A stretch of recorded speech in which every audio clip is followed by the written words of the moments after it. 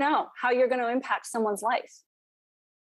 Thanks to Jose for that report. It's so wonderful to see her smile, and you know her dad is smiling from up above. Absolutely. Yeah. The power of the human spirit.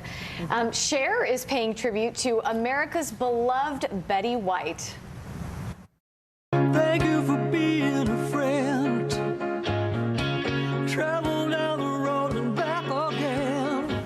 It is all part of the special celebrating Betty White, America's Golden Girl, airing tonight on 10 p.m. Eastern right here on NBC. Thanks for starting off your week with us. I'm Corey Cobb. I'm Frances Rivera.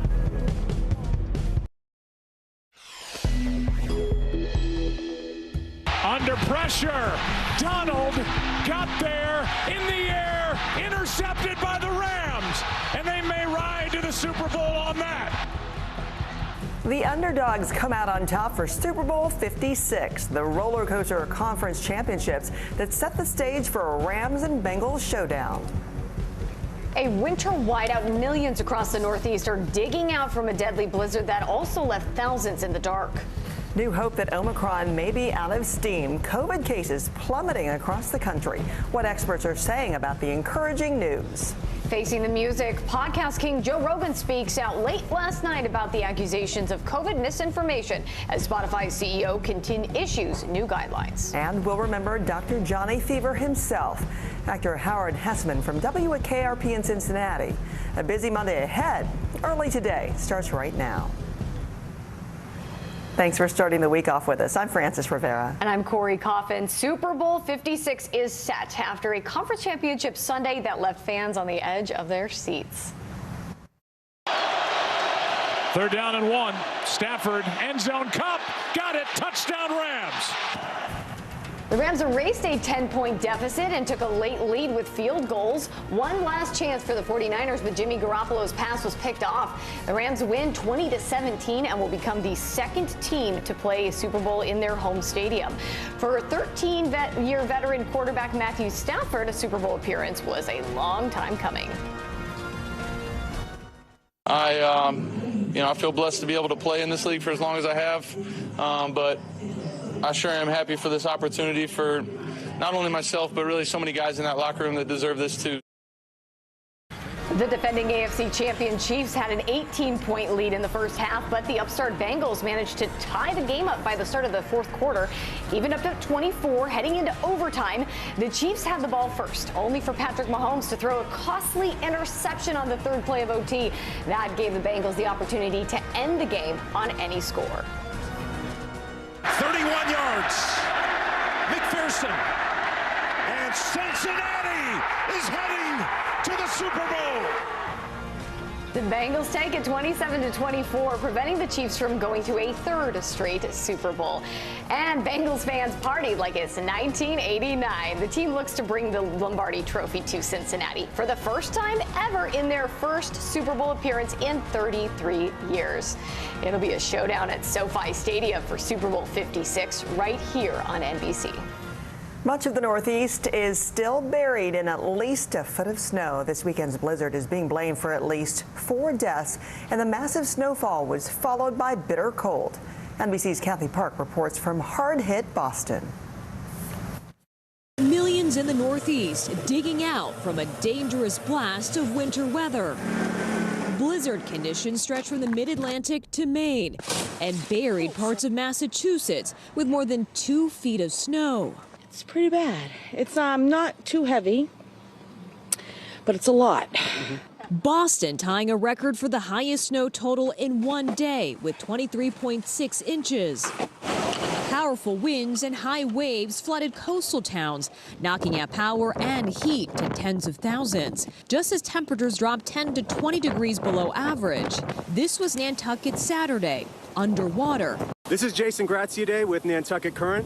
Most of those floodwaters have receded from the streets. There's still some that are iced over and flooded. And after a beating from giant waves, a layer of ice coated these homes along the shore. The snow didn't let up in New York, paralyzing travel, tractor trailers overturned. Long Island hit especially hard. Officials confirming an elderly man died after falling into an icy pool as he was shoveling snow. As the Arctic air settles in, the Sunshine State is shivering too. Tallahassee reached just 19 degrees, the first time in a decade. And Floridians are trying to warm up with extra layers. And with lows in the 20s, a rare sight for locals, frozen iguanas. He fell right out the tree, and now he's trying to warm up. Luckily, warmer temperatures are on the way, and the reptiles will spring back to life. And back here in Boston, a lot of the roads here are passable, but there is still a big cleanup ahead. Some drivers may have a tough time getting back to their buried cars. Back to you. All right, Kathy, thank you. 2 Long Island, New York nurses have been arrested for forging fake vaccine cards. Julie DeVuono and her employee, Marissa Uraro, are each being charged with 1 count of forgery in the 2nd degree. DeVuono is also charged with offering a false instrument in the 1st degree. According to officials, $900,000 in cash was found during a search of her home. Police say they also found a ledger documenting more than $1.5 million in profits from the scam. Now to NBC's Blaine Alexander with some promising news. At the Cleveland Clinic ICU, the load was crushing. As one bed emptied, there was another patient right there to fill it. The National Guard and Air Force called in to help. Now, a different story. Across Cleveland Clinic's Ohio hospitals, the number of COVID patients has dropped from 1,200 to 393 in less than a month. It's a significant relief right now. Elective procedures are back. The National Guard has moved out. Overall, doctor, do you think the worst is now behind you? I think so. I hope so. I hope we don't see another variant. And we'll remain optimistic. It's a reflection of the encouraging numbers nationwide. A drop in new cases and hospitalizations down nearly 14%. But deaths, which lag behind, continue to rise in some places, with 31 states seeing an increase over the past 14 days. The numbers tell us that we are likely looking at the rear view of the worst part of the surge. Still to be determined is, do we see another rebound with an increase in cases? It comes as some places are dropping masks and restrictions. In Denver, the city's indoor mask mandate is set to expire this week. And in Orange County, Florida, the nation's 9th largest school district says starting this week, COVID concerns can no longer be used as an excuse for missing school. Experts are still cautious, but encouraged. I'm more optimistic today than I have been at any point since the pandemic emerged. We have better tools, better defenses, better information, and better ability to make sure that COVID doesn't dominate our lives. We have the best chance to get and keep the upper hand against this virus. And while overall the numbers are encouraging, there are still some areas that are seeing a rise in cases. In fact, 20 states have seen some sort of an increase over the past 14 days, mostly out west, with Montana being the highest, seeing an 86% increase in cases. In Atlanta, I'm Blaine Alexander, NBC News. Former Miss USA Chesley Christ has died after falling from a New York high-rise in an apparent suicide. She was only 30 years old. Christ won the Miss USA title in 2019. She was also a lawyer who had worked pro bono to reduce sentences for low-level drug offenders. Most recently, she could be seen on TV as New York correspondent for the entertainment show Extra. If you or someone you know is struggling with depression or suicidal thoughts, we urge you to contact the National Suicide Prevention Lifeline. Just call 1-800-273-TALK, and you can also text TALK to 741-741. The U.S. and its Western allies are aiming to defuse the Ukrainian crisis by striking Russia's economy. The Senate is finalizing strict new sanctions on the Kremlin as Russia continues to amass troops along the Ukrainian border. NBC's Bree Jackson is in D.C. with the latest for us. Bree, diplomacy seems to be a high-wire act here. Well, Corey, there is no doubt about that. Both the UK and the U.S. are working on tougher sanctions against Russia. The Senate Foreign Relations Committee is hoping to move forward on the sanctions package by the end of this week. Chairman Bob Menendez told CNN the bill is at the 1-yard line. It would target Russian banks and the country's sovereign debt, as well as provide more military assistance to Ukraine. Now, some measures may take effect before a potential invasion and leave a lasting mark on Russia.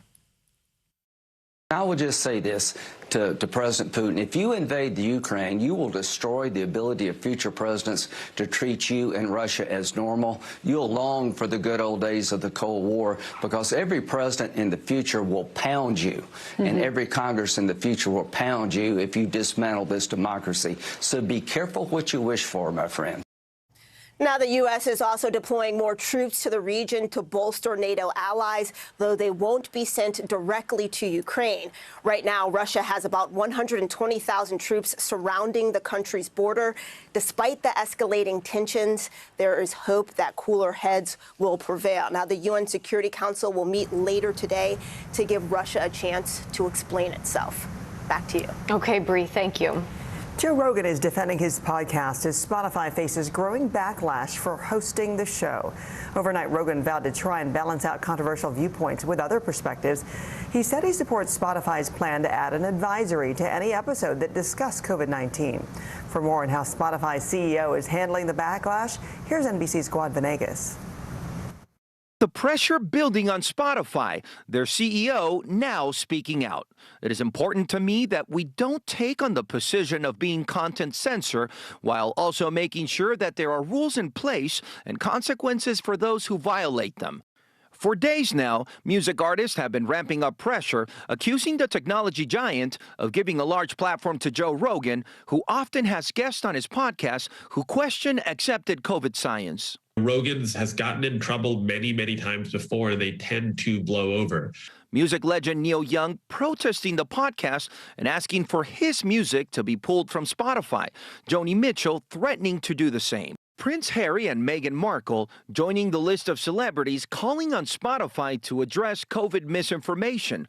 The couple has an exclusive multi-year podcast deal with the company. Spotify says they are working in part to add content advisory to any podcast episode that includes a discussion about COVID-19, in addition to an information hub with verified data-driven facts about the virus. So it's trying to walk this very fine line where it wants to communicate that it's taking misinformation seriously and that it's going to create a platform that is safe for people, but it's not going to punish its biggest star. Spotify now waiting to see if the actions taken will be enough.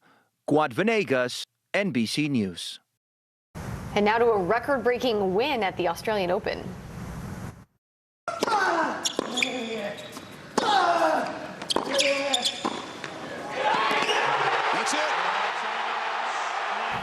Look at that reaction and comeback for the ages down under.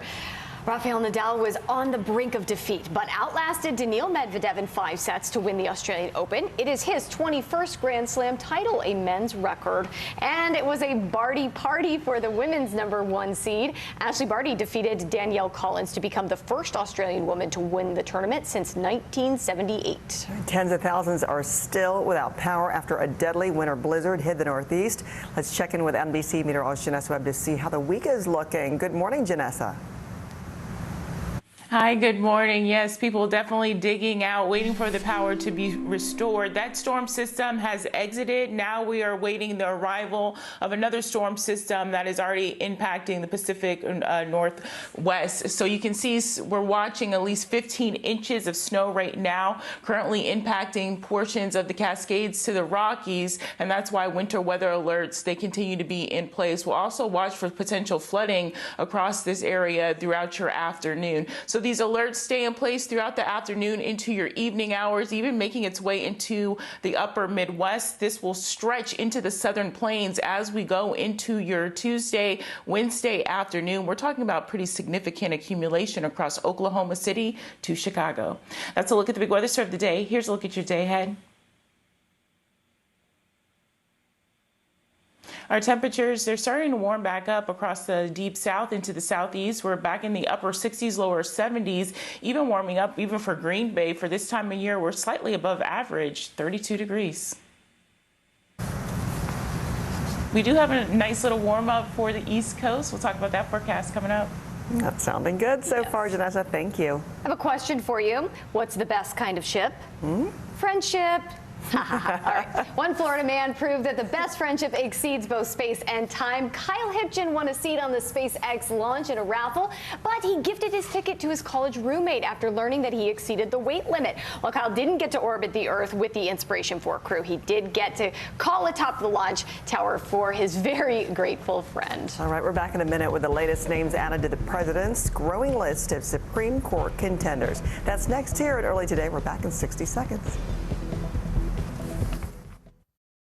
To cover the news, you have to be in it. We'll take you to the front lines of the story, bringing your news feed to life. Streaming live every night. It's your news playlist. Top Story with Tom Llamas, weeknights at 7 on NBC News Now. Our week-long journey across America. From Washington, D.C., a side of our nation's capital you rarely see. It's your last one. Was talking smack part of this? This is a very different kind of program. We're here to start conversation about the big things happening in our world. Professor, I'm not asking you to predict the future, but what do we think that the new normal is going to be?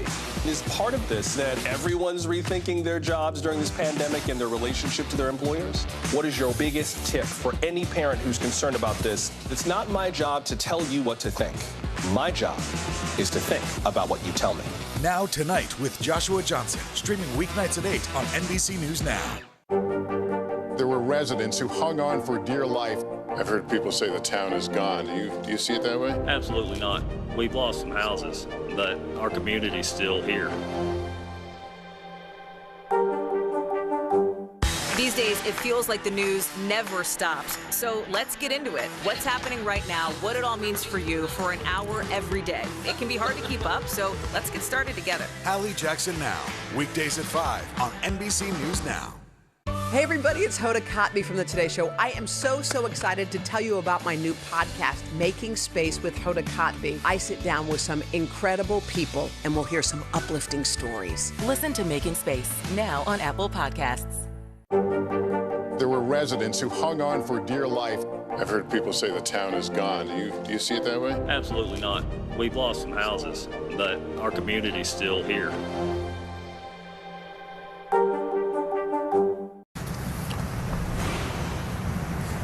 Leading the news, some senators are at odds over President Biden's pledge to nominate a black woman to the Supreme Court. On a Mississippi radio show, Republican Senator Roger Wicker compared the president's promise to affirmative action. Meanwhile, the White House confirming that South Carolina U.S. District Judge Michelle Childs is a potential nominee, and Republican Senator Lindsey Graham voiced his support for the judge, telling CBS's Face the Nation that Childs is, quote, incredibly qualified, adding that there is no affirmative action component if she is chosen. A glitch with Oakland University's undergraduate student application system left prospective students thinking they were getting a nearly full ride to the school. 5,500 students mistakenly received emails saying they won the Platinum Presidential Scholar Award worth $12,000 a year. Well, the mistake was due to human error. The university has apologized to those students. Still to come, poolside poisoning, why multiple people were found unconscious by a pool. Plus, ahead, the surprising numbers behind student loan debt and racial disparity.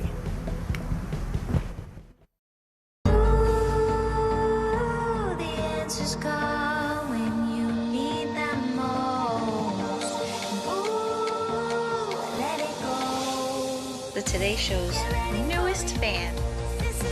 Little Al Roker. What am I doing here?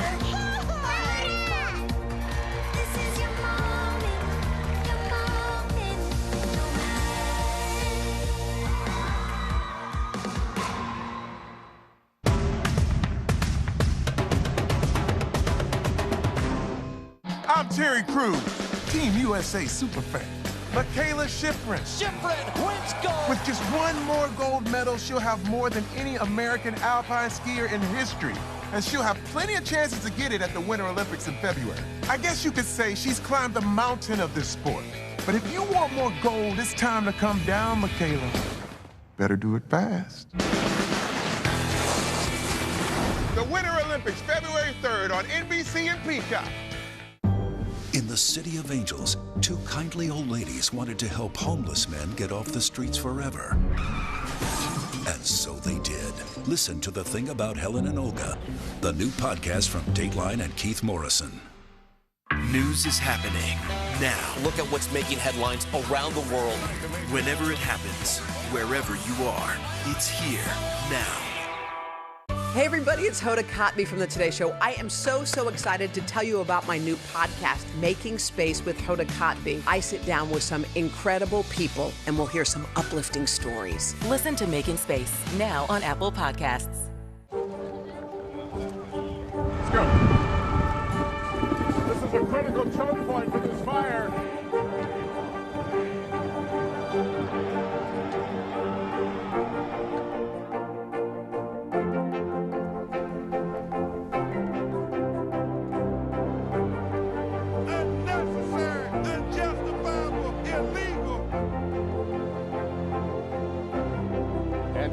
From New Orleans, late military operation, witnessing the massive crowds. I admire you both. Nice to really spend some time with you. Appreciate it.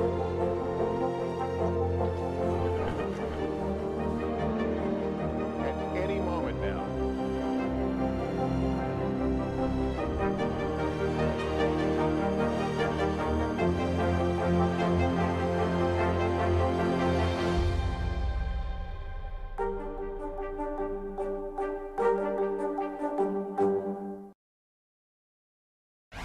They're also bringing our country into it. American CDC strongly recommends Russia invade Ukraine. Wait, did the CDC really recommend that? Yeah, for a few months in 2020, the science was changing so fast. There's also this. Neil Young to remove music from Spotify unless Ukraine surrenders. And this one's unbelievable. Are you a lonely Ukrainian woman in search of love? 100,000 troops are standing by to talk to you. At Soldiers Only. What is an international crisis without a few laughs? Saturday Night Live dove into the Russia-Ukraine standoff, poking fun at the Kremlin's disinformation campaign. All right, one of the big questions we have is how long will these frigid temperatures last? We've got Janessa with those answers next. Plus, stealing the spotlight, this intrepid young reporter has a different type of winter warning for Florida residents, and you got to see it. We've got a Congress that doesn't seem very functional. What's this election year going to look like? Are we getting ahead of the science? Are we behind the science? How much did this booster confusion set us back? Can the January 6th committee come up with anything that would change Republican minds? If it's Sunday, it's Meet the Press. News is happening now. Look at what's making headlines around the world. Whenever it happens, wherever you are, it's here now. I'm Terry Crews, Team USA superfan. Shaun White, what are you trying to prove? Shaun White takes the gold! You've already won more Olympic golds in snowboarding than anyone else ever. You've dominated the sport since you were a teen. Now you're trying to beat kids half your age. Maybe you're trying to prove you're every bit as good as you were at 15 and that you only get better with age, like a fine cheese. Or yogurt. The Winter Olympics, February 3rd on NBC and Peacock. News is happening now. Look at what's making headlines around the world. Right now on Morning News Now. Tonight, the major announcement of the COVID vaccine. And this is a significant moment. Your news, whenever it happens, wherever you are, it's here now.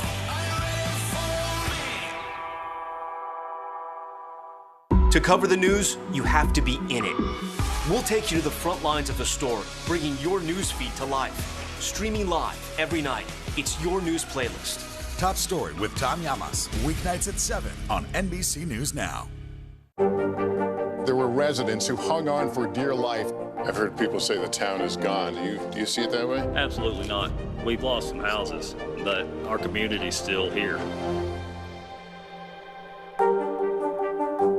Good morning, I'm Joe Fryer. And I'm Savannah Sellers. 2022 is off to a busy start. Winter's wrath causing headaches from coast to coast. It's been really incredible to see how quickly volunteers started to help with the cleanup efforts. Morning News Now, streaming weekdays at 7. Our week-long journey across America, from Washington, D.C., outside of our nation's capital, you rarely see. It's your last move. Was talking smack part of this? The Meet the Press Chuck Toddcast, free wherever you get your podcasts. This is Rodington reporting from Morningside Park. Do iguanas fall out of trees when it's cold outside? Yes, they do. That is promising young journalist Ronan showing off a unique Florida sight. Stunned iguanas start raining down from the trees when the Sunshine State starts to freeze. I could see a children's book in this story's future. But don't worry, the sun should wake them right back up this week. Okay, Janessa's back with a look at the week ahead and if we can all defrost a little bit after the big storm. Hi again, Janessa. Hi, good morning. Well, we know who's going to be taking my job. Great job forecasting that. And they're still seeing very chilly conditions across the Florida coast. And today they will definitely deal with a warm up. If you're across the East Coast, warmer temperatures this afternoon, even for the mid-Atlantic. We'll watch our next storm system making its way to the Midwest, to the southern plains. Going into your Wednesday, this will be a pretty dramatic storm with significant ice accumulation. But for the East Coast, will continue to be above average. Ladies? All right, our top stories are up next, and we'll remember actor Howard Hesseman, who brought us Dr. Johnny Fever and much more. This is a very different kind of program. We're here to start conversation about the big things happening in our world. Professor, I'm not asking you to predict the future, but what do we think that the new normal is going to be? Is part of this that everyone's rethinking their jobs during this pandemic and their relationship to their employers? What is your biggest tip for any parent who's concerned about this? It's not my job to tell you what to think. My job is to think about what you tell me. Now Tonight with Joshua Johnson, streaming weeknights at 8 on NBC News Now. What are you doing for teachers who feel that they're being stretched too thin? Did you understand how prevalent hunger was in your own community?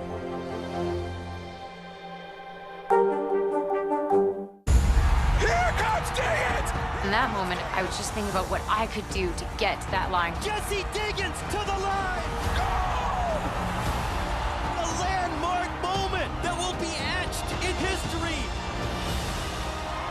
When Keegan jumped on top of me and we saw our teammates right next to the finish line, that was a really emotional moment for me. I remember thinking, this podium's too small. It should be more than just the two of us up here. We've got a Congress that doesn't seem very functional. What's this election year going to look like? Are we getting ahead of the science? Are we behind the science? How much did this booster confusion set us back? Can the January 6th committee come up with anything that would change Republican minds? If it's Sunday, it's Meet the Press.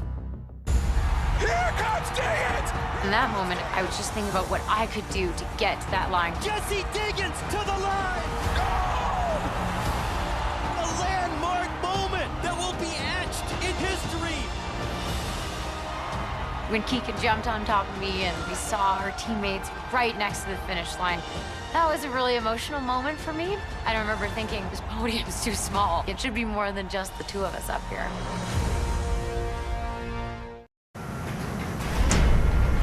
In today's top stories, beloved comedian and Emmy-nominated actor Howard Hesseman has died. Hesseman was best known for his role as rock DJ Dr. Johnny Fever in the late 70s sitcom WKRP in Cincinnati. He passed away following a surgery Saturday afternoon. Manager Robbie Cass said the actor will be sorely missed and always treasured. Howard Hesseman was 81 years old. 9 people, including the driver, were killed after a Dodge Challenger reportedly ran a red light, plowing into multiple vehicles in North Las Vegas. Children ranging from ages 5 to 15 were among those who died. 6 others were also injured in the crash. Police say it is unknown if the driver was impaired, but the speed was definitely a factor in the deadly incident. An investigation is underway. And 7 people remain in the hospital in serious condition after deadly levels of carbon monoxide were detected at an Ohio hotel pool. Guests at the Hampton Inn in the town of Marysville were found unconscious in and around the pool area on Saturday. One of them was a 2-year-old girl. Other people experienced dizziness and burning throats. The hotel was evacuated and remains closed as authorities investigate. Marysville is about 30 miles northwest of Columbus. A new survey is revealing disparities in student loan debt, and it found Black adults are disproportionately affected. According to the results from CNBC's Invest in You national poll, 24% of Black adults said they have federal student loan debt. That's compared to 14% of whites, 15% of Hispanics, and 11% of Asians. Meanwhile, the data also found 62% of respondents said their federal student loans negatively affect their mental health, and 57% said they want President Biden to make student loan forgiveness a priority. Over 5,000 students were surveyed. Kyle Rittenhouse's semi-automatic rifle used to fatally shoot 2 men and wound another during a protest in Kenosha back in 2020 will be destroyed. A prosecutor said that the rifle will be turned over to the Kenosha Police Department and destroyed along with the rifle's magazine and scope sometime in April. Rittenhouse will also get to keep a portion of the nearly $1 million of the $2 million raised for his bail. The judge ordered the money be split between the law firm that represented him and a foundation that solicited donations for his defense, as well as actor Ricky Schroeder, who helped bail him out. Singing icon Cher is paying tribute to the late actress and legendary comedian Betty White, performing a new version of Thank You for Being a Friend, the beloved theme song of White's sitcom The Golden Girls. Thank you for being a friend. Travel down the road and back again.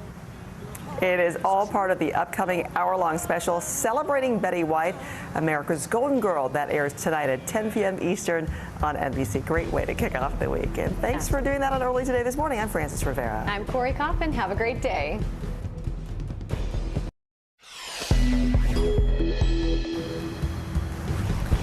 As the crisis in Ukraine ramps up, the United States is launching a strike aimed at Russia's economy. We've got a live report from Washington. And the Supreme Court guessing game. Who will the president pick to serve on the nation's highest court? A look at some of the top contenders. New this morning, Joe Rogan breaks his silence after his podcast causes backlash for Spotify. Plus, Spotify's CEO announces a new plan for dealing with COVID misinformation. Super Bowl 56 is set. The Joe Burrow Bengals put down Mahomes Chiefs and returned to the big game for the first time since 1989, while the Los Angeles Rams won the Battle of California and have home field advantage. And the incredible generosity of strangers who reached out to fill a bucket list for one father and daughter. It's Monday, January 31st. Early Today starts right now.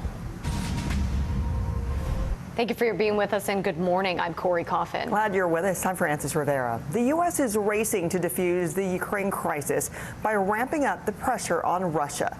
The Senate is finalizing strict new sanctions on the Kremlin as Russia continues to amass troops along the Ukrainian border. NBC's Bree Jackson is in D.C. with the latest. And Bree, good morning. This is a high-wire act for lawmakers.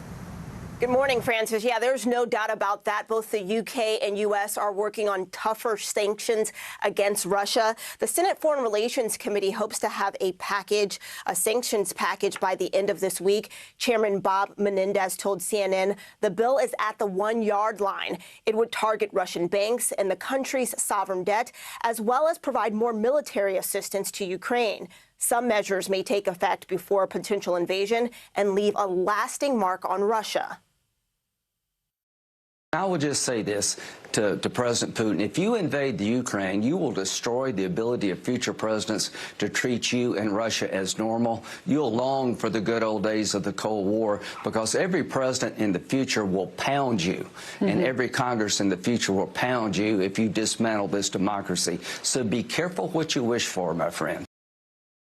Strong words from Lindsey Graham there. Well, the U.S. is also deploying more troops to the region to bolster NATO allies, though they won't be sent directly to Ukraine. Right now, Russia has about 120,000 troops surrounding the country's border. Despite the escalating tensions, there's hope that cooler heads will prevail. The UN Security Council is scheduled to meet later today to give Russia a chance to explain itself. Back to you, Hopefully Frances. that will increase the hope that they'll be able to resolve it. Bree, thank you. The list of possible contenders for President Biden's Supreme Court pick is growing. The president has vowed to choose a black woman to fill Justice Stephen Breyer's seat. At least one Republican signaled support for one of the judges in contention. NBC's Josh Letterman has the latest. The Supreme Court guessing game in high gear. Who will President Biden pick to fulfill his historic pledge? It's long overdue in my view. And will any Republicans back her? One Republican opening the door to getting his vote, lavishing praise on one of the president's candidates. I can't think of a better person for President Biden to consider for the Supreme Court the Michelle Childs. She's a federal judge in South Carolina, already nominated for the D.C. Appeals Court. But Mr. Biden is casting a wide net. A source telling NBC News his list of candidates has grown to more than a dozen. Democrats looking to move quickly, but not so quickly that Republicans can say it was rushed. It's going to be fair. It's going to be deliberate. But a new ABC News Ipsos poll finds 3 in 4 Americans want the president to consider all options, not just black women. Some Republicans now questioning Mr. Biden's race and gender litmus test. It adds to the further perception that the court is a political institution. Collins and Graham among 3 Republicans who voted previously for another candidate on Mr. Biden's list.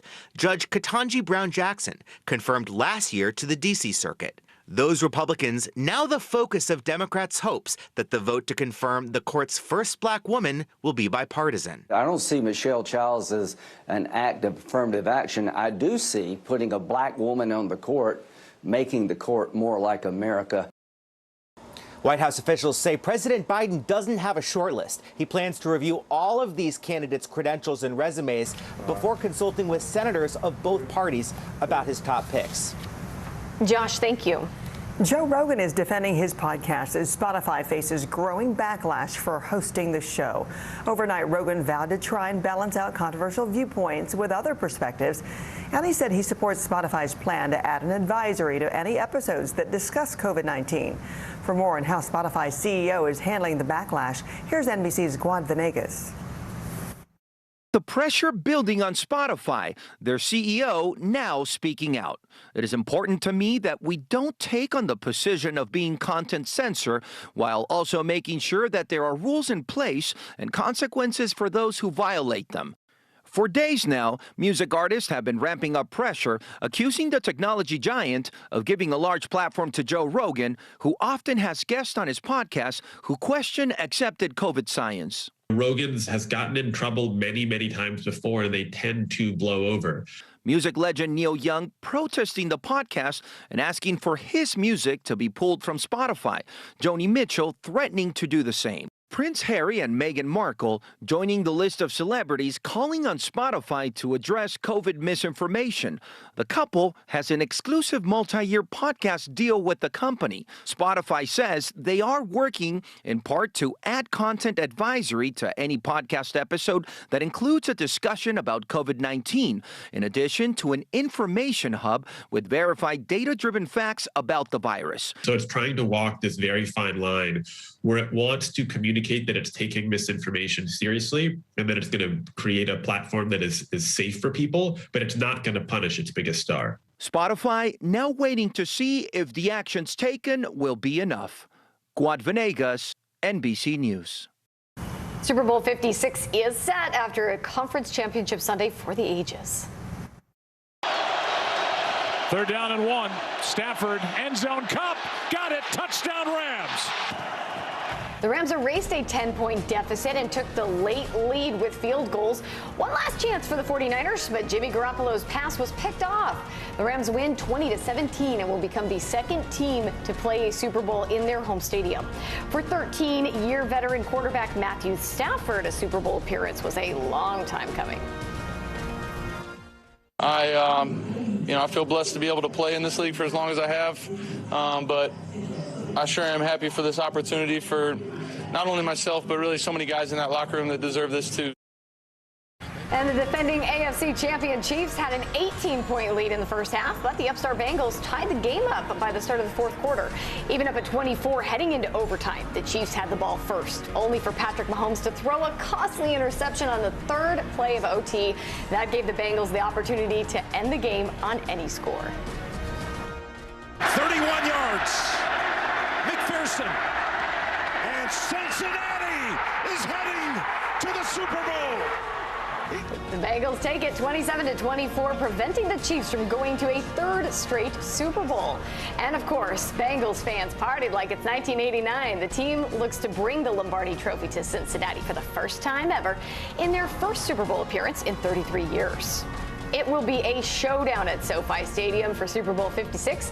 Matthew Stafford and the Rams battle Joe Burrow and the Bengals in 13 days right here on NBC. This weekend also included one of the worst winter storms to hit the East Coast in years. At least 4 people were killed during dangerous blizzard and whiteout conditions. Some towns in the Northeast were buried in more than 2 feet of snow, and after the storm, freezing temperatures settled in. NBC's Chris Pallone has more from Boston.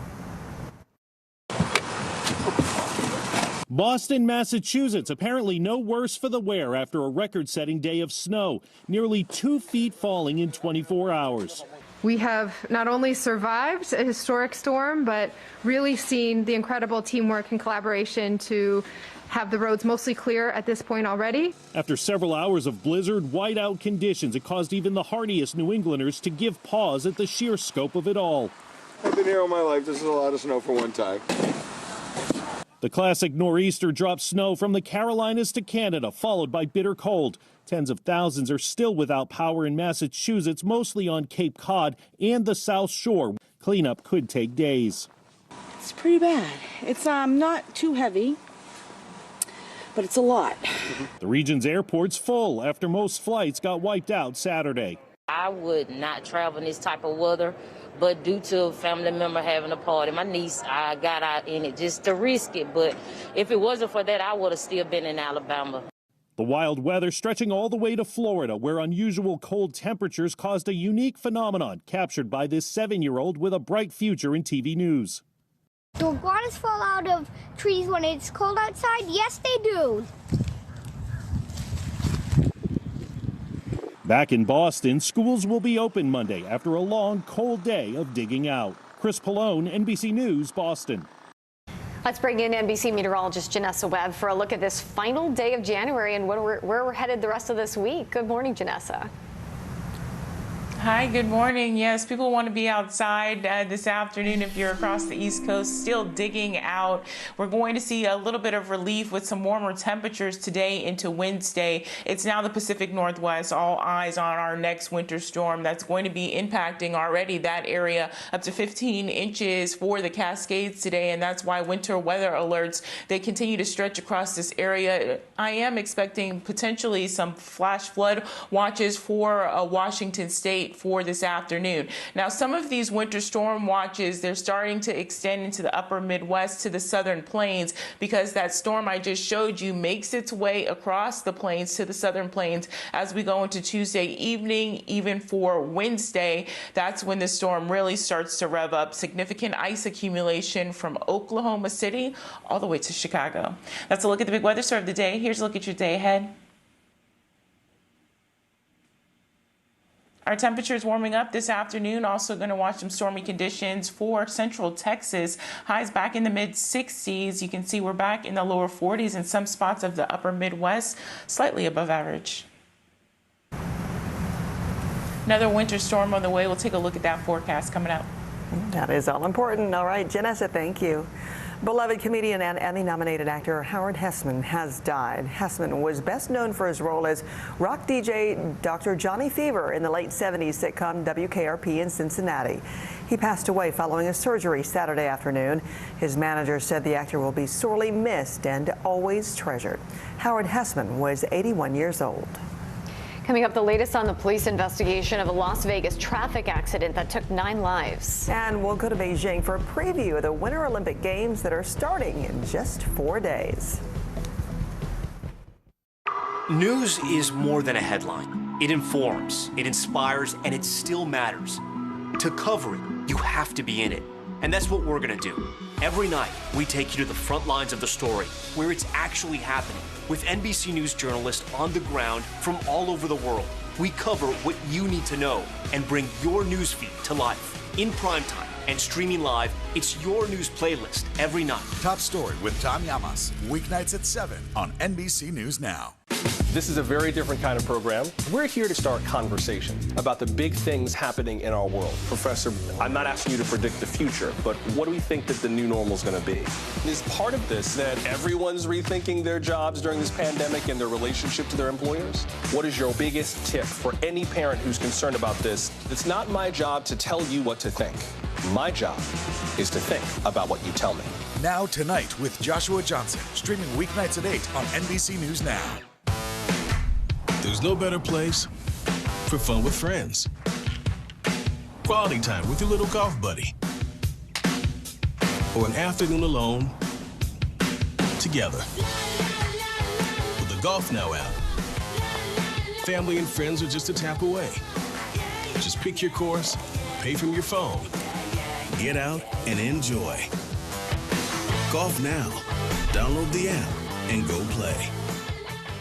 We're here to start conversations about the big things happening in our world, because it's not my job to tell you what to think. My job is to think about what you tell me. Now Tonight with Joshua Johnson, streaming weeknights at 8 on NBC News Now. There were residents who hung on for dear life. I've heard people say the town is gone. Do you see it that way? Absolutely not. We've lost some houses, but our community's still here.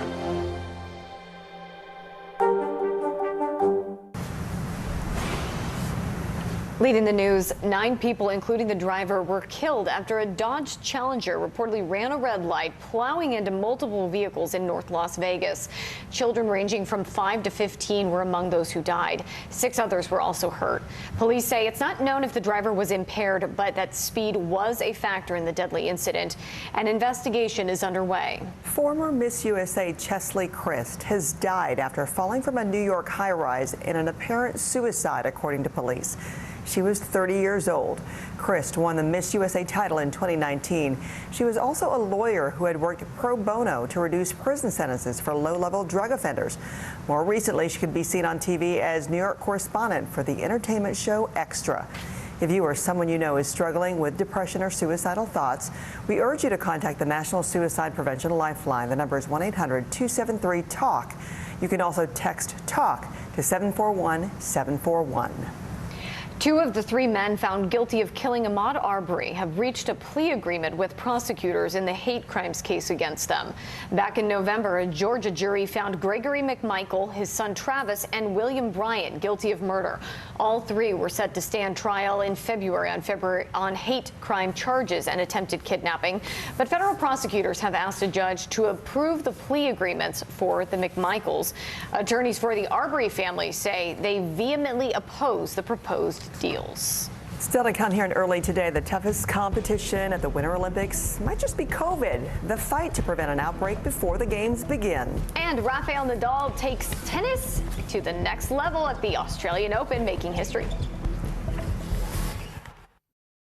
There's no better place for fun with friends, quality time with your little golf buddy, or an afternoon alone together. Family and friends are just a tap away. Just pick your course, pay from your phone. Golf Now. Download the app and go play. This is a very different kind of program. We're here to start conversation about the big things happening in our world. Professor, I'm not asking you to predict the future, but what do we think that the new normal is going to be? Is part of this that everyone's rethinking their jobs during this pandemic and their relationship to their employers? What is your biggest tip for any parent who's concerned about this? It's not my job to tell you what to think. My job is to think about what you tell me. Now Tonight with Joshua Johnson, streaming weeknights at 8 on NBC News Now. Let's go. This is a critical choke point for this fire.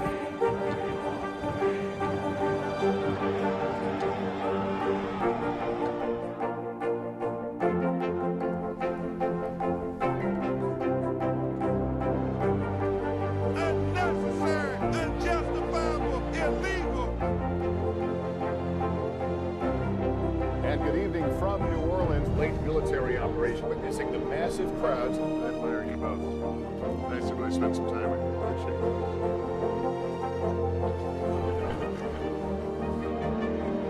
At any moment now.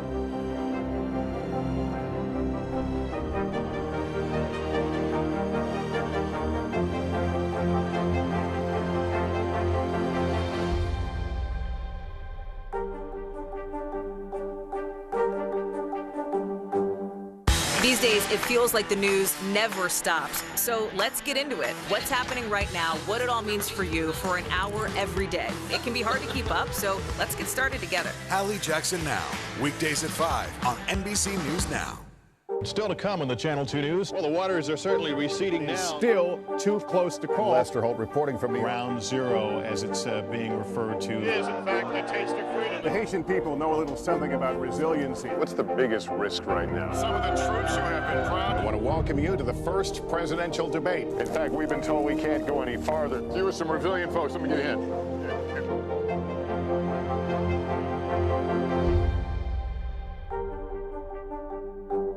News is happening now. Look at what's making headlines around the world.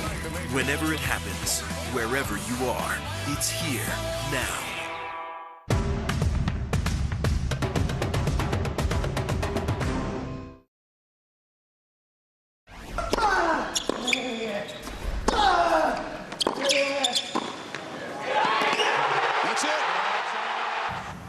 It was a comeback for the ages down under. 35-year-old Rafael Nadal outlasted Daniil Medvedev in 5 sets to win the Australian Open. It is his 21st Grand Slam title, which is a men's record. And it was a Barty party for the women's #1 seed. Ashley Barty defeated Danielle Collins to become the first Australian woman to win the tournament since 1978. The Winter Olympic Games kick off in just 4 days. Then arriving teams have been welcomed by extreme COVID precautions in Beijing, including workers wearing hazmat suits and even robot waiters. NBC's Raf Sanchez shares an inside look. With the Olympics just days away, athletes arriving in Beijing under the shadow of COVID. At least 39 competitors and team officials now testing positive. Among them, Polish skating star and medal hopeful Natalia Malashevska. While some Team USA athletes reach Beijing this weekend, others hit with COVID before even leaving the States. Bobsledder Josh Williamson announcing he tested positive on Instagram, writing, "This has not been an easy pill to swallow."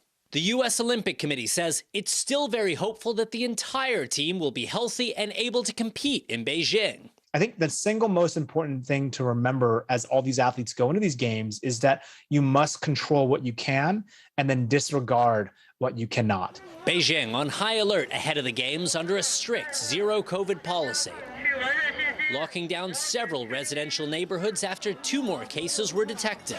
Athletes and journalists alike subjected to intense testing on arrival, as NBC's Steve Patterson found out. We're going to need to get through this.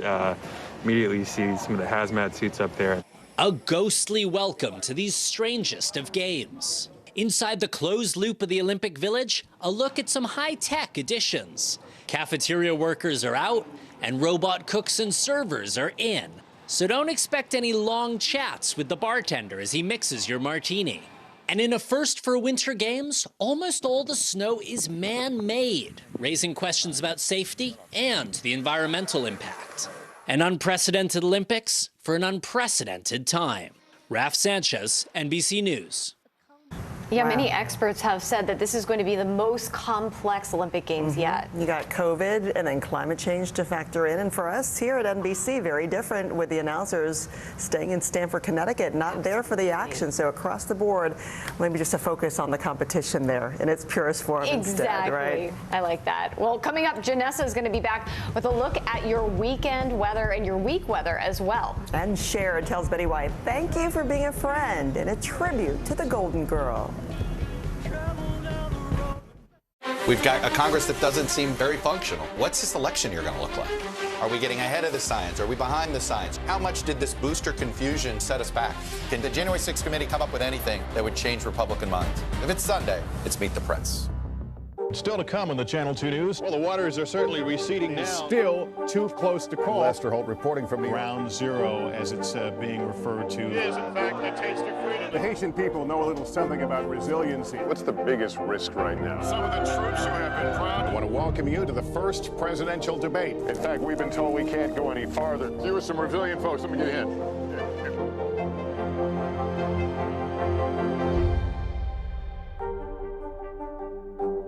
I'm Terry Crews, Team USA superfan. Michaela Schifrin. Wins gold. With just 1 more gold medal, she'll have more than any American alpine skier in history. And she'll have plenty of chances to get it at the Winter Olympics in February. I guess you could say she's climbed the mountain of this sport. But if you want more gold, it's time to come down, Michaela. Better do it fast. The Winter Olympics, February 3rd on NBC and Peacock. Our week-long journey across America from Washington, D.C., outside of our nation's capital, you rarely see. It's your last one. Was talking smack part of this? Hey everybody, it's Hoda Kotb from The Today Show. I am so excited to tell you about my new podcast, Making Space with Hoda Kotb. I sit down with some incredible people and we'll hear some uplifting stories. Listen to Making Space now on Apple Podcasts. Still to come on the Channel 2 News. Well, the waters are certainly receding now. Still too close to call. Lester Holt reporting from Ground Zero, as it's being referred to. It is, in fact, the taste of freedom. The Haitian people know a little something about resiliency. What's the biggest risk right now? Some of the troops who have been proud. I want to welcome you to the first presidential debate. In fact, we've been told we can't go any farther. You with some resilient folks, let me get a hint.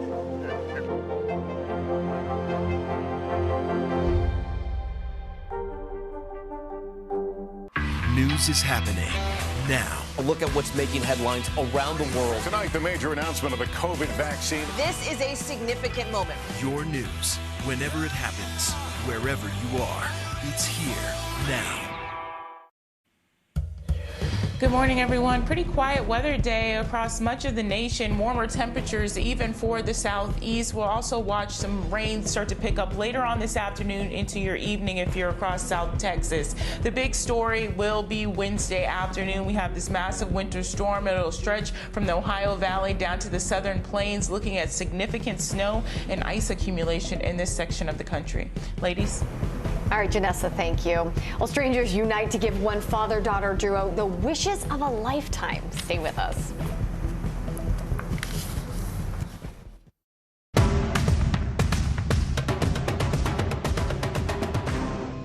I'm Terry Crews, Team USA superfan. Michaela Schifrin. Schifrin wins gold. With just one more gold medal, she'll have more than any American alpine skier in history. And she'll have plenty of chances to get it at the Winter Olympics in February. I guess you could say she's climbed the mountain of this sport. But if you want more gold, it's time to come down, Michaela. Better do it fast. The Winter Olympics, February 3rd on NBC and Peacock. This is a very different kind of program. We're here to start conversation about the big things happening in our world. Professor, I'm not asking you to predict the future, but what do we think that the new normal is going to be? Is part of this that everyone's rethinking their jobs during this pandemic and their relationship to their employers? What is your biggest tip for any parent who's concerned about this? It's not my job to tell you what to think.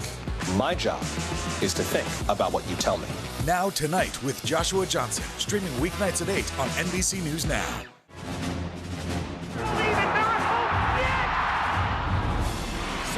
Just brought the house down. But it is goal for Rolo. Ziva into the lead. Here comes Gideon. Landmark moment. Goal for Michaela Schifrin. Sean White takes the goal.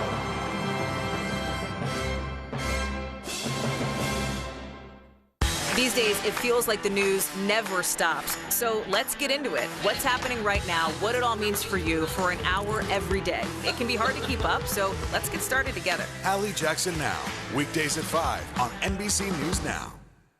Top Story with Tom Llamas is your news playlist on NBC News Now. And now, you can listen to it as a podcast. Available anytime and anywhere.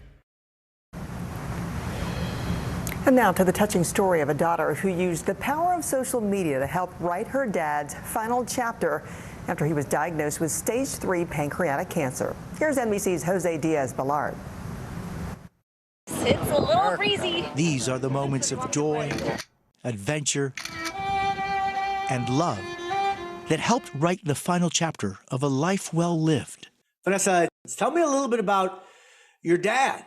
Oh, my dad lived his life in color.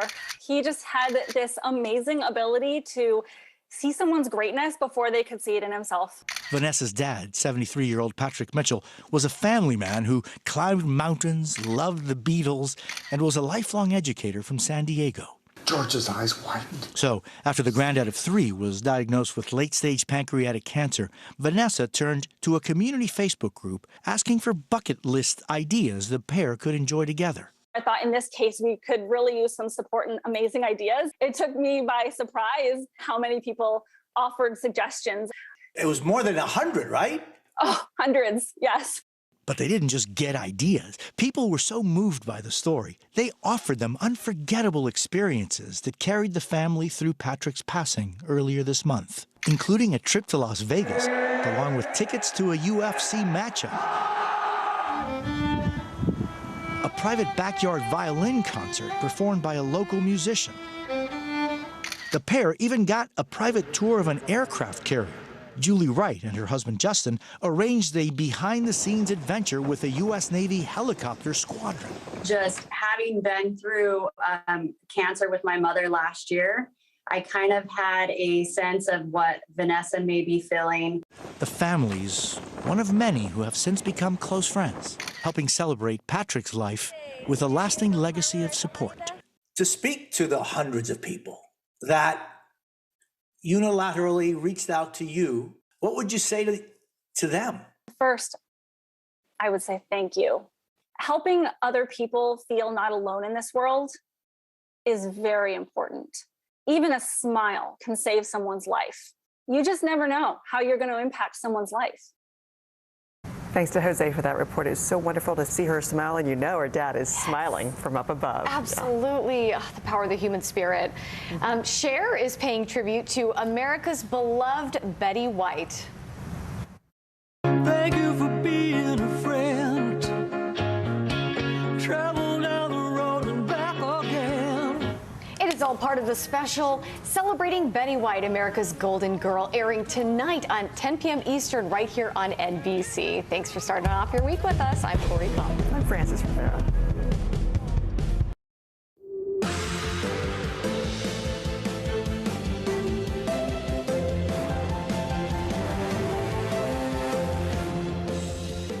Good Monday morning, I'm Joe Fryer. And I'm Savannah Sellers. Right now on Morning News Now, walloped. Millions of Americans waking up to a major mess. This morning, people digging out and a deep freeze setting in after a historic weekend blizzard that buried much of the East Coast. A look at the conditions as we track another system on the way.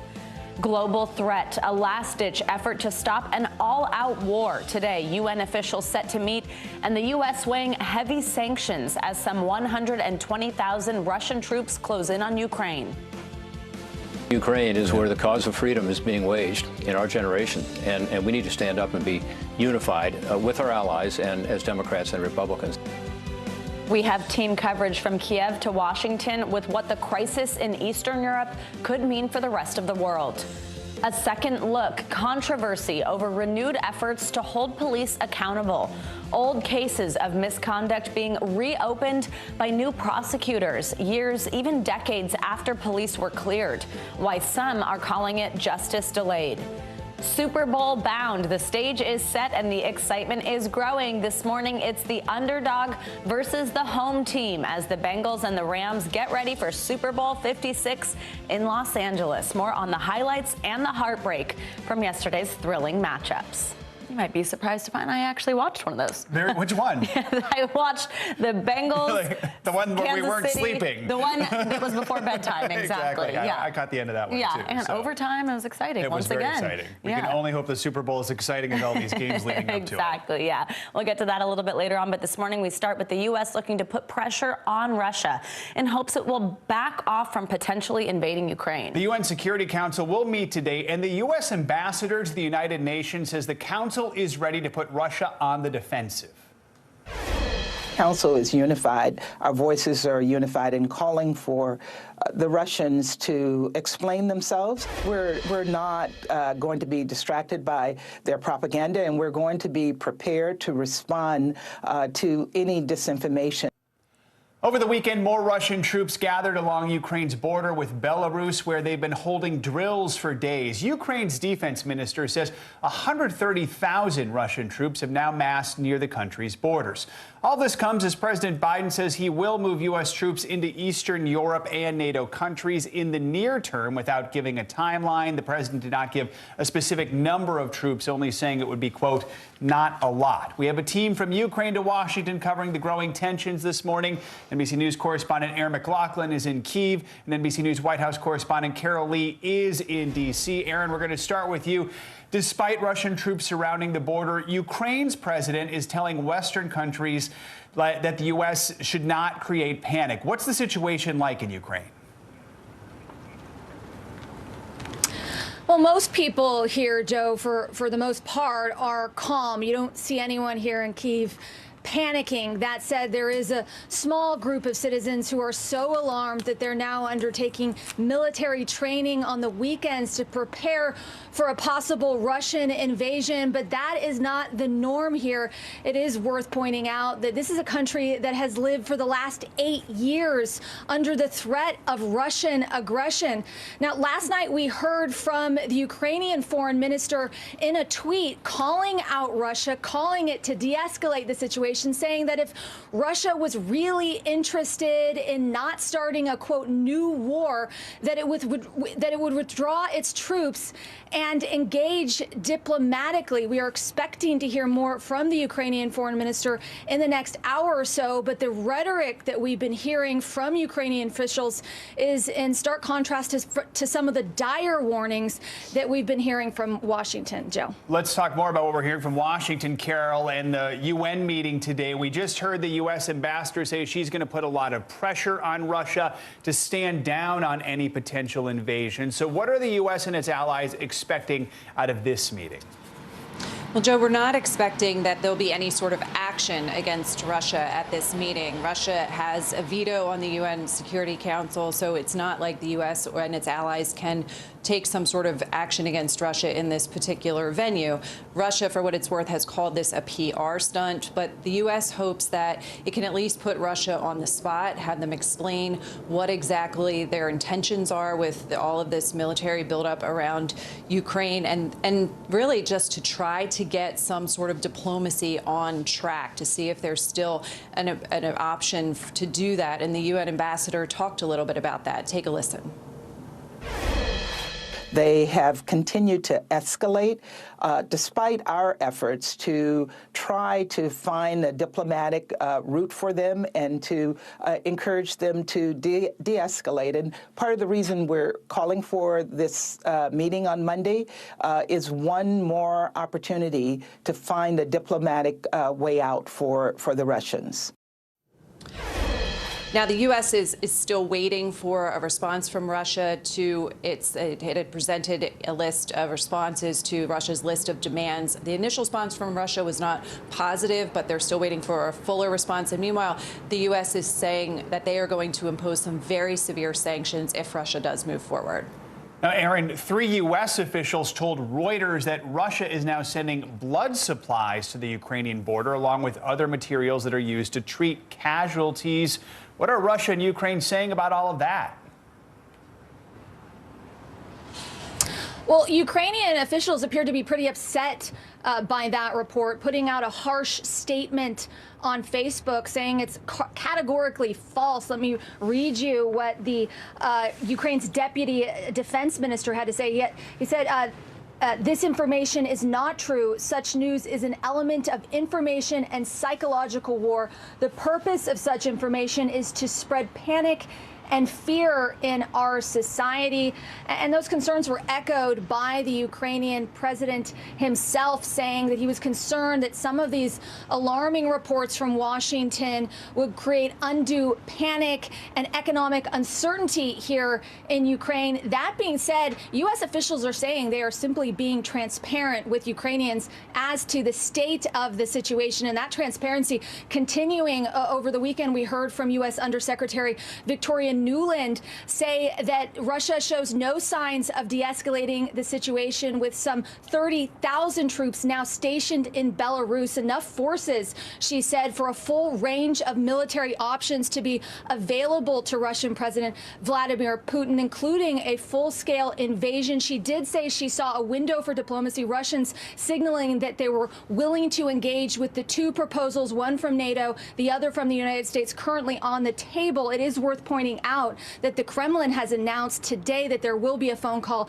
between the U.S. Secretary of State and the Russian foreign minister for tomorrow. Joe. Let's talk about American troops, Carol. President Biden says he plans to send more troops to Eastern Europe sometime soon. Quickly, any more clarification from the White House on the timing? I spoke to an administration official over the weekend, Joe, who said that there's nothing imminent, that they wouldn't put a time frame on that. And there are a couple options that the president could take here. There are those 8,500 troops that the U.S. has put on high alert, meaning they could be deployed at any time. The majority of those would partner with NATO forces. NATO would have to activate its response force for that to happen.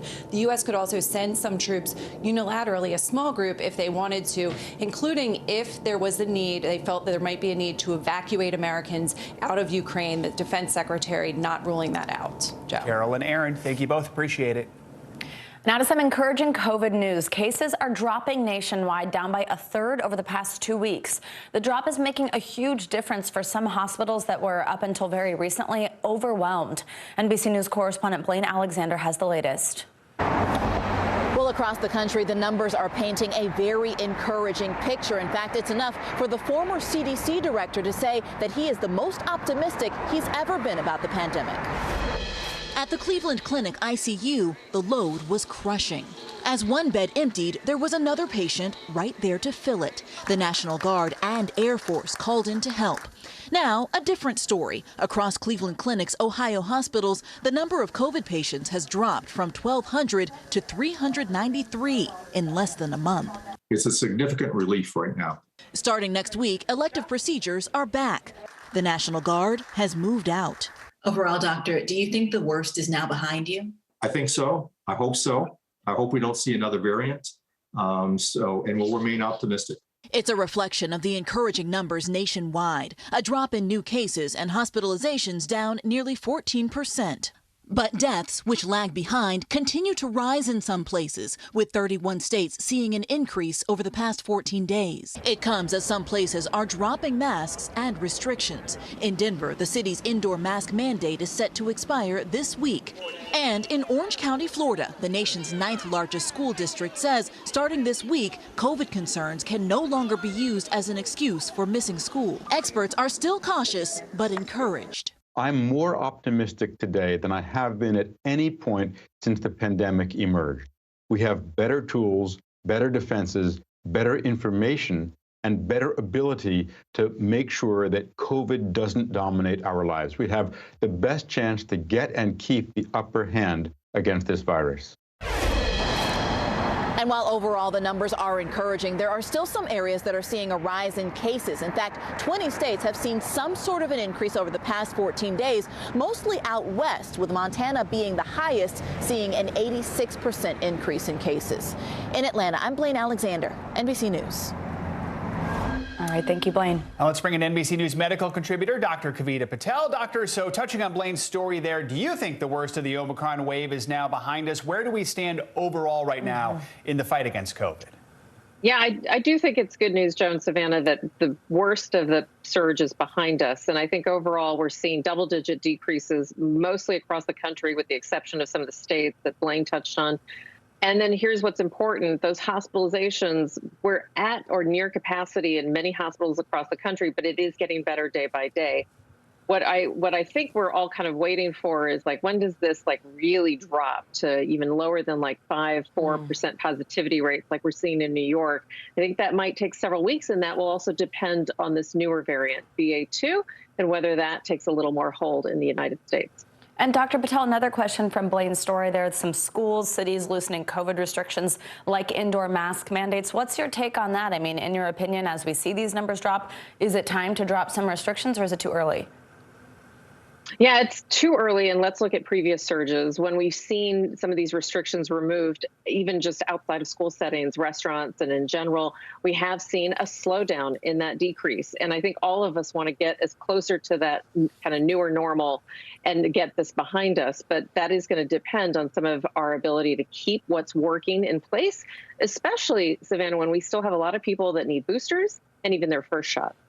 And Dr. Patel, we have a viewer question for you. It's from Rich in Seattle. It says, I'm old, I'm a frontline worker, I'm 5 months past my booster. When can I get another? Do we have information yet on that? I know we don't know Rich's full situation there, but what would be your advice?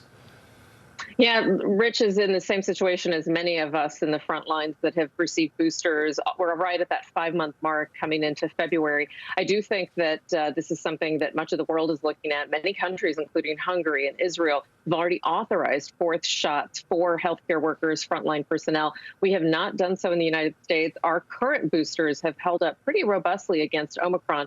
That's good news. So I think the key is just getting everyone boosted, knowing that that booster creates immunity broader than even the 5-month interval that required the booster in the first place. That's our hope. We don't need shots every 5 to 6 months. Hopefully this will stretch out and we'll have more information on when we really need that 4th shot in the coming months. All right, Dr. Patel, as always, thank you so much. And if you have a question you want to ask one of our doctors, please do let us know. They're ready to answer them. Email us at morningnewsnow@nbcuni.com and let us know if you want to stay anonymous. The excitement is building for the Winter Olympics as athletes and officials arrive in Beijing ahead of Friday's opening ceremony. This morning, we're getting a closer look at the extreme precautions China is taking to prevent a COVID outbreak. That includes workers in hazmat suits and robot waiters. NBC News Global correspondent Raf Sanchez has more. With the Olympics just days away, athletes arriving in Beijing under the shadow of COVID. At least 39 competitors and team officials now testing positive. Among them, Polish skating star and medal hopeful Natalia Malashevska. While some Team USA athletes reach Beijing this weekend, others hit with COVID before even leaving the States. Bobsledder Josh Williamson announcing he tested positive on Instagram, writing, "This has not been an easy pill to swallow." The U.S. Olympic Committee says it's still very hopeful that the entire team will be healthy and able to compete in Beijing. I think the single most important thing to remember as all these athletes go into these games is that you must control what you can and then disregard what you cannot. Beijing on high alert ahead of the games under a strict zero COVID policy. Overnight, locking down several residential neighborhoods after 2 more cases were detected. Athletes and journalists alike subjected to intense testing on arrival, as NBC's Steve Patterson found out. We're going to need to get through this. Immediately you see some of the hazmat suits up there. A ghostly welcome to these strangest of games. Inside the closed loop of the Olympic Village, a look at some high-tech additions. Cafeteria workers are out, and robot cooks and servers are in. So don't expect any long chats with the bartender as he mixes your martini. And in a first for Winter Games, almost all the snow is man-made, raising questions about safety and the environmental impact. An unprecedented Olympics for an unprecedented time. Raf Sanchez, NBC News. That was a fascinating look. All right, now to that winter storm that slammed the Northeast with records amounts of snow, ice, and wind for much of the weekend. The powerful nor'easter impacted Americans from the mid-Atlantic to Maine, dropping more than 2 feet of snow in some areas and forcing millions to dig out as they get ready for their morning commute. I've been here all my life. This is a lot of snow for one time. A lot of first responders on this street, like 3 nurses, a couple of state troopers, a couple of Boston firemen, so you got to try to help them out, you know, because they're at work helping other people. So it's pretty bad. It's not too heavy, but it's a lot. WBTS reporter Kirsten Glavin joins us now. Kirsten, good morning. So you're in South Boston. Now we know that area is known for narrow streets and very specifically residents who are super protective of the parking spots that they've dug out. How much snow did they get there this morning? What's it looking like, and how is it as people head out to work today? Savannah, good morning. Thankfully, the snowfall is done here for now, but of course, the cleanup is far from over. Check out all of this snow here left over from this blizzard. You can see it piled up on people's cars. Still a lot of digging out to do today based on what we've heard from people getting it done over the weekend. It could take at least an hour or 2. Now, it is very cold out here. It's been hovering around 10 degrees. I think people got lucky. A lot of the snow we got was light and fluffy this weekend. It's so not hard to shovel. Of course, it's not going to be pleasant for people to do it this morning out here in the cold, especially if kids are heading to school. Maybe people are heading to work and still have not cleared the way. The city is asking people to help continue to clear off sidewalks as kids head back to school, and I'm sure we'll see some morning commuters that do have to clear off their cars as well before heading out, which could definitely take some time. So, of course, you can see it right here. A lot more work to be done here in Boston. Ooh, yeah, some of those cars look like they are not going anywhere anytime soon. Kirsten Glavin, thank you so much. As we just saw, much of the Northeast still digging out from this weekend's snowstorm. So what's in the forecast this week? Let's get a check on your Morning News Now weather. Which means Bill Cairns joins us now. Hey, Bill, good morning. Good morning. Now, that groundhog better cooperate. I'm looking for like a quick end of winter here. Yeah, we'll find that. We'll find out what Puxatawny and General Lee and all those other rodents have to say later on this week. All right, so let's get into what happened in Boston first. To summarize, you saw the big dig out's happening right now. It was a good day for the kids to play out there too. But this cold storm has brought the cold all the way down to Florida. And yes, we are showing you iguanas that sleep in trees. And when they get cold enough, I don't recommend that. It looks like they're toasting it. They fall out of the trees. So they actually have what they call a falling iguana watch in South Florida because it's been so cold. And yeah, you can see they just, they're warm-blooded, and when it's cold like that, their systems shut down. They don't die, they just shut down. And then when the sun comes back up, they get back up. So that's why they tell people to not be touching and playing with them. Pretty crazy stuff. All right, so let's get into the Boston biggest snowstorms in January history. This one came in second, so pretty impressive by even Boston standards. And here's those temperatures. It's really cold once again. I mean, there's not many places it's not cold, from Minneapolis to Maine, and there's a lot of areas in New England with that fresh snowpack that it's negative numbers right now. In Florida, it's a little warmer this morning than it was yesterday, but look at that little area near Fort Pierce, south of Orlando, 29 degrees. That's pretty rare to get down there. That's where you get into some of those orange groves, so that's not great. 42 West Palm Beach. Miami's a little bit better this morning at 50 degrees, and Key West even at 50. So we do have freeze warnings in place for interior, central, and South Florida. Frost advisories, Daytona Beach and areas near Lake Okeechobee. Tomorrow we'll get much, much better. So let's talk about that week ahead. We start quiet. And then, speaking of Groundhog's Day, the middle of the country is going to be a mess, a major winter storm. Snow from Colorado, North Texas. There's going to be ice in the middle of that storm. This could be a significant snowstorm for Chicago, Detroit, St. Louis, Kansas City. So keep that in mind if you have midweek travel plans. This storm is mostly a rain event for the East Coast come Thursday into Friday. Just a little bit of wintry weather in northern New England. We'll talk more about this upcoming next major winter storm next hour, guys. All right. Iguanas, groundhogs. It was just a nature-packed weather forecast. Oh, my gosh. And then we're going to have rain come wash all this snow. It's going to get gross. All right. Thanks, Bill. See you in a bit. Coming up on Morning News Now, new prosecutors taking on old cases as part of a controversial push for police reform. Details in reaction to a renewed effort to hold officers accountable. Plus, shock and sadness after the death of a former Miss USA. More on how she's being remembered, plus why her passing is sparking new calls for mental health awareness.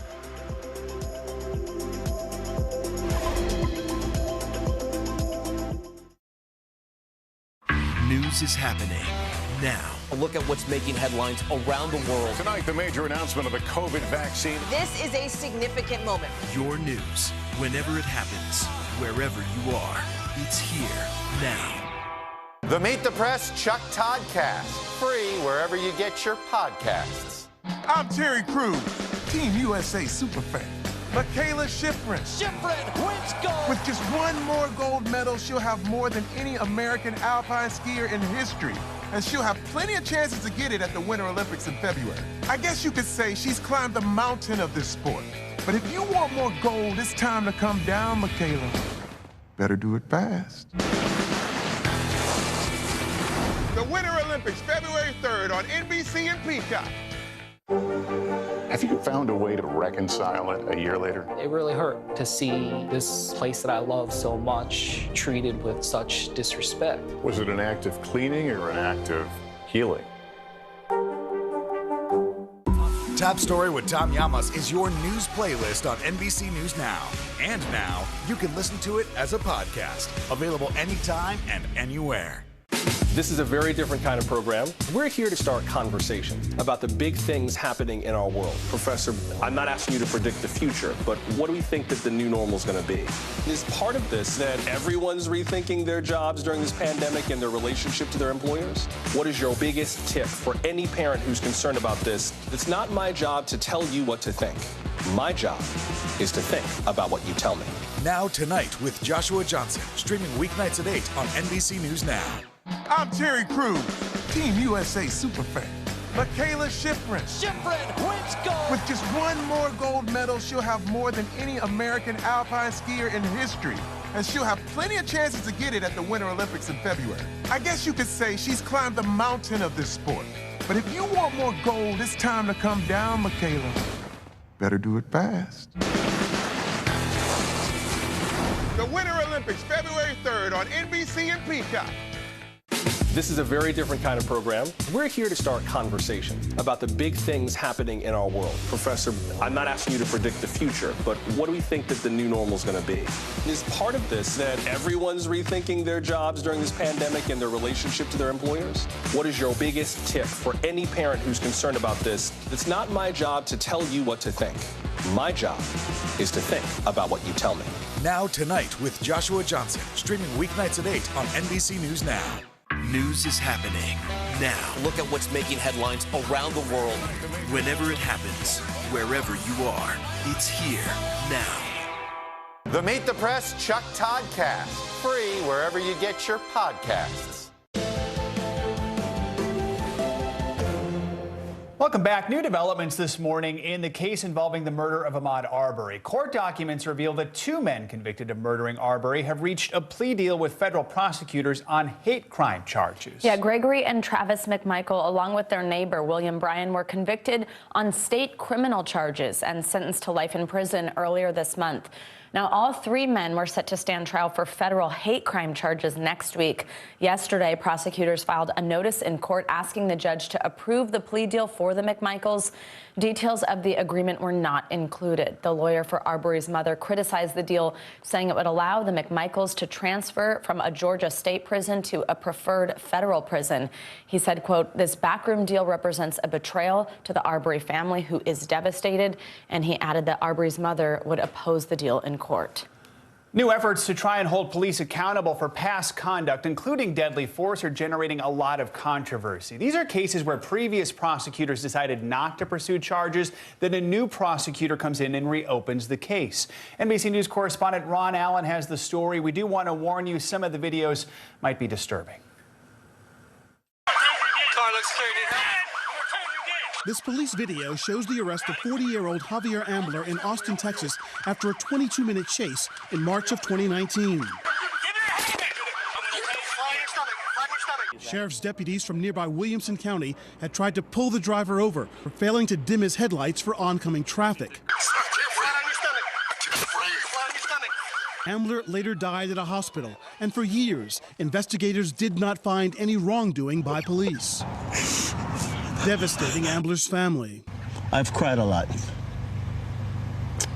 I have cried a lot. I love my son. Nearly 2 years later, things began to change. A new prosecutor took over the case.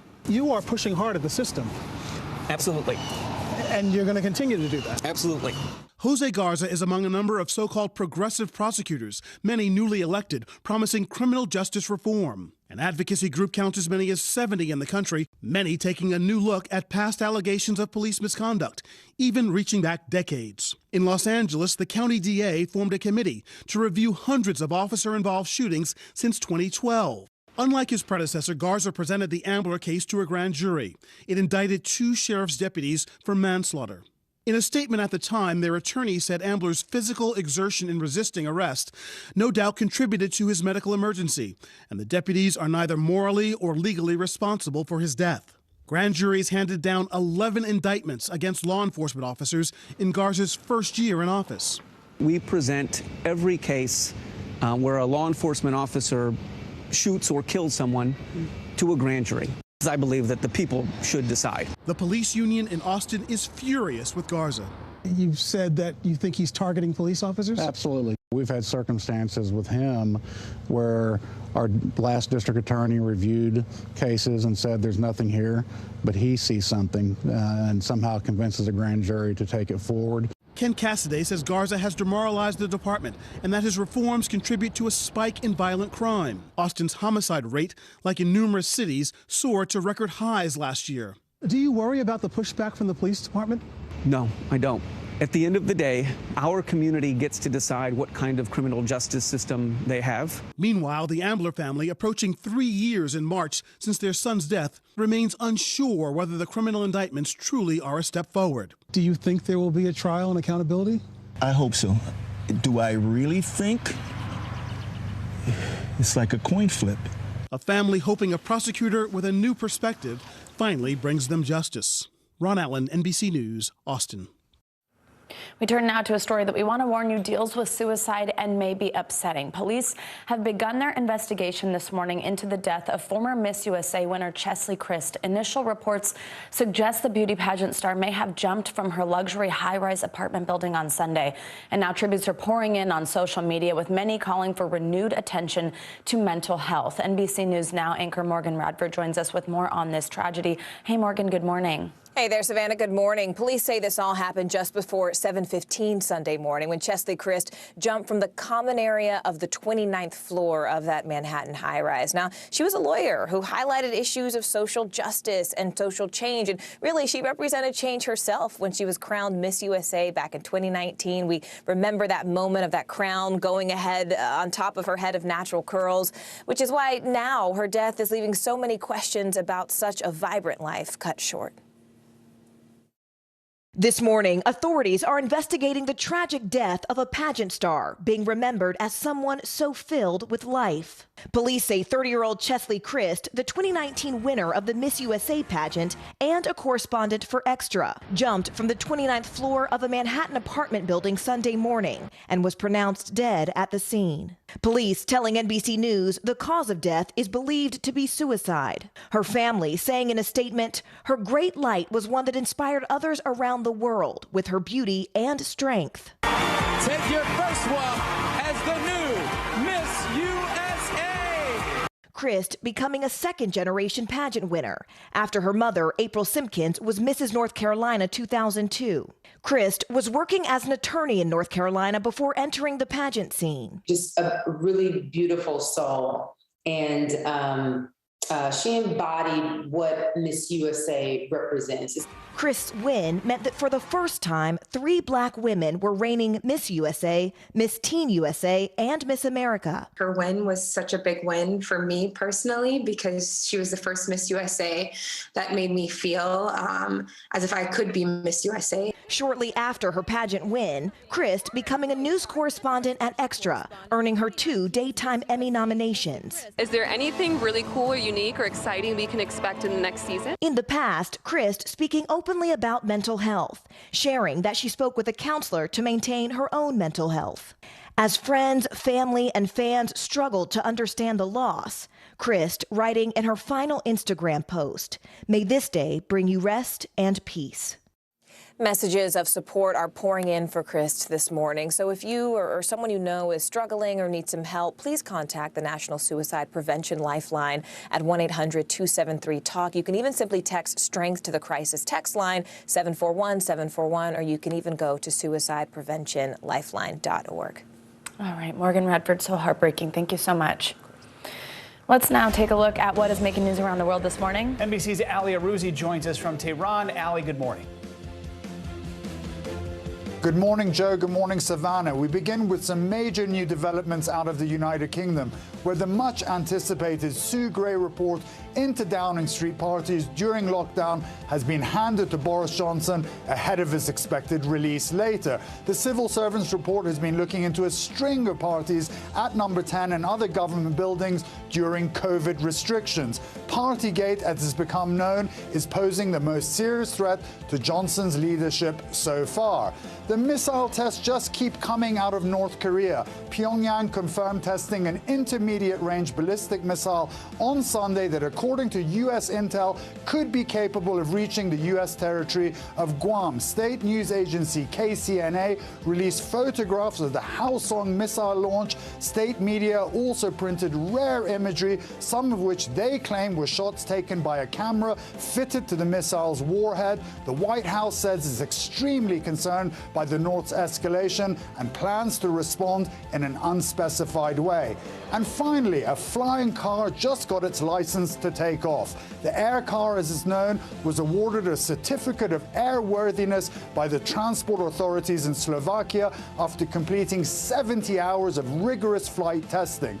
To operate it, you'll need a pilot's license, but it allows users to drive and fly, so you can experience road rage and air rage all at once from the comfort of one vehicle. But we're finally getting the Jetsons car. Finally, like the Jetsons car. How cool is that? And very cool to see that video. Back to the future. Yeah, exactly. Allie, thanks so much. And coming up, flipping the switch on a new kind of streetlight. We're going to take you to Chicago for an exclusive look at the technology that could save the Windy City tens of millions of dollars. That's next on Morning News Now.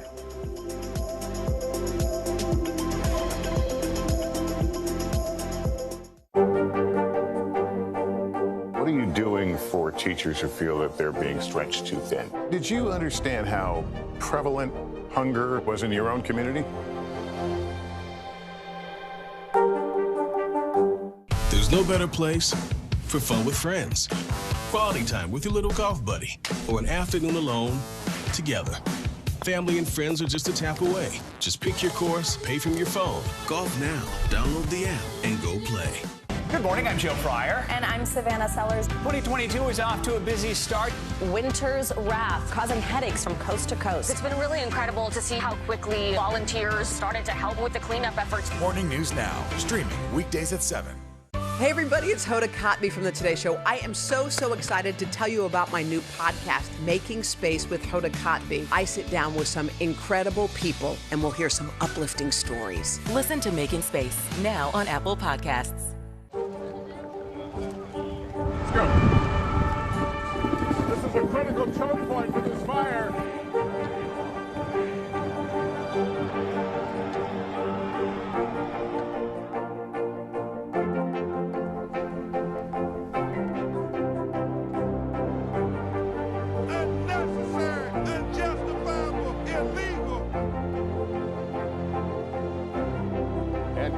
From New Orleans, late military operation, witnessing the massive crowds. I admire you both. Nice to really spend some time with you. Appreciate it.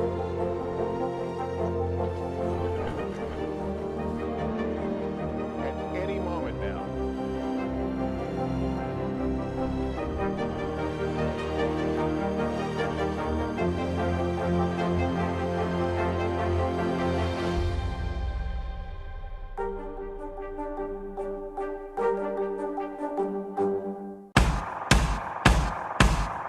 News is happening now. Look at what's making headlines around the world. Right now on Morning News Now. Tonight, the major announcement of the COVID vaccine. And this is a significant moment. Your news, whenever it happens, wherever you are, it's here now.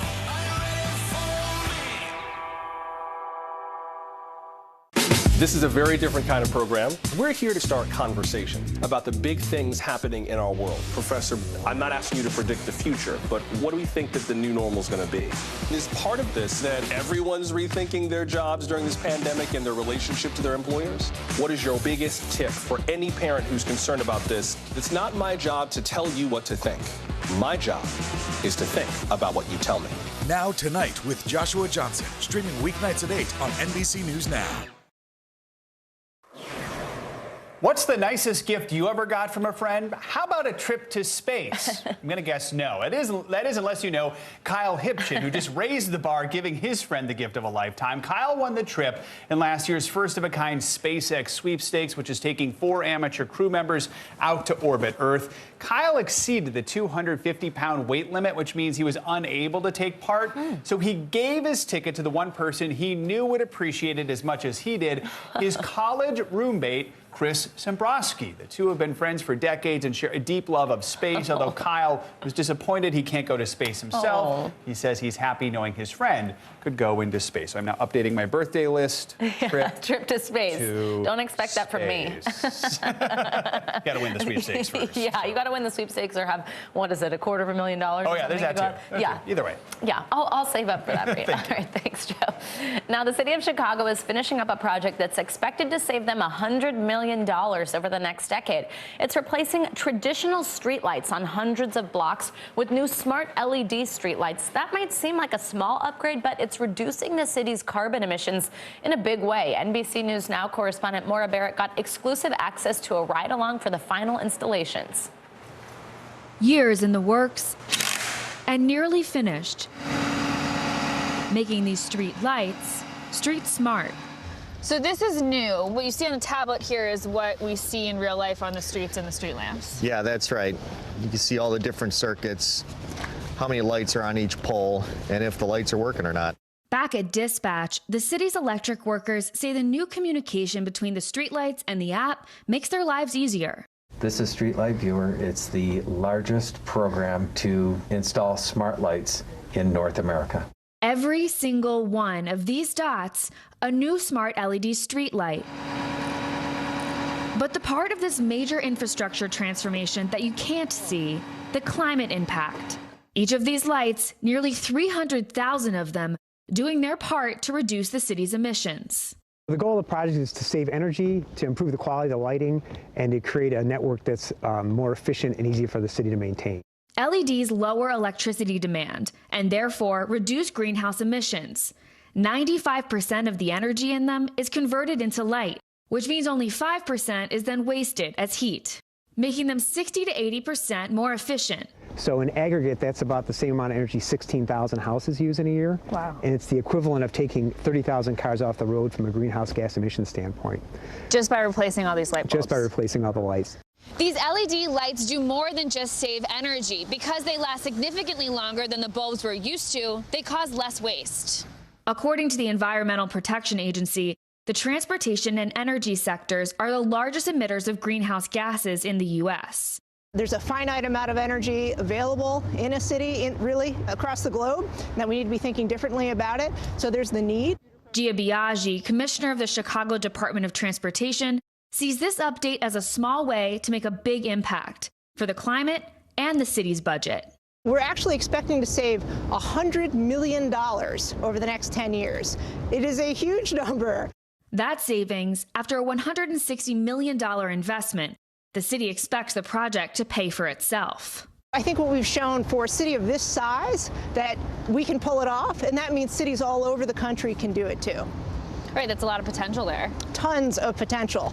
And really, I think one of the things that we like to do in Chicago is we like to experiment and pilot things and then figure out how does that become a systemic change. Los Angeles has installed about half of the amount of lights as Chicago, and some smaller cities like Tucson have already made the switch. Other cities like Philadelphia, Boston, and Pittsburgh are currently developing their streetlight modernization plans. With Chicago now shining in a new light, the energy cost of streetlights has already been cut in half from last year, charting a greener future for America's third largest city. It compels us to look at, well, what other parts of our infrastructure can we think about in this way? Are there other public-private partnerships that can deliver on this? These are the kinds of futures, I think, that a project like this provokes. Now, that was Maura Barrett reporting, and according to the Northeast Group, an infrastructure market research firm, the U.S. is estimated to invest $8.2 billion in streetlight technology nationwide. So we'll be seeing this in more places. Coming up after the break, a budding industry on the verge of going bust. The industry fairly collapsing, because who wants to be in this kind of regulation when there's no profit margins available? When we return, why some businesses say California's cannabis laws have left them in the weeds. This is Morning News Now.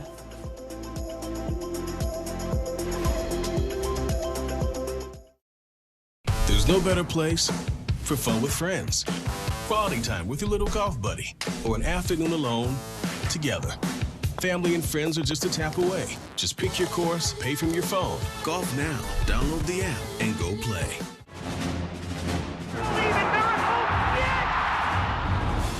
Syracuse just brought the house down. And it is goal for Rolo. Ziva into the lead. Here comes Diaz. Landmark moment. Goal for Michaela Shipwreck. Shot right. Takes the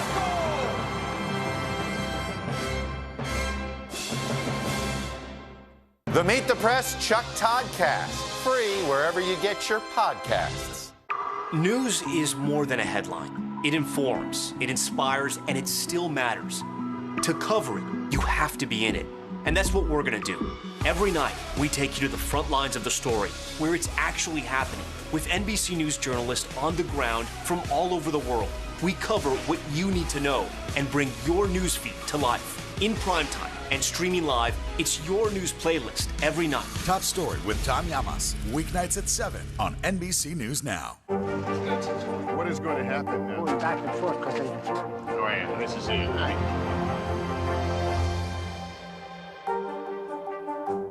We're here to start conversations about the big things happening in our world, because it's not my job to tell you what to think. My job is to think about what you tell me. Now Tonight with Joshua Johnson, streaming weeknights at 8 on NBC News Now. There's no better place for fun with friends, quality time with your little golf buddy, or an afternoon alone together. With the Golf Now app, family and friends are just a tap away. Just pick your course, pay from your phone, get out and enjoy. Golf Now. Download the app and go play. Hey everybody, it's Hoda Kotb from the Today Show. I am so excited to tell you about my new podcast, Making Space with Hoda Kotb. I sit down with some incredible people and we'll hear some uplifting stories. Listen to Making Space now on Apple Podcasts. News is happening now. Look at what's making headlines around the world. Right now on Morning News Now. Tonight, the major announcement of the COVID vaccine. And this is a significant moment. Your news, whenever it happens, wherever you are, it's here now.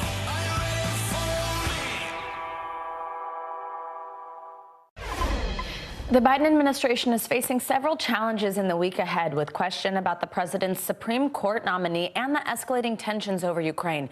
And of course, there's the ongoing concern of any future COVID surges. Meet the Press tackled these issues and more yesterday. Here's a look at the highlights with Meet the Press moderator Chuck Todd. Good morning, Savannah and Joe. On this week's Meet the Press, President Biden gets a chance to reset the narrative of his presidency with a successful Supreme Court confirmation. I spoke with Democratic Senator Dick Durbin, chair of the Judiciary Committee, about what to expect and how soon we will get that confirmation. We also spoke with Republican Senator Rob Portman, talked a lot about Ukraine, and we had the chair and vice chair of the National Governors Association together on set. Governors Hutchinson and Murphy talked about fighting COVID and the state of bipartisanship or lack thereof in this country. Here are some of the most important answers from Meet the Press compressed. Amy Coney Barrett, 27 days from nomination to confirmation. Sonia Sotomayor, 66 days from nomination to confirmation. I know you decried the speed of what happened with Amy Coney Barrett, and there's a lot of things that you want to decry on that. What should we expect timeline-wise? Closer to Sonia Sotomayor or closer to Amy Coney Barrett? Well, a great deal depends on the nominee. If the person has been before the committee seeking approval for a circuit court, then the committee knows quite a bit about that person, and that can be taken into consideration. If there are no new developments for someone who's been before the committee and in the previous year or two, it makes a real difference. I can just say this. It's going to be fair, it's going to be deliberate, and we're going to be timely about it, too. This is a lifetime appointment to the highest court in the land. We should take it seriously. The Ukrainians and And the Americans are absolutely together, but so are so many other allies, really the entire free world. It's been very impressive as I look at what Estonia, Latvia, Lithuania, the Baltics, and Finland and Denmark, and countries like Canada and the UK have done. I mean, our alliance is incredibly strong. One thing Vladimir Putin has done successfully is he has strengthened the transatlantic alliance.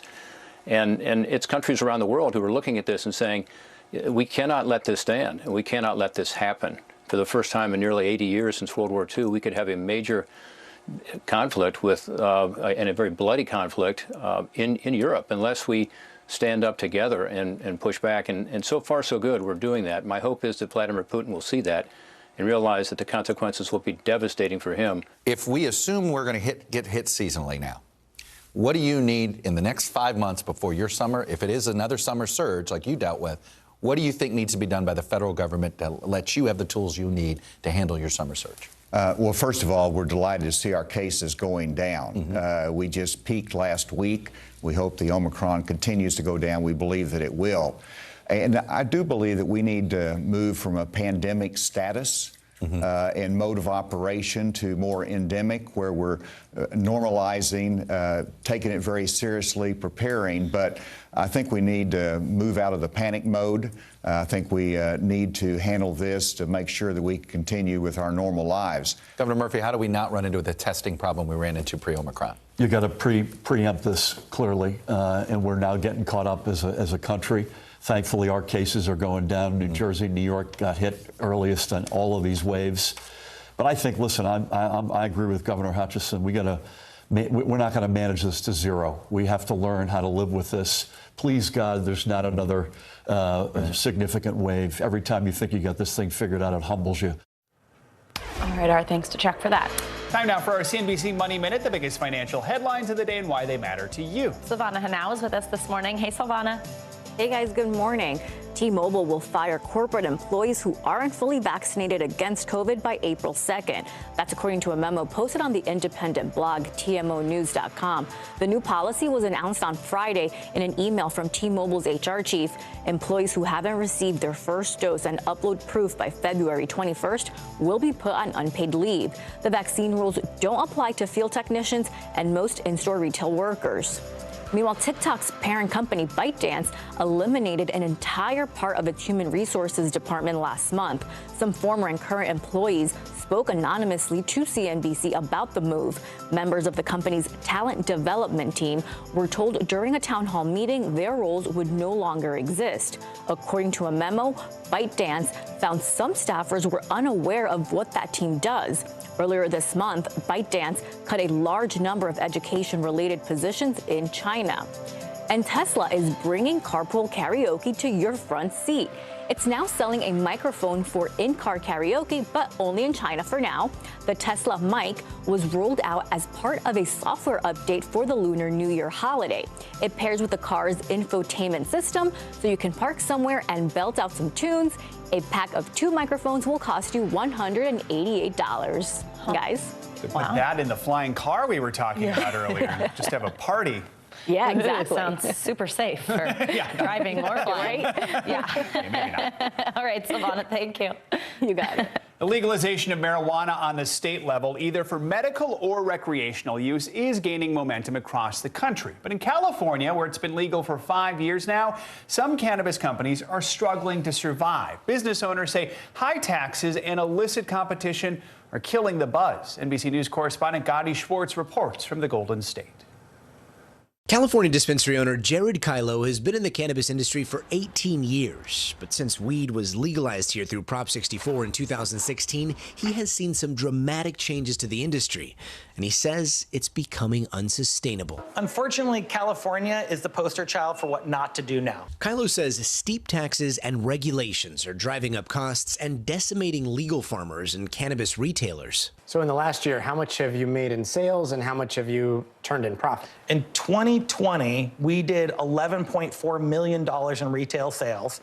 Before federal taxes, I made $136,000 in profit. After federal taxes, I lost $80,000 as a business. How much is a pound of marijuana taxed from the grow all the way to your store? Right now, 50% of the price you see on our shelf is taxes. At the same time, he says competition from illicit sales is chipping away at their clientele, offering cheaper deals. What are you seeing among your customer base? So that 45 and older demographic has been where all the growth in this legal industry has been. And lately, in the last probably 6 to 9 months, that demographic is disappearing. And experts say some legal businesses often have to sell illegally just to fund the legal side of their operations. California Cannabis Industry Association Vice President Tiffany Devitt says it's the only way some of them can survive. There are companies that are basically playing both sides of the coin and are operating in the regulated market, but then also diverting some of their materials to the illicit market in order to fund their regulated operations. They are finding it real easy that the only way that they can find profitability and keep their businesses open is by jumping back into having 1 foot in the illegal industry and 1 foot in the legal one, because it's the only place they can kind of fund their own business. He also says the legalization of weed in other states has contributed to an oversupply here in California. So now there's even more of a pressure on pricing for even the illicit operators because they have to keep all that product in California because it's not being demanded anywhere else. Another alarming trend he's seeing. Now that there's no barriers to entry and that there's no deterrence when it comes to crime, the cartels are back. And they're back because they know how to operate in this illicit industry. And so they've not only come back to like where they were pre-2018, they've come back stronger because they're growing more here. They're robbing stores and reselling the product back into the illicit market. But Kylo and Devitt both say a return to the war on drugs is not the answer. Instead, they're asking state officials to lower taxes so they can offer competitive pricing and lure customers back who have opted for cheaper, unregulated, illicit deals. The customer's saying, what is really my risk in going out to the illicit industry? What is my risk? Because right now, really what you're paying for in the legal industry is testing and taxes. And if testing isn't saving my life, why am I paying taxes? If things continue as they are right now, what do you see happening? I see a mass hiatus of operators moving, out of the industry. I see most of our talent moving out of state because there is profitability available in there. And I see pretty much the industry fairly collapsing because who wants to be in this kind of regulation when there's no profit margins available? Our thanks to NBC's Gotti Schwartz for that report. Coming up, football fans still pumped up after a wild Sunday. Yeah, more on the excitement as we count down to the Super Bowl after those thrilling AFC and NFC championship games. Next on Morning News Now.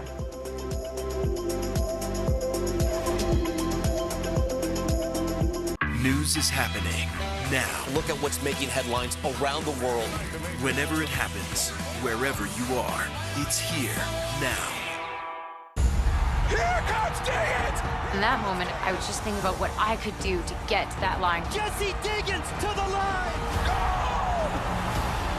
A landmark moment that will be etched in history. When Keegan jumped on top of me and we saw our teammates right next to the finish line, that was a really emotional moment for me. I remember thinking, this podium's too small. It should be more than just the two of us up here. We've got a Congress that doesn't seem very functional. What's this election year going to look like? Are we getting ahead of the science? Are we behind the science? How much did this booster confusion set us back? Can the January 6th committee come up with anything that would change Republican minds? If it's Sunday, it's Meet the Press. I'm Terry Crews, Team USA superfan. Michaela Schifrin. Schifrin wins gold. With just one more gold medal, she'll have more than any American alpine skier in history. And she'll have plenty of chances to get it at the Winter Olympics in February. I guess you could say she's climbed the mountain of this sport. But if you want more gold, it's time to come down, Michaela. Better do it fast. The Winter Olympics, February 3rd on NBC and Peacock. In the City of Angels, two kindly old ladies wanted to help homeless men get off the streets forever. And so they did. Listen to The Thing About Helen and Olga, the new podcast from Dateline and Keith Morrison. What are you doing for teachers who feel that they're being stretched too thin? Did you understand how prevalent hunger was in your own community?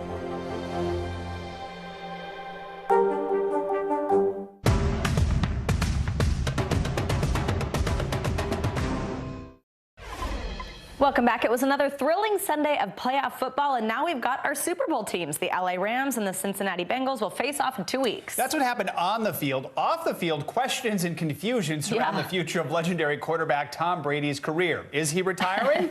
Who knows? NBC News correspondent Morgan Chesky joins us now with all that and a recap of this weekend's big games. Morgan, good morning. Yeah, Joe Savannah, good morning. And those retirement rumors for Tom Brady exploded over the weekend. But as of right now, the future Hall of Fame quarterback has yet to officially confirm any of that. In the meantime, let's all get excited for a Rams-Bengals Super Bowl ride. The Bengals just a couple seasons removed from going 2-14, their worst record in franchise history. Now, behind #1 pick Joe Burrow, they're going to the big game. Rams also headed there as well, behind the quarterback play of Matthew Stafford, who just arrived this season from the Lions, all after a weekend of games that yet again went down to the absolute wire. One more snap. This morning, after a thrilling championship Sunday, We're going to the Super Bowl. the stage is set for Super Bowl 56. The LA Rams punching their ticket to the big game, defeating the San Francisco 49ers in a low-scoring slugfest. I'm blessed to be a part of this team with this group of guys, this coaching staff. I mean, you can't write the story any better. Stafford, end zone cup. Quarterback Matthew Stafford instrumental in leading a fourth-quarter comeback. But the Rams defense sealed it with a late interception when they picked off the 49ers, Jimmy Garoppolo. Intercepted by the Rams, and they may ride to the Super Bowl on that. Earlier, Kansas City and Cincinnati dueling in an instant classic AFC title game. And in the end zone, he finds Kelsey. Chiefs quarterback Patrick Mahomes building a big lead in front of an almost deafening home crowd. But Joe Burrow and the Bengals roared back. Open. Taylor. This game is tied. After both teams kicked fourth-quarter field goals to force overtime, He called heads. the Chiefs, just like they did versus the Bills last week, won the coin toss. But a shocking interception by Mahomes gave the ball back to Cincy, who called on rookie kicker Evan McPherson to send them to the Super Bowl. This is something I've always wanted, playing the Super Bowl, and I couldn't be with a better group of guys. From supersized action on the field to intense speculation off it. ESPN's Jeff Darlington and Adam Schefter reporting that seven-time Super Bowl champ Tom Brady was ending his legendary career. But Brady's agent responding. Tom will be the only person to express his plans with complete accuracy. Following Tampa Bay's season-ending loss, the 44-year-old superstar hasn't committed to playing next season. There's no really rush for me to figure out what's next. You know, I'll know when I know. Meanwhile, Brady's dad is speaking out yesterday, according to an NFL Network reporter, who says Tom Brady Sr. texted him.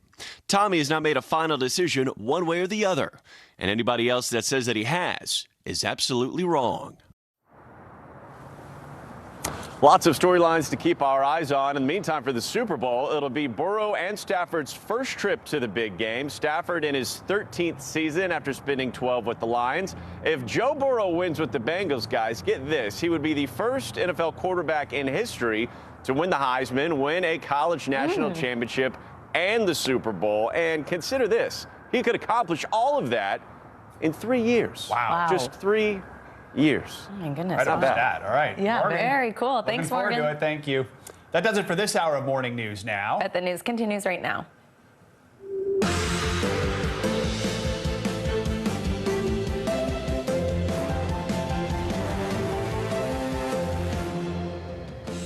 Good Monday morning. I'm Joe Fryer. And I'm Savannah Sellers. Right now on Morning News Now, hammered. As the work week gets underway, millions of Americans from Cape May to Cape Cod digging out from this weekend's record-breaking nor'easter. Thousands still without power as bitterly cold temperatures grip several states this morning.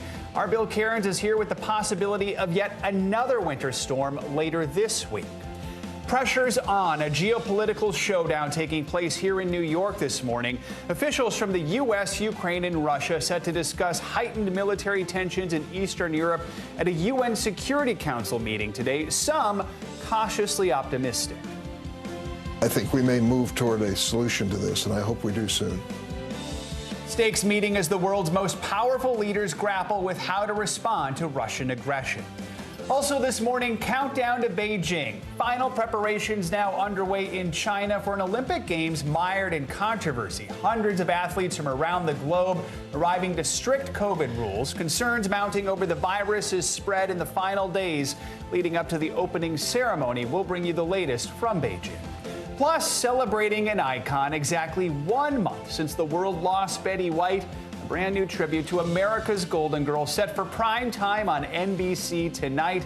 The star-studded event honoring one of television's most beloved stars. And a chance to see some of it already. You really get to hear from the people who knew her best, who worked with her for years, just candidly talking about this legend. Just the tributes that we keep on hearing. I mean, they're all just, they could not be more glowing. She was beloved by us. She was beloved by those who do her best. Absolutely, yeah. More on that in a little bit. We're going to begin this hour with the latest on that massive snowstorm that pummeled the Northeast this weekend, impacting millions of Americans, leaving some areas with several feet of snow. Yeah, this morning the freezing cold is making digging out even more difficult for everyone getting ready for their morning commute. NBC News correspondent Kathy Park has the latest from Boston. With the snow falling at a rate of 2 to 3 inches an hour, the snow piles up really quickly. All across Boston today, we are staring at these massive snow piles, some standing more than 5 feet tall. And today it really is a race to clean up as the work week begins. This morning, millions in the Northeast waking up to a deep freeze. And for those still without power, the situation could be dangerous. This weekend's record-setting nor'easter with heavy snow and powerful winds, creating blizzard conditions in parts of 10 states. The last 36, 48 hours have been freezing, windy, and just treacherous. Took me about an hour just for my first car. In Massachusetts, some spots recorded more than 30 inches of snow. And Boston tied a record for the highest snow total in one day with nearly 2 feet. At the height of the storm, power outages impacting roughly 100,000 across the state. Utility crews lined up for gas on Cape Cod as they rushed to get customers back online. Homes along the shore took a beating from high surf and extreme winds. Freezing temperatures turned Saturday's floodwaters into ice the next day, while the sea spray on these homes also froze over. In Rhode Island, bus drivers digging out for hours to get ready for the school week ahead. We want the kiddos to be able to get to school and on school on time. The winter weather taking a tragic turn, too. At least 4 dead on New York's Long Island. 3 of them died while shoveling snow. Hours of treacherous conditions paralyzing travel from Maryland to Maine and forcing airlines to cancel more than 5,000 flights over the weekend. Heading to Dallas, so hopefully, cross our fingers, we'll make it. The historic snow day may have disrupted most weekend plans, but incredibly, not this outdoor wedding in Rhode Island. I now pronounce you husband and wife. One couple deciding a blizzard wouldn't get between their vows. Yesterday we got some sunshine, but today folks are waking up to some of the coldest air of the year. Here in Boston, it will only stay in the 20s. And also worth noting, Boston Public Schools will be open today. Back to you.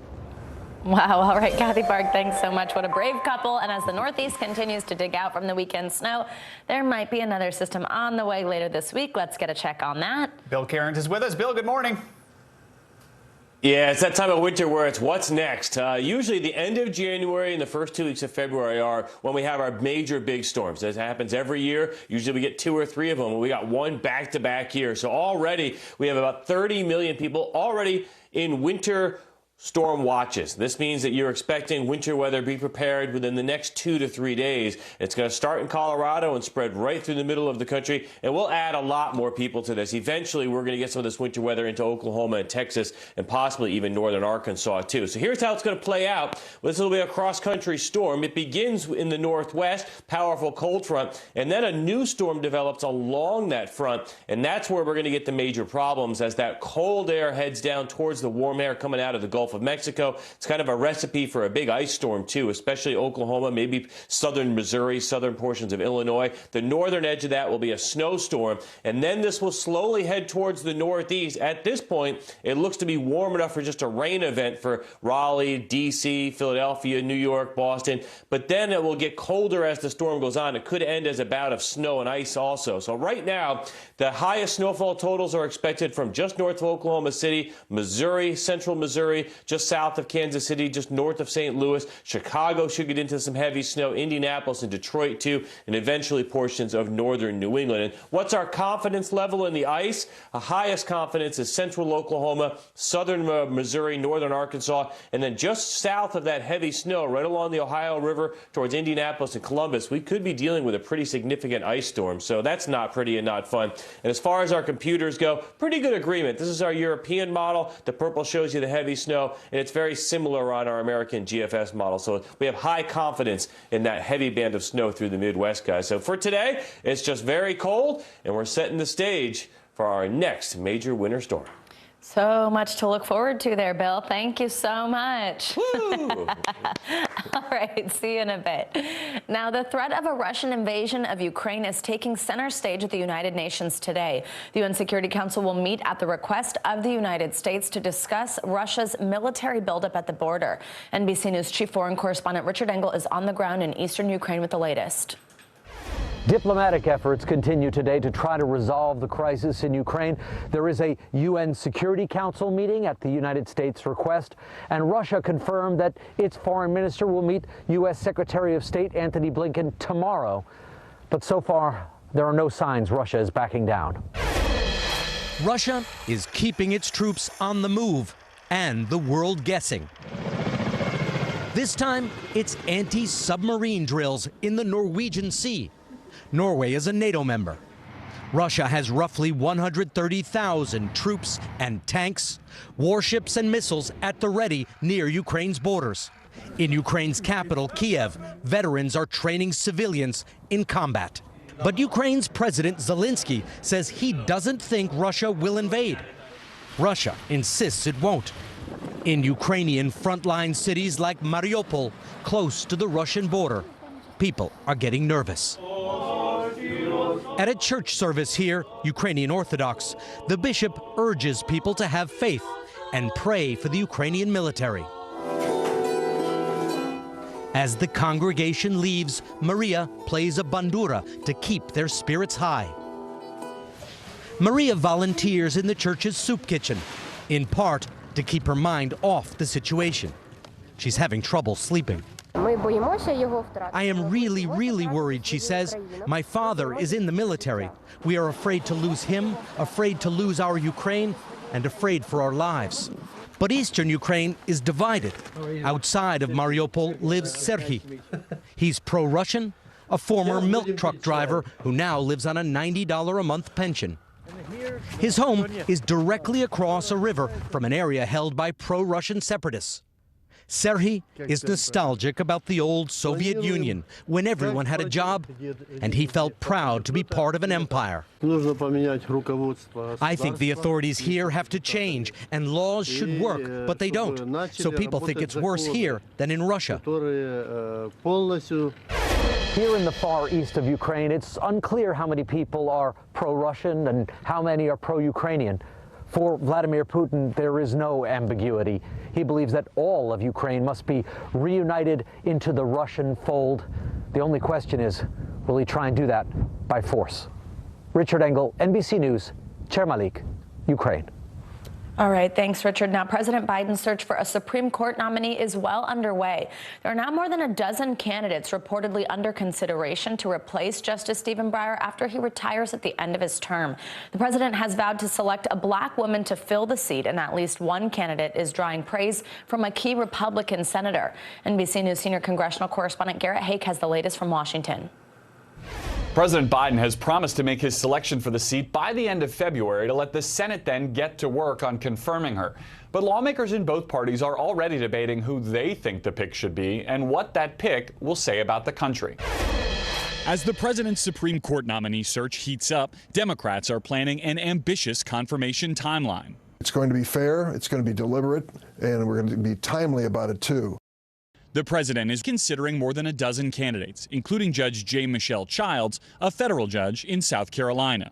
Childs has the backing of key Biden ally, Congressman James Clyburn. And on Sunday, Republican Senator Lindsey Graham signaled she may get bipartisan support. She's highly qualified, she's of good character, and we'll see how she does if she's nominated. But I cannot say anything bad about Michelle Childs. She is an awesome person. Other potential candidates include California Supreme Court Justice Leandra Kruger and Judge Ketanji Brown Jackson, confirmed last year to the D.C. Circuit with bipartisan support. Then the committee knows quite a bit about that person, and that can be taken into consideration. Meanwhile, Mississippi Senator Roger Wicker is under fire for comparing the president's promise to nominate a black woman to affirmative action. The irony is that the Supreme Court is at the very same time hearing cases about this sort of affirmative racial discrimination, yes, and while adding someone who is the beneficiary of this sort of quote. The White House pushing back, recalling similar pledges by Republican Presidents Ronald Reagan and Donald Trump to nominate women, writing in part, quote, "President Biden's promise is in line with the best traditions of both parties and our nation." But a new poll finds 76% of Americans say Biden should consider all possible nominees, not only black women. Senator Susan Collins claims the president's pledge is politicizing the process. I believe that diversity benefits the Supreme Court, but the way that the president has handled this nomination has been clumsy at best. No matter who President Biden selects, she will make history if confirmed. A 50-50 Senate like this one has never confirmed a Supreme Court justice before. The White House knows they'll need every Democratic vote here, and they're keeping a close eye on Republicans like Susan Collins and Lindsey Graham, hoping that their nominee can get bipartisan crossover support. All right, Garrett Haake, thank you so much. And now to the latest on the pandemic and concerns over the so-called stealth variant. It comes as some experts say we appear to be past the latest wave of Omicron infections. We want to bring in Dr. Mario Ramirez. He's an emergency physician and the former pandemic and emerging threats coordinator in the Office of Global Affairs. Dr. Ramirez, always great to have you with us. So look, I think we've all been kind of holding our breath thinking, is there going to be another variant? Are we at the end of this? So tell us about this stealth variant. I mean, what we know so far is it's about 1.5 times more contagious than Omicron. It's already circulating in about half of the U.S. as far as we know. Should we be concerned, and how could this impact recovery from this current wave? So I think things are still okay, Savannah. You know, I think the main thing that people need to hear, right, are that when we see a new variant or a subvariant in this case, there are two things that we take a close look at. So the first is whether it appears to be more virulent and cause more severe disease. And the second is whether it's more transmissible. And so on the first question, based on the data that we've seen so far, at least, it does not appear that BA2 or the stealth variant causes disease that's more severe than that caused by Omicron, which already looks to be much better than what we saw with Delta. So the second question, though, whether it's more transmissible, is something that we're still studying, but it looks like it's probably a bit more infectious than the original variant BA1 from Omicron. Now, what that means, right, and I think everybody is starting to feel like maybe making predictions about some of these variants is getting more difficult, is that it's possible in areas where the case counts may go even higher than they would have otherwise done from BA1 alone, or that it's possible because it's more transmissible that more and more people may get infected over a longer period of time. And so rather than seeing that really sharp sort of hairpin turn that we saw in South Africa with BA1, it's possible that this may spread out a little longer and last a little longer. But the good news is that if you're vaccinated or you're boosted, you still have very good protection against this particular subvariant. All right, doctor, now I want to ask you about testing. So the Biden administration is buying 1 billion rapid antigen tests to ship to American homes. This influx comes on the heels of that revised federal guidelines, the ones that kind of confuse people, that shorten the isolation period to 5 days after symptoms started or a positive test. But what happens if you still test positive after a 6th day? So what do people need to know here in terms of isolating, what symptoms mean, that type of thing? So the short answer to your question is that if you test positive on day 6, you should still continue to isolate for 5 additional days. The way that these rapid antigen tests are set up, they're essentially set up to detect a certain amount or a certain threshold of live virus that produces the protein that these tests pick up. And so what that means is that if you're still testing positive on day 6, it's extremely likely that you still have a high level of circulating virus in your bloodstream and therefore are infectious to other people. So CDC's guidance was that if after day 5 you were feeling better, that you could go out as long as you were wearing a mask. But the truth is that if you're still testing positive on day 6, it's highly likely that you're still pretty infectious to other people, and you should continue to stay home for 5 more days. All right, Dr. Mario Ramirez, as always, thank you so much for your time. And if you have a question for one of our doctors, you want to ask him something, please let us know. Email us at morningnewsnow@NBCUNI.com and let us know if you want to stay anonymous. Ask us anything. And coming up on this hour of Morning News Now, we'll take you to Beijing in the final days before the Winter Games kick off. Hundreds of athletes now descending on China's capital city met with new COVID rules and protocols. Plus, combating a hunger epidemic in some of the most remote parts of Afghanistan as the Taliban's rule molds a nation in economic freefall. Those stories are next.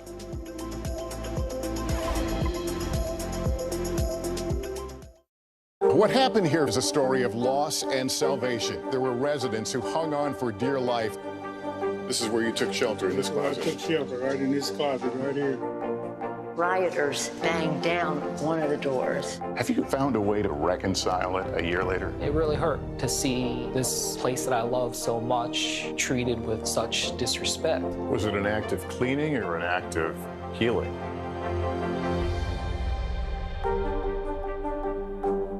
We've got a Congress that doesn't seem very functional. What's this election year going to look like? Are we getting ahead of the science? Are we behind the science? How much did this booster confusion set us back? Can the January 6th committee come up with anything that would change Republican minds? If it's Sunday, it's Meet the Press. Hey everybody, it's Hoda Kotb from the Today Show. I am so excited to tell you about my new podcast, Making Space with Hoda Kotb. I sit down with some incredible people and we'll hear some uplifting stories. Listen to Making Space now on Apple Podcasts. Still to come on the Channel 2 News. Well, the waters are certainly receding now. Still too close to call. Lester Holt reporting from Ground Zero, as it's being referred to. It is, in fact, the taste of freedom. The Haitian people know a little something about resiliency. What's the biggest risk right now? Some of the troops who have been proud. I want to welcome you to the first presidential debate. In fact, we've been told we can't go any farther. You are some resilient folks. Let me get a hint.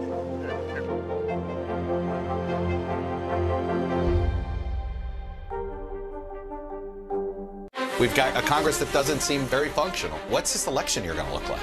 Are we getting ahead of the science? Are we behind the science? How much did this booster confusion set us back? Can the January 6th committee come up with anything that would change Republican minds? If it's Sunday, it's Meet the Press. In the City of Angels, 2 kindly old ladies wanted to help homeless men get off the streets forever. And so they did. Listen to The Thing About Helen and Olga, the new podcast from Dateline and Keith Morrison. I'm Terry Crews, Team USA superfan. Michaela Schifrin. Schifrin wins gold. With just 1 more gold medal, she'll have more than any American alpine skier in history. And she'll have plenty of chances to get it at the Winter Olympics in February. I guess you could say she's climbed the mountain of this sport. But if you want more gold, it's time to come down, Michaela. Better do it fast. The Winter Olympics, February 3rd on NBC and Peacock. We're here to start conversations about the big things happening in our world, because it's not my job to tell you what to think. My job is to think about what you tell me. Now Tonight with Joshua Johnson, streaming weeknights at 8 on NBC News Now. We've got a Congress that doesn't seem very functional. What's this election year going to look like? Are we getting ahead of the science? Are we behind the science? How much did this booster confusion set us back? Can the January 6th committee come up with anything that would change Republican minds? If it's Sunday, it's Meet the Press. Welcome back. We're now just days away from the opening ceremony of the Winter Olympics. Athletes from around the world have begun to arrive in Beijing for an Olympics set to be unlike any other. And with strict COVID restrictions in place, it's not been an easy start for Team USA. NBC News foreign correspondent Janice Mackey-Frayer is in Beijing for us. Hey, Janice. Hey, Savannah, good morning. Well, with the Olympics set to open at the end of this week, athletes, officials, journalists, they've been arriving to this world of restrictions that China has put in place to keep tight controls over COVID and over criticism. Team USA arriving to China and entering Beijing's Olympic closed loop. A surreal world of white suits, daily COVID tests, and rigid restrictions that are bent on total separation of Olympics participants from the actual host city. Because they are working so well, I believe we can be confident that the Games will go ahead safely. But inside the bubble, cases are already on the rise among athletes who face isolation, then need 2 negative tests so they can't compete. It's why U.S. bobsledder Josh Williamson didn't board his flight to China. On Instagram, confirming he tested positive Sunday, saying this has not been an easy pill to swallow. Williamson adding he still hopes to get a later flight to the Games. With preparations in full swing for the opening ceremony just days away, Beijing is also in full emergency mode. Neighborhoods locked down after a spike in COVID cases here, the highest in 18 months, and travel bans impacting Chinese New Year when millions are usually on the move. At the edges of the closed loop, there are buffer zones like this, but anything beyond the barrier is inside the bubble. I'm within waving distance, but there's no crossing over. A Winter Olympics during a pandemic was always going to be a challenge for China's leaders, who face intense criticism over human rights and scrutiny over state surveillance. Even the snow and ice are coming under fire, all artificially made in an area of water scarcity. Got a nice little view. With all the caveats of competing in a zero-COVID country. So excited to finally be here.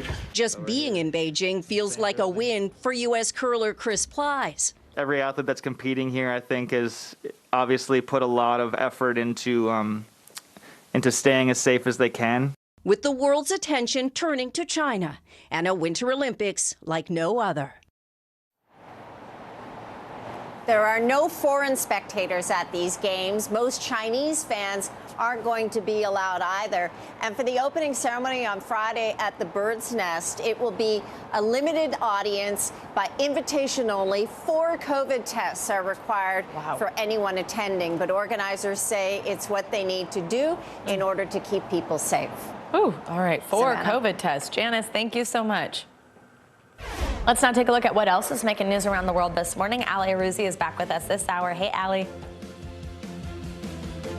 Good morning, Savannah. Authorities in the United Arab Emirates say they intercepted and destroyed a ballistic missile outside of a residential area and that the attack didn't cause any losses. It's the 3rd such attack this month by Iranian-backed Houthi rebels. This morning's launch took place during the Israeli President Herzog's ongoing visit to the UAE. An Israeli spokesman said that the president and his entourage were in no danger.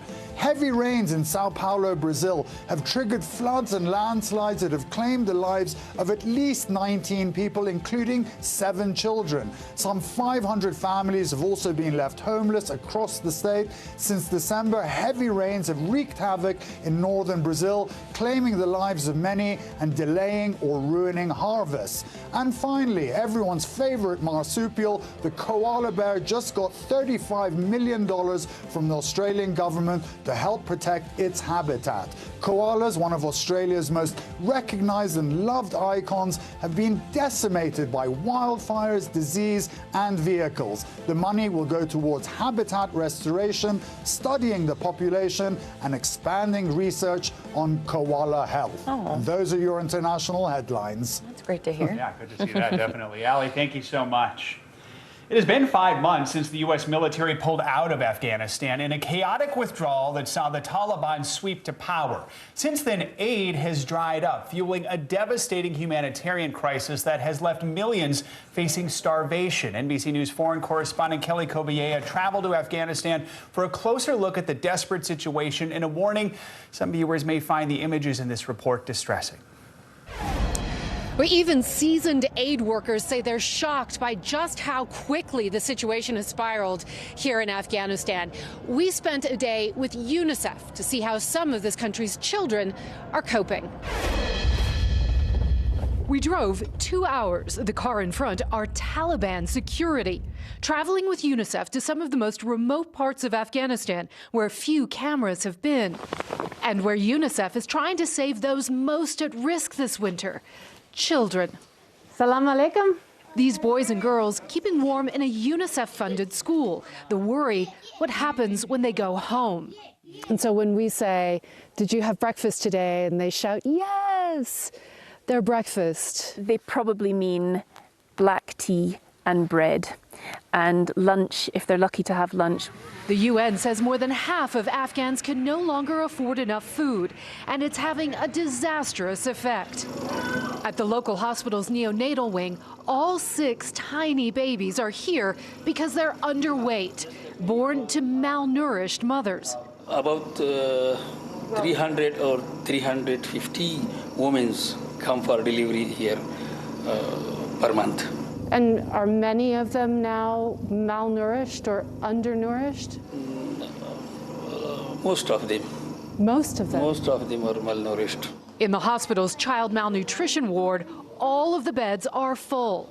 2-year-old Nisar Ahmed weighs just 17 pounds, almost half of healthy boys his age. His mother, Sakina, told me she's worried about her other children, still at home and hungry. What can we do, she tells me. This is our life. I pray that the government will help us. Today, kids are playing in the snow, sledding on plastic jugs used for cooking oil. The roadside bombs and nighttime raids of war are gone, but so is the flow of foreign aid. And the U.S. has frozen more than $9 billion in Afghan assets. 23 million people in this country need urgent humanitarian aid, and all chapters of the UN here in Afghanistan are trying to come together to shore up a country. You said this was unprecedented. It is unprecedented. It's overwhelming. The needs are extraordinary, and it needs an extraordinary response. UNICEF says the Taliban is giving aid workers, including women, access to every corner of the country, even helping to hand out supplies, like in this warehouse in Kabul, where 400 families took home rice, wheat, and winter clothes. 9-year-old Hamid Amar told me he came here to collect food for his brother and sisters. This classroom, one of more than 7,000 community schools funded by UNICEF across the country, a refuge for tens of thousands of girls and boys. Do you like school? But the need is endless. It's difficult to see children in the snow with no socks, no winter boots. It's a hard place to be a child, but UNICEF is here trying to make it a little bit better. The U.S. has already donated more than $700 million in humanitarian aid to Afghanistan, bypassing the Taliban, going straight to aid agencies. But UNICEF alone is appealing for more than $2 billion. That's its biggest humanitarian appeal in its history.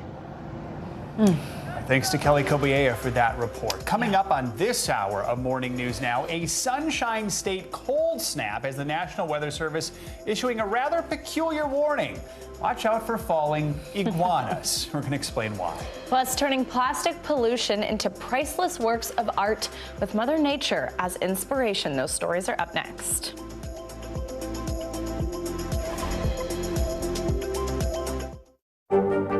There were residents who hung on for dear life. I've heard people say the town is gone. Do you see it that way? Absolutely not. We've lost some houses, but our community's still here.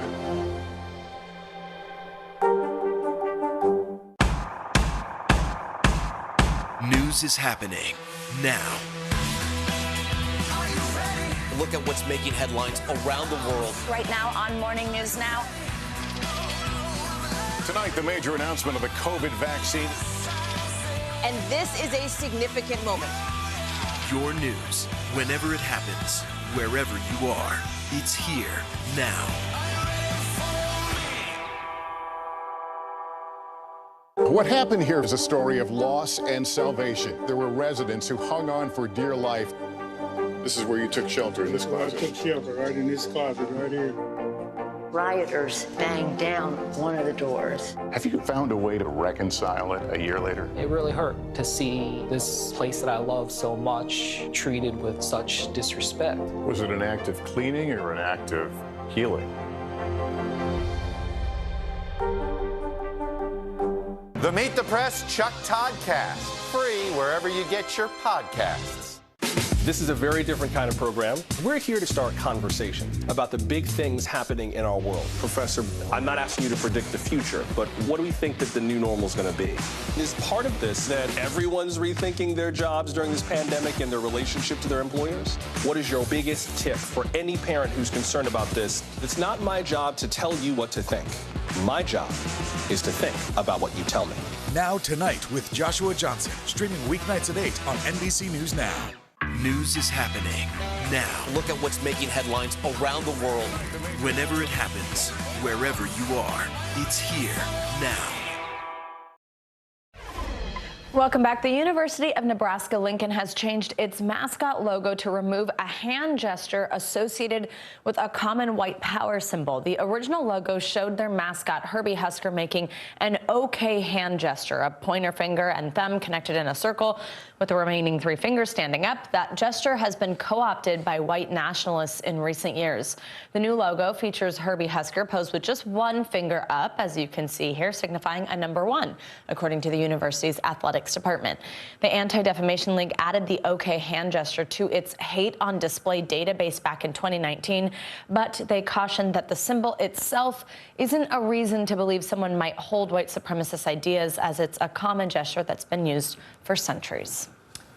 Much of the East Coast is digging out from that historic winter storm this morning. People as far south as Florida are also battling record cold temps, and the deep freeze is causing many to cry out, "Leaping lizards." NBC News correspondent Carrie Sanders reports from Fort Lauderdale with the story of icy iguanas.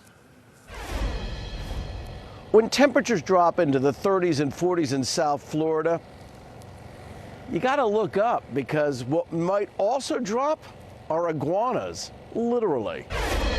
As the Northeast recovers from that winter wallop, this morning, Floridians are also dealing with a deep freeze and something else falling from above. Frozen iguanas. Completely frozen. We'll see. He ain't moving. As temps dip into the 40s, these cold-blooded reptiles go into shock, unable to grip their perch in trees. Do iguanas fall out of trees when it's cold outside? Yes, they do.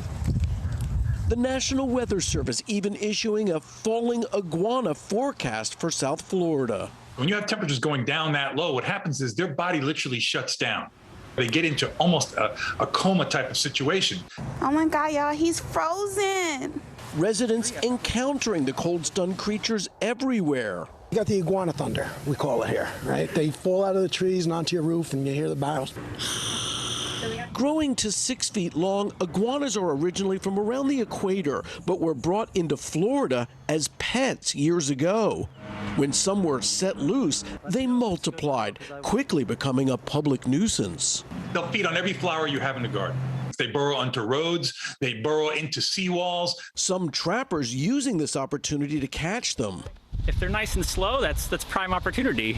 While sympathetic animal lovers may try to warm them up, experts say hands off. When startled, iguanas can bite, and it's also illegal to warm them up and then release them. Wildlife officials say that if you do warm up an iguana, you can't then release it. You need to take it to a wildlife facility, because releasing it is essentially putting an invasive species back into the environment. And here in South Florida, it's estimated there are at least 20,000 iguanas. Wow. All right. Learned a lot there. Yeah, Sanders, absolutely. thank you. For it being illegal, there was lots of video of people picking them up and holding them and testing them out. Yeah, right. Don't do that anymore. Yeah. All right, now the dangers of plastic harming our environment is becoming a more and more serious issue. Well, now new art is using pieces of plastic waste to explore our fragile relationship with nature. Yeah, it's an installation called Earth Poetica, and it's a massive globe made of metal, bamboo, and plastic pollution. It opens in Jerusalem next week before making its permanent home in the World Trade Center complex here in New York next year. We have the creator of that piece, Beverly Barkett, joins us now. Beverly, good to have you with us. I mean, this is such a fascinating and timely piece of art. Tell us, what was your intention in making Earth Poetica, and tell us about that title. First of all, thank you for hosting me. This is a great honor for me. The title actually came from Ars Poetica. Ars Poetica is poetry about poetry, writing about poetry. And then it went on to being a movement of art about art. And now I've taken it to Earth about Earth. So if we don't change the way we behave with Earth in the future, this is what we're doing. We're suffocating ourselves. Absolutely. Bottom line, Earth Poetica. We love that. And now some of the panels that we could see there, we were just showing them, almost look like stained glass, like something you would see in a cathedral, in a church. Tell us how you did that. How did you create that effect? And where are you getting all this plastic? The effect comes from soya-based resin that I found, and I combine it with the plastic that I've collected over 3 years, more or less, throughout the time of this project itself. What happened was, before COVID, I would travel around the world exhibiting and collecting my own plastic waste that I've used or found or from different locations. And then COVID broke out and I wasn't able to go anywhere. But people who heard about the project from different locations started sending me parcels with plastic waste, their plastic waste that they used or that they found. So in my studio, I have different boxes with different addresses from all different places around the continent with the plastic waste. Wow. Truly a worldwide effort there. Now, tell us where specifically people can see this piece if they're in Jerusalem, and what is it you hope that audiences get out of it? So in the beginning, it'll leave Jerusalem being exhibited in the Gottesman Aquarium for the minimum of half a year, but we'll see how that goes because they're building a brilliant educational program around the project. They bring a lot of classes to show. They bring, and they're actually creating a step-by-step, how does an artist go from just plastic waste to the plastic that they can see in front of them and the whole project. So there's two different things here. One, people who wouldn't go to museums are actually going to come in front of art and feel art and see art for maybe the first time. And then they'll be able to be educated on the problem itself, the worldwide problem that we have with the plastic art, with the plastic waste that we're all accumulating simultaneously. Beverly, thank you so much for your time this morning. Just beautiful what you're doing there. So cool for people who do get to see it. Thank you for joining us. Look forward to seeing it in New York, too. Yeah, absolutely. Exactly. World Trade Center. Yeah. I welcome you all there. See you there. Great. Thank you so much. And coming up on Morning News Now, Spotify's COVID conundrum, how the music streaming giant is now responding to complaints of vaccine misinformation on the app in the wake of that Joe Rogan controversy. Plus, a swath of new COVID policy set to take effect this week in California. Could they end up serving as a model for the rest of the country in the coming months? We're going to take you through it next.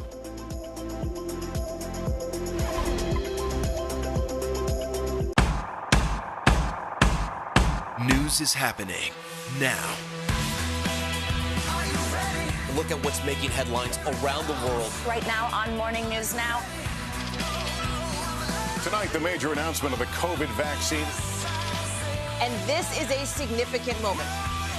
Your news, whenever it happens, wherever you are, it's here now.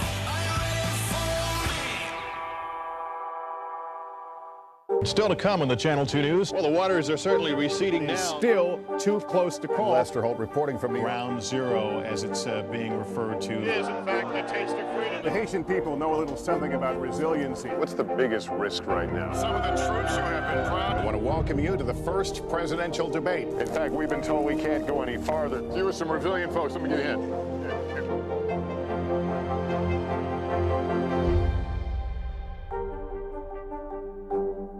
News is more than a headline. It informs, it inspires, and it still matters. To cover it, you have to be in it. And that's what we're gonna do. Every night, we take you to the front lines of the story, where it's actually happening, with NBC News journalists on the ground from all over the world. We cover what you need to know and bring your newsfeed to life. In prime time and streaming live, it's your news playlist every night. Top Story with Tom Llamas, weeknights at 7 on NBC News Now. I'm Terry Crews, Team USA superfan. Shaun White. What are you trying to prove? Shaun White takes the gold! You've already won more Olympic golds in snowboarding than anyone else ever. You've dominated the sport since you were a teen. Now you're trying to beat kids half your age. Maybe you're trying to prove you're every bit as good as you were at 15 and that you only get better with age, like a fine cheese. Or yogurt. The Winter Olympics, February 3rd on NBC and Peacock. Have you found a way to reconcile it a year later? It really hurt to see this place that I love so much treated with such disrespect. Was it an act of cleaning or an act of healing? We're here to start conversations about the big things happening in our world, because it's not my job to tell you what to think. My job is to think about what you tell me. Now Tonight with Joshua Johnson, streaming weeknights at 8 on NBC News Now. There's no better place for fun with friends, quality time with your little golf buddy, or an afternoon alone together. Family and friends are just a tap away. Just pick your course, pay from your phone. Golf now. Download the app and go play. Good morning, I'm Joe Fryer. And I'm Savannah Sellers. 2022 is off to a busy start. Winter's wrath causing headaches from coast to coast. It's been really incredible to see how quickly volunteers started to help with the cleanup efforts. Morning News Now, streaming weekdays at 7. Time for our CNBC Money Minute, the biggest financial headlines of the day and why they matter to you. Silvana Henao is back with us. Hey, Silvana. Hey, guys, good morning. President Biden will meet with the ruling leader of Qatar at the White House today as the West faces a prospect of a European energy crunch if Russia invades Ukraine. Qatar played a key role in aiding the U.S. military evacuations in Afghanistan last year. It also hosts the biggest American airbase in the Middle East and is one of the world's largest producers of natural gas. Burger King, Denny's, and Domino's are among the restaurant chains who are trimming parts of their value menus to try to improve margins. The Wall Street Journal says executives hope this will bring less pushback from customers than straight price increases. McDonald's is letting franchisees sell sodas for higher prices after promoting drinks nationally for $1 for several years. Denny's is promoting fewer low-cost items. Restaurant prices rose 6% year over year in December, the biggest increase in nearly 40 years. And it's getting more expensive to go out these days. The price of the average concert tickets are on track to set a record high as giant names like Billie Eilish and The Weeknd hit the road. Tickets for sporting events are also higher. NBA and NHL games cost roughly $100 a seat, according to SeatGeek. In the secondary market, the average resale price is up nearly 30% for sporting events and 45% for concerts since the start of the pandemic, guys. Wow. Yeah. Getting pricey. Not cheap, should you decide to venture out. All right, Silvana, thank you so much. You got it. Now, the controversy over Spotify's top podcaster, Joe Rogan, is ramping up as more artists join Grammy winner Neil Young in accusing the platform of propagating COVID misinformation. Now, Spotify is announcing it will be making changes, but axing Rogan is not one of them. NBC News correspondent Emily Aketa has been following this feud, and she joins us live with the latest. Hi, Emily. What is Spotify saying? Hey there. A lot to break down this morning. Both Spotify and Joe Rogan speaking out. Spotify CEO says it's important they're not a content censor, but acknowledges they need to do more to provide balance when it comes to medical information. Overnight, Joe Rogan agreeing to help with that goal. Whether that will slow the number of artists leaving the music streamer, only time will tell. Do you think it's safe to get vaccinated? This morning, Joe Rogan speaking out. I don't always get it right. Responding to backlash against his popular podcast, where he's known for questioning vaccine safety, and recently interviewed a controversial virologist who suggested Americans were hypnotized into getting vaccinated. And I'm interested in having interesting conversations with people that have differing opinions. Rogan offering to make some changes as powerful celebrities put pressure on the streaming service. Whenever I get something wrong, I try to correct it. If there's anything that I've done that I could do better is have more experts with differing opinions right after I have the controversial ones. Now, Spotify says it's going to add a content advisory to any podcast episode discussing COVID-19, directing people to expert information on the virus, which Rogan says he supports. Prince Harry and Meghan Markle chiming in. Their organization, Archwell, says it's expressing concerns with Spotify to ensure changes to its platform are made to help address this public health crisis. Archwell Audio will continue its exclusive partnership with Spotify, in contrast to the wave of musicians stripping original recordings from the platform. Rock icon Neil Young says his record company is losing 60% of my worldwide streaming income in the name of truth. Shining toys. The expanding revolt now includes singer-songwriter Joni Mitchell and Bruce Springsteen's guitarist Nils Lofgren. Plus, best-selling author Brené Brown, who signed a multi-year deal with Spotify in 2020, tweeting she will not be releasing any podcasts until further notice, though not saying why.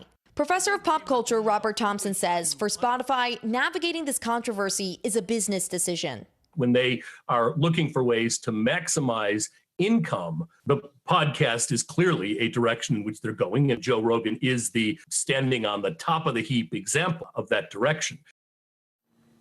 And in the meantime, we're seeing Spotify's rivals pouncing on the controversy. Apple Music, for example, calling itself the home of Neil Young. We should mention Rogan hasn't directly responded to our requests for comment, but has previously said people shouldn't look to him for medical advice. Savannah. All right, Emily, thank you so much. Big changes are on the way for people in San Francisco, which has been one of the most restrictive cities around the country when it comes to mask mandates. But starting tomorrow, some of those restrictions are going to be lifted. NBC's Jake Ward joins us now from the Bay Area. Jake, good morning to you. So what's changing tomorrow and what led to this decision?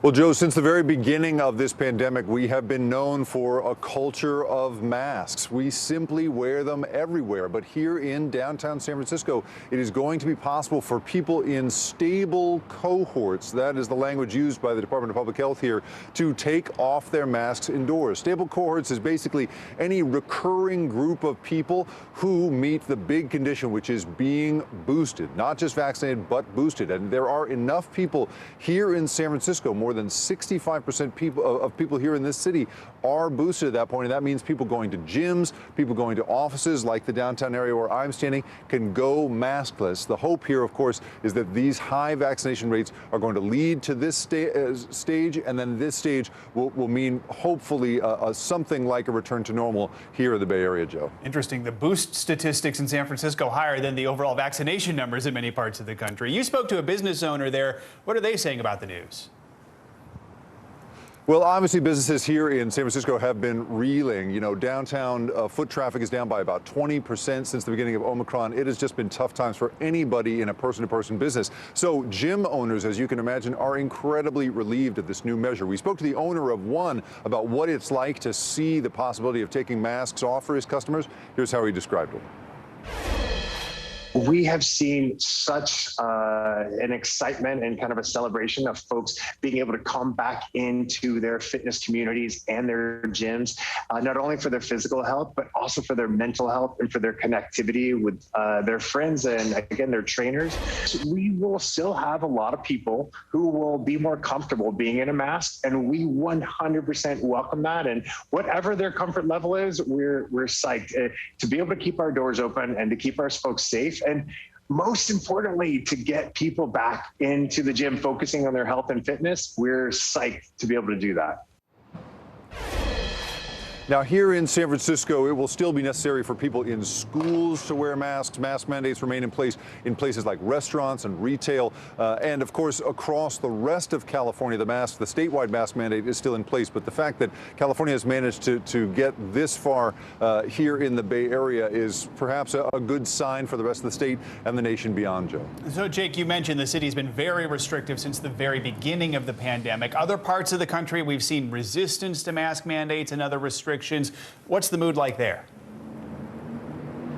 You know, it's amazing to be here in this culture of mask, wearing all of the time. I mean, really, there has just been no question about it since the very beginning of the pandemic. The Bay Area was the very first to lock down. Some of the big businesses and employers here were the first to send their people home. So from the beginning, this has really been a place of compliance with these public health measures. That same gym owner described it this way. Have a listen. We're very fortunate in San Francisco that the majority of our population is very patient with this whole process. In fact, they're usually very cooperative. whether it be masks, whether it be vaccination, whether it be boosters. We're fortunate. I work with lots of folks and lots of gym owners around the nation who it is a much more touchy and a much more political subject for sure. We are so hopeful that February can finally give us a glimpse of that kind of New Year's rush that we've been waiting for. For boosters, our clients have been asking us to show their proof of booster since November. So at this point, being able to remove the masks in a place that has been so strict about it for so long, hopefully holds out some hope for the rest of the state and the rest of the nation, Joe. See if it becomes a model for some other places. Jake, thanks so much. Appreciate it. Still much more to come on this hour of Morning News Now, including a star-studded primetime tribute to America's Golden Girl 1 month after her passing. Plus, the days of disco aren't dead yet, at least in the eyes of one Tennessee small business owner. The fashion-forward roller skates that are putting the hustle in, well, the hustle. That's up next.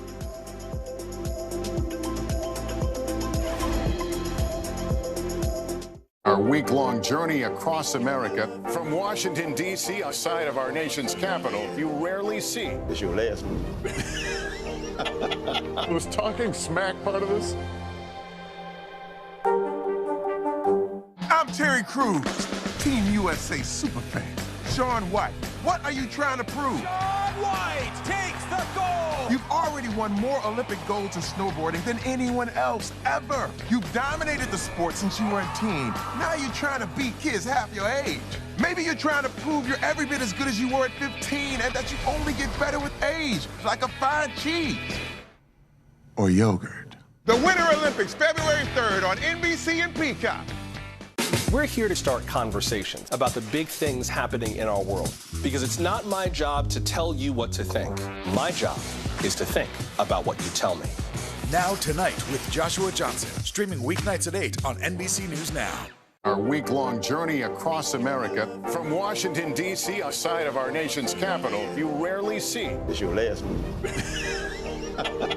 Was talking smack part of this? I'm Terry Crews, Team USA superfan. Michaela Schifrin. Schifrin wins gold! With just one more gold medal, she'll have more than any American alpine skier in history. And she'll have plenty of chances to get it at the Winter Olympics in February. I guess you could say she's climbed the mountain of this sport. But if you want more gold, it's time to come down, Michaela. Better do it fast. The Winter Olympics, February 3rd on NBC and Peacock. There's no better place for fun with friends. Quality time with your little golf buddy, or an afternoon alone together. Family and friends are just a tap away. Just pick your course, pay from your phone. Golf now. Download the app and go play.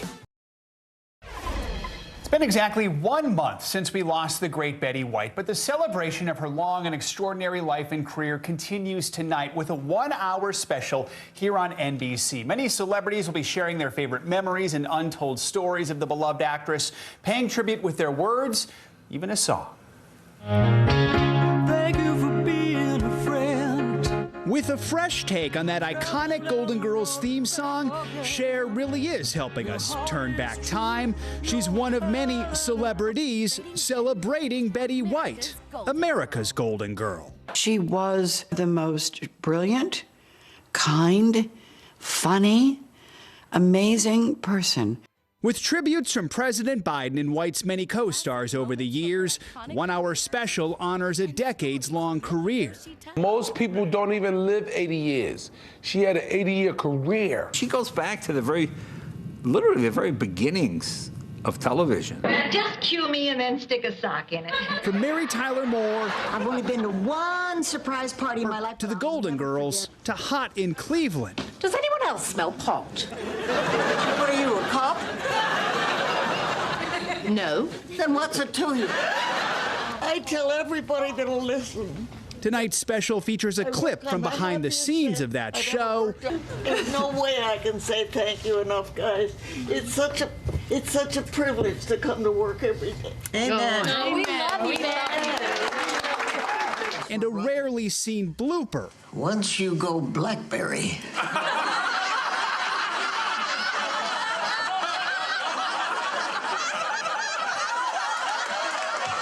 proof she didn't just make the audience laugh. My favorite thing to actually watch these days are the bloopers.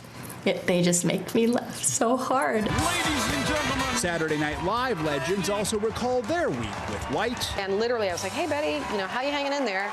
Really more of a polite question because she goes, I'm fine. I went back to the hotel, I had a hot dog and a vodka, slept great. That diet apparently worked. She won an Emmy for her SNL hosting gig. When I first heard about the campaign to get me to host Saturday Night Live, I didn't know what Facebook was. And now that I do know what it is, I have to say, it sounds like a huge waste of time. Our love for Betty was matched only by her love for animals. Betty's friends have no doubt her tireless advocacy is now being rewarded. I imagine her walking across that rainbow bridge, and every animal she has ever loved is there waiting for her, and Alan is standing right in the middle of all of them welcoming her. Oh, that would be her heaven. Yeah. Betty White died just 17 days shy of her 100th birthday, but there is still so much to celebrate. Some of her friends have told me that's what she would want, a party, no tears. Tonight's special, by the way, airs at 10 p.m. Eastern on NBC, and it's going to stream on Peacock tomorrow, in case you're a cord cutter, like many of our viewers are. How cool were those behind the scenes, the bloopers? It's really cool. And there's going to be much more of that, too. So. Yeah, and to get those moments after she's passed that still just make us laugh, things we've never seen before. It's just so neat. Yeah. All right, thanks, Joe. Now, finally, this hour, the story of one Tennessee entrepreneur bringing disco back. She's taken plain roller skates and turned them into fashion on wheels for her company, Moonlight Roller. Our friend, NBC News Now anchor Aaron Gilchrist takes us to Chattanooga, where groovy skates are a booming business.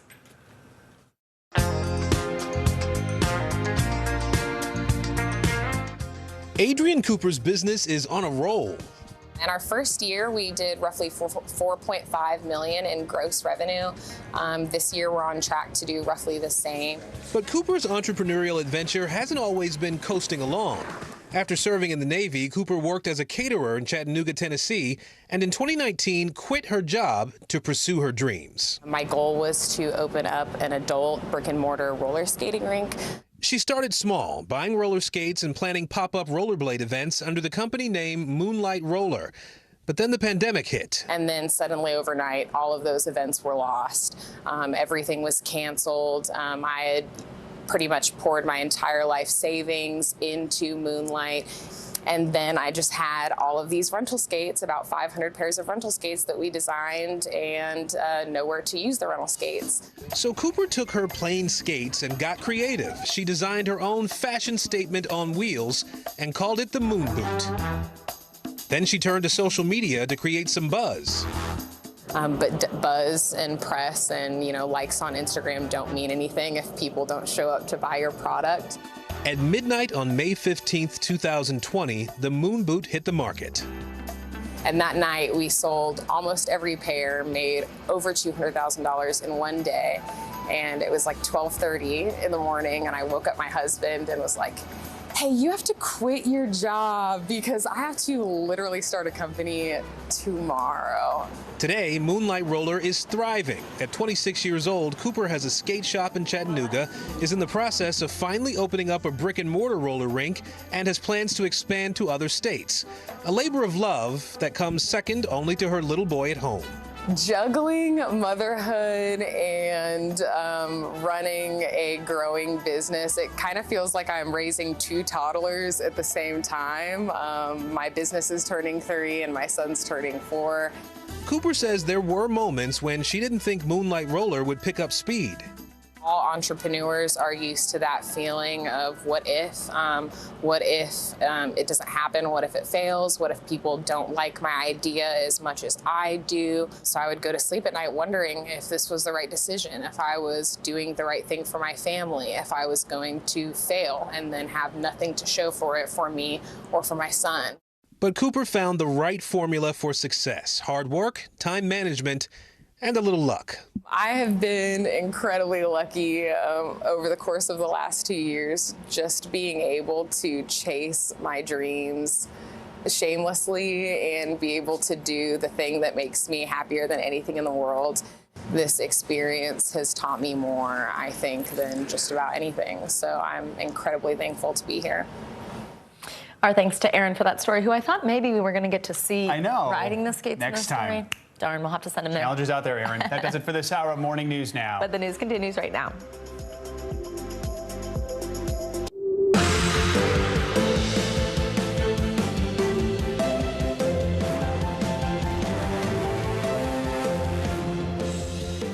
Good Monday morning. I'm Joe Fryer. And I'm Savannah Sellers. Right now on Morning News Now, walloped. Millions of Americans waking up to a major mess. This morning, people digging out and a deep freeze setting in after a historic weekend blizzard that buried much of the East Coast. A look at the conditions as we track another system on the way. Global threat, a last-ditch effort to stop an all-out war. Today, UN officials set to meet, and the U.S. weighing heavy sanctions as some 120,000 Russian troops close in on Ukraine. Ukraine is where the cause of freedom is being waged in our generation, and we need to stand up and be unified with our allies and as Democrats and Republicans.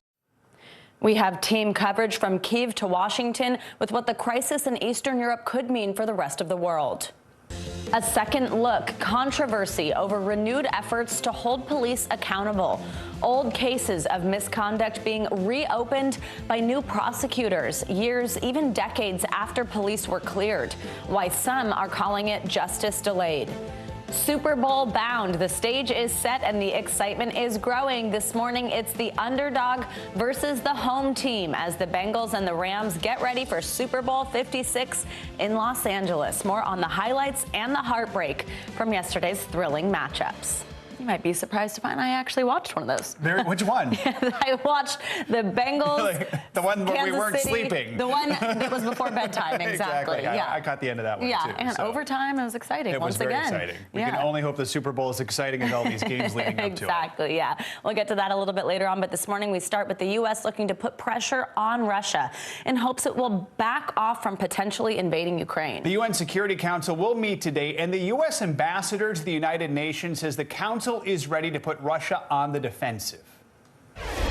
Council is unified. Our voices are unified in calling for the Russians to explain themselves. We're not going to be distracted by their propaganda, and we're going to be prepared to respond to any disinformation.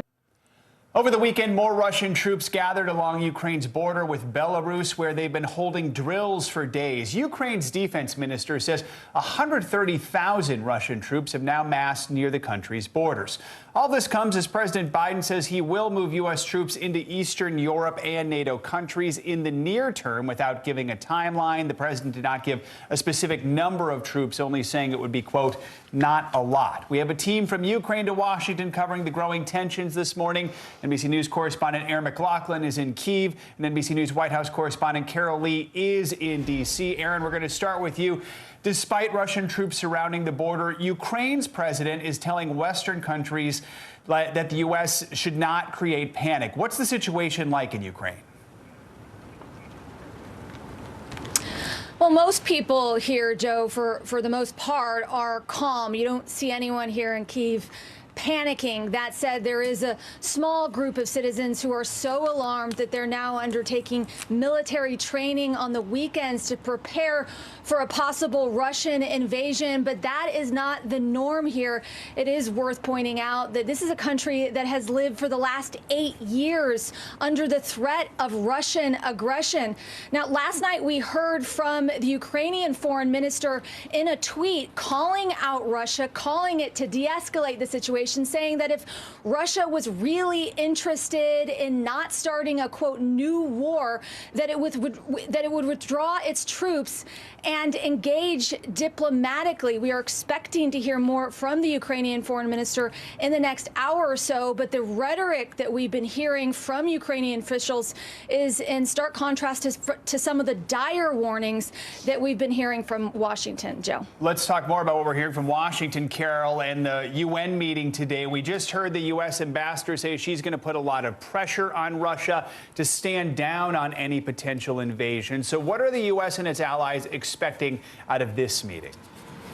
Well, Joe, we're not expecting that there'll be any sort of action against Russia at this meeting. Russia has a veto on the UN Security Council, so it's not like the U.S. and its allies can take some sort of action against Russia in this particular venue. Russia, for what it's worth, has called this a PR stunt, but the U.S. hopes that it can at least put Russia on the spot, have them explain what exactly their intentions are with all of this military buildup around Ukraine, and really just to try to get some sort of diplomacy on track to see if there's still an option to do that. And the UN ambassador talked a little bit about that. Take a listen. They have continued to escalate despite our efforts to try to find a diplomatic route for them and to encourage them to de-escalate. And part of the reason we're calling for this meeting on Monday is one more opportunity to find a diplomatic way out for the Russians. Now, the U.S. is still waiting for a response from Russia to it had presented a list of responses to Russia's list of demands. The initial response from Russia was not positive, but they're still waiting for a fuller response. And meanwhile, the U.S. is saying that they are going to impose some very severe sanctions if Russia does move forward. Now, Aaron, 3 U.S. officials told Reuters that Russia is now sending blood supplies to the Ukrainian border, along with other materials that are used to treat casualties. What are Russia and Ukraine saying about all of that? Well, Ukrainian officials appear to be pretty upset by that report, putting out a harsh statement on Facebook saying it's categorically false. Let me read you what the Ukraine's deputy defense minister had to say. He said, this information is not true. Such news is an element of information and psychological war. The purpose of such information is to spread panic and fear in our society. And those concerns were echoed by the Ukrainian president himself, saying that he was concerned that some of these alarming reports from Washington would create undue panic and economic uncertainty here in Ukraine. That being said, U.S. officials are saying they are simply being transparent with Ukrainians as to the state of the situation, and that transparency continuing over the weekend. We heard from U.S. Undersecretary Victoria Nuland say that Russia shows no signs of de-escalating the situation, with some 30,000 troops now stationed in Belarus. Enough forces, she said, for a full range of military options to be available to Russian President Vladimir Putin, including a full-scale invasion. She did say she saw a window for diplomacy, Russians signaling that they were willing to engage with the 2 proposals, one from NATO, the other from the United States, currently on the table. It is worth pointing out that the Kremlin has announced today that there will be a phone call between the U.S. Secretary of State and the Russian foreign minister for tomorrow. Joe. Let's talk about American troops, Carol. President Biden says he plans to send more troops to Eastern Europe sometime soon. Quickly, any more clarification from the White House on the timing? I spoke to an administration official over the weekend, Joe, who said that there's nothing imminent, that they wouldn't put a time frame on that. And there are a couple options that the president could take here. There are those 8,500 troops that the U.S. has put on high alert, meaning they could be deployed at any time. The majority of those would partner with NATO forces. NATO would have to activate its response force for that to happen. The U.S. could also send some troops unilaterally, a small group, if they wanted to, including if there was a need, they felt that there might be a need to evacuate Americans out of Ukraine. The Defense Secretary not ruling that out. Joe. Carol and Aaron, thank you both. Appreciate it. Now to some encouraging COVID news. Cases are dropping nationwide, down by 1/3 over the past 2 weeks. The drop is making a huge difference for some hospitals that were, up until very recently, overwhelmed. NBC News correspondent Blaine Alexander has the latest. Well, across the country, the numbers are painting a very encouraging picture. In fact, it's enough for the former CDC director to say that he is the most optimistic he's ever been about the pandemic. At the Cleveland Clinic ICU, the load was crushing. As one bed emptied, there was another patient right there to fill it. The National Guard and Air Force called in to help. Now, a different story. Across Cleveland Clinic's Ohio hospitals, the number of COVID patients has dropped from 1,200 to 393 in less than a month. It's a significant relief right now. Starting next week, elective procedures are back. The National Guard has moved out. Overall, doctor, do you think the worst is now behind you? I think so. I hope so. I hope we don't see another variant. And we'll remain optimistic. It's a reflection of the encouraging numbers nationwide, a drop in new cases and hospitalizations down nearly 14%. But deaths, which lag behind, continue to rise in some places, with 31 states seeing an increase over the past 14 days. It comes as some places are dropping masks and restrictions. In Denver, the city's indoor mask mandate is set to expire this week. And in Orange County, Florida, the nation's 9th largest school district says starting this week, COVID concerns can no longer be used as an excuse for missing school. Experts are still cautious, but encouraged. I'm more optimistic today than I have been at any point since the pandemic emerged. We have better tools, better defenses, better information, and better ability to make sure that COVID doesn't dominate our lives. We have the best chance to get and keep the upper hand against this virus. And while overall the numbers are encouraging, there are still some areas that are seeing a rise in cases. In fact, 20 states have seen some sort of an increase over the past 14 days, mostly out west, with Montana being the highest, seeing an 86% increase in cases. In Atlanta, I'm Blaine Alexander, NBC News. All right, thank you, Blaine. Now let's bring in NBC News medical contributor, Dr. Kavita Patel. Doctor, so touching on Blaine's story there, do you think the worst of the Omicron wave is now behind us? Where do we stand overall right now in the fight against COVID? Yeah, I do think it's good news, Joe and Savannah, that the worst of the surge is behind us. And I think overall we're seeing double-digit decreases mostly across the country, with the exception of some of the states that Blaine touched on. And then here's what's important. Those hospitalizations, we're at or near capacity in many hospitals across the country, but it is getting better day by day. What I think we're all kind of waiting for is, like, when does this really drop to even lower than 4% positivity rates like we're seeing in New York? I think that might take several weeks, and that will also depend on this newer variant, BA2, and whether that takes a little more hold in the United States.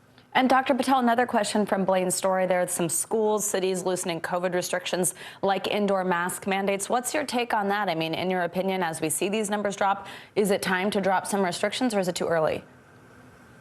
Yeah, it's too early, and let's look at previous surges. When we've seen some of these restrictions removed, even just outside of school settings, restaurants, and in general, we have seen a slowdown in that decrease. And I think all of us want to get as closer to that kind of newer normal and get this behind us. But that is going to depend on some of our ability to keep what's working in place, especially, Savannah, when we still have a lot of people that need boosters and even their first shot.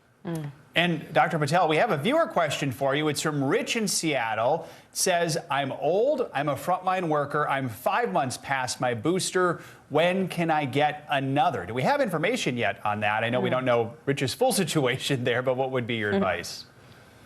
Yeah, Rich is in the same situation as many of us in the front lines that have received boosters. We're right at that 5-month mark coming into February. I do think that this is something that much of the world is looking at. Many countries, including Hungary and Israel, have already authorized 4th shots for healthcare workers, frontline personnel. We have not done so in the United States. Our current boosters have held up pretty robustly against Omicron.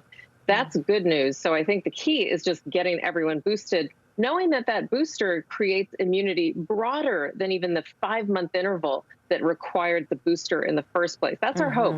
We don't need shots every 5 to 6 months. Hopefully this will stretch out, and we'll have more information on when we really need that 4th shot in the coming months. All right, Dr. Patel, as always, thank you so much. And if you have a question you want to ask one of our doctors, please do let us know. They're ready to answer them. Email us at morningnewsnow@nbcuni.com and let us know if you want to stay anonymous. The excitement is building for the Winter Olympics as athletes and officials arrive in Beijing ahead of Friday's opening ceremony. This morning, we're getting a closer look at the extreme precautions China is taking to prevent a COVID outbreak. That includes workers in hazmat suits and robot waiters. NBC News Global correspondent Raf Sanchez has more. With the Olympics just days away, athletes arriving in Beijing under the shadow of COVID. At least 39 competitors and team officials now testing positive. Among them, Polish skating star and medal hopeful Natalia Malashevska. While some Team USA athletes reach Beijing this weekend, others hit with COVID before even leaving the States. Bobsledder Josh Williamson announcing he tested positive on Instagram, writing, "This has not been an easy pill to swallow." The U.S. Olympic Committee says it's still very hopeful that the entire team will be healthy and able to compete in Beijing. I think the single most important thing to remember as all these athletes go into these games is that you must control what you can and then disregard what you cannot. Beijing on high alert ahead of the games under a strict zero COVID policy. Overnight, locking down several residential neighborhoods after 2 more cases were detected. Athletes and journalists alike subjected to intense testing on arrival, as NBC's Steve Patterson found out. We're going to need to get through this. Immediately you see some of the hazmat suits up there. A ghostly welcome to these strangest of games. Inside the closed loop of the Olympic Village, a look at some high-tech additions. Cafeteria workers are out, and robot cooks and servers are in. So don't expect any long chats with the bartender as he mixes your martini. And in a first for Winter Games, almost all the snow is man-made, raising questions about safety and the environmental impact. An unprecedented Olympics for an unprecedented time. Raf Sanchez, NBC News. That was a fascinating look. All right, now to that winter storm that slammed the Northeast with records amounts of snow, ice, and wind for much of the weekend. The powerful nor'easter impacted Americans from the mid-Atlantic to Maine, dropping more than 2 feet of snow in some areas and forcing millions to dig out as they get ready for their morning commute. I've been here all my life. This is a lot of snow for one time. A lot of first responders on this street, like 3 nurses, a couple of state troopers, a couple of Boston firemen, so you got to try to help them out, you know, because they're at work helping other people. So it's pretty bad. It's not too heavy, but it's a lot. WBTS reporter Kirsten Glavin joins us now. Kirsten, good morning. So you're in South Boston. Now we know that area is known for narrow streets and very specifically residents who are super protective of the parking spots that they've dug out. How much snow did they get there this morning? What's it looking like, and how is it as people head out to work today? Savannah, good morning. Thankfully, the snowfall is done here for now, but of course, the cleanup is far from over. Check out all of this snow here left over from this blizzard. You can see it piled up on people's cars. Still a lot of digging out to do today based on what we've heard from people getting it done over the weekend. It could take at least an hour or 2. Now, it is very cold out here. It's been hovering around 10 degrees. I think people got lucky. A lot of the snow we got was light and fluffy this weekend. It's so not hard to shovel. Of course, it's not going to be pleasant for people to do it this morning out here in the cold, especially if kids are heading to school. Maybe people are heading to work and still have not cleared the way. The city is asking people to help continue to clear off sidewalks as kids head back to school, and I'm sure we'll see some morning commuters that do have to clear off their cars as well before heading out, which could definitely take some time. So, of course, you can see it right here. A lot more work to be done here in Boston. Ooh, yeah, some of those cars look like they are not going anywhere anytime soon. Kirsten Glavin, thank you so much. As we just saw, much of the Northeast still digging out from this weekend's snowstorm. So what's in the forecast this week? Let's get a check on your Morning News Now weather. Which means Bill Cairns joins us now. Hey, Bill, good morning. Good morning. Now, you know, that groundhog better cooperate. I'm looking for like a quick end of winter here. Yeah, we'll find that. We'll find out what Puxatawny and General Lee and all those other rodents have to say later on this week. All right, so let's get into what happened in Boston first. To summarize, you saw the big dig out's happening right now. It was a good day for the kids to play out there too. But this cold storm has brought the cold all the way down to Florida. And yes, we are showing you iguanas that sleep in trees. And when they get cold enough, I don't recommend that. It looks like they're toasting it. They fall out of the trees. So they actually have what they call a falling iguana watch in South Florida because it's been so cold. And yeah, you can see they just, they're warm-blooded, and when it's cold like that, their systems shut down. They don't die, they just shut down. And then when the sun comes back up, they get back up. So that's why they tell people to not be touching and playing with them. Pretty crazy stuff. All right, so let's get into the Boston biggest snowstorms in January history. This one came in second, so pretty impressive by even Boston standards. And here's those temperatures. It's really cold once again. I mean, there's not many places it's not cold, from Minneapolis to Maine, and there's a lot of areas in New England with that fresh snowpack that it's negative numbers right now. In Florida, it's a little warmer this morning than it was yesterday, but look at that little area near Fort Pierce, south of Orlando. Orlando, 29 degrees. That's pretty rare to get down there. That's where you get into some of those orange groves, so that's not great. 42 West Palm Beach. Miami's a little bit better this morning at 50 degrees, and Key West even at 50. So we do have freeze warnings in place for interior, central, and South Florida. Frost advisories, Daytona Beach and areas near Lake Okeechobee. Tomorrow we'll get much, much better. So let's talk about that week ahead.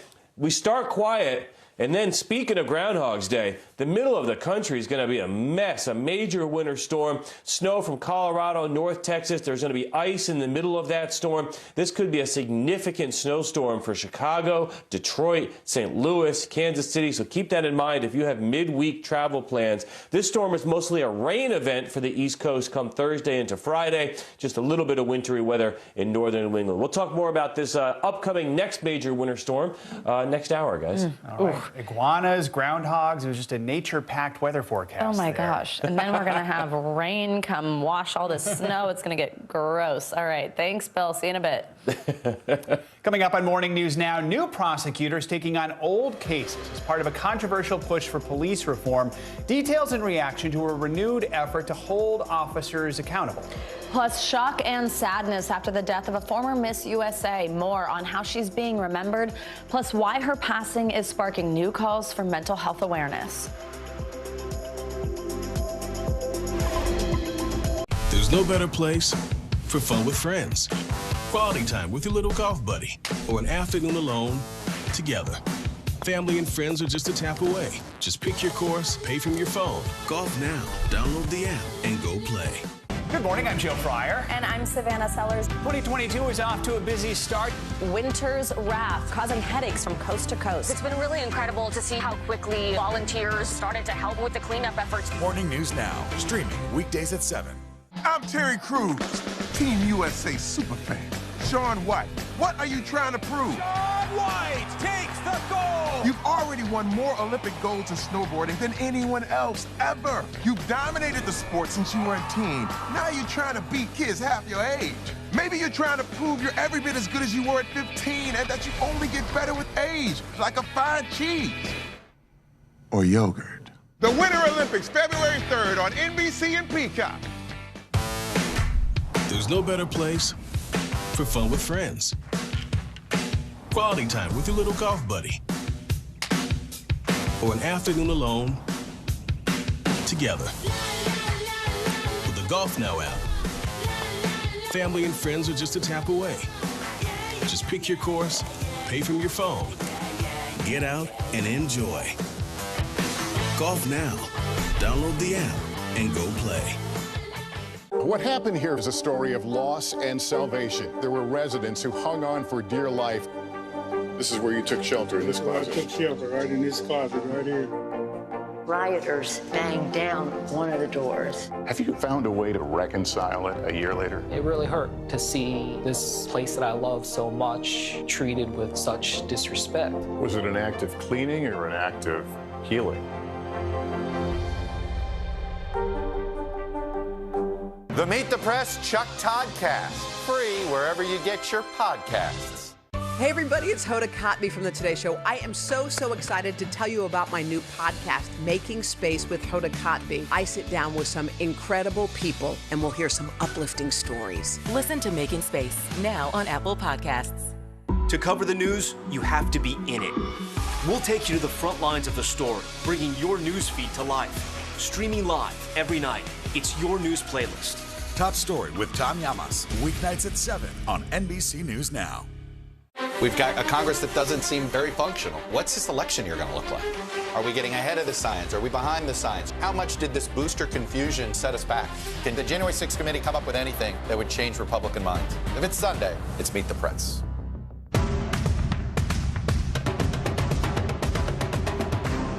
The Meet the Press Chuck Todd Cast, free wherever you get your podcasts.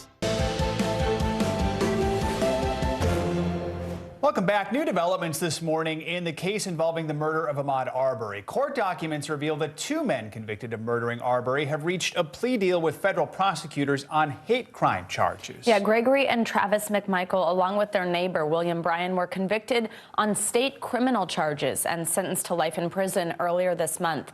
Now, all three men were set to stand trial for federal hate crime charges next week. Yesterday, prosecutors filed a notice in court asking the judge to approve the plea deal for the McMichaels.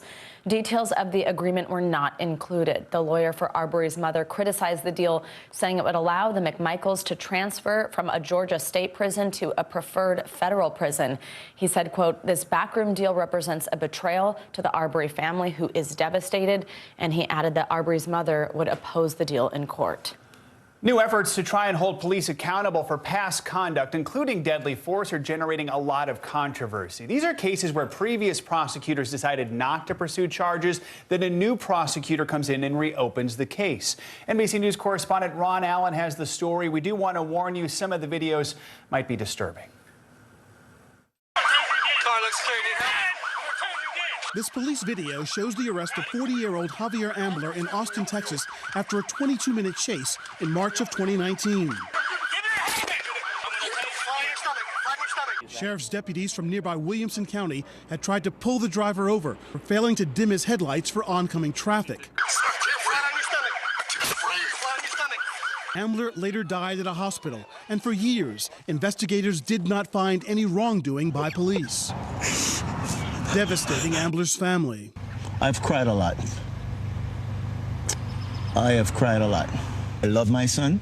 Nearly 2 years later, things began to change. A new prosecutor took over the case. You are pushing hard at the system. Absolutely. And you're going to continue to do that. Absolutely.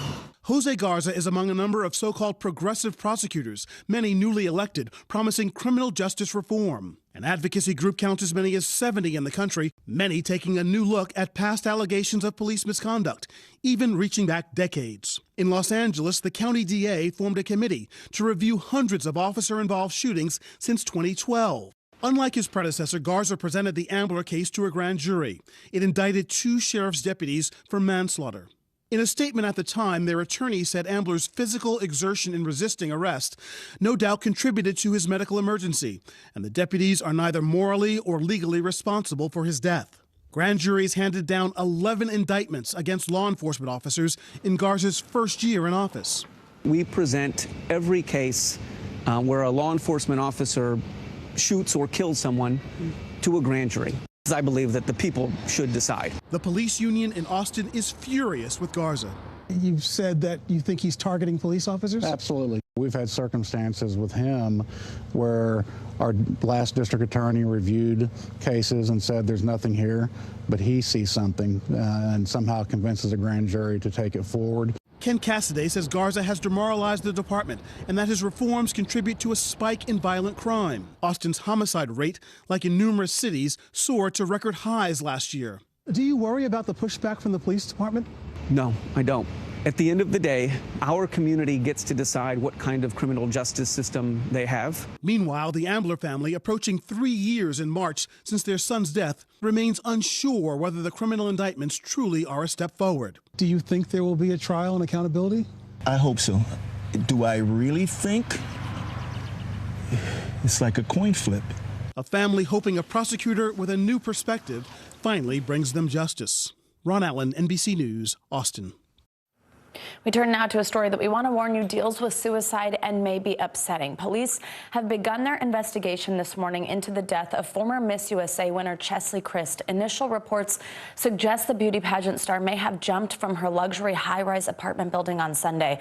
And now tributes are pouring in on social media, with many calling for renewed attention to mental health. NBC News Now anchor Morgan Radford joins us with more on this tragedy. Hey, Morgan, good morning. Hey there, Savannah. Good morning. Police say this all happened just before 7:15 Sunday morning when Chesley Christ jumped from the common area of the 29th floor of that Manhattan high-rise. Now, she was a lawyer who highlighted issues of social justice and social change, and really, she represented change herself when she was crowned Miss USA back in 2019. We remember that moment of that crown going ahead on top of her head of natural curls, which is why now her death is leaving so many questions about such a vibrant life cut short.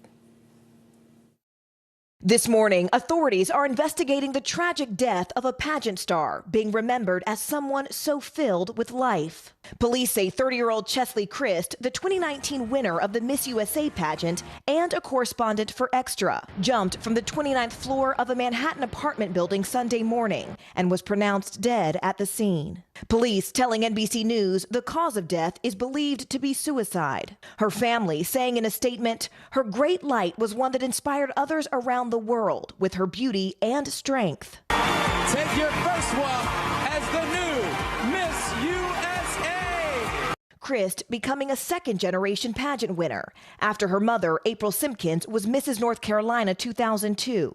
Christ was working as an attorney in North Carolina before entering the pageant scene. Just a really beautiful soul, and she embodied what Miss USA represents. Christ's win meant that for the first time, 3 Black women were reigning Miss USA, Miss Teen USA, and Miss America. Her win was such a big win for me personally because she was the first Miss USA that made me feel as if I could be Miss USA. Shortly after her pageant win, Christ becoming a news correspondent at Extra, earning her 2 Daytime Emmy nominations. Is there anything really cool or unique or exciting we can expect in the next season? In the past, Christ speaking openly about mental health, sharing that she spoke with a counselor to maintain her own mental health. As friends, family, and fans struggled to understand the loss, Christ writing in her final Instagram post, "May this day bring you rest and peace." Messages of support are pouring in for Christ this morning. So if you or someone you know is struggling or needs some help, please contact the National Suicide Prevention Lifeline at 1-800-273-TALK. You can even simply text STRENGTH to the crisis text line 741-741, or you can even go to suicidepreventionlifeline.org. All right, Morgan Radford, so heartbreaking. Thank you so much. Let's now take a look at what is making news around the world this morning. NBC's Ali Arouzi joins us from Tehran. Ali, good morning. Good morning, Joe. Good morning, Savannah. We begin with some major new developments out of the United Kingdom, where the much-anticipated Sue Gray report into Downing Street parties during lockdown has been handed to Boris Johnson ahead of his expected release later. The civil servants report has been looking into a string of parties at Number 10 and other government buildings during COVID restrictions. Partygate, as it's become known, is posing the most serious threat to Johnson's leadership so far. The missile tests just keep coming out of North Korea. Pyongyang confirmed testing an intermediate-range ballistic missile on Sunday that, according to U.S. intel, could be capable of reaching the U.S. territory of Guam. State news agency KCNA released photographs of the Hwasong missile launch. State media also printed rare imagery, some of which they claim were shots taken by a camera fitted to the missile's warhead. The White House says it's extremely concerned by the North's escalation and plans to respond in an unspecified way. And finally, a flying car just got its license to take off. The air car, as is known, was awarded a certificate of airworthiness by the transport authorities in Slovakia after completing 70 hours of rigorous flight testing. To operate it, you'll need a pilot's license, but it allows users to drive and fly, so you can experience road rage and air rage all at once from the comfort of one vehicle. But we're finally getting the Jetsons car. Finally, like the Jetsons car. How cool is that? And very cool to see that video. Back to the future. Yeah, exactly. Ali, thanks so much. And coming up, flipping the switch on a new kind of streetlight. We're going to take you to Chicago for an exclusive look at the technology that could save the Windy City tens of millions of dollars. That's next on Morning News Now. What happened here is a story of loss and salvation. There were residents who hung on for dear life. This is where you took shelter, in this closet. I took shelter right in this closet right here. Rioters banged down one of the doors. Have you found a way to reconcile it a year later? It really hurt to see this place that I love so much treated with such disrespect. Was it an act of cleaning or an act of healing?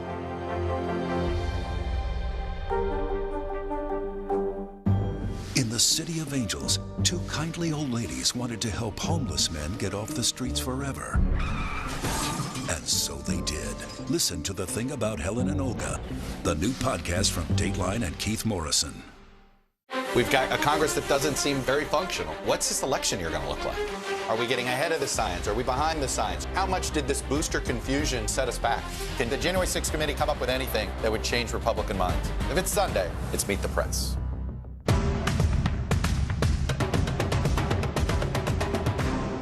I'm Terry Crews, Team USA superfan. Shaun White, what are you trying to prove? Shaun White takes the gold! You've already won more Olympic golds in snowboarding than anyone else ever. You've dominated the sport since you were a teen. Now you're trying to beat kids half your age.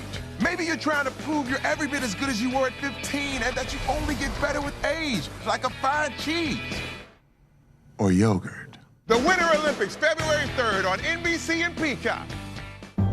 In the City of Angels, two kindly old ladies wanted to help homeless men get off the streets forever. And so they did. Listen to The Thing About Helen and Olga, the new podcast from Dateline and Keith Morrison. What is going to happen now? Going back and forth because Go ahead, this is it, right?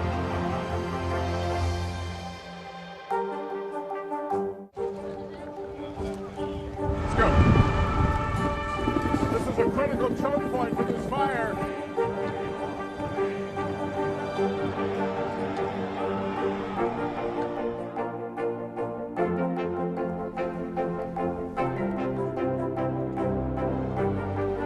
Unnecessary, unjustifiable, illegal. And good evening from New Orleans. Late military operation witnessing the massive crowds. I admire you both. Nice to really spend some time with you. Appreciate it.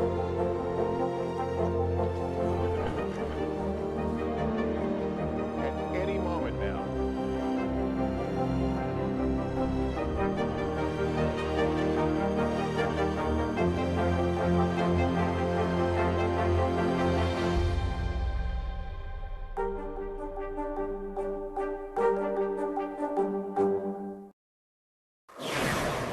What's the nicest gift you ever got from a friend? How about a trip to space? I'm going to guess no. That is unless you know Kyle Hipchin, who just raised the bar, giving his friend the gift of a lifetime. Kyle won the trip in last year's first-of-a-kind SpaceX sweepstakes, which is taking 4 amateur crew members out to orbit Earth. Kyle exceeded the 250-pound weight limit, which means he was unable to take part. So he gave his ticket to the one person he knew would appreciate it as much as he did, his college roommate, Chris Sembrowski. The two have been friends for decades and share a deep love of space, although Kyle was disappointed he can't go to space himself. He says he's happy knowing his friend could go into space. So I'm now updating my birthday list. Trip to space. Don't expect that from me. Got to win the sweepstakes first. Yeah, you got to win the sweepstakes or have, what is it, $250,000? Oh, yeah, there's that too. Yeah. Either way. Yeah, I'll save up for that for you. All right, thanks, Joe.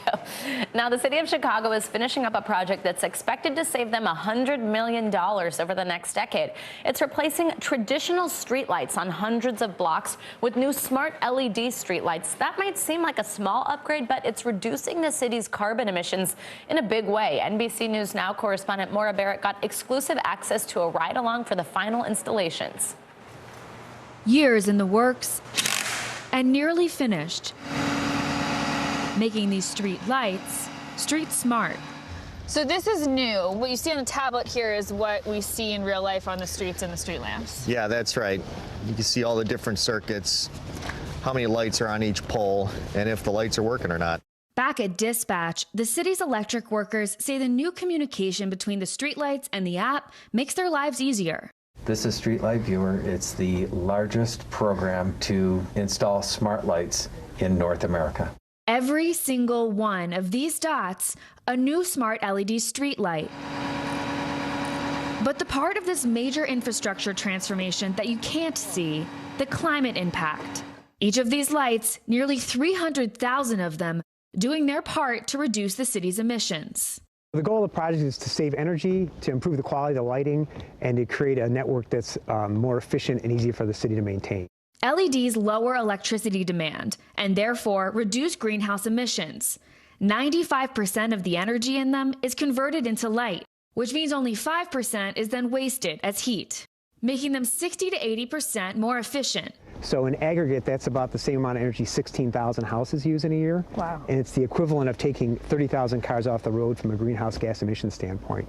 Just by replacing all these light bulbs? Just by replacing all the lights.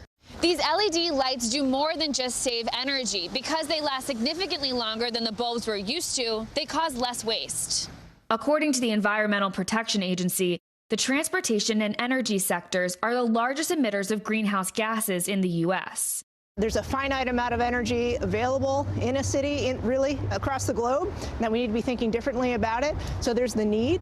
Gia Biaggi, commissioner of the Chicago Department of Transportation, sees this update as a small way to make a big impact for the climate and the city's budget. We're actually expecting to save $100 million over the next 10 years. It is a huge number. That savings, after a $160 million investment, the city expects the project to pay for itself. I think what we've shown for a city of this size, that we can pull it off, and that means cities all over the country can do it too. Right, that's a lot of potential there. Tons of potential. And really, I think one of the things that we like to do in Chicago is we like to experiment and pilot things and then figure out how does that become a systemic change. Los Angeles has installed about half of the amount of lights as Chicago, and some smaller cities like Tucson have already made the switch. Other cities like Philadelphia, Boston, and Pittsburgh are currently developing their streetlight modernization plans. With Chicago now shining in a new light, the energy cost of streetlights has already been cut in half from last year, charting a greener future for America's third largest city. It compels us to look at, well, what other parts of our infrastructure can we think about in this way? Are there other public-private partnerships that can deliver on this? These are the kinds of futures, I think, that a project like this provokes. Now, that was Maura Barrett reporting, and according to the Northeast Group, an infrastructure market research firm, the U.S. is estimated to invest $8.2 billion in streetlight technology nationwide. So we'll be seeing this in more places. Coming up after the break, a budding industry on the verge of going bust. The industry fairly collapsing, because who wants to be in this kind of regulation when there's no profit margins available? When we return, why some businesses say California's cannabis laws have left them in the weeds. This is Morning News Now.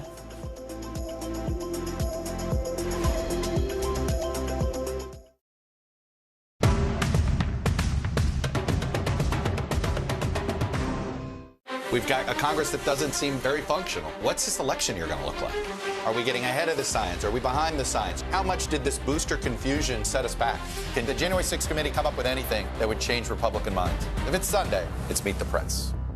Our week-long journey across America. From Washington, D.C., outside of our nation's capital, you rarely see. It's your last one. Was talking smack part of this? This is a very different kind of program. We're here to start conversation about the big things happening in our world. Professor, I'm not asking you to predict the future, but what do we think that the new normal is going to be? Is part of this that everyone's rethinking their jobs during this pandemic and their relationship to their employers? What is your biggest tip for any parent who's concerned about this? It's not my job to tell you what to think. My job is to think about what you tell me. Now Tonight with Joshua Johnson, streaming weeknights at 8 on NBC News Now. Let's go. This is a critical choke point for this fire.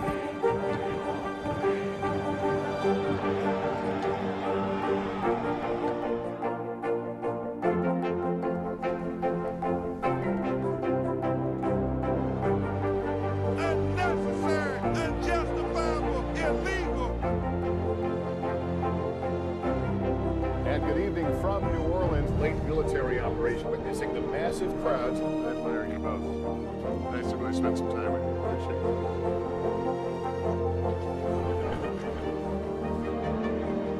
At any moment now.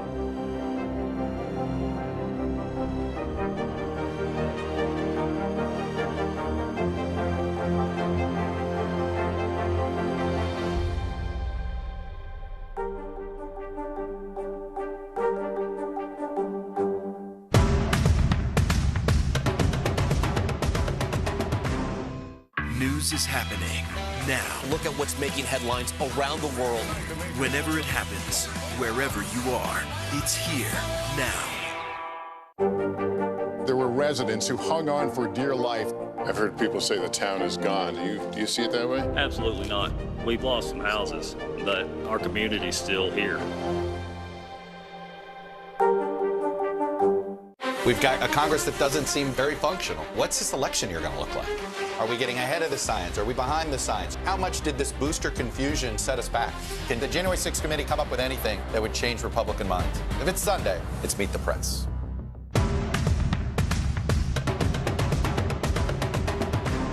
The Meet the Press Chuck Toddcast, free wherever you get your podcasts.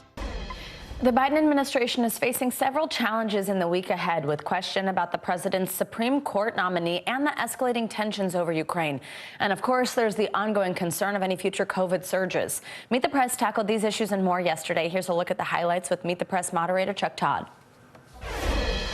Good morning, Savannah and Joe. On this week's Meet the Press, President Biden gets a chance to reset the narrative of his presidency with a successful Supreme Court confirmation. I spoke with Democratic Senator Dick Durbin, chair of the Judiciary Committee, about what to expect and how soon we will get that confirmation. We also spoke with Republican Senator Rob Portman, talked a lot about Ukraine, and we had the chair and vice chair of the National Governors Association together on set.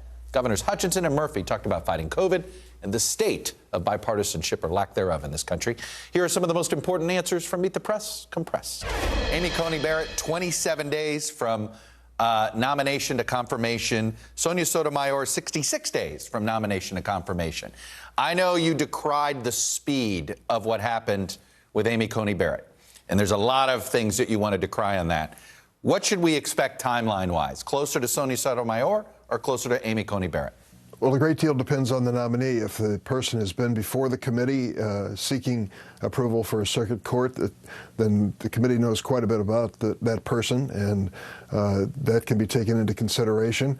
If there are no new developments for someone who's been before the committee and in the previous year or two, it makes a real difference. I can just say this. It's going to be fair, it's going to be deliberate, and we're going to be timely about it, too.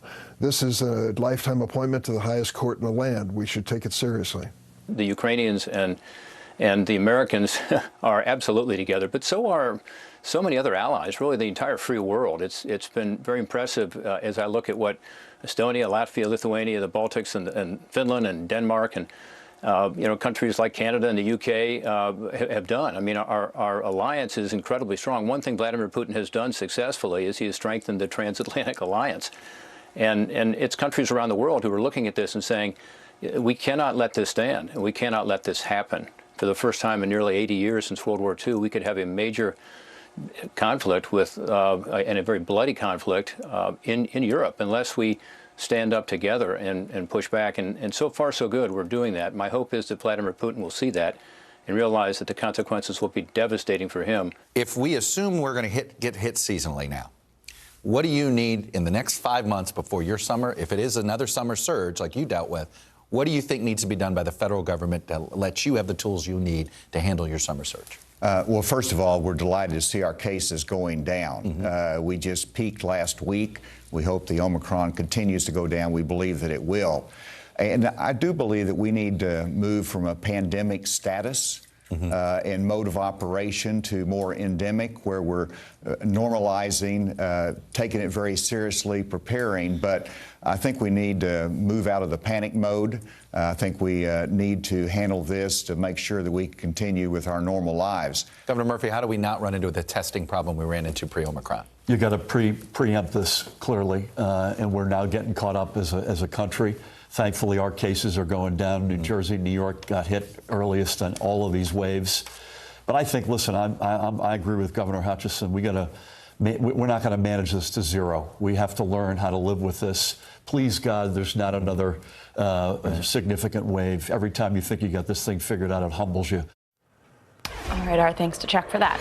Time now for our CNBC Money Minute, the biggest financial headlines of the day and why they matter to you. Silvana Hanau is with us this morning. Hey, Silvana. Hey guys, good morning. T-Mobile will fire corporate employees who aren't fully vaccinated against COVID by April 2nd. That's according to a memo posted on the independent blog TMOnews.com. The new policy was announced on Friday in an email from T-Mobile's HR chief.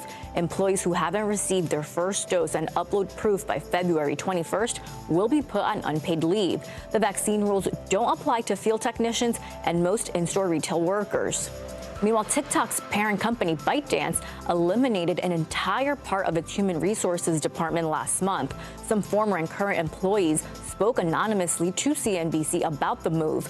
Members of the company's talent development team were told during a town hall meeting their roles would no longer exist. According to a memo, ByteDance found some staffers were unaware of what that team does. Earlier this month, ByteDance cut a large number of education-related positions in China. And Tesla is bringing carpool karaoke to your front seat. It's now selling a microphone for in-car karaoke, but only in China for now.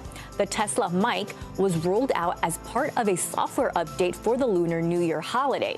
It pairs with the car's infotainment system, so you can park somewhere and belt out some tunes. A pack of 2 microphones will cost you $188. Guys. Put that in the flying car we were talking about earlier. Just have a party. Yeah, exactly. Sounds super safe for driving or flying. Yeah. Maybe not. All right, Savannah, thank you. You got it. The legalization of marijuana on the state level, either for medical or recreational use, is gaining momentum across the country. But in California, where it's been legal for 5 years now, some cannabis companies are struggling to survive. Business owners say high taxes and illicit competition are killing the buzz. NBC News correspondent Gadi Schwartz reports from the Golden State. California dispensary owner Jared Kylo has been in the cannabis industry for 18 years, but since weed was legalized here through Prop 64 in 2016, he has seen some dramatic changes to the industry, and he says it's becoming unsustainable. Unfortunately, California is the poster child for what not to do now. Kylo says steep taxes and regulations are driving up costs and decimating legal farmers and cannabis retailers. So in the last year, how much have you made in sales and how much have you turned in profit? In 2020, we did $11.4 million in retail sales. Before federal taxes, I made $136,000 in profit. After federal taxes, I lost $80,000 as a business. How much is a pound of marijuana taxed from the grow all the way to your store? Right now, 50% of the price you see on our shelf is taxes. At the same time, he says competition from illicit sales is chipping away at their clientele, offering cheaper deals. What are you seeing among your customer base? So that 45 and older demographic has been where all the growth in this legal industry has been. And lately, in the last probably 6 to 9 months, that demographic is disappearing. And experts say some legal businesses often have to sell illegally just to fund the legal side of their operations.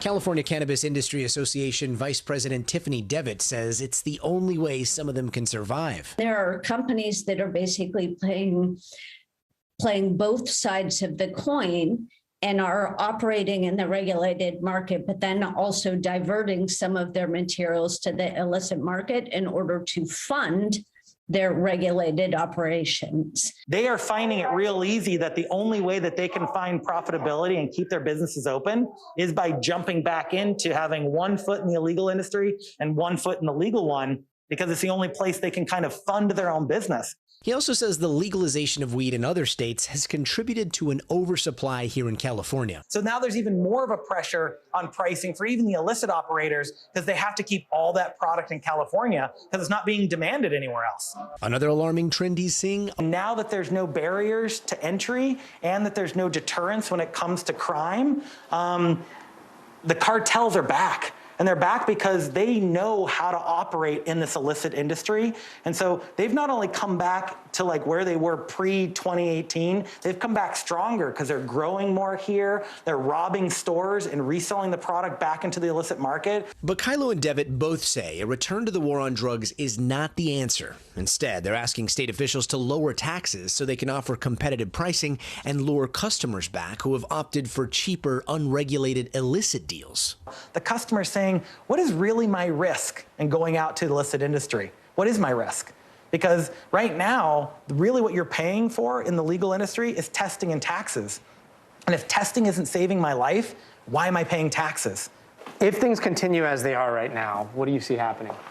I see a mass hiatus of operators moving, out of the industry.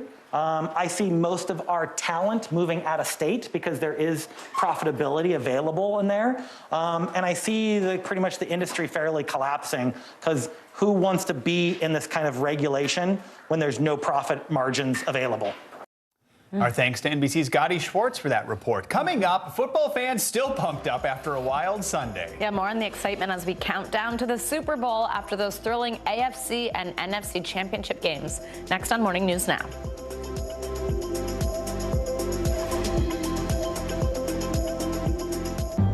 In the City of Angels, two kindly old ladies wanted to help homeless men get off the streets forever.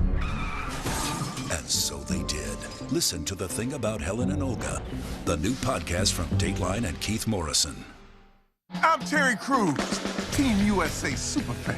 Sean White, what are you trying to prove? Sean White takes the gold! You've already won more Olympic golds in snowboarding than anyone else ever. You've dominated the sport since you were a teen. Now you're trying to beat kids half your age. Maybe you're trying to prove you're every bit as good as you were at 15 and that you only get better with age, like a fine cheese. Or yogurt. The Winter Olympics, February 3rd on NBC and Peacock. Top Story with Tom Llamas is your news playlist on NBC News Now. And now, you can listen to it as a podcast. Available anytime and anywhere. What is going to happen now? Going back and forth because they... Go ahead, this is it.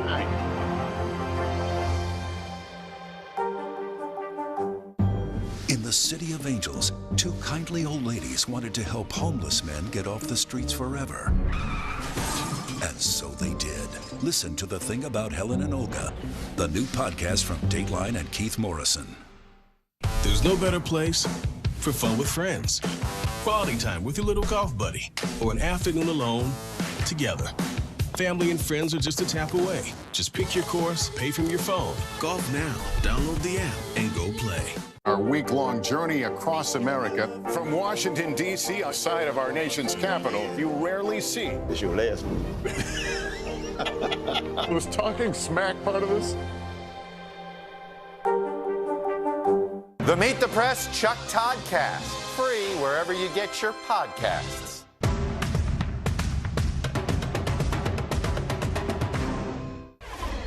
Welcome back. It was another thrilling Sunday of playoff football, and now we've got our Super Bowl teams. The LA Rams and the Cincinnati Bengals will face off in 2 weeks. That's what happened on the field. Off the field, questions and confusion surround the future of legendary quarterback Tom Brady's career. Is he retiring? Who knows? NBC News correspondent Morgan Chesky joins us now with all that and a recap of this weekend's big games. Morgan, good morning.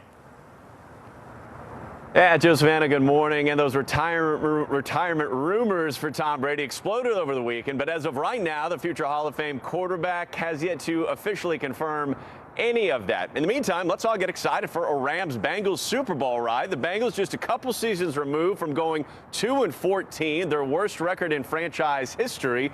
Now, behind number 1 pick Joe Burrow, they're going to the big game. Rams also headed there as well behind the quarterback play of Matthew Stafford, who just arrived this season from the Lions, all after a weekend of games that yet again went down to the absolute wire. One more snap this morning after a thrilling championship Sunday. We're going to the Super Bowl! The stage is set for Super Bowl 56. The LA Rams punching their ticket to the big game, defeating the San Francisco 49ers in a low-scoring slugfest. I'm blessed to be a part of this team with this group of guys, this coaching staff. I mean, you can't write the story any better. Stafford, end zone cup. Quarterback Matthew Stafford instrumental in leading a fourth-quarter comeback.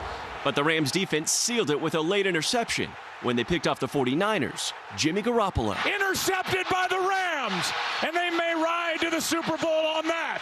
Earlier, Kansas City and Cincinnati dueling in an instant classic AFC title game. And in the end zone, he finds Kelsey. Chiefs quarterback Patrick Mahomes building a big lead in front of an almost deafening home crowd. But Joe Burrow and the Bengals roared back. Open. Taylor. This game is tied. After both teams kicked fourth-quarter field goals to force overtime, He called heads. the Chiefs, just like they did versus the Bills last week, won the coin toss. But a shocking interception by Mahomes gave the ball back to Cincy. who called on rookie kicker Evan McPherson to send them to the Super Bowl. This is something I've always wanted, playing the Super Bowl, and I couldn't be with a better group of guys. From supersized action on the field to intense speculation off it. ESPN's Jeff Darlington and Adam Schefter reporting that 7-time Super Bowl champ Tom Brady was ending his legendary career, but Brady's agent responding. Tom will be the only person to express his plans with complete accuracy. Following Tampa Bay's season-ending loss, the 44-year-old superstar hasn't committed to playing next season. There's no really rush for me to figure out what's next. I'll know when I know. Meanwhile, Brady's dad is speaking out yesterday, according to an NFL Network reporter, who says Tom Brady Sr. texted him. Tommy has not made a final decision one way or the other, and anybody else that says that he has is absolutely wrong. Lots of storylines to keep our eyes on. In the meantime, for the Super Bowl, it'll be Burrow and Stafford's first trip to the big game. Stafford in his 13th season after spending 12 with the Lions. If Joe Burrow wins with the Bengals, guys, get this. He would be the first NFL quarterback in history to win the Heisman, win a college national championship, and the Super Bowl. And consider this. He could accomplish all of that in 3 years. Wow. Just 3 years. Oh my goodness. Right on that. All right. Yeah, Morgan, very cool. Thanks, looking Morgan. forward to it. Thank you. That does it for this hour of Morning News Now. But the news continues right now.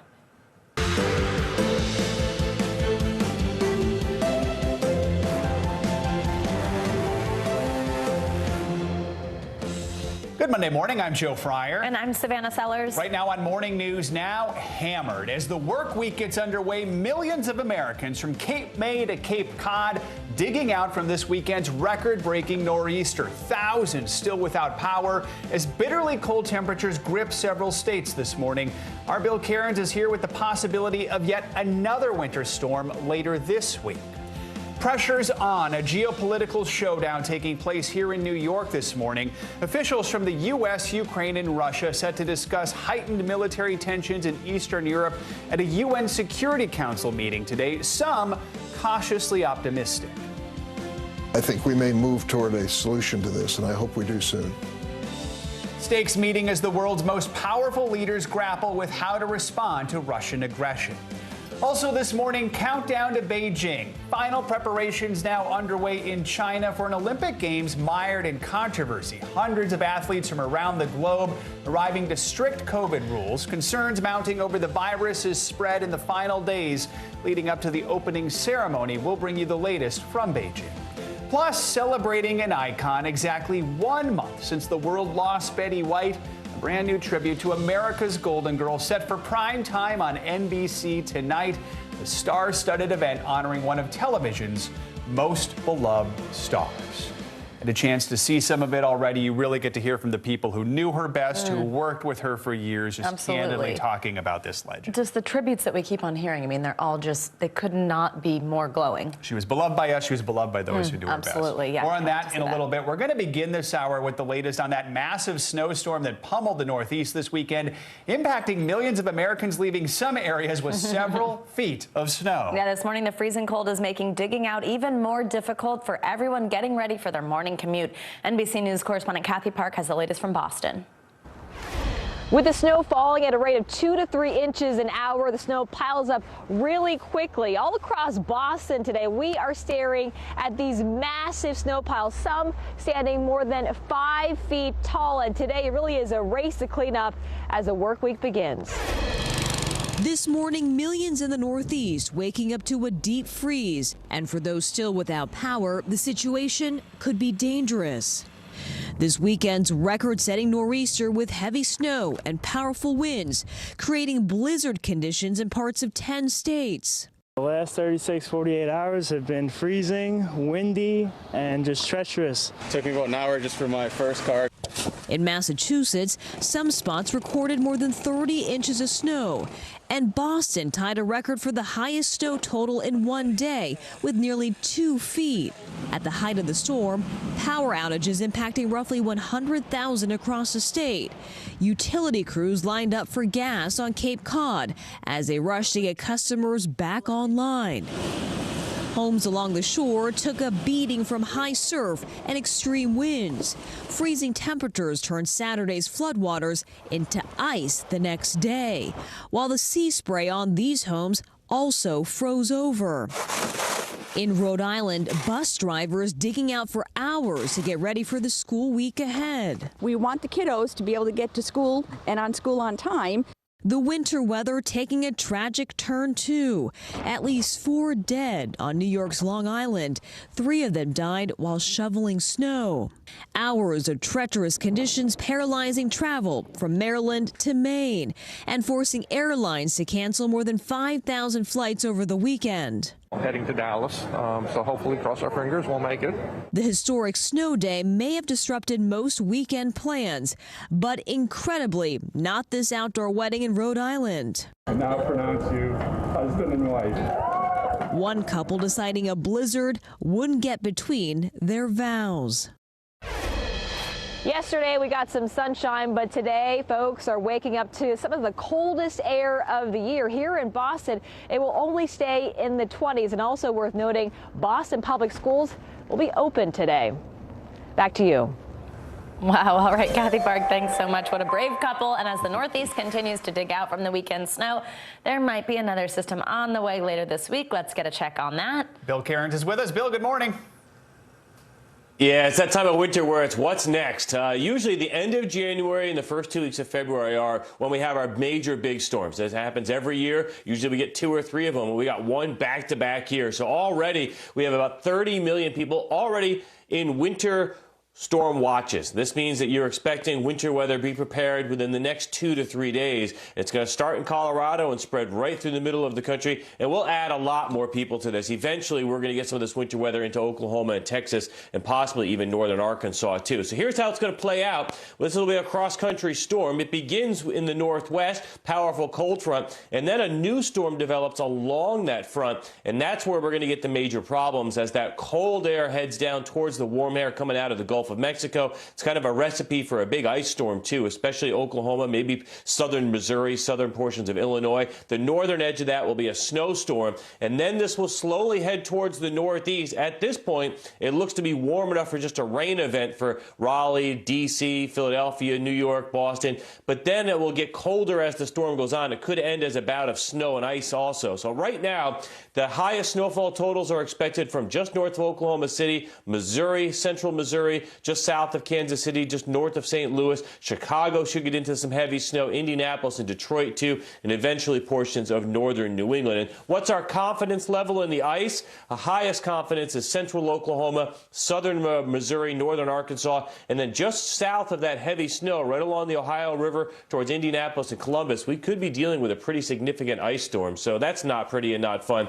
And as far as our computers go, pretty good agreement. This is our European model. The purple shows you the heavy snow, and it's very similar on our American GFS model. So we have high confidence in that heavy band of snow through the Midwest, guys. So for today, it's just very cold, and we're setting the stage for our next major winter storm.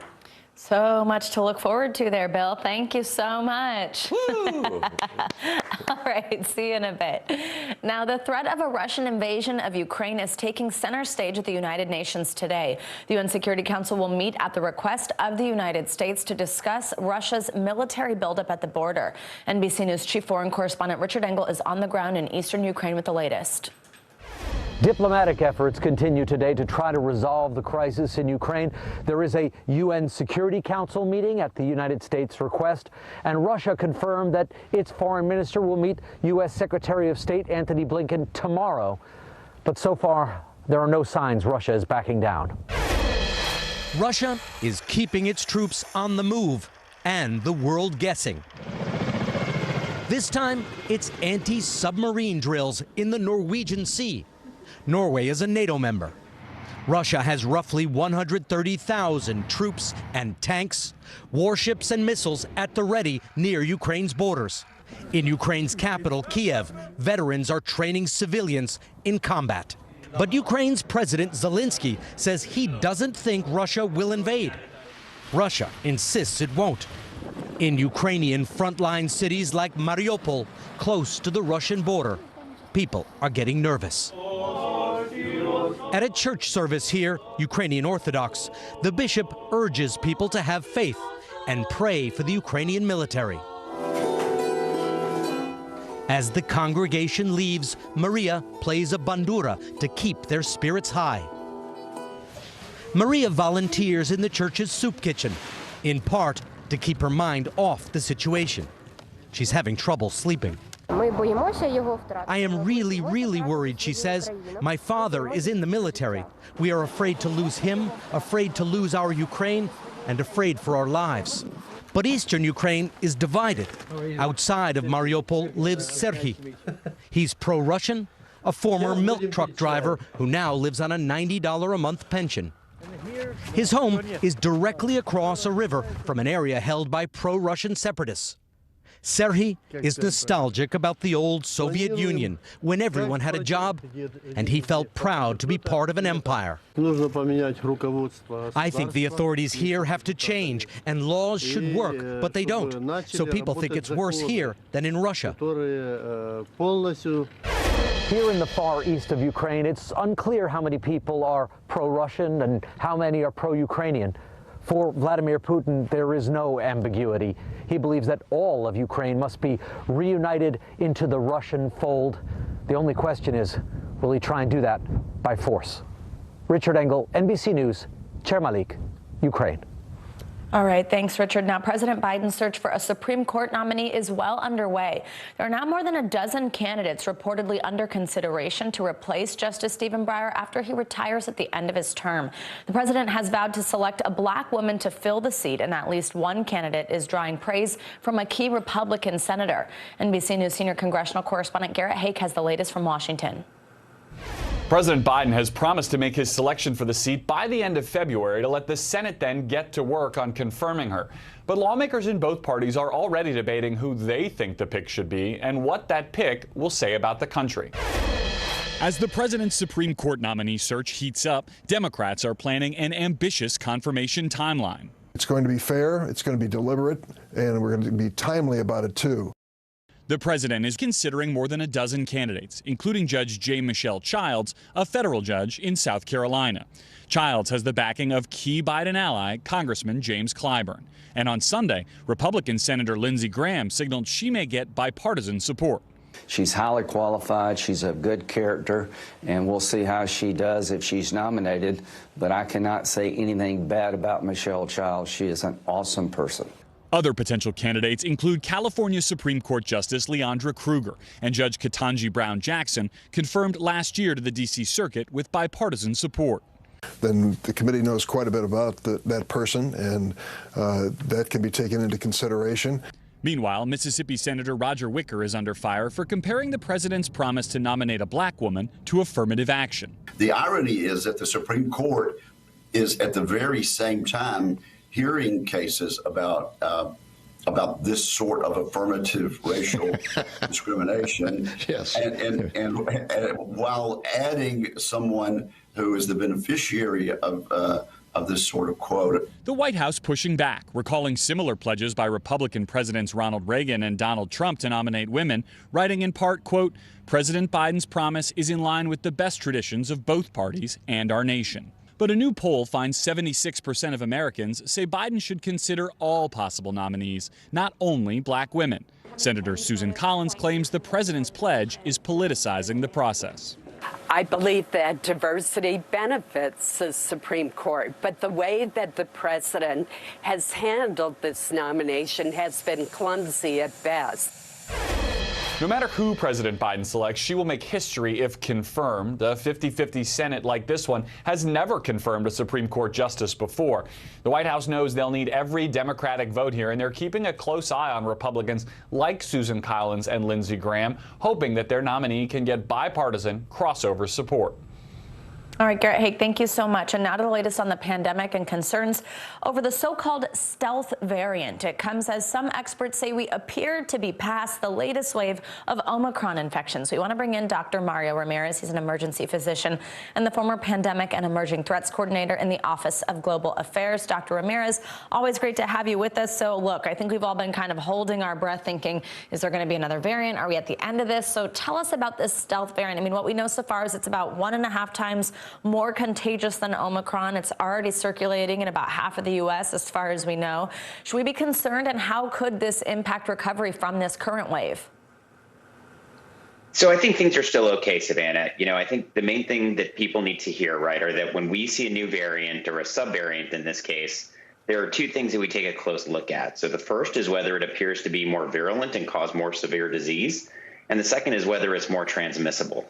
And so on the first question, based on the data that we've seen so far, at least, it does not appear that BA2 or the stealth variant causes disease that's more severe than that caused by Omicron, which already looks to be much better than what we saw with Delta. So the second question, though, whether it's more transmissible, is something that we're still studying, but it looks like it's probably a bit more infectious than the original variant, BA1 from Omicron. Now, what that means, right, and I think everybody is starting to feel like maybe making predictions about some of these variants is getting more difficult, is that it's possible in areas where the case counts may go even higher than they would have otherwise done from BA1 alone, or that it's possible, because it's more transmissible, that more and more people may get infected over a longer period of time. And so rather than seeing that really sharp sort of hairpin turn that we saw in South Africa with BA1, it's possible that this may spread out a little longer and last a little longer. But the good news is that if you're vaccinated or you're boosted, you still have very good protection against this particular subvariant. All right, doctor, now I want to ask you about testing. So the Biden administration is buying 1 billion rapid antigen tests to ship to American homes. This influx comes on the heels of that revised federal guidelines, the ones that kind of confuse people, that shorten the isolation period to 5 days after symptoms started or a positive test. But what happens if you still test positive after a 6th day? So what do people need to know here in terms of isolating, what symptoms mean, that type of thing? So the short answer to your question is that if you test positive on day 6, you should still continue to isolate for 5 additional days. The way that these rapid antigen tests are set up, they're essentially set up to detect a certain amount or a certain threshold of live virus that produces the protein that these tests pick up. And so what that means is that if you're still testing positive on day 6, it's extremely likely that you still have a high level of circulating virus in your bloodstream and therefore are infectious to other people. So CDC's guidance was that if after day 5 you were feeling better, that you could go out as long as you were wearing a mask. But the truth is that if you're still testing positive on day 6, it's highly likely that you're still pretty infectious to other people, and you should continue to stay home for 5 more days. All right, Dr. Mario Ramirez, as always, thank you so much for your time. And if you have a question for one of our doctors, you want to ask him something, please let us know. Email us at morningnewsnow@NBCUNI.com and let us know if you want to stay anonymous. Ask us anything. And coming up on this hour of Morning News Now, we'll take you to Beijing in the final days before the Winter Games kick off. Hundreds of athletes now descending on China's capital city met with new COVID rules and protocols. Plus, combating a hunger epidemic in some of the most remote parts of Afghanistan as the Taliban's rule molds a nation in economic freefall. Those stories are next. There's no better place for fun with friends. Quality time with your little golf buddy, or an afternoon alone together. Family and friends are just a tap away. Just pick your course, pay from your phone. Golf now. Download the app and go play. Hey everybody, it's Hoda Kotb from The Today Show. I am so excited to tell you about my new podcast, Making Space with Hoda Kotb. I sit down with some incredible people and we'll hear some uplifting stories. Listen to Making Space now on Apple Podcasts. We've got a Congress that doesn't seem very functional. What's this election year going to look like? Are we getting ahead of the science? Are we behind the science? How much did this booster confusion set us back? Can the January 6th committee come up with anything that would change Republican minds? If it's Sunday, it's Meet the Press. News is more than a headline. It informs, it inspires, and it still matters. To cover it, you have to be in it. And that's what we're going to do. Every night, we take you to the front lines of the story, where it's actually happening, with NBC News journalists on the ground from all over the world. We cover what you need to know and bring your newsfeed to life. In primetime and streaming live, it's your news playlist every night. Top Story with Tom Llamas, weeknights at 7 on NBC News Now. What is going to happen now? Going back and forth because they... Oh, yeah, this is it, right? There's no better place for fun with friends. Quality time with your little golf buddy, or an afternoon alone together. Family and friends are just a tap away. Just pick your course, pay from your phone. Golf now. Download the app and go play. In that moment, I was just thinking about what I could do to get to that line. Jesse Diggins to the line! Oh! A landmark moment that will be etched in history. When Keegan jumped on top of me and we saw our teammates right next to the finish line, that was a really emotional moment for me. I remember thinking, this podium is too small. It should be more than just the two of us up here. Ooh, the answers come when you need them most. Ooh, let it go. The Today Show's newest fan. Little Al Roker. What am I doing here?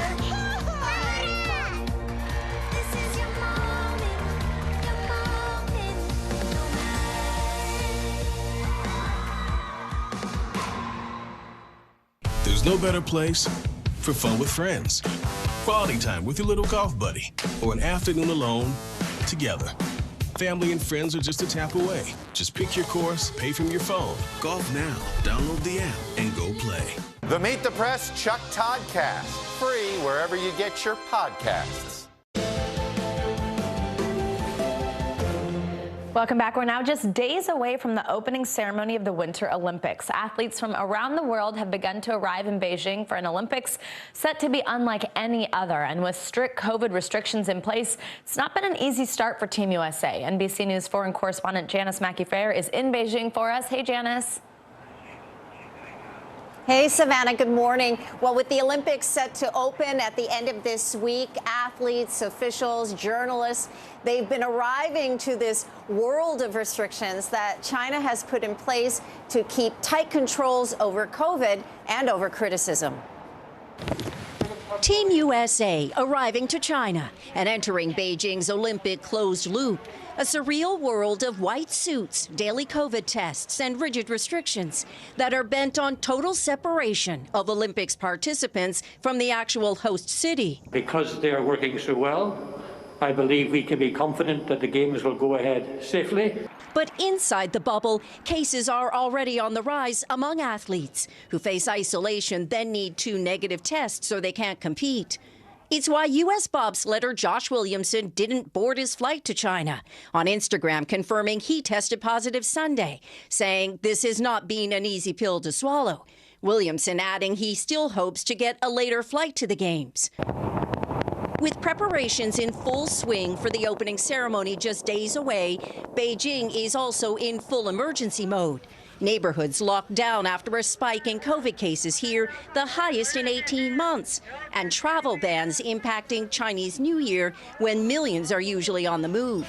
At the edges of the closed loop, there are buffer zones like this, but anything beyond the barrier is inside the bubble. I'm within waving distance, but there's no crossing over. A Winter Olympics during a pandemic was always going to be a challenge for China's leaders, who face intense criticism over human rights and scrutiny over state surveillance.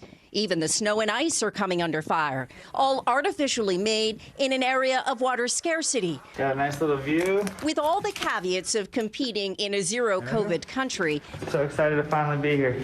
Just being in Beijing feels like a win for U.S. curler Chris Plies. Every athlete that's competing here, I think, has obviously put a lot of effort into staying as safe as they can.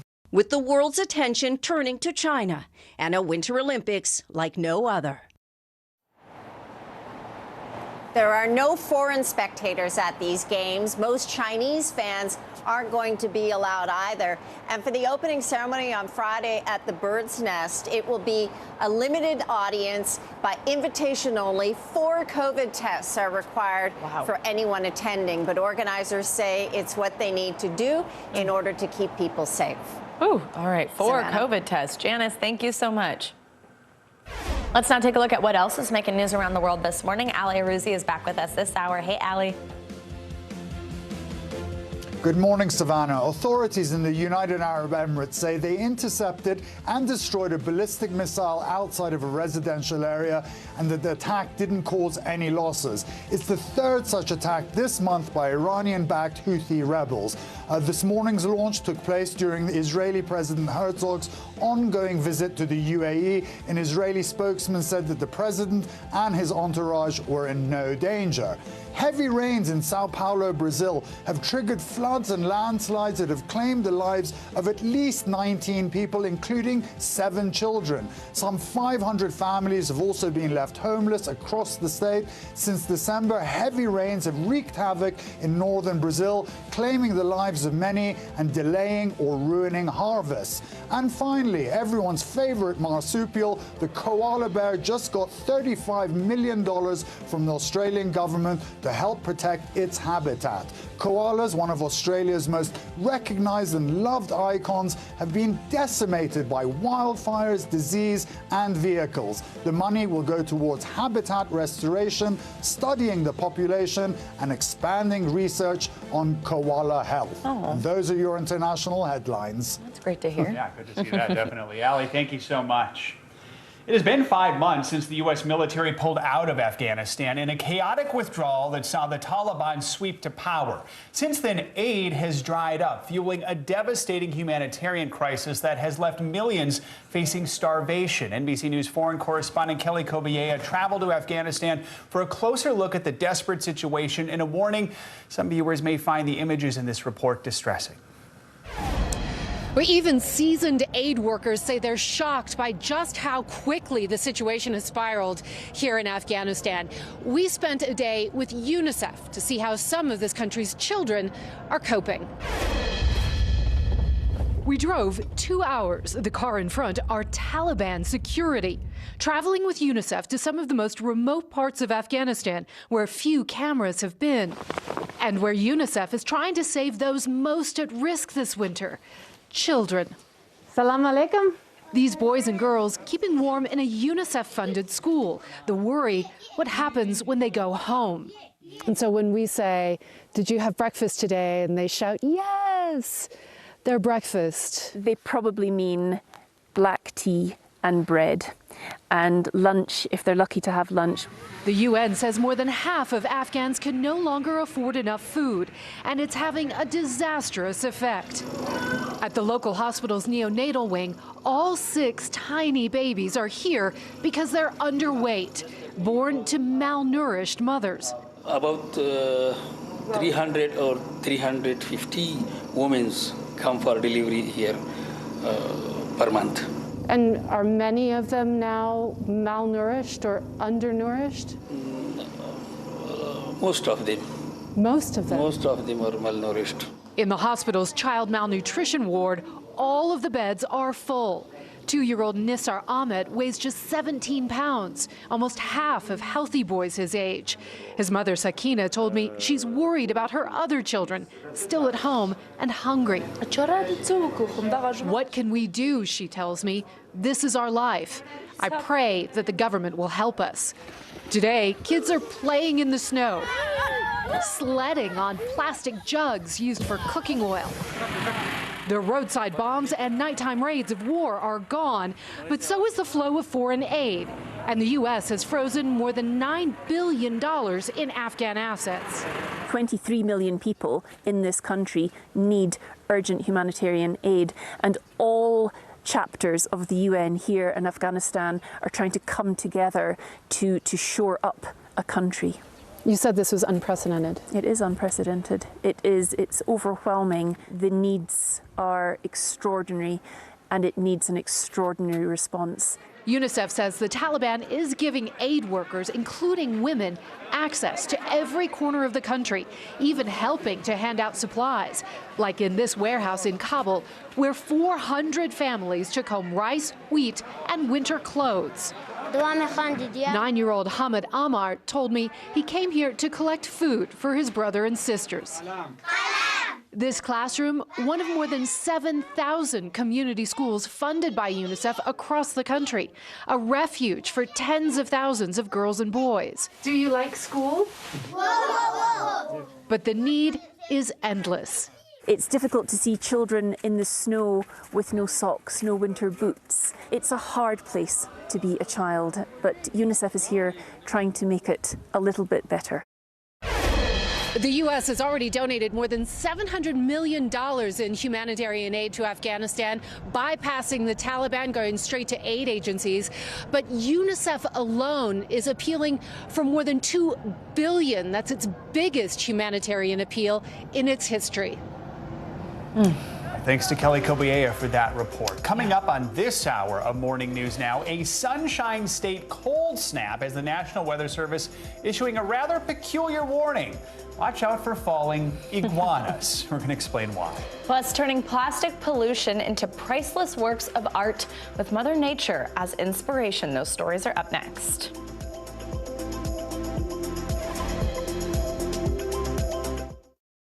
We're here to start conversations about the big things happening in our world, because it's not my job to tell you what to think. My job is to think about what you tell me. Now Tonight with Joshua Johnson, streaming weeknights at 8 on NBC News Now. What happened here is a story of loss and salvation. There were residents who hung on for dear life. This is where you took shelter, in this closet. I took shelter right in this closet right here. Rioters banged down one of the doors. Have you found a way to reconcile it a year later? It really hurt to see this place that I love so much treated with such disrespect. Was it an act of cleaning or an act of healing? I'm Terry Crews, Team USA superfan. Shaun White, what are you trying to prove? Shaun White takes the gold! You've already won more Olympic golds in snowboarding than anyone else ever. You've dominated the sport since you were a teen. Now you're trying to beat kids half your age. Maybe you're trying to prove you're every bit as good as you were at 15 and that you only get better with age, like a fine cheese. Or yogurt. The Winter Olympics, February 3rd on NBC and Peacock. News is happening now. Look at what's making headlines around the world. Whenever it happens, wherever you are, it's here now. News is more than a headline. It informs, it inspires, and it still matters.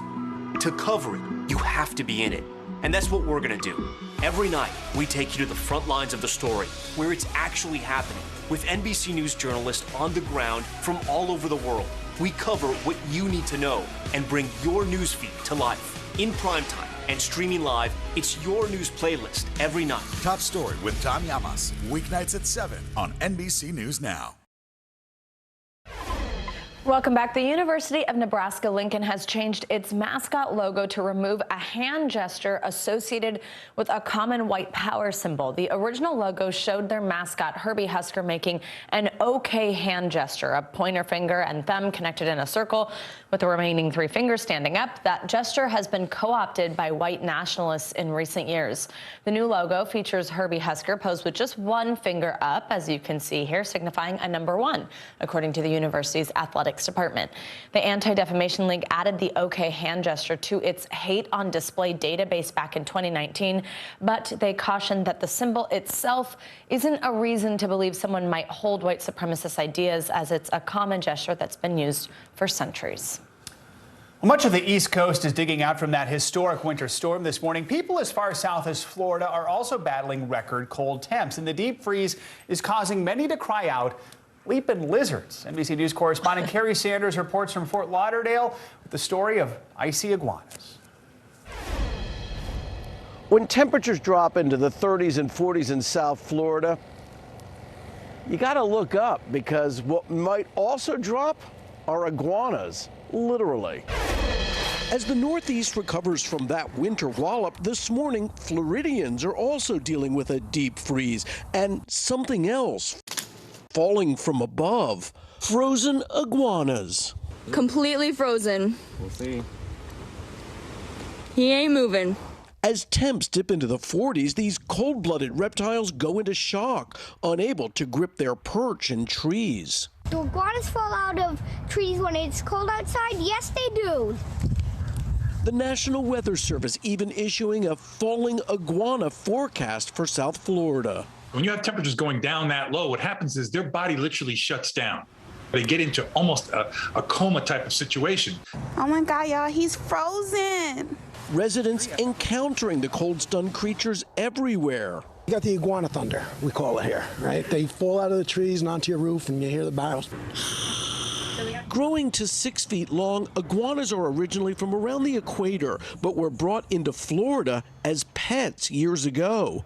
When some were set loose, they multiplied, quickly becoming a public nuisance. They'll feed on every flower you have in the garden.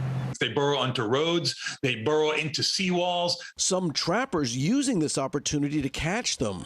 If they're nice and slow, that's prime opportunity. While sympathetic animal lovers may try to warm them up, experts say hands off. When startled, iguanas can bite, and it's also illegal to warm them up and then release them. Wildlife officials say that if you do warm up an iguana, you can't then release it. You need to take it to a wildlife facility because releasing it is essentially putting an invasive species back into the environment. And here in South Florida, it's estimated there are at least 20,000 iguanas. Wow. All right. Learned a lot there. Yeah, Sanders, absolutely. thank you. For it being illegal, there was lots of video of people picking them up and holding them and testing them out. Yeah, right. Don't do that anymore. Yeah. All right, now the dangers of plastic harming our environment is becoming a more and more serious issue. Well, now new art is using pieces of plastic waste to explore our fragile relationship with nature. Yeah, it's an installation called Earth Poetica, and it's a massive globe made of metal, bamboo, and plastic pollution. It opens in Jerusalem next week before making its permanent home in the World Trade Center complex here in New York next year. We have the creator of that piece, Beverly Barkett, joins us now. Beverly, good to have you with us. I mean, this is such a fascinating and timely piece of art. Tell us, what was your intention in making Earth Poetica, and tell us about that title. First of all, thank you for hosting me. This is a great honor for me. The title actually came from Ars Poetica. Ars Poetica is poetry about poetry, writing about poetry. And then it went on to being a movement of art about art. And now I've taken it to Earth about Earth. So if we don't change the way we behave with Earth in the future, this is what we're doing. We're suffocating ourselves. Absolutely. Bottom line, Earth Poetica. We love that. And now some of the panels that we could see there, we were just showing them, almost look like stained glass, like something you would see in a cathedral, in a church. Tell us how you did that. How did you create that effect, and where are you getting all this plastic? The effect comes from soya-based resin that I found, and I combine it with the plastic that I've collected over 3 years, more or less, throughout the time of this project itself. What happened was, before COVID, I would travel around the world exhibiting and collecting my own plastic waste that I've used or found or from different locations. And then COVID broke out and I wasn't able to go anywhere. But people who heard about the project from different locations started sending me parcels with plastic waste, their plastic waste that they used or that they found. So in my studio, I have different boxes with different addresses from all different places around the continent with the plastic waste. Wow. Truly a worldwide effort there. Now, tell us where specifically people can see this piece if they're in Jerusalem, and what is it you hope that audiences get out of it? So in the beginning, it'll leave Jerusalem being exhibited in the Gottesman Aquarium for the minimum of half a year, but we'll see how that goes because they're building a brilliant educational program around the project. They bring a lot of classes to show. They bring, and they're actually creating a step-by-step, how does an artist go from just plastic waste to the plastic that they can see in front of them and the whole project. So there's two different things here. One, people who wouldn't go to museums are actually going to come in front of art and feel art and see art for maybe the first time.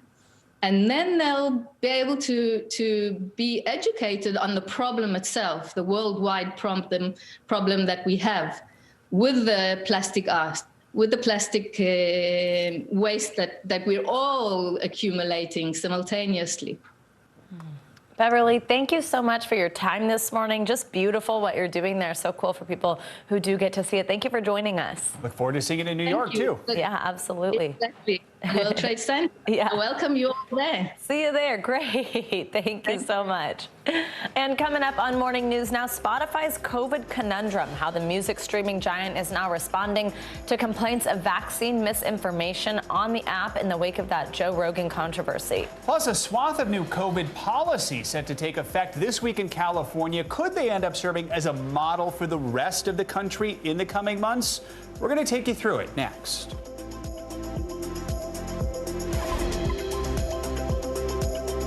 What happened here is a story of loss and salvation. There were residents who hung on for dear life.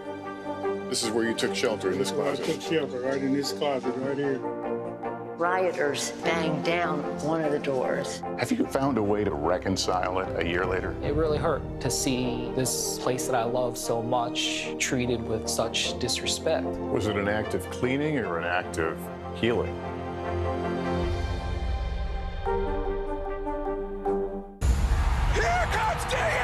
In that moment, I was just thinking about what I could do to get to that line. Jesse Diggins to the line! Goal!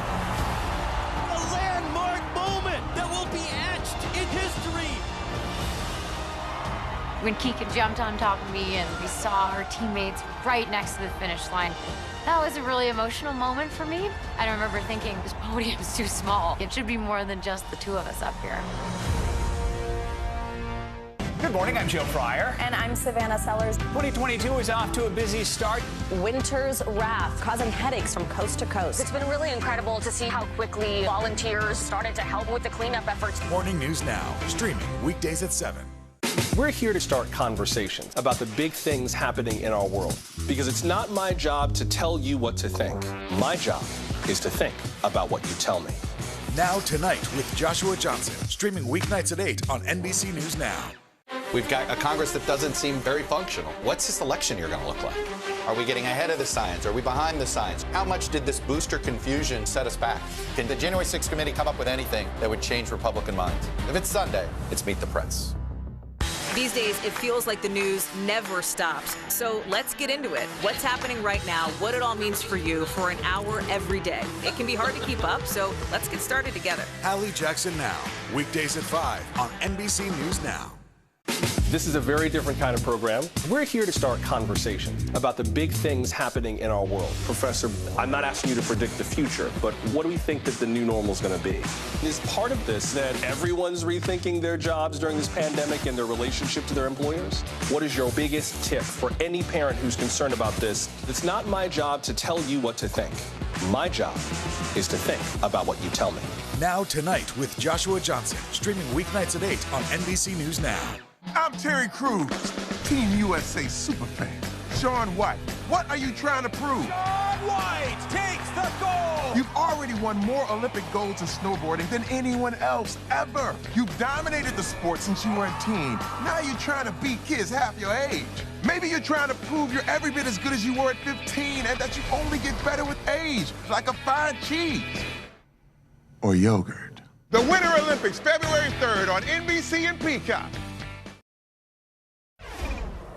Time for our CNBC Money Minute, the biggest financial headlines of the day and why they matter to you. Silvana Henao is back with us. Hey, Silvana. Hey, guys, good morning.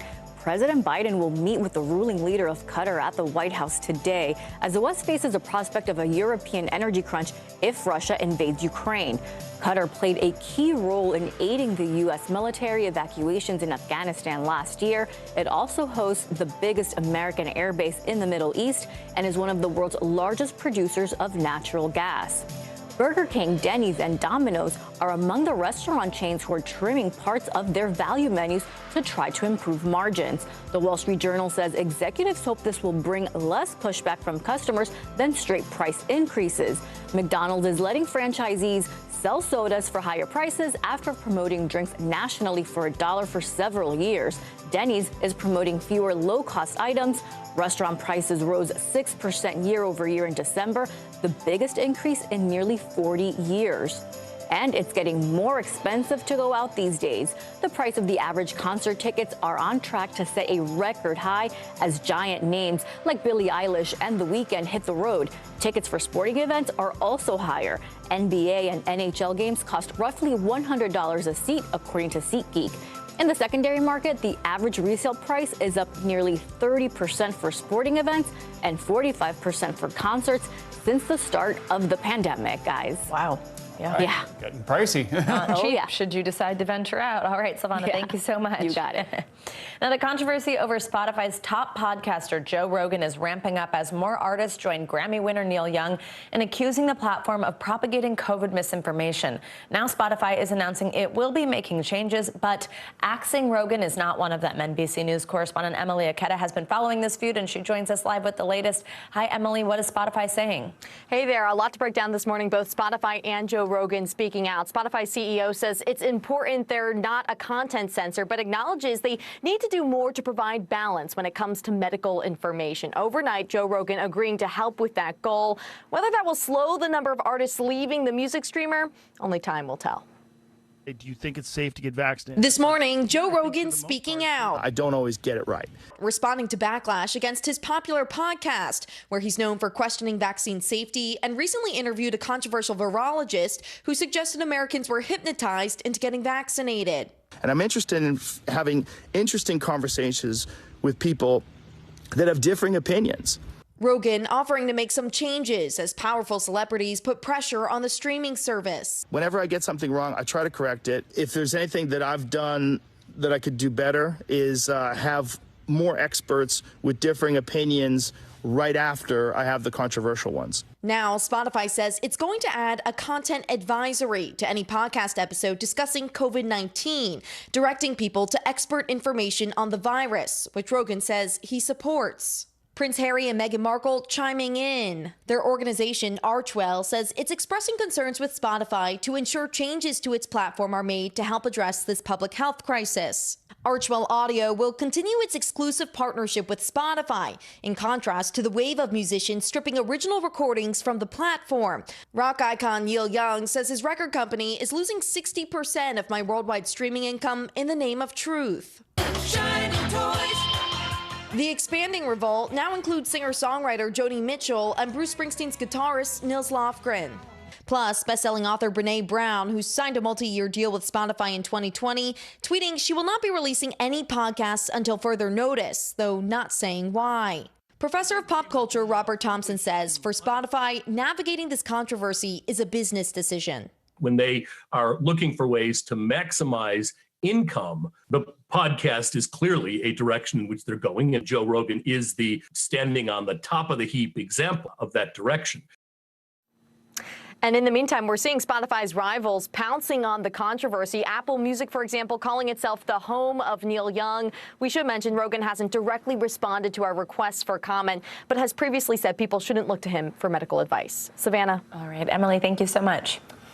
Big changes are on the way for people in San Francisco, which has been one of the most restrictive cities around the country when it comes to mask mandates. But starting tomorrow, some of those restrictions are going to be lifted. NBC's Jake Ward joins us now from the Bay Area. Jake, good morning to you. So what's changing tomorrow and what led to this decision? Well, Joe, since the very beginning of this pandemic, we have been known for a culture of masks. We simply wear them everywhere. But here in downtown San Francisco, it is going to be possible for people in stable cohorts, that is the language used by the Department of Public Health here, to take off their masks indoors. Stable cohorts is basically any recurring group of people who meet the big condition, which is being boosted, not just vaccinated, but boosted. And there are enough people here in San Francisco, more than 65% of people here in this city are boosted at that point. And that means people going to gyms, people going to offices like the downtown area where I'm standing can go maskless. The hope here, of course, is that these high vaccination rates are going to lead to this stage, and then this stage will mean hopefully something like a return to normal here in the Bay Area, Joe. Interesting. The boost statistics in San Francisco higher than the overall vaccination numbers in many parts of the country. You spoke to a business owner there. What are they saying about the news? Well, obviously, businesses here in San Francisco have been reeling. You know, downtown foot traffic is down by about 20% since the beginning of Omicron. It has just been tough times for anybody in a person-to-person business. So gym owners, as you can imagine, are incredibly relieved at this new measure. We spoke to the owner of one about what it's like to see the possibility of taking masks off for his customers. Here's how he described it.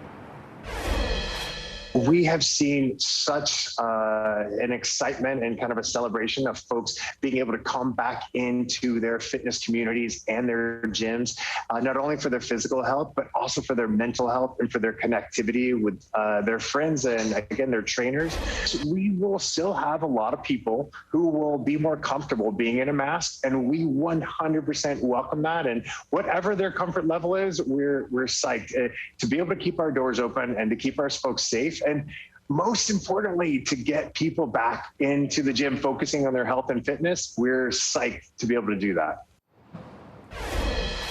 Now, here in San Francisco, it will still be necessary for people in schools to wear masks. Mask mandates remain in place in places like restaurants and retail. And of course, across the rest of California, the statewide mask mandate is still in place. But the fact that California has managed to get this far here in the Bay Area is perhaps a good sign for the rest of the state and the nation beyond, Joe. So, Jake, you mentioned the city's been very restrictive since the very beginning of the pandemic. Other parts of the country, we've seen resistance to mask mandates and other restrictions.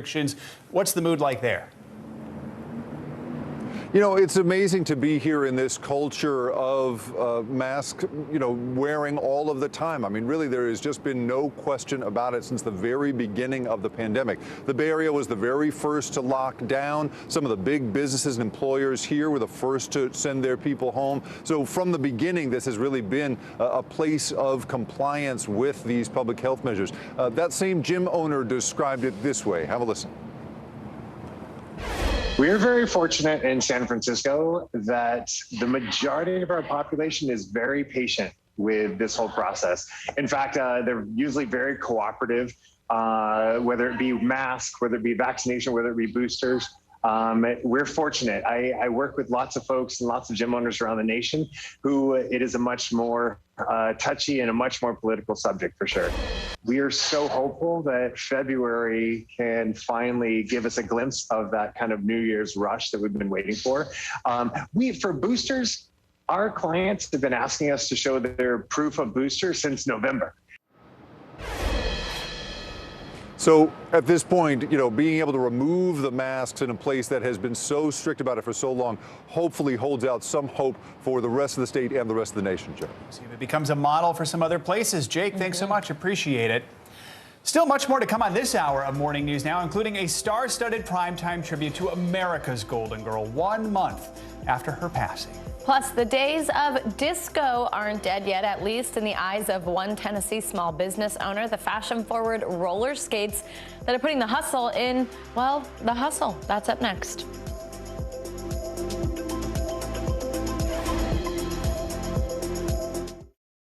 This is a very different kind of program. We're here to start conversation about the big things happening in our world. Professor, I'm not asking you to predict the future, but what do we think that the new normal is going to be? Is part of this that everyone's rethinking their jobs during this pandemic and their relationship to their employers? What is your biggest tip for any parent who's concerned about this? It's not my job to tell you what to think. My job is to think about what you tell me. Now Tonight with Joshua Johnson, streaming weeknights at 8 on NBC News Now. Good morning, I'm Joe Fryer. And I'm Savannah Sellers. 2022 is off to a busy start. Winter's wrath causing headaches from coast to coast. It's been really incredible to see how quickly volunteers started to help with the cleanup efforts. Morning News Now, streaming weekdays at 7. What happened here is a story of loss and salvation. There were residents who hung on for dear life. This is where you took shelter, in this closet. I took shelter right in this closet right here. Rioters banged down one of the doors. Have you found a way to reconcile it a year later? It really hurt to see this place that I love so much treated with such disrespect. Was it an act of cleaning or an act of healing?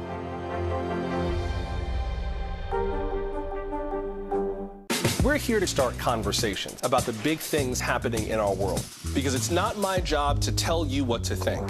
My job is to think about what you tell me. Now Tonight with Joshua Johnson, streaming weeknights at 8 on NBC News Now. I'm Terry Crews, Team USA superfan. Shaun White, what are you trying to prove? Shaun White takes the gold! You've already won more Olympic golds in snowboarding than anyone else ever. You've dominated the sport since you were a teen. Now you're trying to beat kids half your age.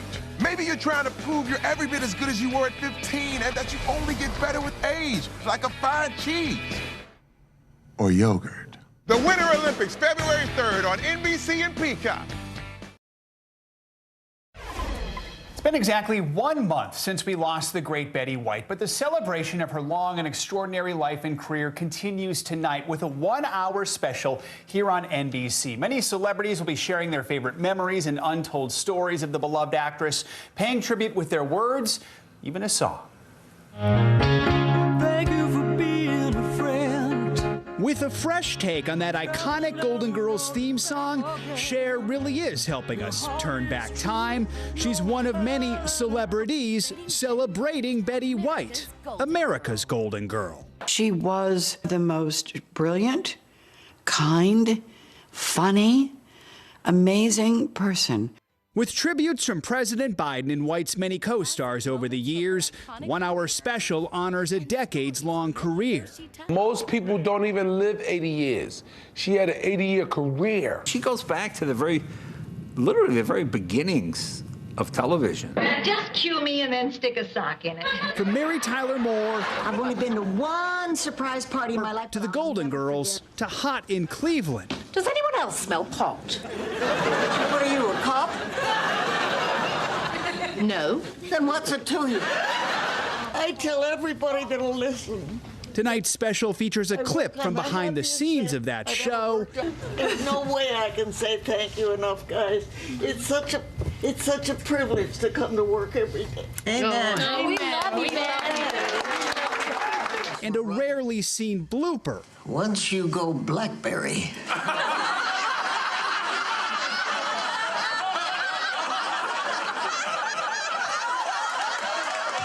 Proof she didn't just make the audience laugh. My favorite thing to actually watch these days are the bloopers.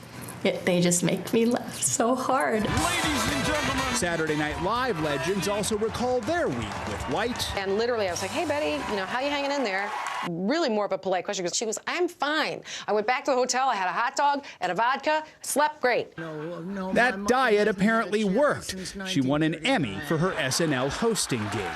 When I first heard about the campaign to get me to host Saturday Night Live, I didn't know what Facebook was.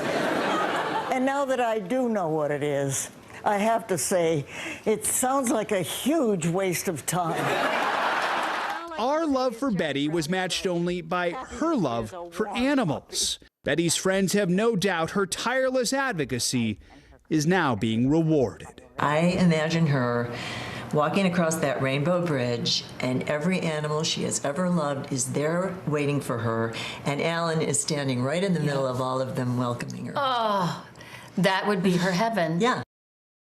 Betty White died just 17 days shy of her 100th birthday, but there is still so much to celebrate. Some of her friends have told me that's what she would want, a party, no tears. Tonight's special, by the way, airs at 10 p.m. Eastern on NBC, and it's going to stream on Peacock tomorrow, in case you're a cord cutter, like many of our viewers are. How cool were those behind the scenes, the bloopers? It's really cool. And there's going to be much more of that, too. So. Yeah, and to get those moments after she's passed that still just make us laugh, things we've never seen before. It's just so neat. Yeah. All right, thanks, Joe. Now, finally, this hour, the story of one Tennessee entrepreneur bringing disco back. She's taken plain roller skates and turned them into fashion on wheels for her company, Moonlight Roller.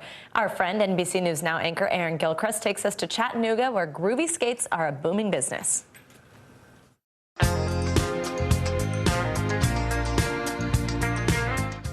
Adrienne Cooper's business is on a roll. In our first year, we did roughly $4.5 million in gross revenue. This year, we're on track to do roughly the same. But Cooper's entrepreneurial adventure hasn't always been coasting along. After serving in the Navy, Cooper worked as a caterer in Chattanooga, Tennessee, and in 2019 quit her job to pursue her dreams. My goal was to open up an adult brick-and-mortar roller skating rink. She started small, buying roller skates and planning pop-up rollerblade events under the company name Moonlight Roller. But then the pandemic hit. And then suddenly overnight, all of those events were lost. Everything was canceled. I had pretty much poured my entire life savings into Moonlight. And then I just had all of these rental skates, about 500 pairs of rental skates that we designed, and nowhere to use the rental skates. So Cooper took her plain skates and got creative. She designed her own fashion statement on wheels and called it the Moon Boot. Then she turned to social media to create some buzz. But buzz and press and, likes on Instagram don't mean anything if people don't show up to buy your product. At midnight on May 15th, 2020, the moon boot hit the market. And that night we sold almost every pair, made over $200,000 in one day. And it was like 12:30 in the morning, and I woke up my husband and was like, hey, you have to quit your job because I have to literally start a company tomorrow. Today, Moonlight Roller is thriving. At 26 years old, Cooper has a skate shop in Chattanooga, is in the process of finally opening up a brick and mortar roller rink, and has plans to expand to other states. A labor of love that comes second only to her little boy at home. Juggling motherhood and running a growing business, it kind of feels like I'm raising two toddlers at the same time. My business is turning 3 and my son's turning 4. Cooper says there were moments when she didn't think Moonlight Roller would pick up speed. All entrepreneurs are used to that feeling of what if it doesn't happen, what if it fails, what if people don't like my idea as much as I do. So I would go to sleep at night wondering if this was the right decision, if I was doing the right thing for my family, if I was going to fail and then have nothing to show for it for me or for my son. But Cooper found the right formula for success: hard work, time management, and a little luck. I have been incredibly lucky over the course of the last 2 years, just being able to chase my dreams shamelessly and be able to do the thing that makes me happier than anything in the world. This experience has taught me more, I think, than just about anything. So I'm incredibly thankful to be here.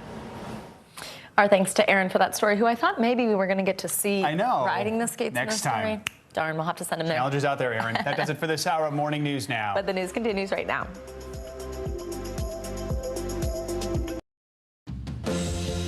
Right now on NBC News Now, digging out millions of Americans across the Northeast recovering from this weekend's monster storm. It's not too heavy, but it's a lot. The resources being deployed to get things moving once again, and the new threat of yet another storm already on the way. Heads up, it's so cold in Florida that it's raining reptiles, quite literally. We're going to tell you about the bizarre iguana problem caused by these bone-chilling temperatures. Plus, changing the rules. California is one of the states hardest hit by the pandemic. But if you are fully vaccinated, COVID mandates are about to change. What that means for millions of Americans coming up next. And game on. It's the Rams versus the Bengals for the Super Bowl 56. We'll tell you about the thrilling finishes from this weekend's playoffs and the rumor mill that's swirling around Tom Brady.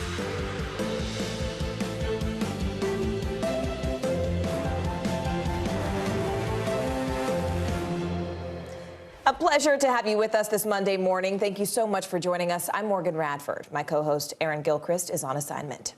We begin with this weekend's historic winter storm along the East Coast. The aftermath of one of the biggest storms in recent memory is being felt by millions all the way from North Carolina up to Maine. Flights are back on schedule for the most part after thousands of trips were canceled. Power is also slowly being restored in many states, and at one point more than 120,000 people were in the dark, and that was just in Massachusetts alone. We do have a team of correspondents covering this big story at the hour. Let's go ahead and begin with Kathy Park in a very snow-covered Boston. Kathy, we know that some parts of Massachusetts saw 30 inches of snow. What is that cleanup looking like today? Hey there, Morgan. Good morning to you. Yeah, some impressive snow totals here in Boston. It was just under 2 feet, and we were out in the storm on Saturday, and at times the snowfall rate was anywhere between 2 to 3 inches an hour. So that snow piled up very quickly, and all across Boston you're looking at scenes like this, massive piles of snow. This one I would say is about 6 feet or so, and this morning it's a race to clean up. Millions in the Northeast waking up to a deep freeze, and for those still without power, the situation could be dangerous. This weekend's record-setting nor'easter with heavy snow and powerful winds, creating blizzard conditions in parts of 10 states. The last 36, 48 hours have been freezing, windy, and just treacherous. It took me about an hour just for my first car. In Massachusetts, some spots recorded more than 30 inches of snow, and Boston tied a record for the highest snow total in one day with nearly 2 feet. At the height of the storm, power outages impacting roughly 100,000 across the state. Utility crews lined up for gas on Cape Cod as they rushed to get customers back online. Homes along the shore took a beating from high surf and extreme winds. Freezing temperatures turned Saturday's floodwaters into ice the next day, while the sea spray on these homes also froze over. In Rhode Island, bus drivers digging out for hours to get ready for the school week ahead. We want the kiddos to be able to get to school and on school on time. The winter weather taking a tragic turn, too. At least 4 dead on New York's Long Island. 3 of them died while shoveling snow. Hours of treacherous conditions paralyzing travel from Maryland to Maine and forcing airlines to cancel more than 5,000 flights over the weekend. Heading to Dallas, so hopefully, cross our fingers, we'll make it. The historic snow day may have disrupted most weekend plans, but incredibly, not this outdoor wedding in Rhode Island. I now pronounce you husband and wife. One couple deciding a blizzard wouldn't get between their vows. And now that the storm is long gone and the dig out has begun here in Boston, as you can imagine, parking is a hot commodity around here. So, folks, you know what? This is what they're doing to mark their parking spot, to bring anything and everything out to do that. This person brought out a beach chair, Morgan. Wow, that is that is brave to enjoy that beach chair on a day like this. I got to tell you, anything in Boston. Kathy Park for us there. Thanks so much, Kathy. Meanwhile, down in Florida, temperatures were so cold that it actually caused iguanas to freeze and then, get this, start falling from trees. Christian Benavides from our NBC station there in South Florida joins us now with this. Hey there, Christian. This is a kind of wild story. Sure. Morgan, to put things into perspective, here in Florida, people start putting on layers when it's about 75 degrees. So the fact that it was in the 20s and 30s was a huge deal. And while there was no need for an umbrella, we were still mindful of what could fall from up above, because as we've learned, much like Floridians, iguanas are just not built to handle this type of weather. Over the weekend, parts of Florida plunging into the coldest temperature seen in over a decade. From Miami Beach, where restaurants had to turn their outdoor heaters on, to Tampa, where it got into the mid-20s, residents of the Sunshine State were bundled up. I have on my mittens, I have on a hat, I have on a winter jacket and 3 layers, but I have to tell you, I'm perfectly comfortable. On Thursday, Miami was in the 80s. Judah Cohen is a climatologist who says this type of extreme weather whiplash is likely here to stay for a while. What's the key driver here is the behavior of the polar vortex. I think it's definitely a function and related to climate change that, you kind of, whipsawing type of thing. The cold snap particularly treacherous for iguanas. Do iguanas fall out of trees when it's cold outside? Yes, they do. They were on the road, sidewalks, and on the grass. Iguanas in a seemingly catatonic state. They get freezing cold. Once they hit 40 temperature, they go into the dormant state where they're now locked up. They just freeze up. Everything releases their grip. They can't hold it. They can't. Yeah. All their functions stop working, and they just slide right off. Frozen, can't move at all. Harold Rondon, known as the iguana guy, says while iguanas in a dormant state may appear lifeless, these giant lizards are not dead and will decide to move again once it's warmer outside. Just to give you an idea of how long it takes for these iguanas to start coming back to life, Harold caught this one just about 4 o'clock this morning, and it took about 6 hours before the iguana started moving again. Iguanas are not native to Florida, but they do seem to like it here. The first iguana, we thought, oh look, cute, like there's an iguana there, and then the second one popped up, and before we knew it, we had several iguanas. It was just laying there, and it had like some ice, like not ice, but like a little bit of like frosty, cold, position. If you see a frozen iguana, you're not supposed to touch it. Do you want the responsibility of humanely putting it down. The moment that these things are in your hand, you are now responsible for it. The moment, hey, look, they're alive. If I go ahead and put them down here right now, I just broke the law. And the law that you're breaking, you can look it up on FWC, is introducing an invasive species into Florida. Wow. Okay, so Christian, I mean, social media, of course, is going crazy with this story. I had no idea that they were still living. What are officials, especially those that are in charge of wildlife, as Harold was just mentioning, saying about all this?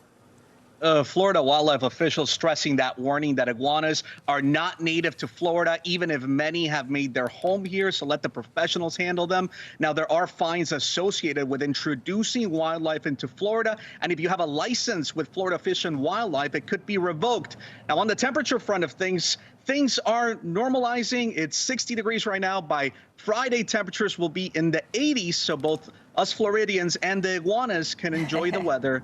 Once again, back to you, Morgan. Just like I like it down there, too. I'm telling you, Christian, when there is like 80 degrees, unless it's 80 degrees, I need a coat. Absolutely. Yes, that is the Florida way of doing things. 75 degrees, and every 5 degrees below that, you add the layers on. Ya tú sabes. Christian, bienvenida from our NBC station there in South Florida. Christian, thank you. Appreciate you. Let's bring in NBC News meteorologist Bill Cairns now. Bill, opposite case here in the Northeast. Not iguanas falling, but lots and lots of snow. When it was all said and done, how much snow did we see this weekend? Yeah, well, the highest total we had was 30 inches. And as far as Boston went, this was a pretty epic storm. This wasn't just your average blizzard. This was one that will go down in the history books. It ended up being the second largest January snowstorm in Boston history. So that's something. 23.8 inches of snow officially at Logan Airport. You know, you get to these big storms like this when the winds are gusting 60, 70 miles per hour. It makes you wonder how they even measure it. But again, 23.8 was the official total. So it was a really cold morning. You know, I know the big cities were warmer, but there were many areas down around zero this morning in the Northeast with that fresh snowpack. In Florida, you don't have to feel bad for them anymore. They're back up into the 60s, and those iguanas are starting to warm up and walk around again. The Florida cold spell is over with, and as we head towards the rest of this week, it actually will get pretty warm and even a touch humid. Look at Tampa, almost 80 by Thursday. So what's next? This is the time of year we get a lot of big storms. End of January, beginning of February is really our snowiest period in the lower 48, and the next storm is now diving down through the northern plains. Tuesday, not much going on. Then on Wednesday, look at the middle of the country. What a mess. The blue and the white is the snow. The green is the rain. So whenever you see that it could be 20s in the panhandle of Oklahoma and North Texas and 70s down in Houston, that's trouble. We have Arctic air colliding with humid air. That means snow. It means ice. And all of that mess will eventually head to the Northeast by Friday. So what are we talking about snow-wise? Well, let's take a look at our two computer models. And what's good about this event, they're an excellent agreement. So if you're in Kansas City, all of Missouri, central Illinois to Chicago, Fort Wayne, Indiana to Toledo, Detroit, Cleveland, Buffalo, it looks like you're going to get hit with some heavy snow. Both of our computer models really pinpoint the same areas for the best chance of heavy snow. The only disagreement is really as we head into areas of southern New England. So Morgan, we know we're going to have another significant winter weather event beginning Wednesday morning, and that will continue all the way out through Friday. So another big winter storm, and this one is going coast to coast. And here I was just counting down the days till spring, and I got another one to get through. All right, Bill Cairns for us there. Bill, thank you. It has been 2 years since the World Health Organization declared COVID-19 a public health emergency of international concern. And now we're seeing some positive signs finally from the latest surge here in the U.S. Take a look at this map. This is what our case trend looked like just 2 weeks ago. Nearly every single state saw a spike in cases, meaning more than 100% increase over just 14 days. But then look here to the right. This is today. No spikes and only a few spots actually seeing upticks. That's a rise in cases of at least 25%, but obviously far less than 100. New York's roller coaster ride is also easing. The state once the epicenter of the pandemic. Cases are now down 90% since the last peak. So Dr. Neeti Nurikar will join us in just a moment as our doctor on duty. But let's go ahead and begin with NBC News correspondent Jake Ward, who's there in San Francisco. Jake, I've been curious because I've been hearing about these changes that are happening in terms of COVID mandates in San Francisco. What exactly are they? Well, Morgan, it is amazing to be in a place where, you know, this was the first place to lock down. The 8 Bay Area counties and cities in the middle of which I'm standing They were the first to lock down back in 2020, but now it turns out we are reaping the benefits of that early action, because now that the San Francisco Bay Area has more than an 80% double vaccination rate and more than a 64% boosted rate, city officials here are going to make it possible for people to take their masks off in gyms and office spaces as long as they can prove that they are boosted and as long as they are part of a stable cohort, meaning you're coming back together with the same rotating cast of people over and over again. You know, this is a place that has been locked down for so long and has been compliant for so long. It's just a happy thing that we're now seeing some benefit coming out the other end, Morgan. I mean, this could also be huge for gyms and other workout facilities in that city. I mean, what are you hearing from owners there about this change? You know, they are so relieved. Nothing was more disastrous. Perhaps no business was more deeply affected by COVID than gyms. You know, a place that by their nature carried the risk of respiratory infection. But now, because being boosted is such a standard operating procedure for San Franciscans, they can reopen. We spoke to a gym owner here in the city who just talked about how extraordinarily relieved he feels. Have a listen to how he describes it. The mask mandate, more than anything, will be a barometer of folks putting their memberships on hold or coming back into the gym. So as they've come on and come off, anytime that they have to come back on, we will always get a set of emails from members saying, I'm going to put my membership on hold until the mask mandate is removed, or I can remove my mask again. We will still have a lot of people who will be more comfortable being in a mask, and we 100% welcome that. Now, the statewide mandate is still in effect here, Morgan, and even in San Francisco, schools, restaurants, retail places, they'll still have to wear their masks. But there's some hope here in this new news for the rest of the state and hopefully for the rest of the nation. I'm hoping for the rest of the nation. Man, I mean, this feels like just like a ray of sunshine, of light at the end of an excruciatingly long tunnel. Jake Wardforth there in San Francisco. Jake, a pleasure to see you. I want to go ahead and bring in Dr. Didi Nurikar, a physician at Harvard Medical School. Dr. Nurikar, I want to start with something that Jake was just talking about, and that was about needing a booster shot to be considered, quote unquote, up to date. Can you talk to us about just how important that is? You know, Morgan, the study upon studies have shown us that the booster is critical. A study just last week found a 20-fold increase in antibody protection with the booster. So we really do need to think about changing that definition of fully vaccinated from 2 shots to 3 shots, because all of the evidence is pointing to this. And I mean, Dr. Nurikar, is there though any guidance on when you should get a booster if you recently did have COVID or even felt those COVID symptoms?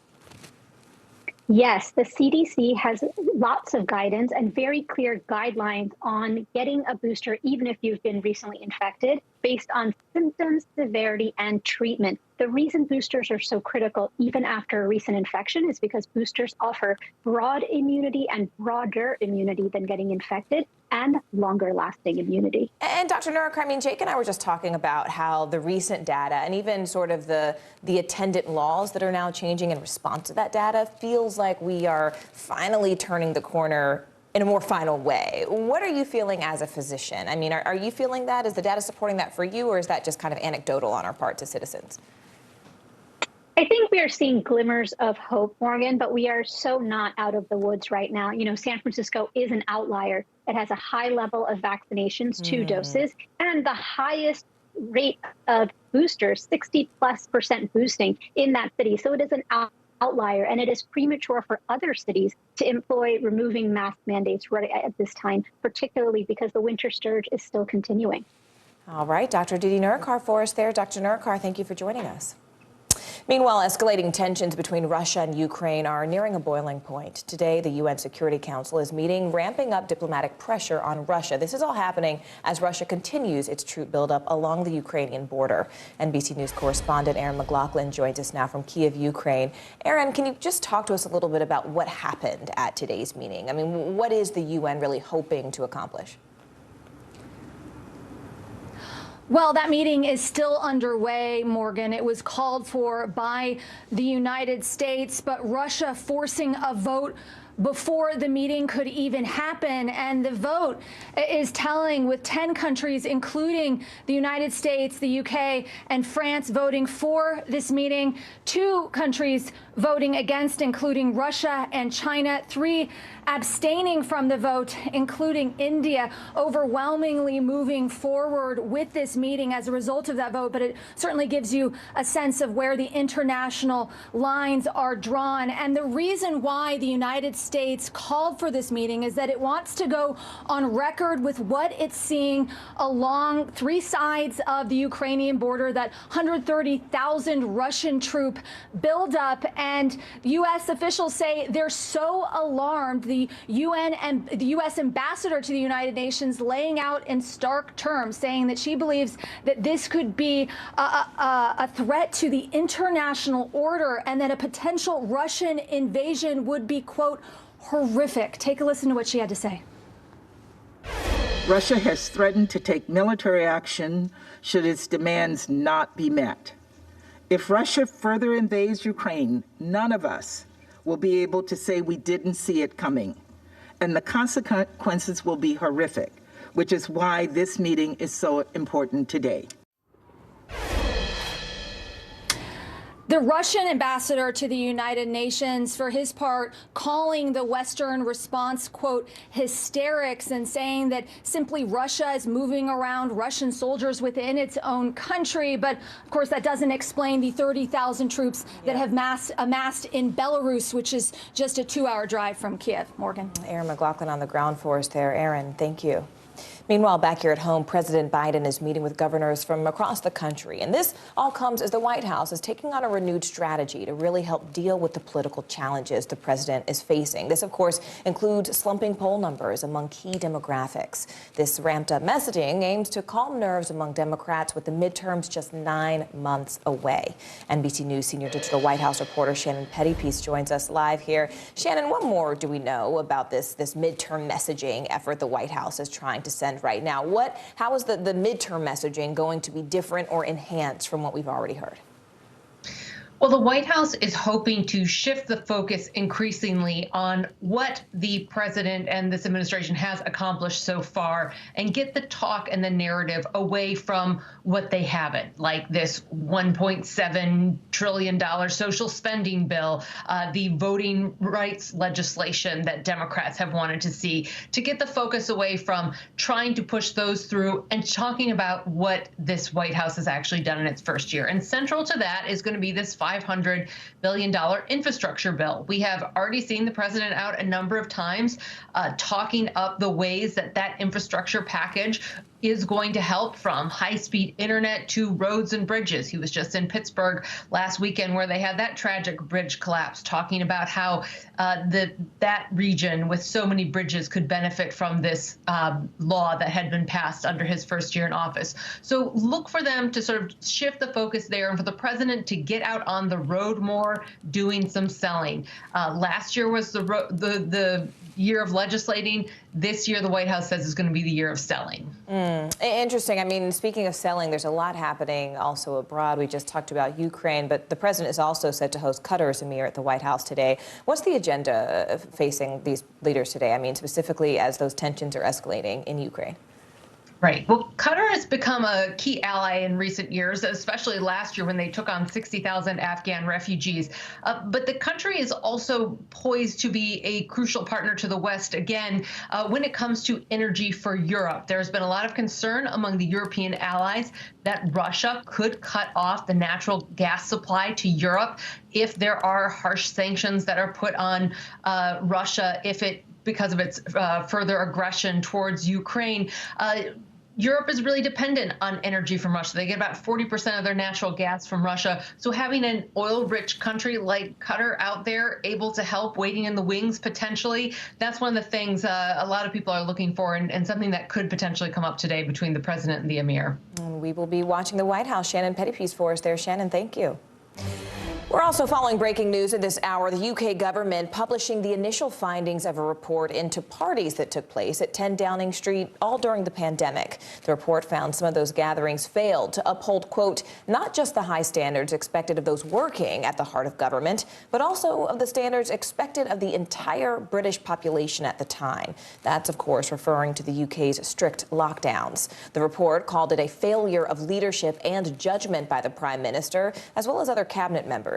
Prime Minister Boris Johnson spoke at Parliament after the initial findings were released, apologizing and then promising reform at Downing Street. Some members of Parliament, however, are calling Boris Johnson to take responsibility for his actions and to resign. Just days before the start of the Winter Olympics, COVID cases in Beijing are at the highest level in nearly 2 years. Coming up, what's being done to keep the thousands of visitors and athletes safe, and the new cases inside the Olympic bubble. Stay with us.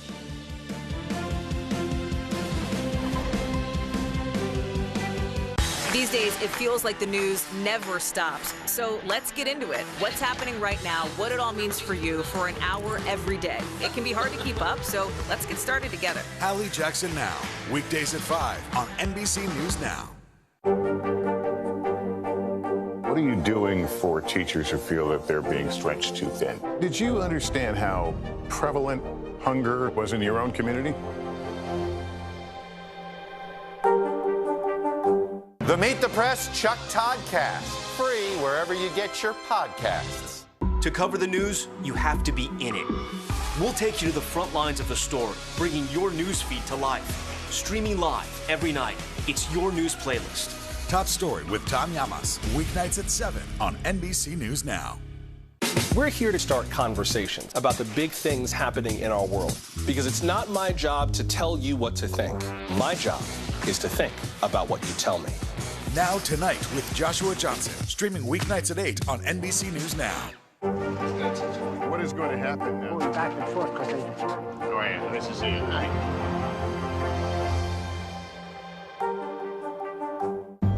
In the City of Angels, two kindly old ladies wanted to help homeless men get off the streets forever. And so they did. Listen to The Thing About Helen and Olga, the new podcast from Dateline and Keith Morrison. What are you doing for teachers who feel that they're being stretched too thin? Did you understand how prevalent hunger was in your own community?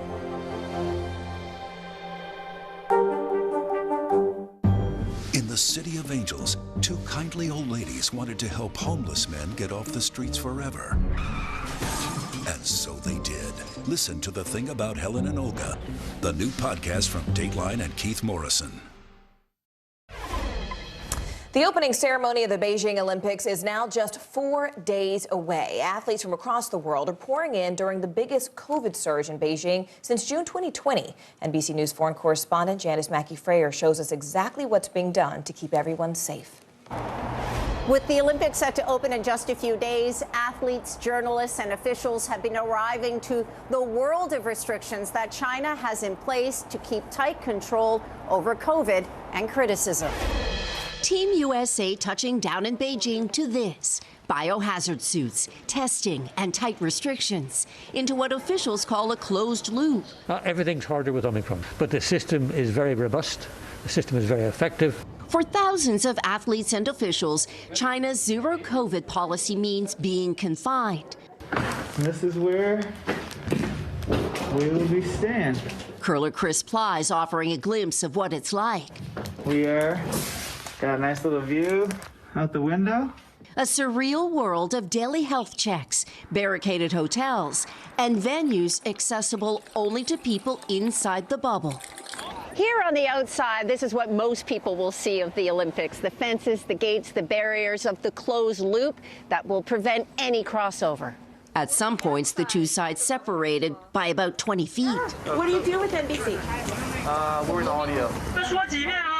Beyond the bubble, Beijing is in full emergency mode, with neighborhoods locked down, travel bans, and even restrictions on buying cough medicine. For China's leaders, the Olympics were supposed to showcase success in managing the virus. Now COVID cases are on the rise inside the closed loop too, where testing positive means isolation or hospitalization. We can't afford to get COVID at all. We're a small team. We haven't got replacements. Athletes, for the most part, seem to be taking it in stride. Not only do we not have cardboard beds here, I'm in zero-G mode now. It's phenomenal. So excited to finally be here. Preparing for a Winter Olympics like no other. Janice Mackey-Freyer, NBC News, Beijing. There are no foreign spectators at these games, and most Chinese fans won't be allowed either. For the opening ceremony on Friday at the Bird's Nest, it's a limited audience by invitation only. 4 COVID tests required for anyone attending. Organizers say they simply want to take every precaution to keep people safe. Coming up, an American pledging allegiance to ISIS. Still ahead, the former Kansas woman arrested for allegedly leading an all-female battalion of ISIS fighters in Syria. Stay with us.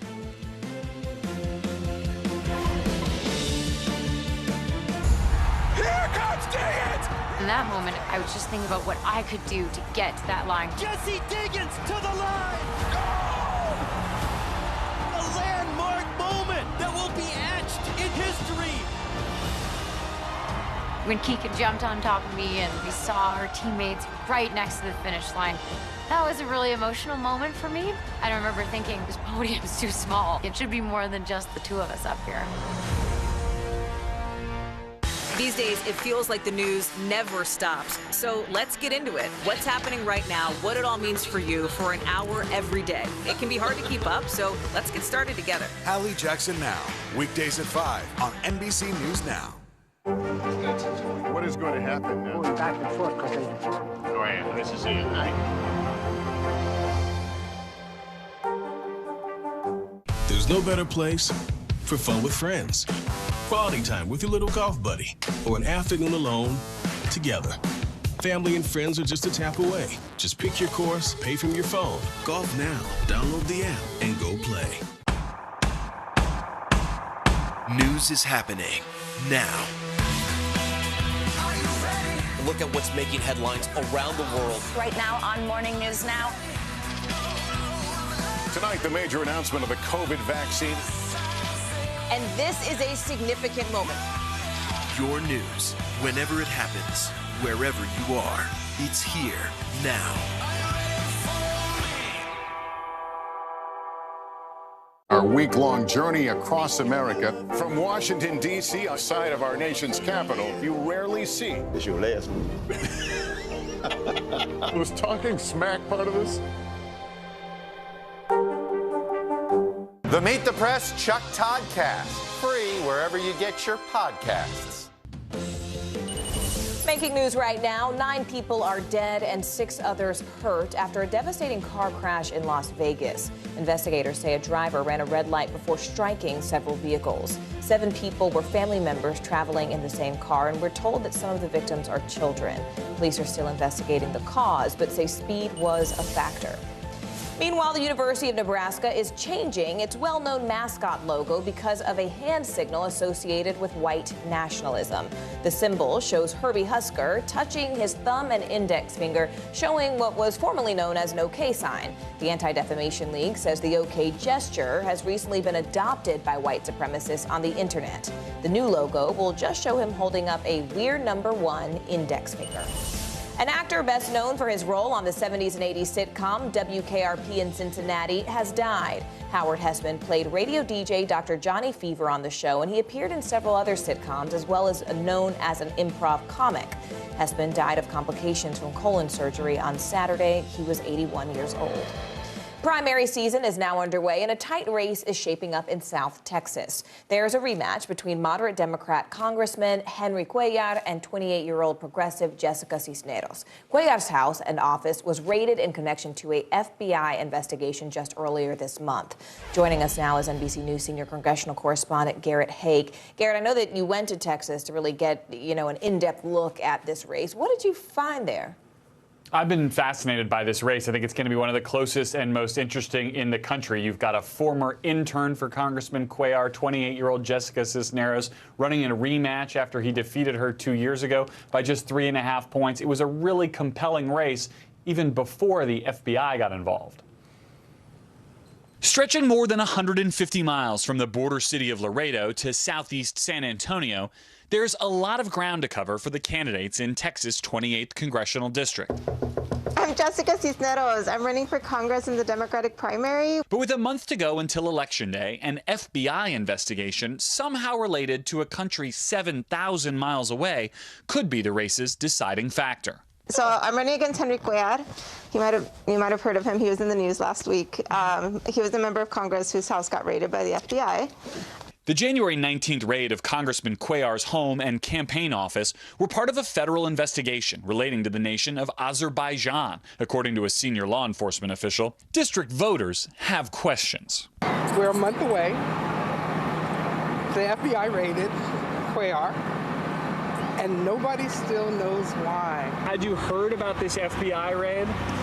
Yeah, I mean, it's been all over the news. Cuellar declined our interview request, but posted a lengthy video about the raid on his campaign's Twitter account. I'm fully cooperating with law enforcement and committed to ensuring that justice and the law is upheld.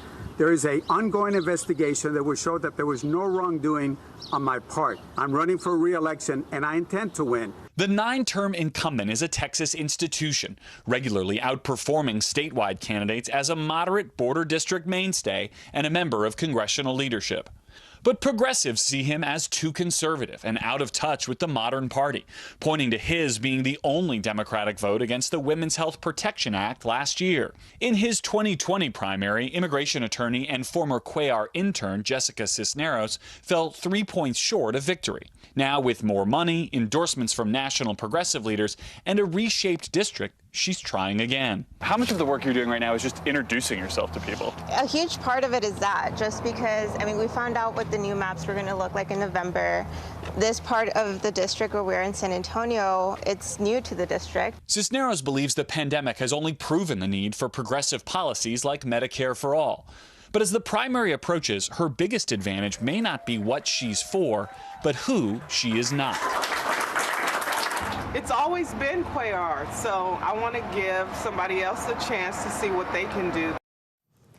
That voter is talking about giving someone else a chance, but Garrett, I know that you mentioned redistricting in Texas. How has that impacted this race?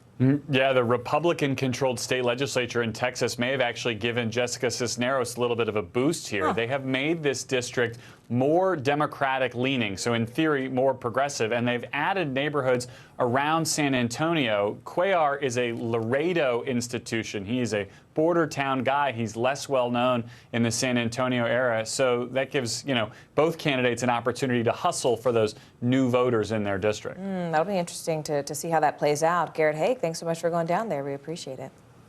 The GOP is meanwhile honing their strategy for the midterm elections, and Senate Minority Leader Mitch McConnell is calling for a policy-free pitch to voters, instead choosing to focus on President Biden. But some in the Republican Party say that strategy is pretty risky. NBC News senior political editor Mark Murray joins us now. Mark, I have to ask, what exactly is McConnell saying about these midterms? I mean, if a GOP candidate does not discuss policy, then what exactly are they talking about? They're going to want to talk about and make these midterm elections about President Biden and his own leadership. And that's a standard type of operating procedure by the opposition party, that when things are going wrong, you're the opposition party and you want to say, hey, here are all the problems that are going on, elect us and we'll try to fix it. Now, where Democrats are coming from, and even Kevin McCarthy, the House Minority Leader, say, we actually believe that we need to actually offer up some type of positive vision, something that people can end up saying that we are for something rather than just being against something. And we've already heard from President Biden, who in his remarks just a couple of weeks ago said, hey, Republicans, tell me what you're for rather than just against. So if you actually are elected come November, that there is something that we can actually work with and find common ground. It's interesting. I mean, what are pollsters saying about that strategy, Mark? Do they think that strategy is going to work? Is it tried and true? Yeah, so it is a political science truism, Morgan, that midterm elections are a referendum on the sitting president of the United States. And my colleague Peter Nicholas, who wrote a really great story about this dynamic between Mitch McConnell and Kevin McCarthy and what kind of path actually to take, ended up quoting from Frank Luntz, a well-known Republican pollster, who said, look, I helped design the Contract for America for Republicans in 1994. We have to tell people what we are for, just not what we are against. But there is a downside to that, Morgan, and that is that what we saw from Republicans in 2010, when they ended up having the Tea Party surge in Barack Obama's first year in office, Republicans said a lot of things that they were for, including wanting to cut Medicare, have a lot of cuts to entitlement programs, and Barack Obama and Democrats used that against Republicans in the 2012 presidential race. And so sometimes it is easy saying what you're against, but when you say what you're for, sometimes that becomes a big political problem for you. You know, give us the mile-high view here, though, Mark. I mean, overall, how are Republicans positioned going into these midterms? Their position trying to make it all about President Biden, his handling. They want to be a check on him, that they want to be able to have a new course of direction. And Morgan, I think that probably is historically the right approach that Republicans are going to take. But I think the question becomes, and the danger is, that what happens all of a sudden if President Biden's approval numbers start inching up from the low 40s to the high 40s? Well, then all of a sudden, Democrats might find themselves in a whole lot more competitive political environment they find themselves in right now. All right, NBC's Mark Murray for us there. Mark, as always, thank you so much. Speaking of politics, the chair of the Democratic National Committee, Jamie Harrison, is pushing back against critics within his own party. This all comes after NBC News published a report detailing a growing rift between him and White House officials. Harrison tweeted his frustration, saying in part, quote, "Only in D.C. can you break a fundraising record and have folks complain it isn't enough." NBC News senior political analyst John Allen has been following the story for us. John, what is going on here? I mean, what is Harrison saying about this new criticism, and specifically, where does he think this criticism may be coming from? Well, Morgan, let's start with the criticism. The criticism is that Jamie Harrison, the DNC chairman, has not been out there enough and has not been public enough and has not been talking to donors enough, and that comes from White House officials and some other Democratic Party insiders. And it's somewhat of a pushback in a way to Harrison being frustrated with the White House putting constraints on him. It's not unusual that with the president of the Democratic Party that the Democratic National Committee chairman would essentially report to the White House. But there have been really strict restraints put on the decisions that he can make in that role as DNC chairman. And so this is a back and forth tension that's been going on for a while. Harrison publicly going to Twitter yesterday. Of course, he gave an interview to myself for that story that we had, but he went to Twitter yesterday to knock unnamed sources, and even with us in the interview, he said that that people who are gossiping are basically wasting opportunities to go get votes. You know, he spoke to you, but has the White House responded at all to this story? The White House is involved, was part of the story in that we spoke to White House officials.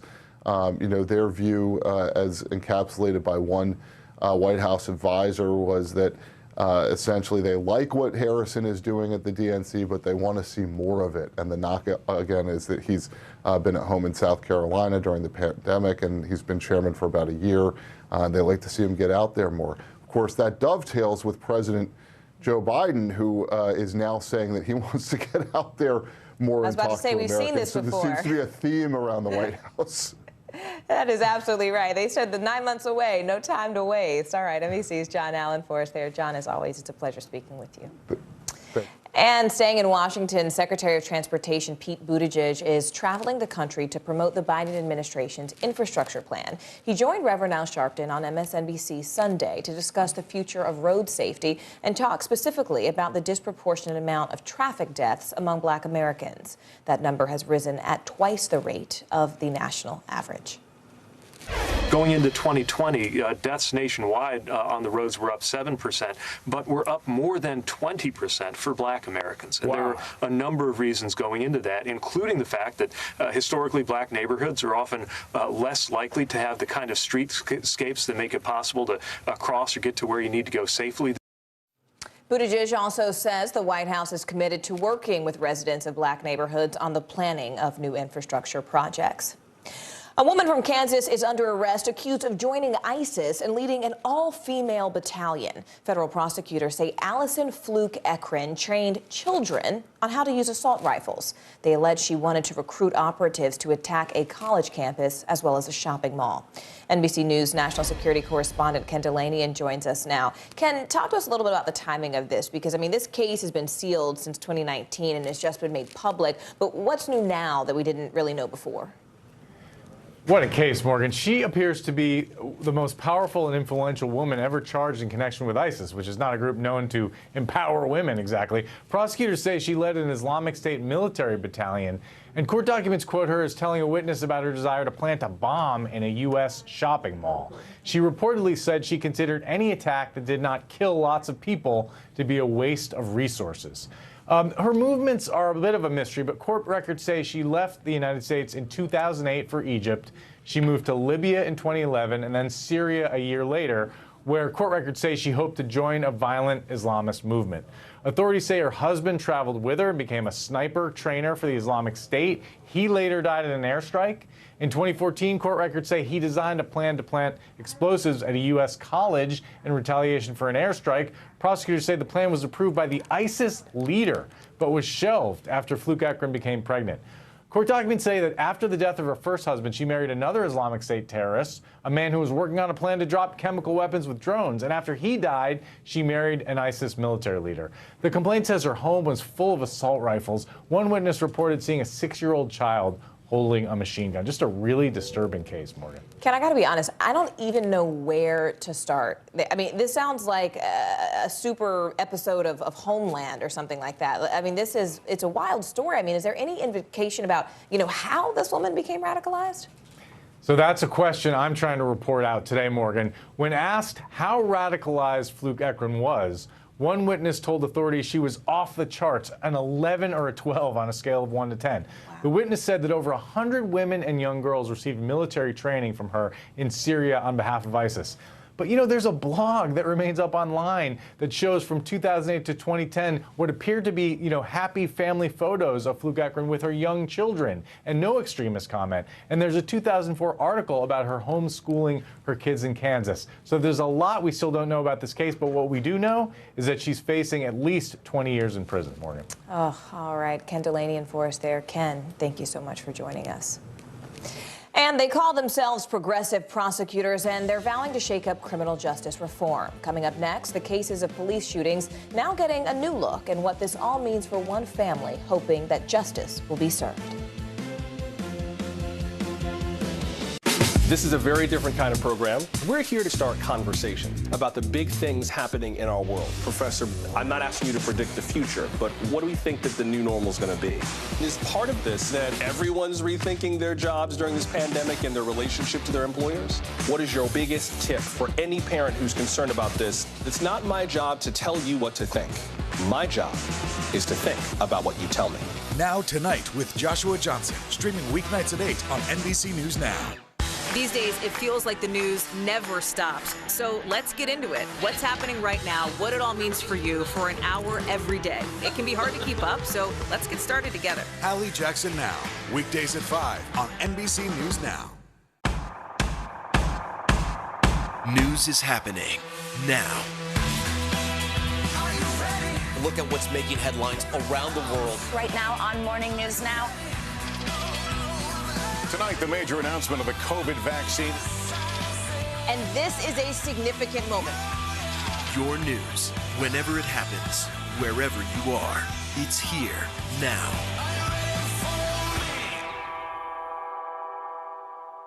News is happening now. Look at what's making headlines around the world. Whenever it happens, wherever you are, it's here now. There were residents who hung on for dear life. I've heard people say the town is gone. Do you see it that way? Absolutely not. We've lost some houses, but our community's still here.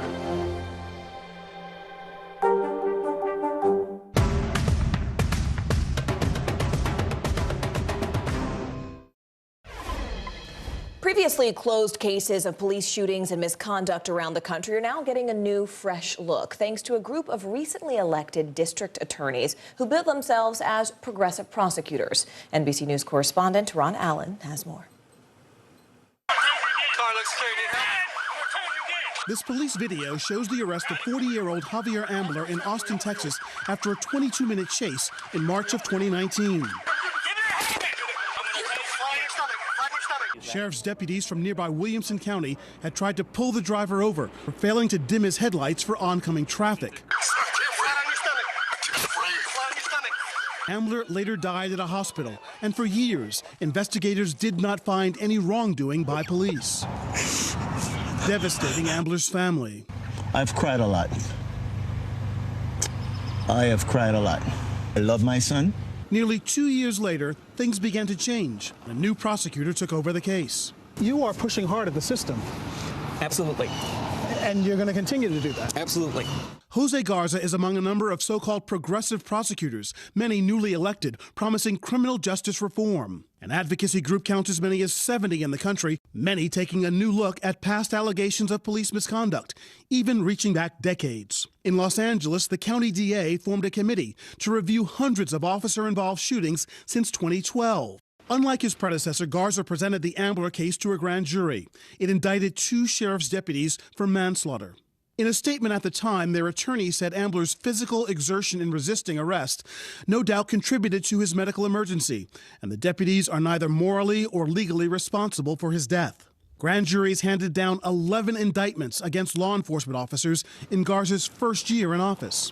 We present every case where a law enforcement officer shoots or kills someone to a grand jury. I believe that the people should decide. The police union in Austin is furious with Garza. You've said that you think he's targeting police officers? Absolutely. We've had circumstances with him where our last district attorney reviewed cases and said there's nothing here, but he sees something and somehow convinces a grand jury to take it forward. Ken Cassidy says Garza has demoralized the department and that his reforms contribute to a spike in violent crime. Austin's homicide rate, like in numerous cities, soared to record highs last year. Do you worry about the pushback from the police department? No, I don't. At the end of the day, our community gets to decide what kind of criminal justice system they have. Meanwhile, the Ambler family, approaching 3 years in March since their son's death, remains unsure whether the criminal indictments truly are a step forward. Do you think there will be a trial and accountability? I hope so. Do I really think? It's like a coin flip.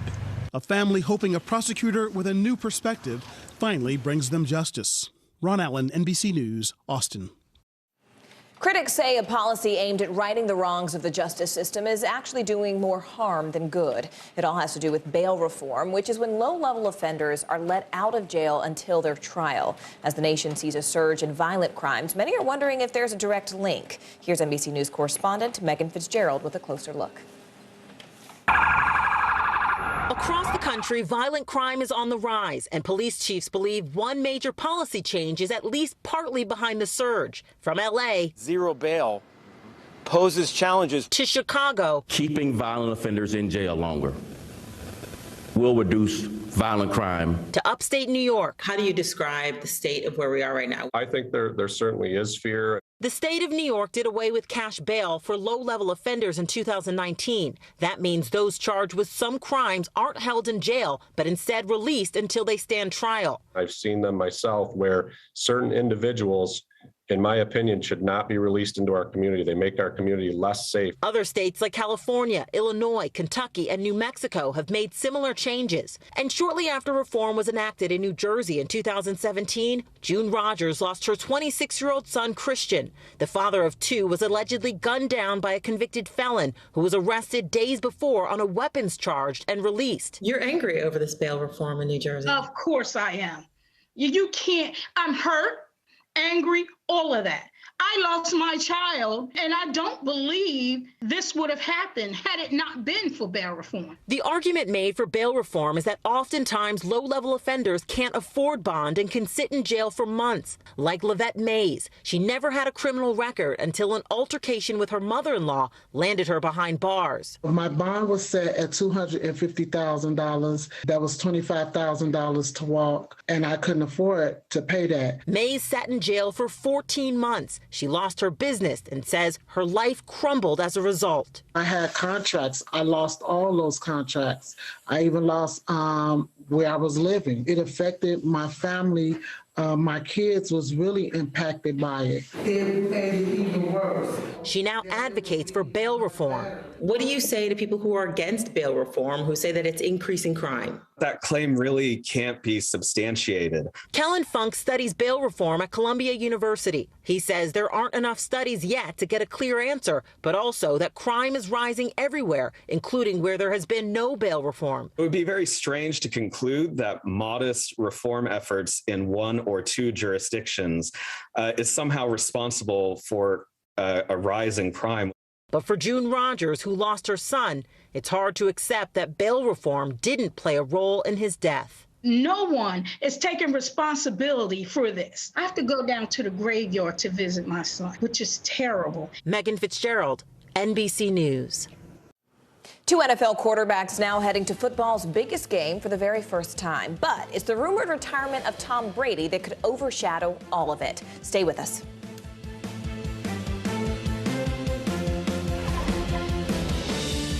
Top Story with Tom Llamas is your news playlist on NBC News Now.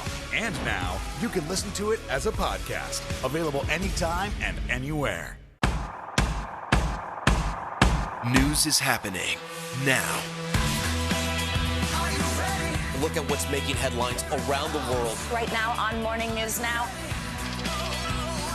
Tonight, the major announcement of the COVID vaccine. And this is a significant moment.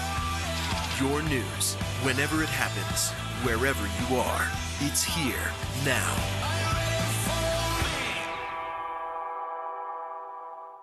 We're here to start conversations about the big things happening in our world, because it's not my job to tell you what to think. My job is to think about what you tell me.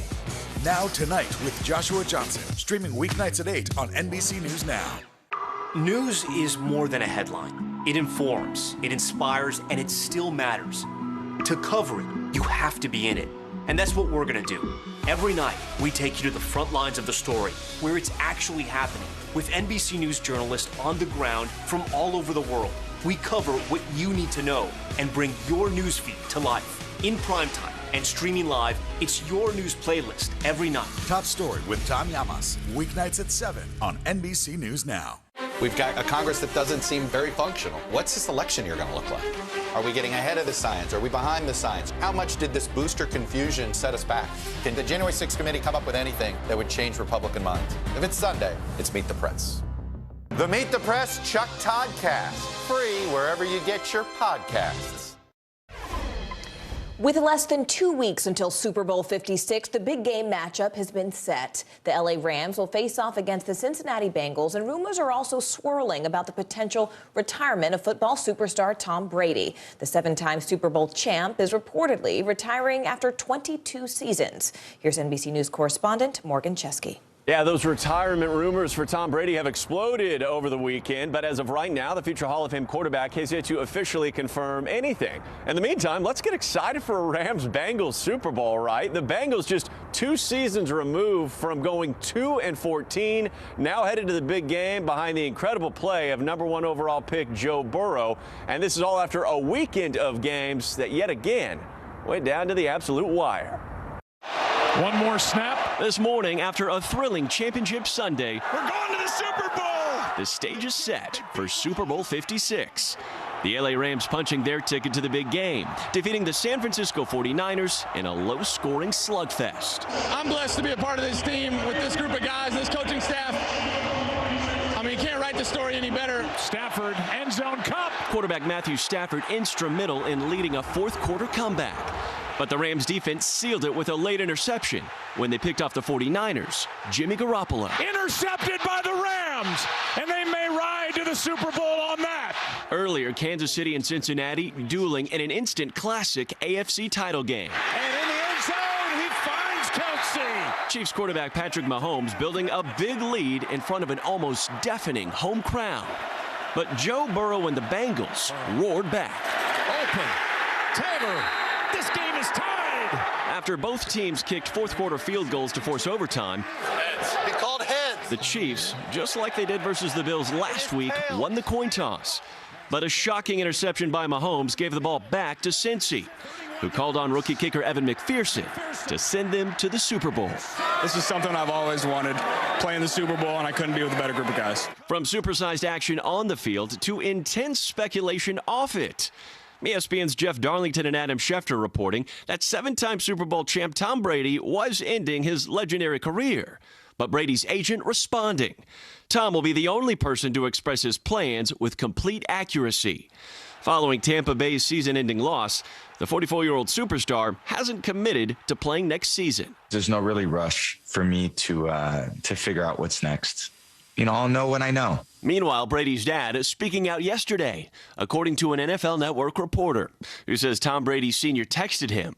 Tommy has not made a final decision one way or the other, and anybody else that says that he has is absolutely wrong. Lots of storylines to keep our eyes on. As for the big game, it'll be the first trip for both Burrow and Stafford. Stafford in his 13th season, Burrow in just his second. And if Joe Burrow pulls this off and wins the Super Bowl, he will be the first NFL quarterback in history to win a national championship in college at LSU, the Heisman Trophy, and the Super Bowl. And get this, it'll all be in just 3 short years. Not bad. We'll send it back to you. Not bad at all. Just a few months ago, a serious foot injury sidelined tennis phenom Rafael Nadal, forcing him to hobble around on crutches. Well, today, he's on top of the world, celebrating his 21st Grand Slam title after a remarkable come-from-behind win at the Australian Open. NBC News national correspondent Gabe Gutierrez spoke to Nadal after that historic win. In an epic, must-see final match. And Nadal stands alone. Major title 21. Rafael Nadal made tennis history, winning his record 21st Grand Slam title. I really can't explain the feelings that I have right now, but I'm going to keep trying my best to keep coming next year. Facing off against Daniil Medvedev, Nadal made a stunning comeback after being down 2 sets in what turned into a marathon 5.5-hour Australian Open final. Nadal speaking with Today overnight. 21 Grand Slam titles. What does that mean to you? To achieve that number is it's just amazing. I never lost the passion and the love for the game, even in the dark moments. The 35-year-old Spaniard now has more Grand Slam titles than his longtime rivals, Roger Federer and Novak Djokovic. Both athletes congratulating Nadal on social media after his win. Djokovic, the #1 ranked men's player in the world, famously did not compete in this year's Australian Open. He was deported from the country after a weeks-long drama over his COVID vaccination status. Nadal's win even more impressive because he was recently on crutches after major foot surgery just 2 months ago. This time, he dropped to his knees in tears. Do you plan to be back next year? I hope. You never know what's going on in life. Things can change, but I don't know. I love what I do. An incredible victory, adding to an already iconic career. Gabe Gutierrez, NBC News. Right now on NBC News Now, Omicron on the decline. The latest numbers show a downward trend in cases across the country, but a surge in optimism. Plowing through, millions of Americans in the Northeast digging out from this weekend's historic winter storm. Plus, high-rise tragedy. A young attorney and former Miss USA winner jumping to her death from a Manhattan high-rise. The search for answers into why it happened. And Golden Tribute. Tonight, NBC honoring Betty White with an hour-long event on her legendary career. A first look at the star-studded lineup as fans thank her for being a friend.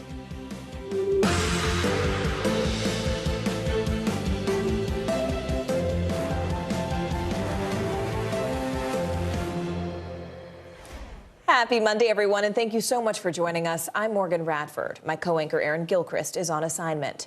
We begin this hour with positive signs in the fight against the pandemic. Take a look at the latest case trend data from NBC News. You're looking at this here on your screen. Just over the last 14 days, 18 states saw a noticeable rise in cases, but nearly the same number of states are seeing decreases, and that includes almost every East Coast state. Right now, health officials in the UK say they're ready to start vaccinating children as young as 5. Those who are at most at risk, including those with weakened immune systems, will be given the first shots. We're also learning this morning that Canada's Prime Minister has tested positive for COVID. Justin Trudeau and his family have been isolating, although Trudeau says he is feeling fine. We start our coverage this hour with CNBC senior health and science reporter Meg Terrell. Meg, thanks so much for being with us this afternoon. And I do want to start with some breaking news that came in about the last hour about Moderna's vaccine. What more do you know about that? Can you tell us? Yeah, the FDA has just granted Moderna full approval of its COVID-19 vaccine, so it now officially gets the brand name Spikevax. Really, this doesn't change very much. This is the same exact vaccine that's been available this entire time, although now it's fully approved rather than under emergency use authorization, which is essentially a mechanism that makes it available during a public health emergency. The only other real change, Morgan, we might see with this is that now Moderna can start running TV ads if it wants to, so we might start seeing Spikevax on air. Spikevax. All right. Well, let's also take a closer look at some of those COVID numbers we talked about at the beginning of the show, Meg. I mean, what are health experts saying? Are we at a point, or are we nearing a point where this wave might be considered over? Certainly the wave is not over, but the wave has crested. If you look nationally at the numbers, we are still averaging, though, more than 500,000 cases every day, and that's still likely an undercount just by the way we test and report results in the country. Hospitalizations, though, are also coming down, which is really good news. Down 8% overall, 11% for pediatric hospitalizations over the last 2 weeks, but still more than 140,000 people currently in the hospital. That's close to record highs. So until we really start to see hospitals under less strain, experts are not going to say this wave is over. And we're still averaging 2,500 deaths every day from COVID right now. And Meg, just finally, I know that, New York City here has also been renewing its push to really help more people get COVID treatments. What specifically is the city doing differently now? Yeah, there's a new push from New York City to provide same-day free delivery of those COVID antiviral pills we've been hearing about from Pfizer and Merck. These are still in very short supply, though, so it will be very helpful, but it's still being prioritized to people at the highest risk. You need to have tested positive within the last few days and fit one of those high-risk categories in order to be able to get this. But being able to get it right to your house keeps you from leaving and being out in the city and makes it easier to access for everybody. Easier indeed. CNBC's Meg Terrell for us there. Meg, thank you. Meanwhile, across the country in California, some mask mandates are about to be over. San Francisco County has seen a steady drop since the Omicron peak, and vaccination rates there top 80%. NBC News correspondent Jake Ward joins us now live from San Francisco. Jake, if you can, just walk us through the specific changes here. Who exactly will be impacted? Well, Morgan, as the fog burns off here in San Francisco, this is the final day that office workers who are part of a stable cohort and have a booster are going to have to wear masks indoors. Starting tomorrow, they can take them off. And that is a godsend to all sorts of businesses, not the least of which are gyms. We spoke to a gym owner earlier who talks about the incredible change that this represents. Have a listen. We're very fortunate in San Francisco that the majority of our population is very patient with this whole process. In fact, they're usually very cooperative, whether it be masks, whether it be vaccination, whether it be boosters. Ever since they reinstated the mandate in December, we have been telling our trainers, telling our clients that this was a possibility, the boosters were going to be required. So it's something that we've kind of known all along. So it wasn't that much of a surprise to us, honestly. So not only was this the first city to enforce a mask mandate way back when, Morgan, it is now the first reaping the benefits and taking off the masks for people working inside. And while that's the first city, I mean, what about the rest of California? Are there any signs, Jake, that this statewide mandate could be changing soon? Well, at the moment, the mandate remains in effect across the state. San Francisco and the Bay Area are the only exception to that. So at least until February 15th, everyone's going to keep their masks on. This is as the state has seen at least 2.4 million new cases since January. So that's still on until February 15th at least. But perhaps this is a good sign for this state and for the rest of the country, Morgan. All right. NBC's Jake Ward for us there. Jake, thank you. Cleanup is underway right now across much of the Northeast as tens of millions dig out currently from this weekend's historic winter storm. Massachusetts topped the list of places that had the most snow, 30 inches falling in the city of Sharon and Boston, receiving nearly 2 feet of snow. Right now, work crews are battling bitter cold temperatures as they try to really plow the last bit of that snow. But the break really won't last long since there is yet another storm system moving in. Meteorologist Bill Cairns is tracking what's to come in just a moment, but let's go ahead and begin with NBC News correspondent Kathy Park. She's been braving the elements there in Boston all weekend. Kathy, we have been talking, wow, I mean, since the end of last week. How is the recovery now looking there? Hey there, Morgan. Well, there is still a big cleanup ahead. We were out in the thick of it on Saturday at the height of the storm, and at times the snow was just pounding us 2 to 3 inches an hour, so that snow piled up quickly. So when you look around here in Boston, you will see all these large snow piles, some standing 5-6 feet tall. But you might notice that the roads look pretty clear. You can actually see the pavement. So the crews, they've been doing an excellent job clearing off the roadways. The city is really coming back to life this afternoon. As far as the outages go, at the height of the storm, more than 100,000 power outages across the state of Massachusetts. But Eversource, the main power company here, says that they hope to have everyone restored before midnight. Morgan? And what about the schools, Kathy? I mean, were kids able to make it to class today? Yeah, sorry, kids. They are back in the classroom today. So Boston Public Schools decided to hold classes today. And in fact, we ran into a student earlier this morning. He was actually excited to be in school today. As you know, kids for the past 2 years have been cooped up with virtual learning because of COVID. So they were excited to kind of get the snow day this weekend, but also hit the books, hit the classroom today. Morgan? All right. NBC's Kathy Park for us there. Kathy, thank you. Let's go ahead and bring in NBC News meteorologist Bill Cairns now. Bill, what is the latest on this new system you're tracking now? Yeah, we're getting new data in by the hour, and this looks like a major event. I think as far as acreage goes, this storm will be the biggest of the winter, with the biggest impacts being in the Midwest, even portions of southern plains, maybe even down to Dallas. So right now, we already have in anticipation of this storm, which really doesn't begin until early Wednesday morning. Winter storm watches are up from Durango to Pueblo through much of Kansas, a lot of Oklahoma, a little slice of Texas, Missouri, Illinois, Indiana, a little portion there of Ohio and also Michigan. And these will expand southwards and to the northeast by the time we get to tomorrow. So here's how it's going to play out. I mentioned that it kind of starts early Wednesday. Wednesday's the beginning of the snow and ice in areas of Kansas, Missouri, Oklahoma, Illinois, Chicago. That's when your travel trouble begins.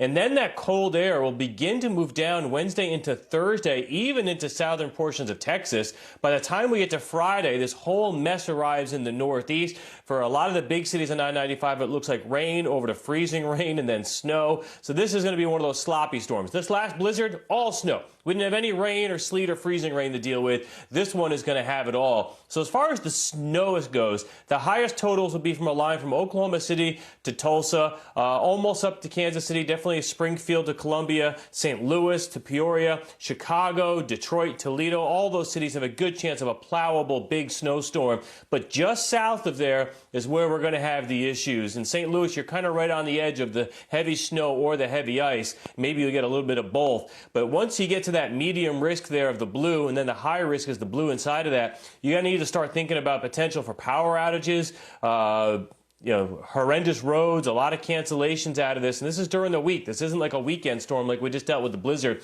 This is Wednesday, Thursday, Friday, all the way up into areas of the Northeast. So as far as the forecast looks, it's still a cold go of it. You saw where Kathy Park is in Boston. We're only at 29. So with the sun out, the pavement's improving, but it's still chilly. Florida, we don't have to worry about the Florida cold anymore. Things have dramatically improved there. And then tomorrow's the beginning of that next cold Arctic blast coming down from the northern plains. That'll set the stage. We don't do well with ice and snow in the South, and it doesn't look like the Southeast this time, Morgan, but our friends in Oklahoma and Texas, this will probably be the winter storm of the winter for you. I know a lot of people remember last year what happened in Texas with the Arctic outbreak and the snow and the ice and people losing power. So as of now, this doesn't look to be as severe as that one was, but this will still be a pretty high impact storm. All right, Bill Cairns for us there, Bill. Thank you. Meanwhile, Secretary of State Antony Blinken is expected to speak with his Russian counterpart tomorrow morning as the crisis in Ukraine threatens to expand. Members of the United Nations Security Council held tense talks this morning as more than 100,000 Russian troops have gathered along the border. NBC's chief foreign correspondent Richard Engel has more. Russia is keeping its troops on the move and the world guessing. This time, it's anti-submarine drills in the Norwegian Sea. Norway is a NATO member. Russia has roughly 130,000 troops and tanks, warships and missiles at the ready near Ukraine's borders. In Ukraine's capital, Kiev, veterans are training civilians in combat. But Ukraine's President Zelensky says he doesn't think Russia will invade. Russia insists it won't.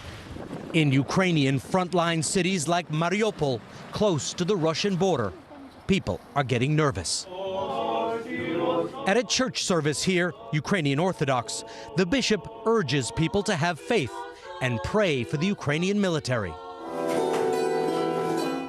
As the congregation leaves, Maria plays a bandura to keep their spirits high. Maria volunteers in the church's soup kitchen, in part to keep her mind off the situation. She's having trouble sleeping.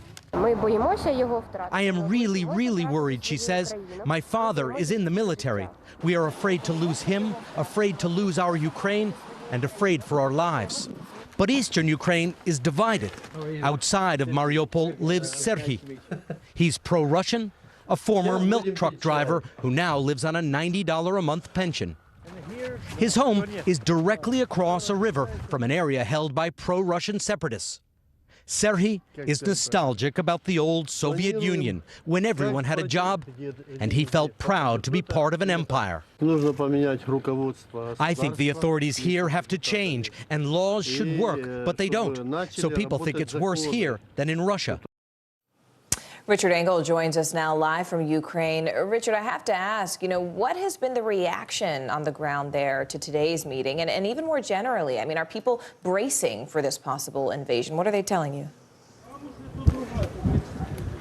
It depends on the region. In Kiev, the capital, some people are starting to prepare, but where I am, Mariupol, we're much closer to the Russian border, much closer to pockets of the country that are held by pro-Russian separatists, and here people are considerably more nervous. They are starting now.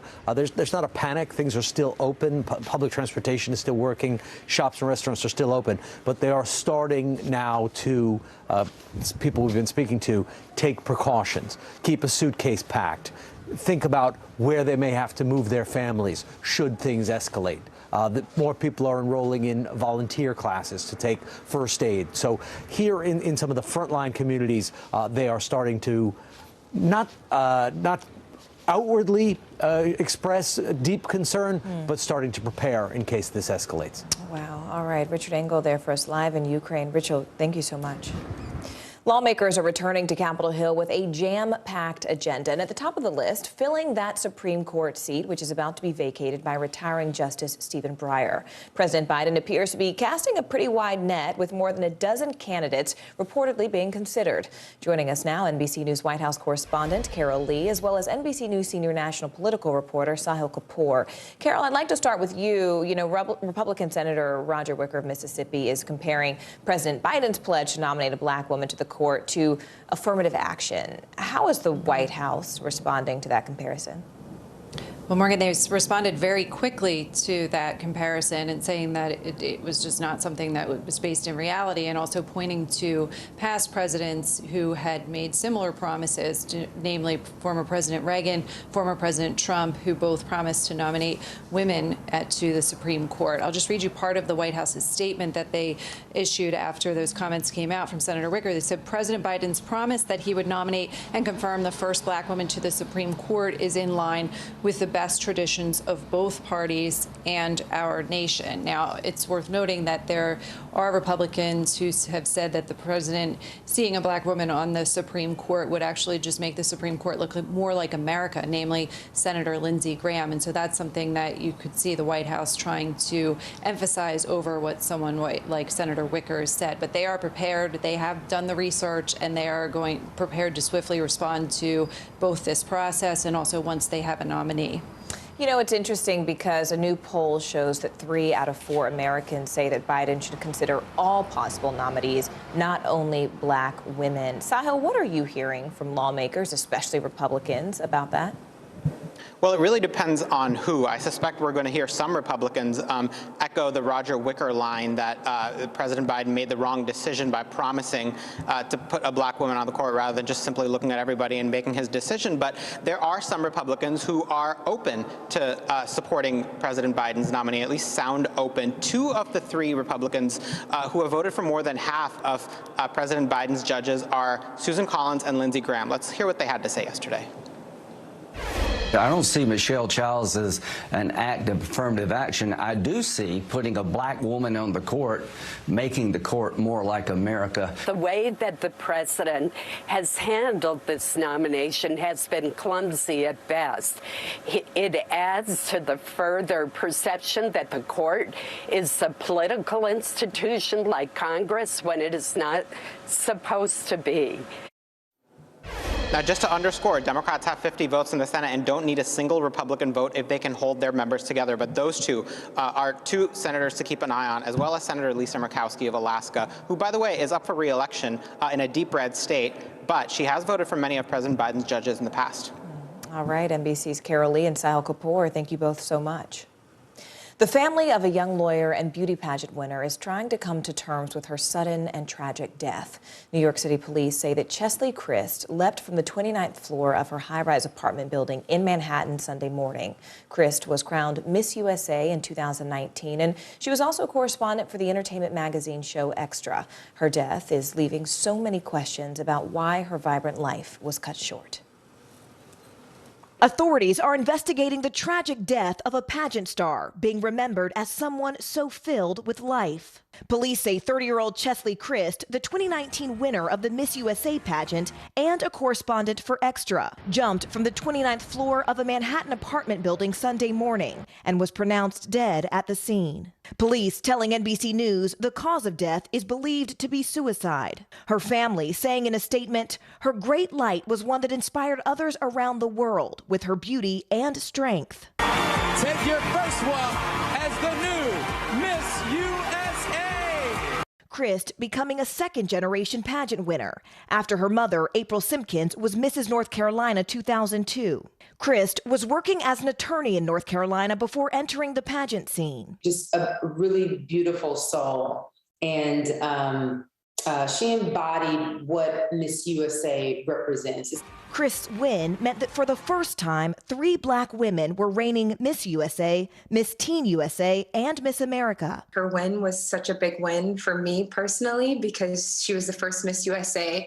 That made me feel as if I could be Miss USA. Shortly after her pageant win, Christ becoming a news correspondent at Extra, earning her 2 Daytime Emmy nominations. Is there anything really cool or unique or exciting we can expect in the next season? In the past, Christ speaking openly about mental health, sharing that she spoke with a counselor to maintain her own mental health. As friends, family, and fans struggled to understand the loss, Christ writing in her final Instagram post, "May this day bring you rest and peace." If you or someone you know needs help, the National Suicide Prevention Lifeline is available 24 hours a day, 7 days a week. You can just call 1-800-273-8255, or you can even text TALK to 741-741. A growing number of musicians is accusing Spotify of propagating COVID misinformation. Coming up, what the streaming music company is now doing in response. Stay with us.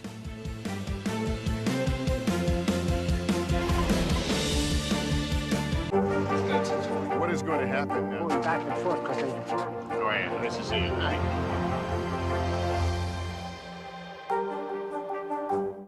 Top Story with Tom Llamas is your news playlist on NBC News Now. And now, you can listen to it as a podcast. Available anytime and anywhere. This is a very different kind of program. We're here to start conversation about the big things happening in our world. Professor, I'm not asking you to predict the future, but what do we think that the new normal is going to be? Is part of this that everyone's rethinking their jobs during this pandemic and their relationship to their employers? What is your biggest tip for any parent who's concerned about this? It's not my job to tell you what to think. My job is to think about what you tell me. Now Tonight with Joshua Johnson, streaming weeknights at 8 on NBC News Now. News is happening now. Look at what's making headlines around the world. Whenever it happens, wherever you are, it's here now. There's no better place for fun with friends. Quality time with your little golf buddy, or an afternoon alone together. Family and friends are just a tap away. Just pick your course, pay from your phone. Golf now. Download the app and go play. Have you found a way to reconcile it a year later? It really hurt to see this place that I love so much treated with such disrespect. Was it an act of cleaning or an act of healing? Top Story with Tom Llamas is your news playlist on NBC News Now. And now, you can listen to it as a podcast. Available anytime and anywhere. Our week-long journey across America from Washington, D.C., outside of our nation's capital, you rarely see. It's your last Was talking smack part of this?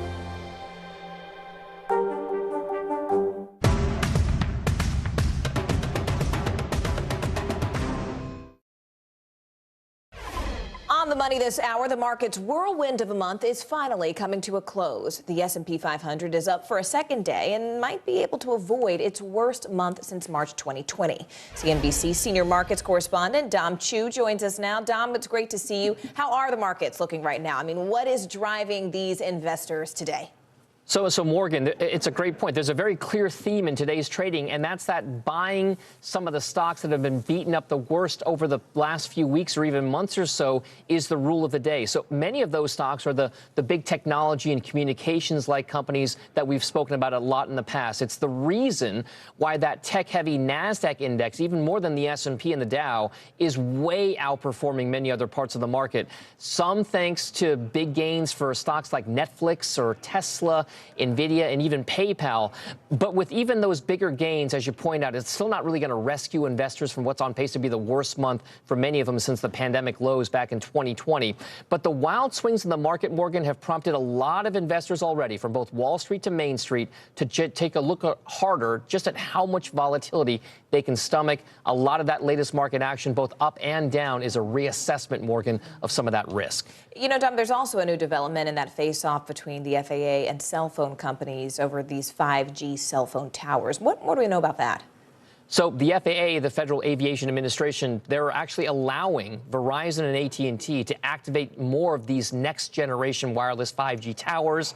They are located closer in proximity to major airports. So that so-called 5G, right, has been in a lot of headlines because airlines claim that using that 5G could have a negative impact on flight safety, specifically the moves right there as a result because of the work between regulators and airlines on trying to improve the safety. It's going to allow certain towers near airports to be turned on without having an effect, Morgan, on the plane's ability to navigate in things like poor weather or low visibility. All right, CNBC's Dominic Chu for us there. Dom, thank you. Sure.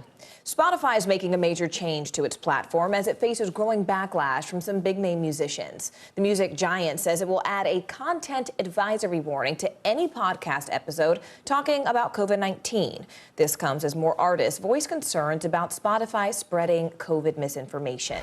NBC News correspondent Emily Cada is following the story and the controversy for us. Emily, tell us more. Hey there, Morgan. Well, we're certainly hearing a lot within the last number of hours. Spotify CEO says it's important they're not a content censor, but acknowledges they need to do more to provide balance when it comes to medical information. Overnight, Joe Rogan agreeing to help with that goal. Whether that will slow the number of artists leaving the music streamer, only time will tell. Joe Rogan speaking out. I don't always get it right. Responding to backlash against his popular podcast, where he's known for questioning vaccine safety, and recently interviewed a controversial virologist who suggested Americans were hypnotized into getting vaccinated. And I'm interested in having interesting conversations with people that have differing opinions. Rogan offering to make some changes as powerful celebrities put pressure on the streaming service. Whenever I get something wrong, I try to correct it. If there's anything that I've done that I could do better is have more experts with differing opinions right after I have the controversial ones. Now, Spotify says it's going to add a content advisory to any podcast episode discussing COVID-19, directing people to expert information on the virus, which Rogan says he supports. Prince Harry and Meghan Markle chiming in. Their organization, Archwell, says it's expressing concerns with Spotify to ensure changes to its platform are made to help address this public health crisis. Archwell Audio will continue its exclusive partnership with Spotify, in contrast to the wave of musicians stripping original recordings from the platform. Rock icon Neil Young says his record company is losing 60% of my worldwide streaming income in the name of truth. Shiny toys. The expanding revolt now includes singer-songwriter Joni Mitchell and Bruce Springsteen's guitarist Nils Lofgren. Plus, best-selling author Brené Brown, who signed a multi-year deal with Spotify in 2020, tweeting she will not be releasing any podcasts until further notice, though not saying why. Professor of pop culture Robert Thompson says for Spotify, navigating this controversy is a business decision. When they are looking for ways to maximize income, the podcast is clearly a direction in which they're going, and Joe Rogan is the standing on the top of the heap example of that direction. And Spotify's rivals are pouncing on the controversy. Amazon Music announcing the company is now offering a 4-month free trial as Neil Young directs fans to that platform. And Apple Music adding a We Love Neil section to its homepage. Spotify shares dropped over the course of last week, but since Rogan's apology appear to be rebounding. Morgan. All right, Emily Ikeda for us there. Emily, thank you so much. And coming up, it's week 2 in the trial of 3 former Minneapolis police officers charged with violating George Floyd's civil rights. Coming up, prosecutors are working to make their case. Stay with us.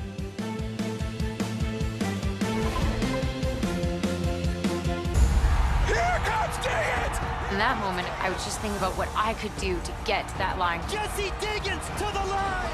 Goal! A landmark moment that will be etched in history. When Keegan jumped on top of me and we saw our teammates right next to the finish line, that was a really emotional moment for me. I remember thinking, this podium's too small. It should be more than just the 2 of us up here. In the City of Angels, 2 kindly old ladies wanted to help homeless men get off the streets forever. And so they did. Listen to The Thing About Helen and Olga, the new podcast from Dateline and Keith Morrison. Let's go. This is a critical choke point for this fire.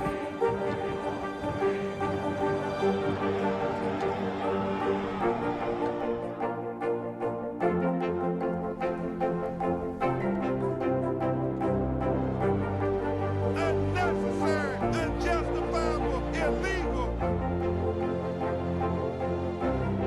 And good evening from New Orleans. Late military operation witnessing the massive crowds. I admire you both. Nice to really spend some time with you. Appreciate it.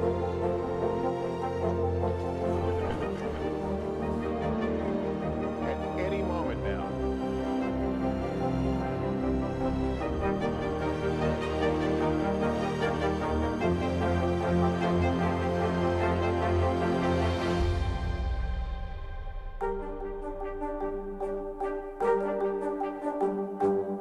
To cover the news, you have to be in it.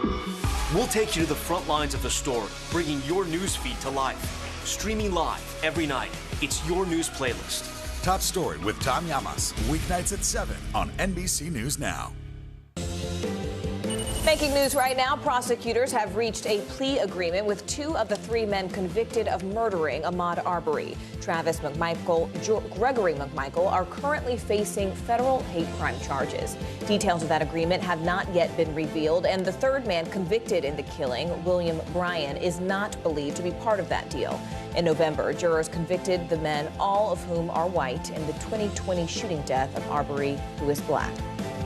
Federal investigators are now looking into the Pittsburgh bridge that collapsed last week. The National Transportation Safety Board was at the site there this weekend. Pittsburgh Fern Hollow Bridge gave way Friday while vehicles were on it. 4 people were hurt, but all are okay. This happened just hours before President Biden arrived in Pittsburgh to deliver a speech about infrastructure.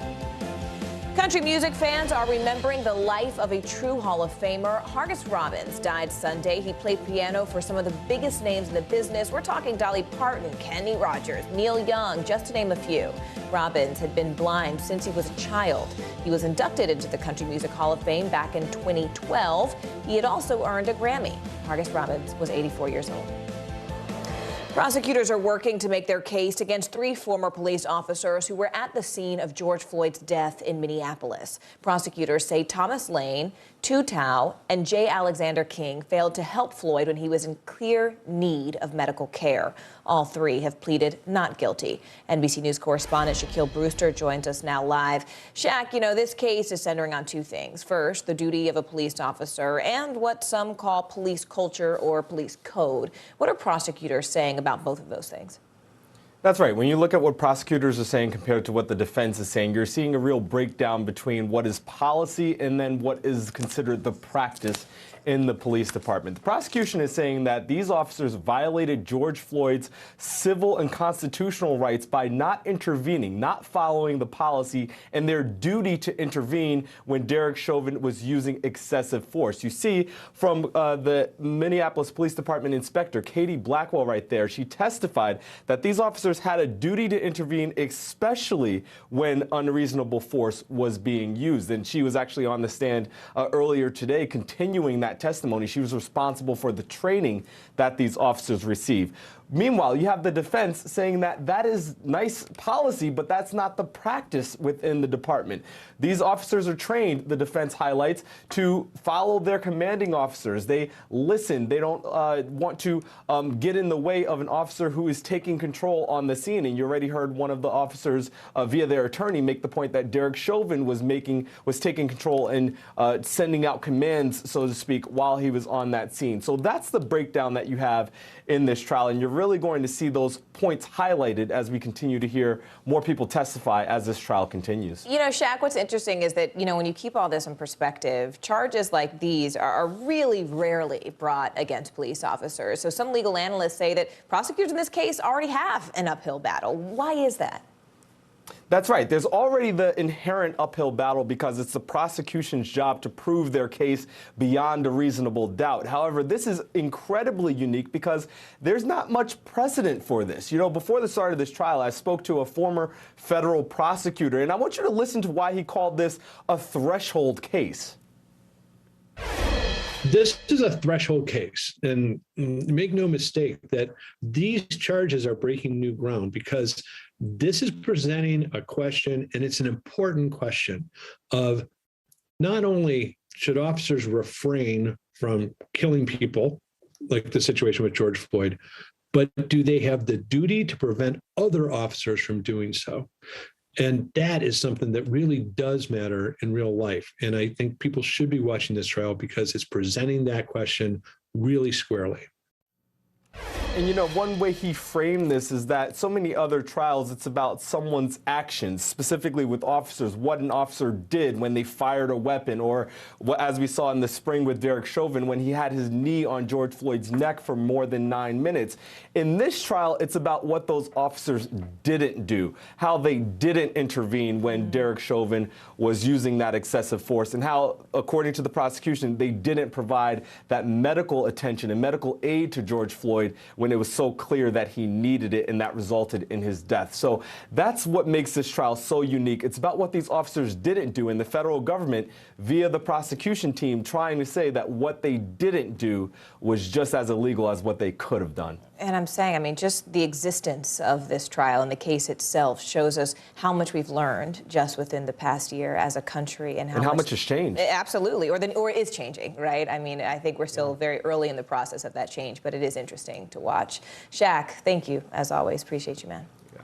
The uproar is growing in Tennessee after a local school board voted to remove a graphic novel about the Holocaust from its 8th grade curriculum. Now, the book is called Mouse, and it's written in the form of a comic book. School officials say they pulled the book because it contained profanities and an image of a nude woman. As you can imagine, there are many critics who are expressing doubt. NBC News legal analyst Danny Ceballos joins us now. You know, Danny, one school board official said that he didn't feel comfortable with the child reading this book, but then did acknowledge that children should learn about the Holocaust. So I guess, you know, the obvious question is, why the controversy then? I'm not just a legal analyst today. I'm a self-proclaimed graphic novel and comic book expert. And I have to tell you that Mouse is one of the best pieces of literature in the graphic novel space, and arguably historical literature as well. It's fantastic. It's one of my favorites. But that being said, you know, the argument that that nudity is a concern, these are cartoon mice. Mice are nude. In addition, if that's your standard, then Donald Duck is lewd because he's not wearing anything from the waist down. So cartoon nudity, I mean, there aren't any nude women so much as there are nude mice. I get that they're anthropomorphized. That still seems like a stretch. However, I may surprise you in that as much as I love this piece of literature, I could understand the fact that it exposes people to such awful violence of the Holocaust. There may be a certain age that reasonable minds could disagree that they should be exposed to. 8th grade, 7th grade, maybe 9th grade. I read it in college, and it rocked me emotionally. So there's something to be said for that. I mean, but I guess what are the options, you know, facing the school district beyond just an outright ban of the book? I mean, are there other things they can do to make sure that at the very least, kids are, in fact, getting this really, really important lesson about world history? You're exactly right. This is a crucial lesson about world history. The issue is almost an issue of neurology or psychology. At what age should children begin learning about these awful, horrific facts? And Mouse pulls no punches. I mean, it puts you right there. It's very graphic and very explicit. And at some point, this is something that folks need to learn about. The question really is, what is that date? And, you know, for millennia, we as a society, humans as a society, have disagreed about at what age children stop being children and are mature enough to handle different things. Even state to state, we disagree from state to state on different issues about what children can and cannot have and cannot do. Yeah, I really appreciate the analysis. I have not read it, so I appreciate the context. Danny Ceballos for us there. Danny, as always, thank you. Former President Trump is sparking new controversy over the January 6th riot. He now says he plans on pardoning more than 700 people who have been charged with federal crimes in connection with that insurrection. That is, of course, if he wins back the presidency in 2024. If I run and if I win, we will treat those people from January 6th fairly. We will treat them fairly. And if it requires pardons, we will give them pardons because they are being treated so unfairly. NBC News national security correspondent Ken Delaney has been following this story for us. You know, Ken, how are GOP officials reacting to this revelation from the former president? Because here again, we see another showdown where officials have been pretty clear that this was an insurrection. This was not okay. And then we have the president saying, well, hold on, I'll treat you nicely if I make it back to the White House. We're seeing the usual pattern, Morgan. A handful of top Republicans who happened to be on television this weekend denounced the remarks, but most have tried to say as little as possible. So you had New Hampshire Governor Chris Sununu asked on CNN if the January 6th defendant should be pardoned, and he responded, of course not. Oh, my goodness, no. And he added that the folks that were part of the riot have to be held accountable.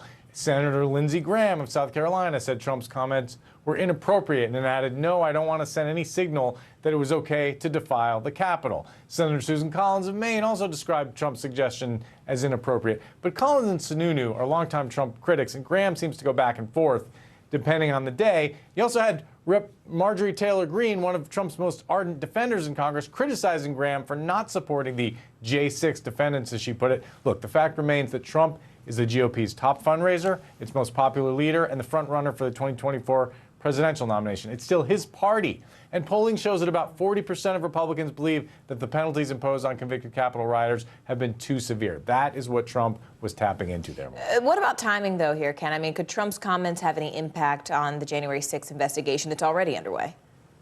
So there's no evidence that the Department of Justice is investigating Trump in connection with the January 6th riots.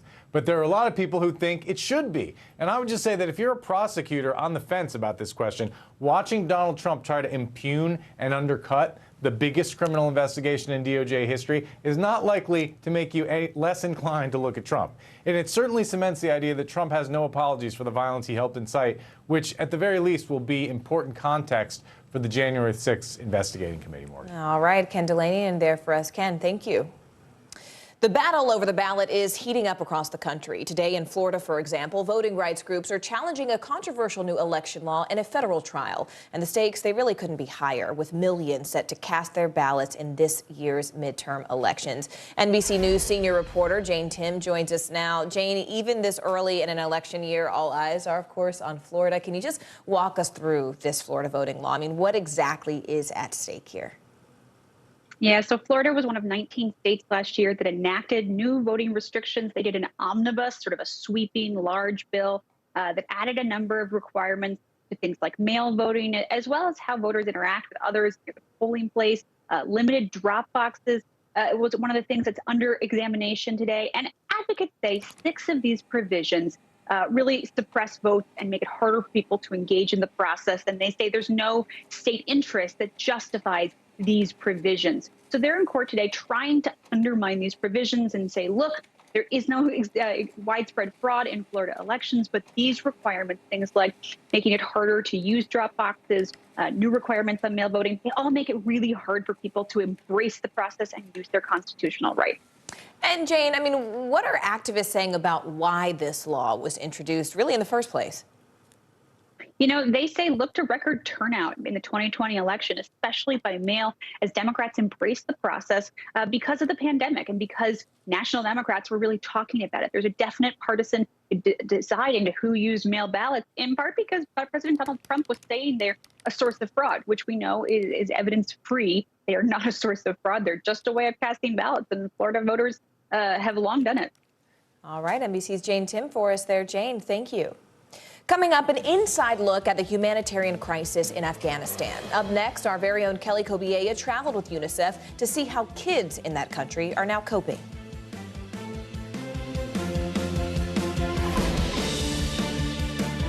I'm Terry Crews, Team USA superfan. Shaun White, what are you trying to prove? Shaun White takes the gold! You've already won more Olympic golds in snowboarding than anyone else ever. You've dominated the sport since you were a teen. Now you're trying to beat kids half your age. Maybe you're trying to prove you're every bit as good as you were at 15 and that you only get better with age, like a fine cheese. Or yogurt. The Winter Olympics, February 3rd on NBC and Peacock. News is happening now. Look at what's making headlines around the world. Whenever it happens, wherever you are, it's here now. Ooh, the answers come when you need them most. Ooh, let it go. The Today Show's newest fan. Little Al Roker. What am I doing here?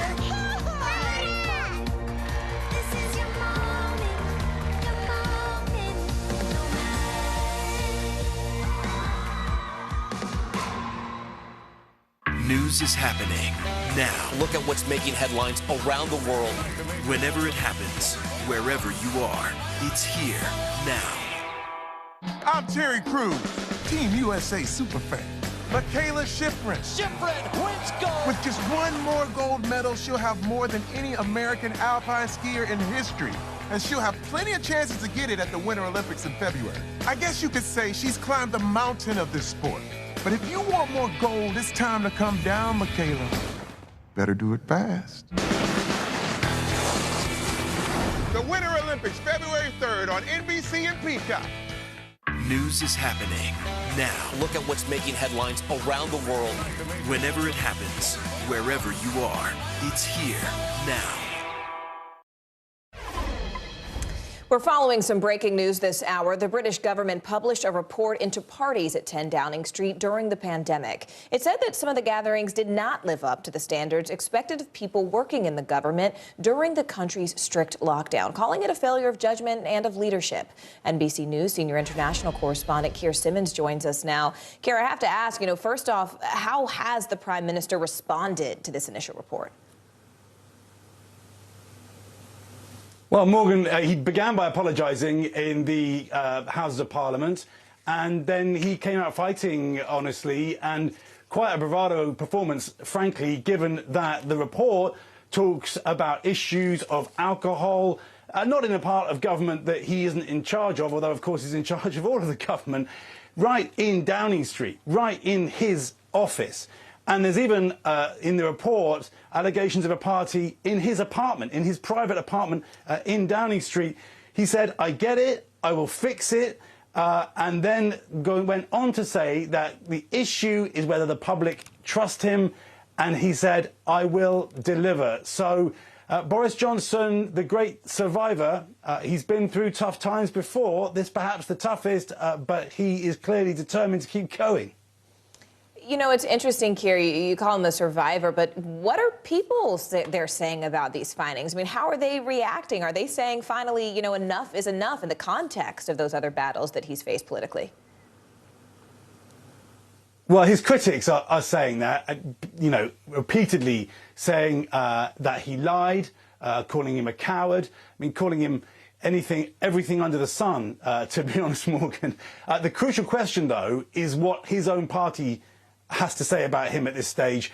Crucially, do they think that this is so damaging that he is no longer a vote winner for them? Because, of course, we'd have to wait till the next election to find out how the British public view this at the ballot box. But Boris Johnson's own political party, if they fear the ballot box, can decide to remove him. That can happen pretty quickly in British politics. The removal vans can be in Downing Street within a day of a vote of no confidence. And a new leader elected, but Boris Johnson isn't there yet. I mean, you mentioned the ballot box, but what about the police's criminal investigation into some of these parties? Where do things sort of go from here? Yeah, that's a good question. The police are investigating. In the House of Parliament, it was suggested that even the Prime Minister himself is facing a criminal investigation because potentially, of course, gatherings during a COVID lockdown were illegal.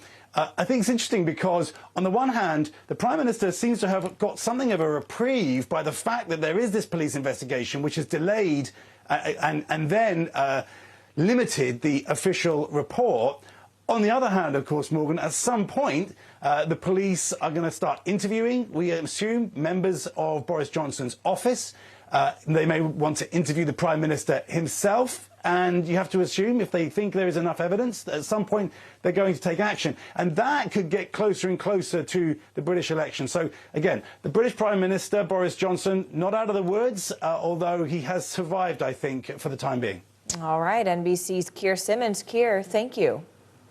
Deadly flooding in Brazil, and China claims smog levels are down. NBC News Now anchor Joe Fryer takes us around the world in 60 seconds.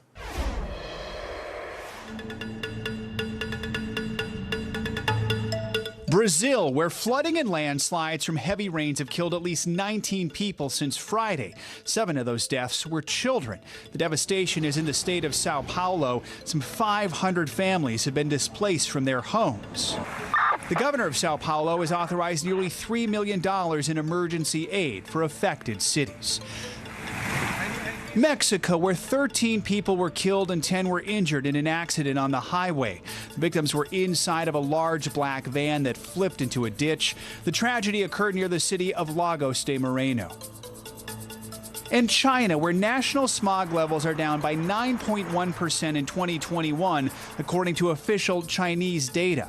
That data also states that air pollution in 339 Chinese cities improved last year.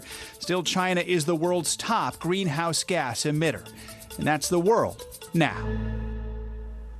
5 months ago, the U.S. military pulled out of Afghanistan, ending its longest war. U.S. aid to the country shut down when the Taliban took over, and people there are now struggling to survive. NBC News foreign correspondent Kelly Kobiea traveled with UNICEF to really get a closer look at the humanitarian crisis there on the ground, and specifically how it's impacting children. Kelly, what did you find? Well, it's really heartbreaking when you see what's happening across this country, not only in the capital here, Kabul, but really in all corners of the country. Even seasoned aid workers are saying that they're shocked by just how quickly the food crisis here has spiraled. We spent a day with UNICEF driving out into the countryside to see how children are coping. We drove 2 hours. The car in front are Taliban security. Traveling with UNICEF to some of the most remote parts of Afghanistan where few cameras have been. And where UNICEF is trying to save those most at risk this winter. Children. Salam alaikum. These boys and girls keeping warm in a UNICEF-funded school. The worry, what happens when they go home? And so when we say, "Did you have breakfast today?" and they shout, "Yes!" their breakfast. They probably mean black tea and bread, and lunch, if they're lucky to have lunch. The UN says more than half of Afghans can no longer afford enough food, and it's having a disastrous effect. At the local hospital's neonatal wing, all 6 tiny babies are here because they're underweight, born to malnourished mothers. About 300 or 350 women come for delivery here per month. And are many of them now malnourished or undernourished? Most of them. Most of them? Most of them are malnourished. In the hospital's child malnutrition ward, all of the beds are full. 2-year-old Nisar Ahmed weighs just 17 pounds, almost half of healthy boys his age. His mother, Sakina, told me she's worried about her other children, still at home and hungry. What can we do, she tells me. This is our life. I pray that the government will help us. Today, kids are playing in the snow, sledding on plastic jugs used for cooking oil. The roadside bombs and nighttime raids of war are gone, but so is the flow of foreign aid. And the U.S. has frozen more than $9 billion in Afghan assets. 23 million people in this country need urgent humanitarian aid, and all chapters of the UN here in Afghanistan are trying to come together to shore up a country. You said this was unprecedented. It is unprecedented. It's overwhelming. The needs are extraordinary, and it needs an extraordinary response. UNICEF says the Taliban is giving aid workers, including women, access to every corner of the country, even helping to hand out supplies, like in this warehouse in Kabul, where 400 families took home rice, wheat, and winter clothes. 9-year-old Hamid Amar told me he came here to collect food for his brother and sisters. This classroom, one of more than 7,000 community schools funded by UNICEF across the country, a refuge for tens of thousands of girls and boys. Do you like school? But the need is endless. It's difficult to see children in the snow with no socks, no winter boots. It's a hard place to be a child, but UNICEF is here trying to make it a little bit better. So, Kelly, what is the U.S. saying about those billions of Afghan dollars that it froze? Well, we asked the Biden administration about it, and they said, look, it's a complex legal issue, and this is why. That money is being claimed in the federal courts by a group of 9/11 families who sued the Taliban and others, al-Qaeda, et cetera. More than 10 years ago, they won a summary judgment and $7 billion in compensation, so they're now trying to claim these funds as part of that judgment. The federal government has been given, the Justice Department has given some more time to respond to that in federal court and weigh in on how those funds could be used. They can't go to the Taliban government, of course, because of sanctions, but aid agencies are saying, please let us have some of this money. It is desperately, desperately needed in this country to keep people alive. Morgan. Such an important report. Kelly Kobiea for us there. Kelly, thank you. A special honor for the legendary Betty White 1 month after her death. Just after the break, the star-studded tribute as fans celebrate and thank her for being a friend. Stay with us.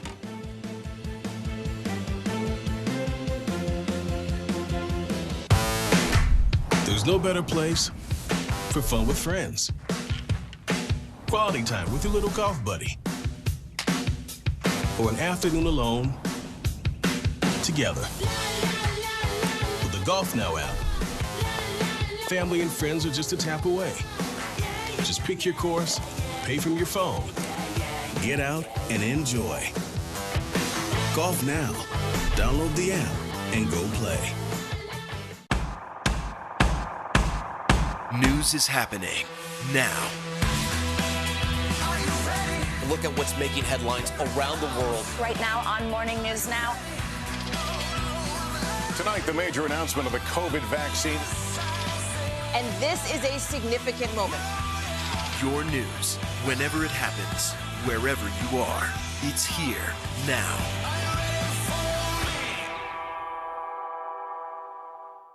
News is more than a headline. It informs, it inspires, and it still matters. To cover it, you have to be in it. And that's what we're gonna do. Every night, we take you to the front lines of the story, where it's actually happening, with NBC News journalists on the ground from all over the world. We cover what you need to know and bring your newsfeed to life. In primetime and streaming live, it's your news playlist every night. Top Story with Tom Llamas, weeknights at 7 on NBC News Now. It's been 1 month since the great Betty White died. The celebration of her life continues tonight with a 1-hour special right here on NBC. Morning News Now anchor Joe Fryer gives us a preview. Morgan, the producers probably had no problem lining up a long list of celebrities to take part in this special. They're sharing their favorite memories and untold stories of the beloved star, paying tribute with their words and even a song.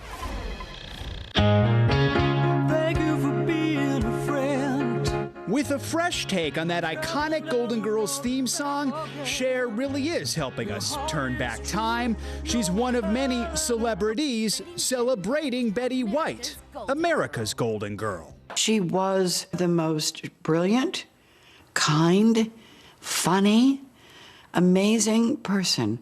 With tributes from President Biden and White's many co-stars over the years, 1-hour special honors a decades-long career. Most people don't even live 80 years.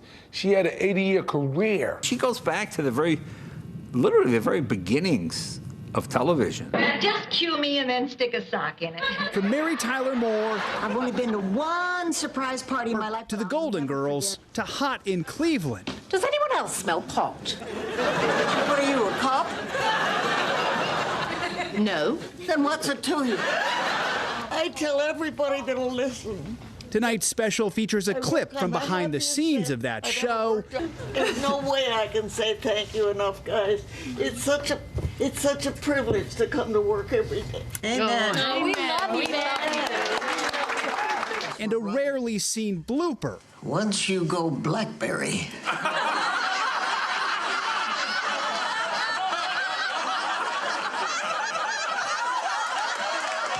Proof she didn't just make the audience laugh. My favorite thing to actually watch these days are the bloopers. They just make me laugh so hard. Ladies and gentlemen. Saturday Night Live legends also recall their week with White. And literally, I was like, hey, Betty, how you hanging in there? Really more of a polite question because she goes, I'm fine. I went back to the hotel, I had a hot dog and a vodka, slept great. That diet apparently worked. She won an Emmy for her SNL hosting gig. When I first heard about the campaign to get me to host Saturday Night Live, I didn't know what Facebook was. And now that I do know what it is, I have to say, it sounds like a huge waste of time. Our love for Betty was matched only by her love for animals. Betty's friends have no doubt her tireless advocacy is now being rewarded. I imagine her walking across that rainbow bridge, and every animal she has ever loved is there waiting for her, and Alan is standing right in the middle of all of them welcoming her. Oh, that would be her heaven. Yeah. Betty White died just 17 days shy of her 100th birthday, but there is still so much to celebrate. Some of her friends have told me that's what she would want, a party. No tears allowed. Tonight's special airs at 10 p.m. Eastern and will stream on Peacock tomorrow. Morgan. And we will be watching. Thank you so much for being with us this hour. I'm Morgan Radford, and your news continues right now.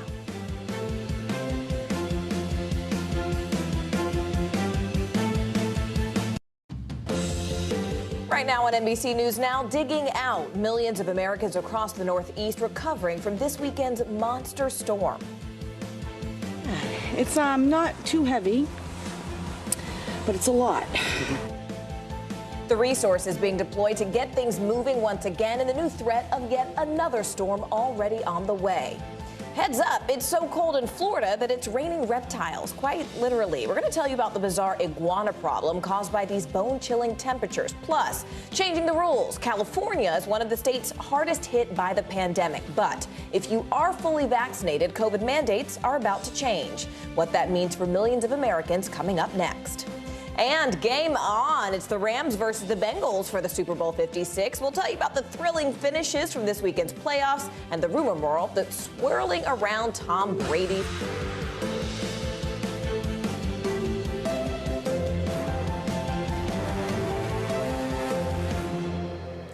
A pleasure to have you with us this Monday morning. Thank you so much for joining us. I'm Morgan Radford. My co-host Erin Gilchrist is on assignment.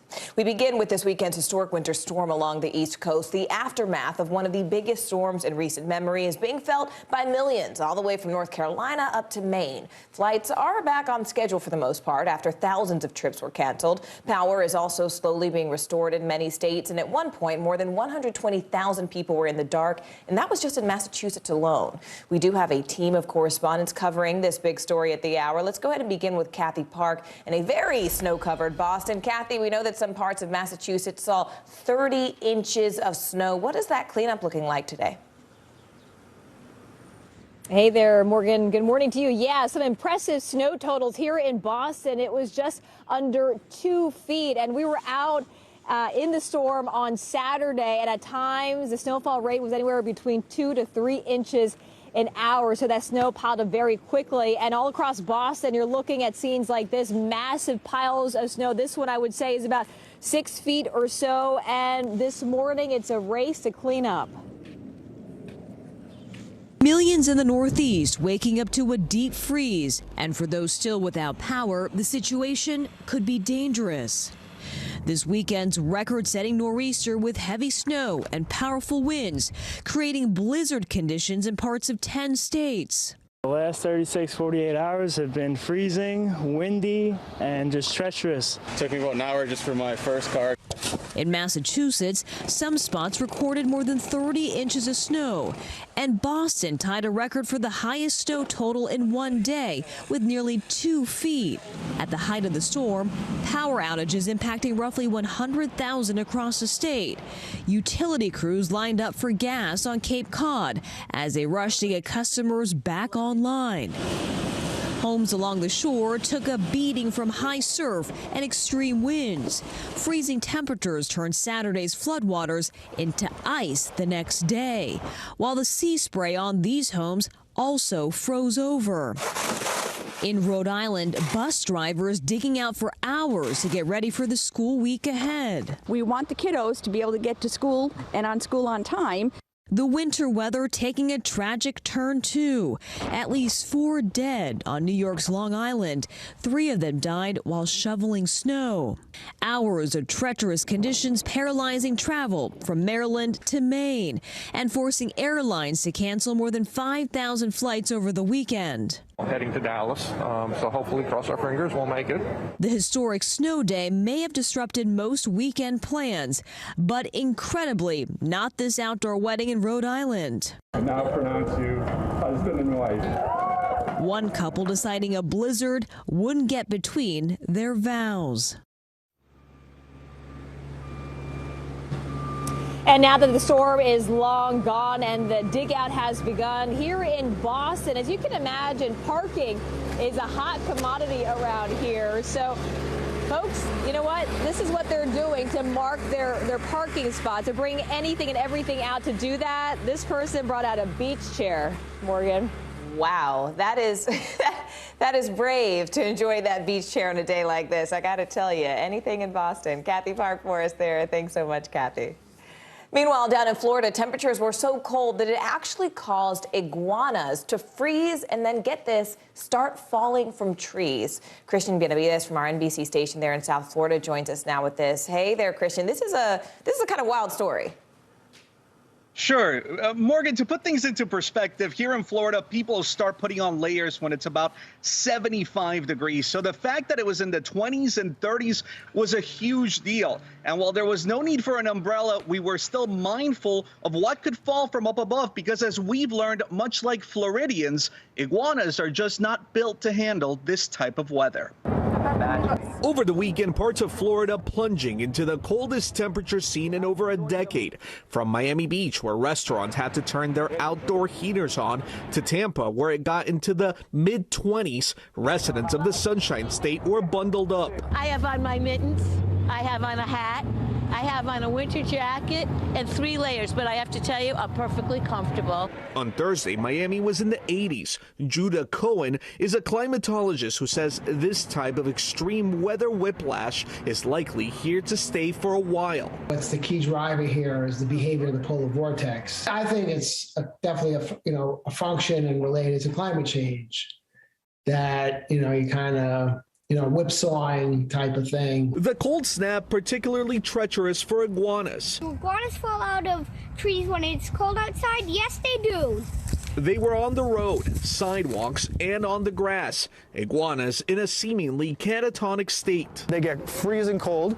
Once they hit 40 temperature, they go into the dormant state where they're now locked up. They just freeze up. Everything releases their grip. They can't hold them. They can't. Yeah. All their functions stop working, and they just slide right off. Frozen, can't move at all. Harold Rondon, known as the iguana guy, says while iguanas in a dormant state may appear lifeless, these giant lizards are not dead and will decide to move again once it's warmer outside. Just to give you an idea of how long it takes for these iguanas to start coming back to life, Harold caught this one just about 4 o'clock this morning, and it took about 6 hours before the iguana started moving again. Iguanas are not native to Florida, but they do seem to like it here. The first iguana, we thought, oh look, cute, like there's an iguana there, and then the second one popped up, and before we knew it, we had several iguanas. It was just laying there, and it had like some ice, like not ice, but like a little bit of like frosty,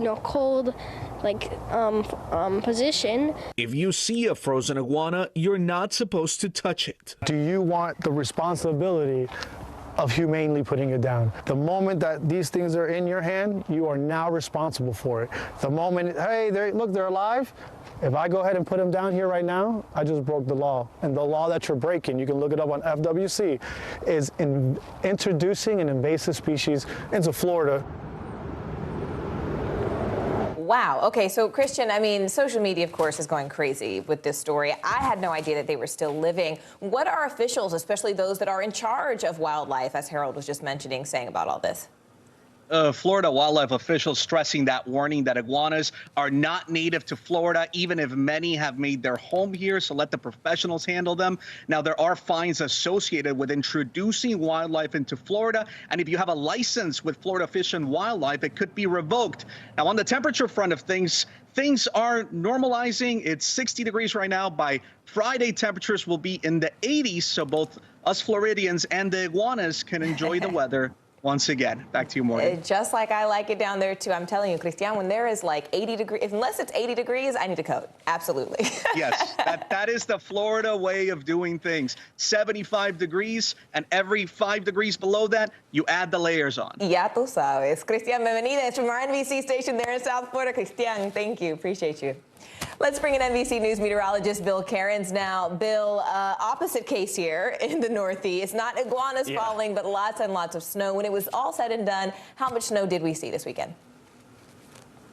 Yeah, well, the highest total we had was 30 inches. And as far as Boston went, this was a pretty epic storm. This wasn't just your average blizzard. This was one that will go down in the history books. It ended up being the second largest January snowstorm in Boston history. So that's something. 23.8 inches of snow officially at Logan Airport. You know, you get to these big storms like this when the winds are gusting 60, 70 miles per hour. It makes you wonder how they even measure it. But again, 23.8 was the official total. So it was a really cold morning. You know, I know the big cities were warmer, but there were many areas down around zero this morning in the Northeast with that fresh snowpack. In Florida, you don't have to feel bad for them anymore. They're back up into the 60s, and those iguanas are starting to warm up and walk around again. The Florida cold spell is over with, and as we head towards the rest of this week, it actually will get pretty warm and even a touch humid. Look at Tampa, almost 80 by Thursday. So what's next? This is the time of year we get a lot of big storms. End of January, beginning of February is really our snowiest period in the lower 48, and the next storm is now diving down through the northern plains. Tuesday, not much going on. Then on Wednesday, look at the middle of the country. What a mess. The blue and the white is the snow. The green is the rain. So whenever you see that it could be 20s in the panhandle of Oklahoma and North Texas and 70s down in Houston, that's trouble. We have Arctic air colliding with humid air. That means snow. It means ice. And all of that mess will eventually head to the Northeast by Friday. So what are we talking about snow-wise? Well, let's take a look at our two computer models. And what's good about this event, they're an excellent agreement. So if you're in Kansas City, all of Missouri, central Illinois to Chicago, Fort Wayne, Indiana to Toledo, Detroit, Cleveland, Buffalo, it looks like you're going to get hit with some heavy snow. Both of our computer models really pinpoint the same areas for the best chance of heavy snow. The only disagreement is really as we head into areas of southern New England. So Morgan, we know we're going to have another significant winter weather event beginning Wednesday morning, and that will continue all the way out through Friday. So another big winter storm, and this one is going coast to coast. And here I was just counting down the days till spring, and I got another one to get through. All right, Bill Cairns for us there. Bill, thank you. It has been 2 years since the World Health Organization declared COVID-19 a public health emergency of international concern. And now we're seeing some positive signs finally from the latest surge here in the U.S. Take a look at this map. This is what our case trend looked like just 2 weeks ago. Nearly every single state saw a spike in cases, meaning more than 100% increase over just 14 days. But then look here to the right. This is today. No spikes and only a few spots actually seeing upticks. That's a rise in cases of at least 25%, but obviously far less than 100. New York's roller coaster ride is also easing. The state once the epicenter of the pandemic. Cases are now down 90% since the last peak. So Dr. Neeti Narikar will join us in just a moment as our doctor on duty. But let's go ahead and begin with NBC News correspondent Jake Ward, who's there in San Francisco. Jake, I've been curious because I've been hearing about these changes that are happening in terms of COVID mandates in San Francisco. What exactly are they? Well, Morgan, it is amazing to be in a place where, you know, this was the first place to lock down. The 8 Bay Area counties and cities in the middle of which I'm standing, they were the first to lock down back in 2020, but now it turns out we are reaping the benefits of that early action because now that the San Francisco Bay Area has more than an 80% double vaccination rate and more than a 64% boosted rate, city officials here are going to make it possible for people to take their masks off in gyms and office spaces as long as they can prove that they are boosted and as long as they are part of a stable cohort, meaning you're coming back together with the same rotating cast of people over and over again. You know, this is a place that has been locked down for so long and has been compliant for so long. It's just a happy thing that we're now seeing some benefit coming out the other end, Morgan. I mean, this could also be huge for gyms and other workout facilities in that city. I mean, what are you hearing from owners there about this change? You know, they are so relieved. Nothing was more disastrous. Perhaps no business was more deeply affected by COVID than gyms. You know, a place that by their nature carried the risk of respiratory infection. But now, because being boosted is such a standard operating procedure for San Franciscans, they can reopen. We spoke to a gym owner here in the city who just talked about how extraordinarily relieved he feels. Have a listen to how he describes it. The mask mandate, more than anything, will be a barometer of folks putting their memberships on hold or coming back into the gym. So as they've come on and come off, anytime that they have to come back on, we will always get a set of emails from members saying, I'm going to put my membership on hold until the mask mandate is removed, or I can remove my mask again. We will still have a lot of people who will be more comfortable being in a mask, and we 100% welcome that. Now, the statewide mandate is still in effect here, Morgan, and even in San Francisco, schools, restaurants, retail places, they'll still have to wear their masks, but there's some hope here in this new news for the rest of the state and hopefully for the rest of the nation. I'm hoping for the rest of the nation. Man, I mean, this feels like just like a ray of sunshine, of light at the end of an excruciatingly long tunnel. Jake Ward for us there in San Francisco. Jake, a pleasure to see you. I want to go ahead and bring in Dr. Didi Nurikar, a physician at Harvard Medical School. Dr. Nurikar, I want to start with something that Jake was just talking about, and that was about needing a booster shot to be considered, quote unquote, up to date. Can you talk to us about just how important that is? You know, Morgan, the study upon studies have shown us that the booster is critical. A study just last week found a 20-fold increase in antibody protection with the booster. So we really do need to think about changing that definition of fully vaccinated from 2 shots to 3 shots, because all of the evidence is pointing to this. And I mean, Dr. Nurikar, is there though any guidance on when you should get a booster if you recently did have COVID or even felt those COVID symptoms? Yes, the CDC has lots of guidance and very clear guidelines on getting a booster, even if you've been recently infected, based on symptoms, severity, and treatment. The reason boosters are so critical, even after a recent infection, is because boosters offer broad immunity and broader immunity than getting infected, and longer lasting immunity. And Dr. Nurikar, I mean, Jake and I were just talking about how the recent data and even sort of the attendant laws that are now changing in response to that data feels like we are finally turning the corner in a more final way. What are you feeling as a physician? I mean, are you feeling that? Is the data supporting that for you, or is that just kind of anecdotal on our part to citizens? I think we are seeing glimmers of hope, Morgan, but we are so not out of the woods right now. You know, San Francisco is an outlier. It has a high level of vaccinations, 2 doses, and the highest rate of boosters, 60+% boosting in that city. So it is an outlier, and it is premature for other cities to employ removing mask mandates right at this time, particularly because the winter surge is still continuing. All right, Dr. Didi Nurikar for us there. Dr. Nurikar, thank you for joining us.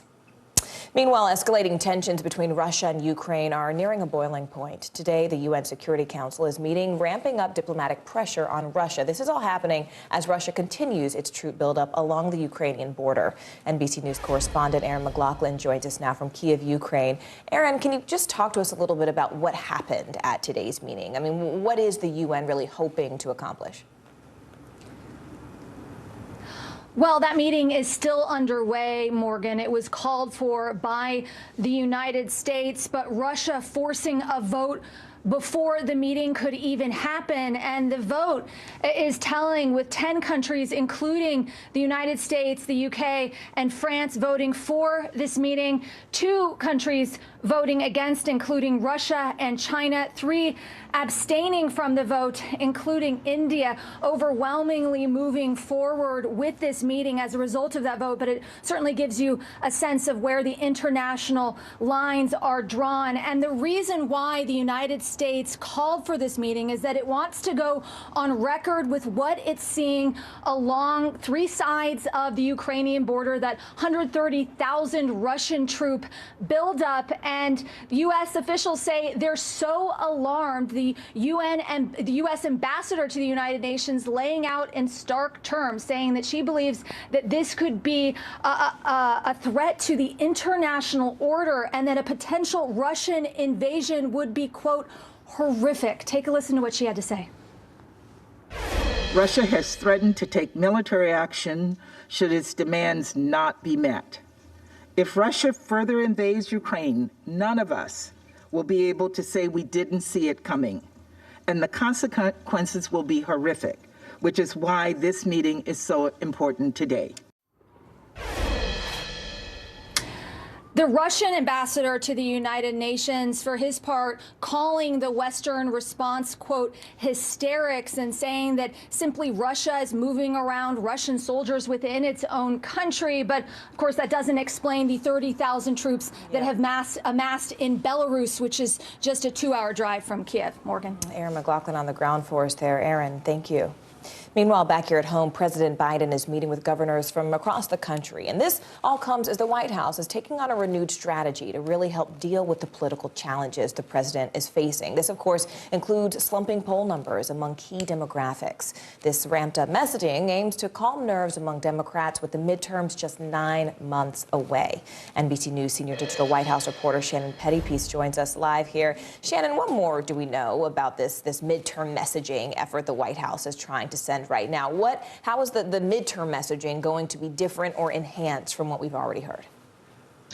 Well, the White House is hoping to shift the focus increasingly on what the president and this administration has accomplished so far and get the talk and the narrative away from what they haven't, like this $1.7 trillion social spending bill, the voting rights legislation that Democrats have wanted to see, to get the focus away from trying to push those through and talking about what this White House has actually done in its first year. And central to that is going to be this $500 billion infrastructure bill. We have already seen the president out a number of times talking up the ways that that infrastructure package is going to help, from high-speed internet to roads and bridges. He was just in Pittsburgh last weekend where they had that tragic bridge collapse, talking about how that region with so many bridges could benefit from this law that had been passed under his first year in office. So look for them to sort of shift the focus there and for the president to get out on the road more,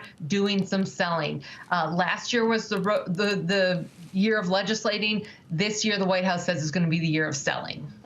Interesting. I mean, speaking of selling, there's a lot happening also abroad. We just talked about Ukraine, but the president is also set to host Qatar's emir at the White House today. What's the agenda facing these leaders today? I mean, specifically as those tensions are escalating in Ukraine.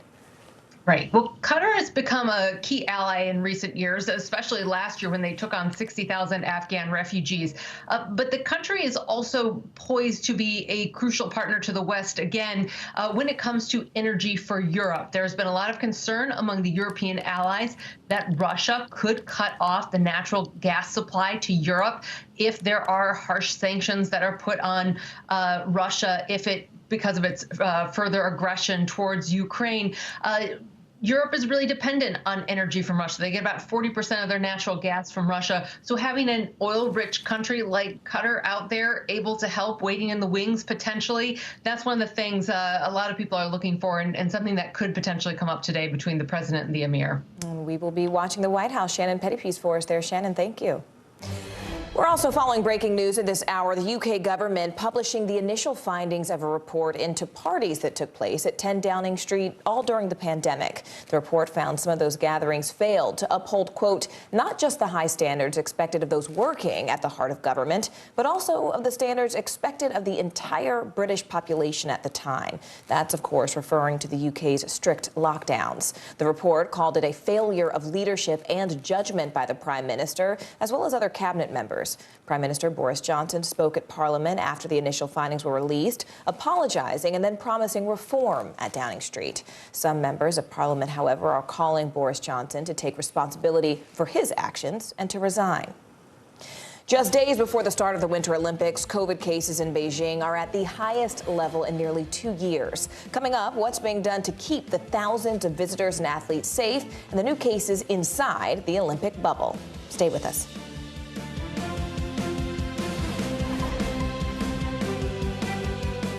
These days, it feels like the news never stops. So let's get into it. What's happening right now, what it all means for you for an hour every day. It can be hard to keep up, so let's get started together. Hallie Jackson Now, weekdays at 5 on NBC News Now. What are you doing for teachers who feel that they're being stretched too thin? Did you understand how prevalent hunger was in your own community?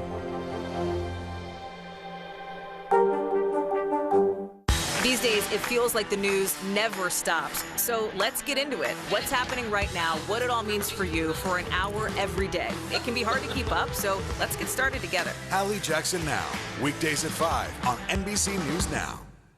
News is happening now. A look at what's making headlines around the world. Tonight, the major announcement of the COVID vaccine. This is a significant moment. Your news, whenever it happens, wherever you are, it's here now.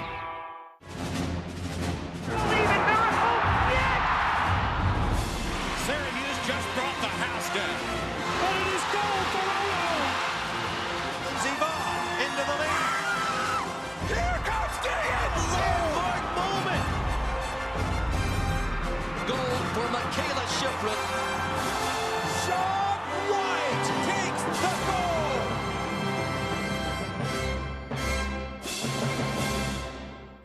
News is happening now. A look at what's making headlines around the world. Whenever it happens, wherever you are, it's here now. In the City of Angels, two kindly old ladies wanted to help homeless men get off the streets forever. And so they did. Listen to The Thing About Helen and Olga, the new podcast from Dateline and Keith Morrison. The Meet the Press Chuck Todd Cast, free wherever you get your podcasts. The opening ceremony of the Beijing Olympics is now just 4 days away. Athletes from across the world are pouring in during the biggest COVID surge in Beijing since June 2020. NBC News foreign correspondent Janice Mackey-Frayer shows us exactly what's being done to keep everyone safe. With the Olympics set to open in just a few days, athletes, journalists, and officials have been arriving to the world of restrictions that China has in place to keep tight control over COVID and criticism. Team USA touching down in Beijing to this: biohazard suits, testing, and tight restrictions into what officials call a closed loop. Everything's harder with Omicron, but the system is very robust. The system is very effective. For thousands of athletes and officials, China's zero COVID policy means being confined. This is where we will be staying. Curler Chris Plies offering a glimpse of what it's like. Got a nice little view out the window. A surreal world of daily health checks, barricaded hotels, and venues accessible only to people inside the bubble. Here on the outside, this is what most people will see of the Olympics: the fences, the gates, the barriers of the closed loop that will prevent any crossover. At some points, the two sides separated by about 20 feet. What do you do with NBC? We're in audio. Beyond the bubble, Beijing is in full emergency mode, with neighborhoods locked down, travel bans, and even restrictions on buying cough medicine. For China's leaders, the Olympics were supposed to showcase success in managing the virus. Now COVID cases are on the rise inside the closed loop too, where testing positive means isolation or hospitalization. We can't afford to get COVID at all. The small team, we haven't got replacements. Athletes, for the most part, seem to be taking it in stride. Not only do we not have cardboard beds here, I'm in zero-G mode now. It's phenomenal. So excited to finally be here. Preparing for a Winter Olympics like no other. There are no foreign spectators at these games, and most Chinese fans won't be allowed either. For the opening ceremony on Friday at the Bird's Nest, it's a limited audience by invitation only. 4 COVID tests required for anyone attending. Organizers say they simply want to take every precaution to keep people safe. Coming up, an American pledging allegiance to ISIS. Still ahead, the former Kansas woman arrested for allegedly leading an all-female battalion of ISIS fighters in Syria. Stay with us.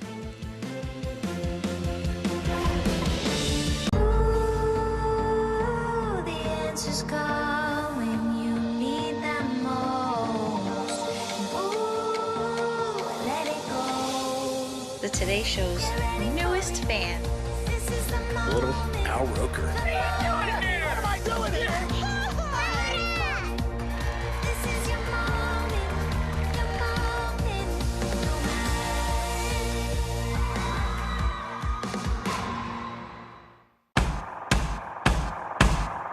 News is happening now.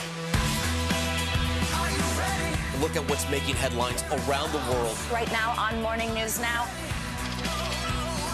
Tonight, the major announcement of the COVID vaccine. And this is a significant moment. Your news, whenever it happens, wherever you are, it's here now.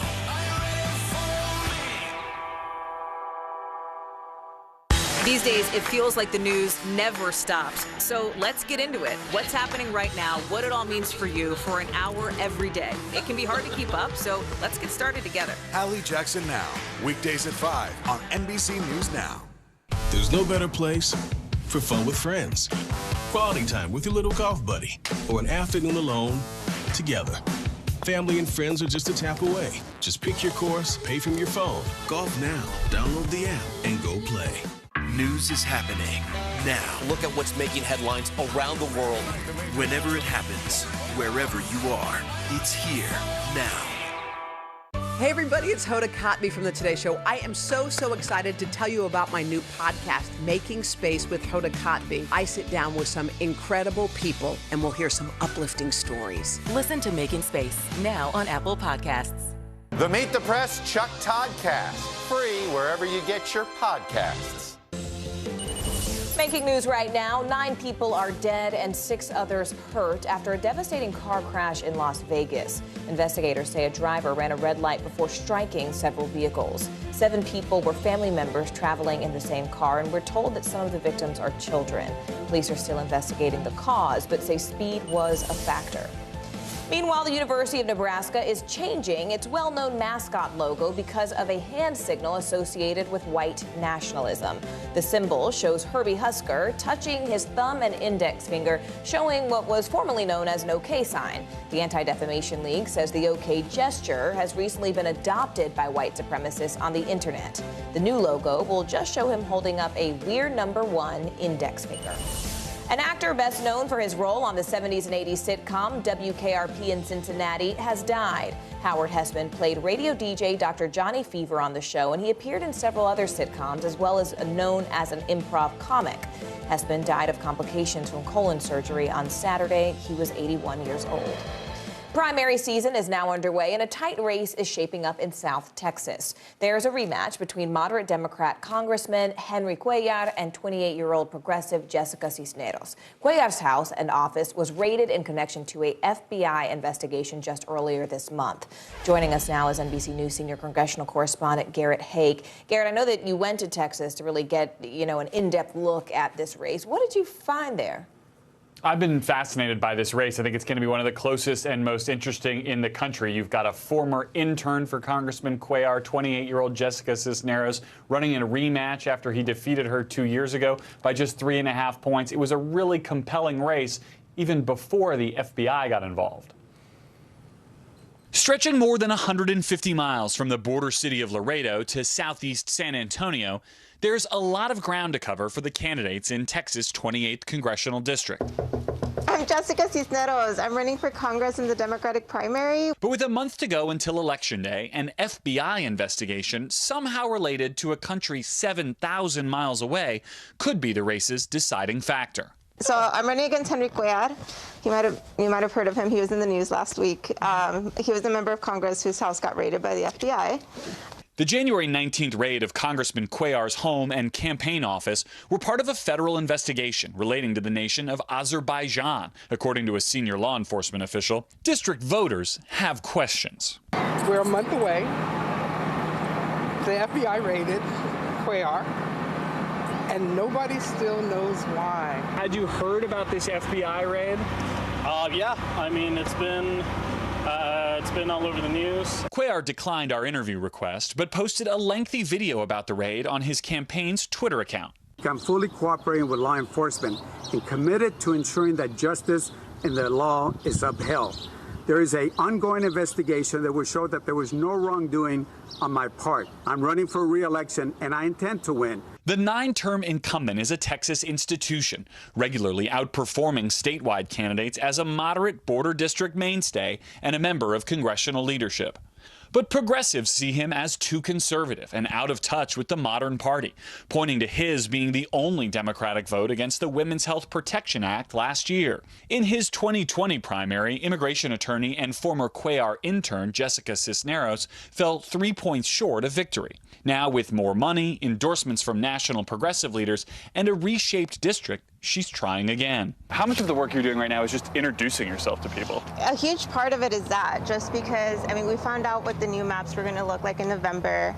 This part of the district where we're in San Antonio, it's new to the district. Cisneros believes the pandemic has only proven the need for progressive policies like Medicare for all. But as the primary approaches, her biggest advantage may not be what she's for, but who she is not. It's always been Cuellar, so I want to give somebody else a chance to see what they can do.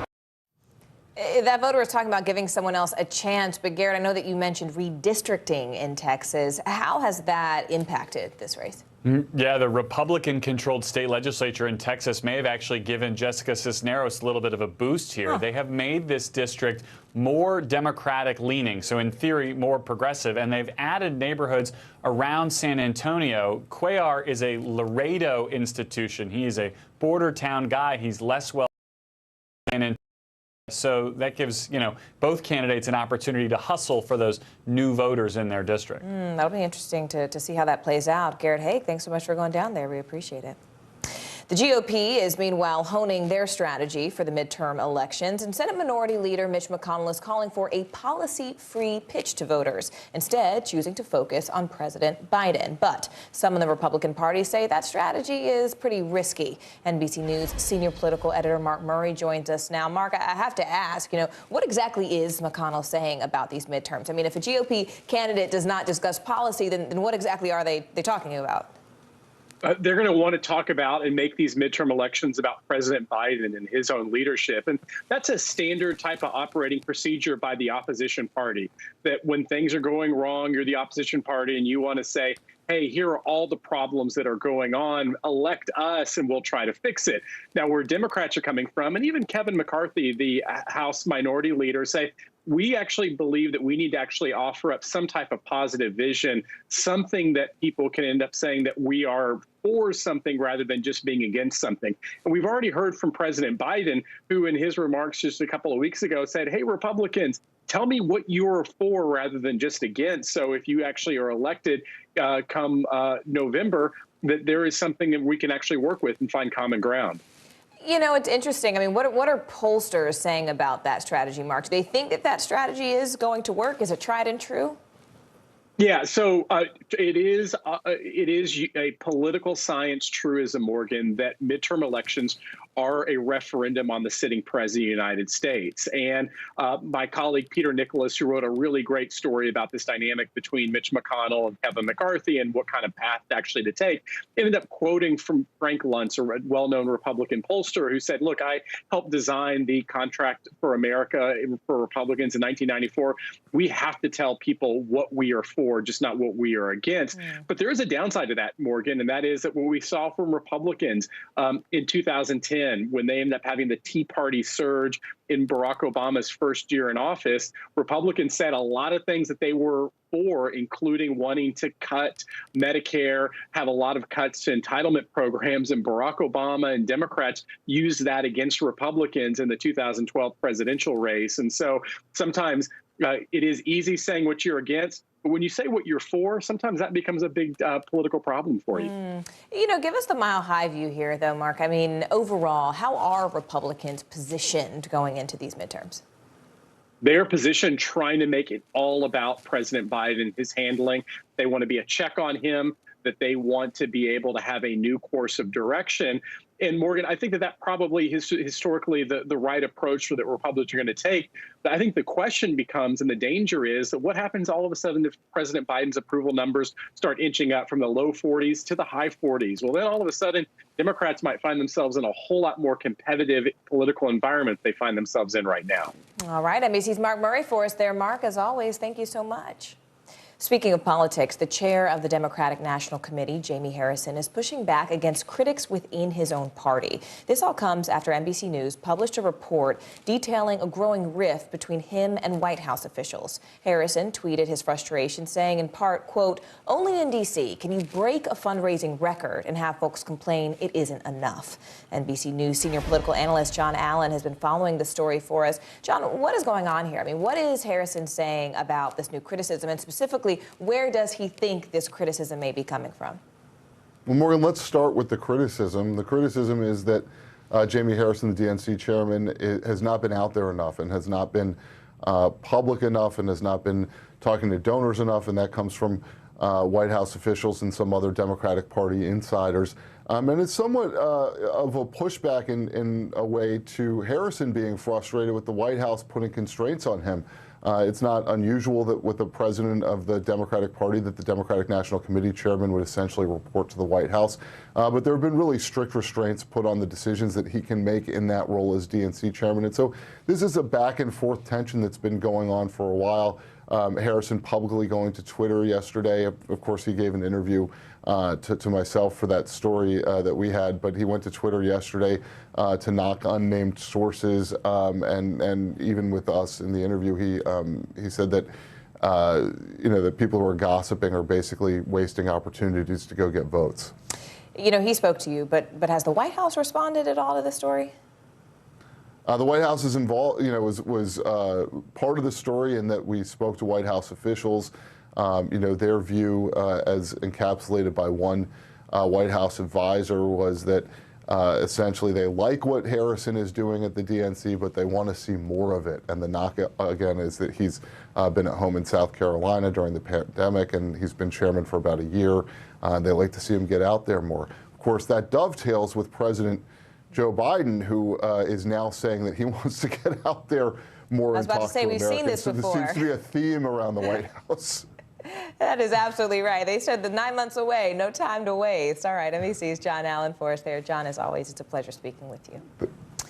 And staying in Washington, Secretary of Transportation Pete Buttigieg is traveling the country to promote the Biden administration's infrastructure plan. He joined Reverend Al Sharpton on MSNBC Sunday to discuss the future of road safety and talk specifically about the disproportionate amount of traffic deaths among Black Americans. That number has risen at twice the rate of the national average. Going into 2020, deaths nationwide on the roads were up 7%, but we're up more than 20% for Black Americans. And there are a number of reasons going into that, including the fact that historically Black neighborhoods are often less likely to have the kind of streetscapes that make it possible to cross or get to where you need to go safely. Buttigieg also says the White House is committed to working with residents of Black neighborhoods on the planning of new infrastructure projects. A woman from Kansas is under arrest accused of joining ISIS and leading an all-female battalion. Federal prosecutors say Allison Fluke Ekren trained children on how to use assault rifles. They allege she wanted to recruit operatives to attack a college campus as well as a shopping mall. NBC News national security correspondent Ken Delaney joins us now. Ken, talk to us a little bit about the timing of this, because, I mean, this case has been sealed since 2019 and has just been made public. But what's new now that we didn't really know before? What a case, Morgan. She appears to be the most powerful and influential woman ever charged in connection with ISIS, which is not a group known to empower women exactly. Prosecutors say she led an Islamic State military battalion, and court documents quote her as telling a witness about her desire to plant a bomb in a U.S. shopping mall. She reportedly said she considered any attack that did not kill lots of people to be a waste of resources. Her movements are a bit of a mystery, but court records say she left the United States in 2008 for Egypt. She moved to Libya in 2011 and then Syria a year later, where court records say she hoped to join a violent Islamist movement. Authorities say her husband traveled with her and became a sniper trainer for the Islamic State. He later died in an airstrike. In 2014, court records say he designed a plan to plant explosives at a U.S. college in retaliation for an airstrike. Prosecutors say the plan was approved by the ISIS leader, but was shelved after Fluke Ekren became pregnant.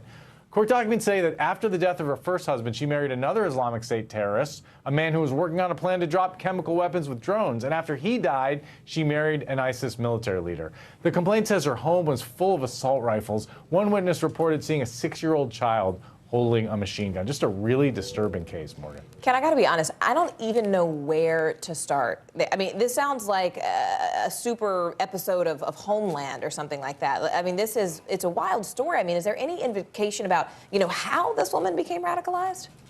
So that's a question I'm trying to report out today, Morgan. When asked how radicalized Fluke Ekron was, one witness told authorities she was off the charts, an 11 or a 12 on a scale of 1 to 10. Wow. The witness said that over 100 women and young girls received military training from her in Syria on behalf of ISIS.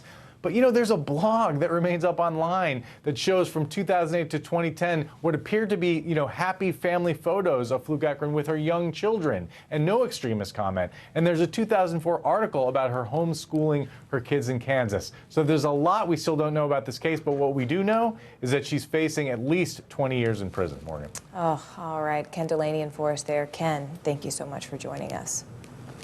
And they call themselves progressive prosecutors, and they're vowing to shake up criminal justice reform. Coming up next, the cases of police shootings now getting a new look and what this all means for one family hoping that justice will be served.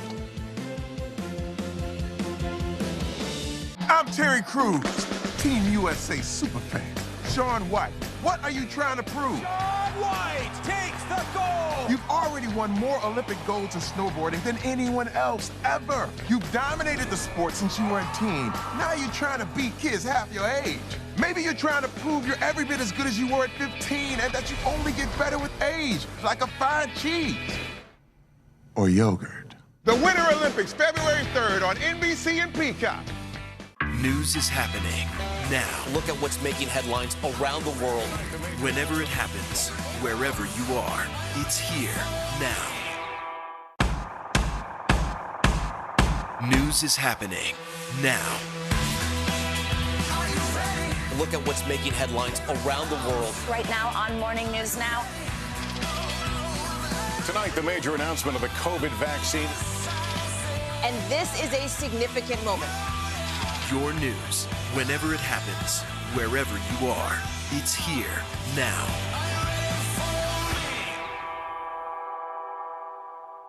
News is happening now. Look at what's making headlines around the world. Whenever it happens, wherever you are, it's here now. There were residents who hung on for dear life. I've heard people say the town is gone. Do you see it that way? Absolutely not. We've lost some houses, but our community's still here. Top Story with Tom Llamas is your news playlist on NBC News Now. And now, you can listen to it as a podcast. Available anytime and anywhere. Previously closed cases of police shootings and misconduct around the country are now getting a new, fresh look, thanks to a group of recently elected district attorneys who bill themselves as progressive prosecutors. NBC News correspondent Ron Allen has more. This police video shows the arrest of 40-year-old Javier Ambler in Austin, Texas, after a 22-minute chase in March of 2019. Sheriff's deputies from nearby Williamson County had tried to pull the driver over for failing to dim his headlights for oncoming traffic. Ambler later died at a hospital, and for years, investigators did not find any wrongdoing by police. Devastating Ambler's family. I've cried a lot. I have cried a lot. I love my son. Nearly 2 years later, things began to change. A new prosecutor took over the case. You are pushing hard at the system. Absolutely. And you're going to continue to do that? Absolutely.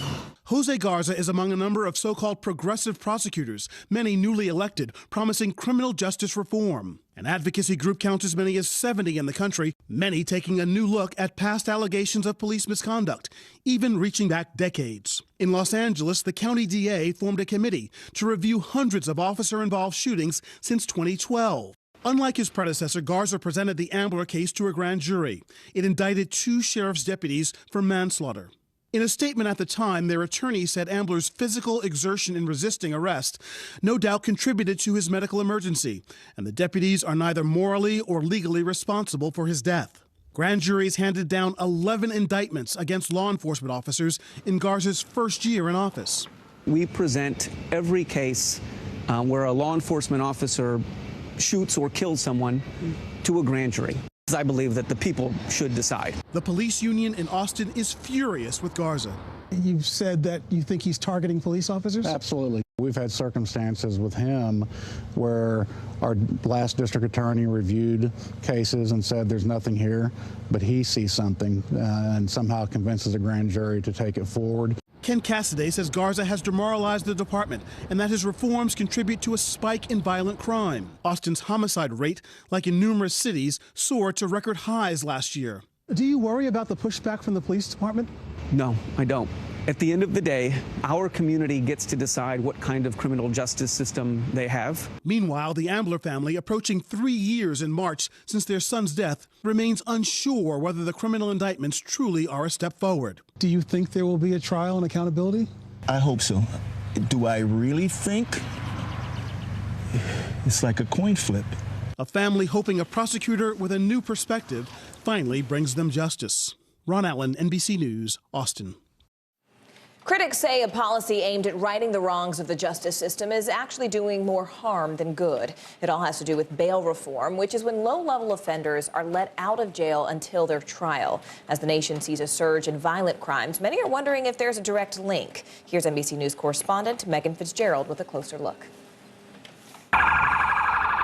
Across the country, violent crime is on the rise, and police chiefs believe one major policy change is at least partly behind the surge. From L.A., zero bail poses challenges to Chicago. Keeping violent offenders in jail longer will reduce violent crime. To upstate New York. How do you describe the state of where we are right now? I think there certainly is fear. The state of New York did away with cash bail for low-level offenders in 2019. That means those charged with some crimes aren't held in jail, but instead released until they stand trial. I've seen them myself where certain individuals, in my opinion, should not be released into our community. They make our community less safe. Other states like California, Illinois, Kentucky, and New Mexico have made similar changes. And shortly after reform was enacted in New Jersey in 2017, June Rogers lost her 26-year-old son, Christian. The father of two was allegedly gunned down by a convicted felon who was arrested days before on a weapons charge and released. You're angry over this bail reform in New Jersey. Of course I am.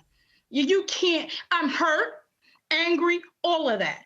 I lost my child, and I don't believe this would have happened had it not been for bail reform. The argument made for bail reform is that oftentimes low-level offenders can't afford bond and can sit in jail for months. Like Lavette Mays, she never had a criminal record until an altercation with her mother-in-law landed her behind bars. My bond was set at $250,000. That was $25,000 to walk, and I couldn't afford to pay that. Mays sat in jail for 14 months. She lost her business and says her life crumbled as a result. I had contracts. I lost all those contracts.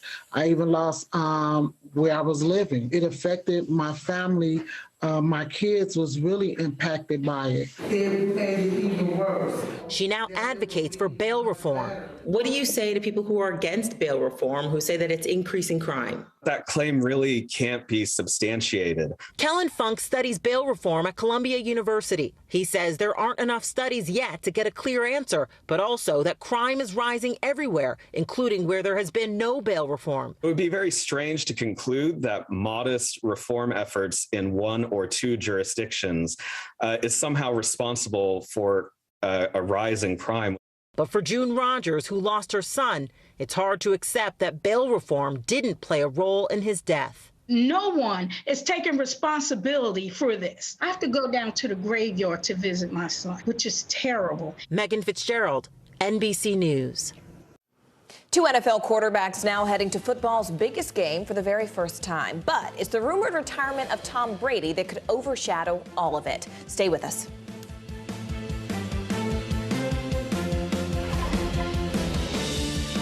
News is happening now. Look at what's making headlines around the world. Whenever it happens, wherever you are, it's here now. I'm Terry Crews, Team USA superfan. Shaun White, what are you trying to prove? Shaun White takes the gold! You've already won more Olympic golds in snowboarding than anyone else ever. You've dominated the sport since you were a teen. Now you're trying to beat kids half your age. Maybe you're trying to prove you're every bit as good as you were at 15 and that you only get better with age, like a fine cheese or yogurt. The Winter Olympics, February 3rd on NBC and Peacock. News is happening now. A look at what's making headlines around the world. Tonight, the major announcement of the COVID vaccine. This is a significant moment. Your news, whenever it happens, wherever you are, it's here now. There were residents who hung on for dear life. I've heard people say the town is gone. Do you see it that way? Absolutely not. We've lost some houses, but our community's still here. I'm Terry Crews, Team USA superfan. Shaun White, what are you trying to prove? Shaun White takes the gold! You've already won more Olympic golds in snowboarding than anyone else ever. You've dominated the sport since you were a teen. Now you're trying to beat kids half your age. Maybe you're trying to prove you're every bit as good as you were at 15 and that you only get better with age, like a fine cheese or yogurt. The Winter Olympics, February 3rd on NBC and Peacock. The Meet the Press Chuck Toddcast, free wherever you get your podcasts. With less than 2 weeks until Super Bowl 56, the big game matchup has been set. The LA Rams will face off against the Cincinnati Bengals, and rumors are also swirling about the potential retirement of football superstar Tom Brady. The 7-time Super Bowl champ is reportedly retiring after 22 seasons. Here's NBC News correspondent Morgan Chesky. Yeah, those retirement rumors for Tom Brady have exploded over the weekend, but as of right now, the future Hall of Fame quarterback has yet to officially confirm anything. In the meantime, let's get excited for a Rams-Bengals Super Bowl, right? The Bengals just 2 seasons removed from going 2-14, now headed to the big game behind the incredible play of #1 overall pick Joe Burrow. And this is all after a weekend of games that yet again went down to the absolute wire. One more snap. This morning, after a thrilling championship Sunday, We're going to the Super Bowl! the stage is set for Super Bowl 56. The LA Rams punching their ticket to the big game, defeating the San Francisco 49ers in a low-scoring slugfest. I'm blessed to be a part of this team with this group of guys, this coaching staff. I mean, you can't write the story any better. Stafford, end zone cup. Quarterback Matthew Stafford instrumental in leading a fourth-quarter comeback. But the Rams defense sealed it with a late interception when they picked off the 49ers, Jimmy Garoppolo. Intercepted by the Rams, and they may ride to the Super Bowl on that.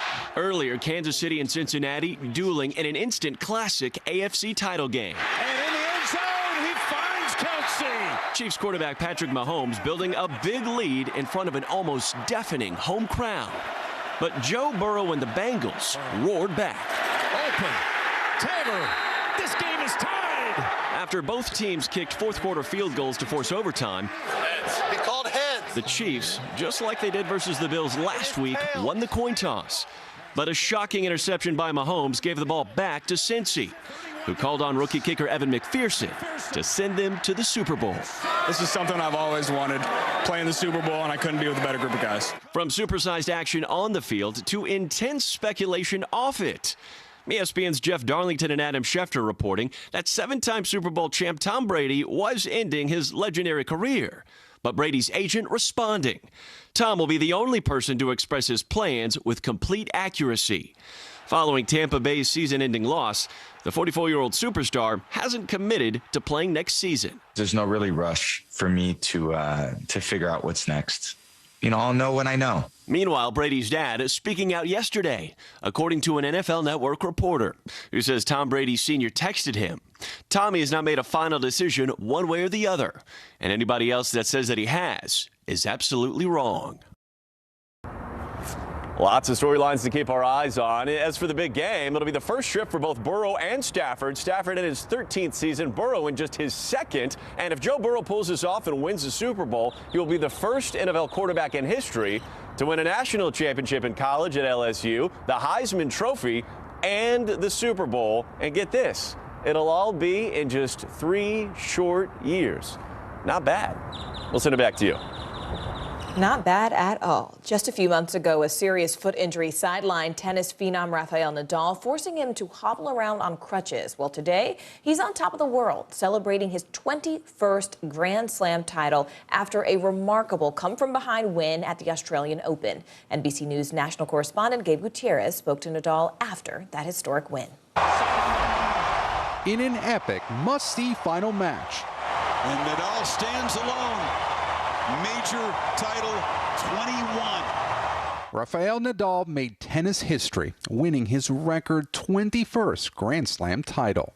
I really can't explain the feelings that I have right now, but I'm going to keep trying my best to keep coming next year. Facing off against Daniil Medvedev, Nadal made a stunning comeback after being down 2 sets in what turned into a marathon 5.5-hour Australian Open final. Nadal speaking with Today overnight. 21 Grand Slam titles. What does that mean to you? To achieve that number is it's just amazing. I never lost the passion and the love for the game, even in the dark moments. The 35-year-old Spaniard now has more Grand Slam titles than his longtime rivals, Roger Federer and Novak Djokovic. Both athletes congratulating Nadal on social media after his win. Djokovic, the #1 ranked men's player in the world, famously did not compete in this year's Australian Open. He was deported from the country after a weeks-long drama over his COVID vaccination status. Nadal's win even more impressive because he was recently on crutches after major foot surgery just 2 months ago. This time, he dropped to his knees in tears. Do you plan to be back next year? I hope. You never know what's going on in life. Things can change, but I don't know. I love what I do. An incredible victory, adding to an already iconic career. Gabe Gutierrez, NBC News. Right now on NBC News Now, Omicron on the decline. The latest numbers show a downward trend in cases across the country, met a surge in optimism.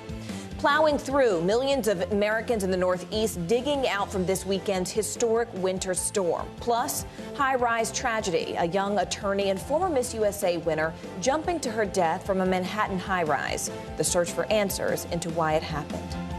And Golden Tribute. Tonight, NBC honoring Betty White with an hour-long event on her legendary career. A first look at the star-studded lineup as fans thank her for being a friend.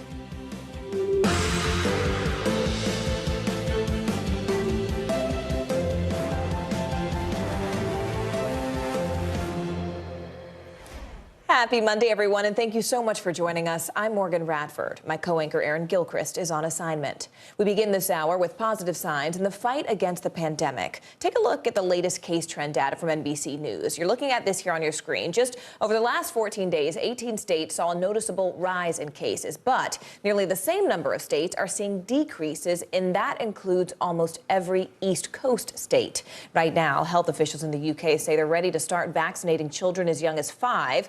Those who are at most at risk, including those with weakened immune systems, will be given the first shots. We're also learning this morning that Canada's Prime Minister has tested positive for COVID. Justin Trudeau and his family have been isolating, although Trudeau says he is feeling fine. We start our coverage this hour with CNBC senior health and science reporter Meg Terrell. Meg, thanks so much for being with us this afternoon. And I do want to start with some breaking news that came in about the last hour about Moderna's vaccine. What more do you know about that? Can you tell us? Yeah, the FDA has just granted Moderna full approval of its COVID-19 vaccine, so it now officially gets the brand name Spikevax. Really, this doesn't change very much. This is the same exact vaccine that's been available this entire time, although now it's fully approved rather than under emergency use authorization, which is essentially a mechanism that makes it available during a public health emergency. The only other real change, Morgan, we might see with this is that now Moderna can start running TV ads if it wants to, so we might start seeing Spikevax on air. Spikevax. All right. Well, let's also take a closer look at some of those COVID numbers we talked about at the beginning of the show, Meg. I mean, what are health experts saying? Are we at a point, or are we nearing a point where this wave might be considered over?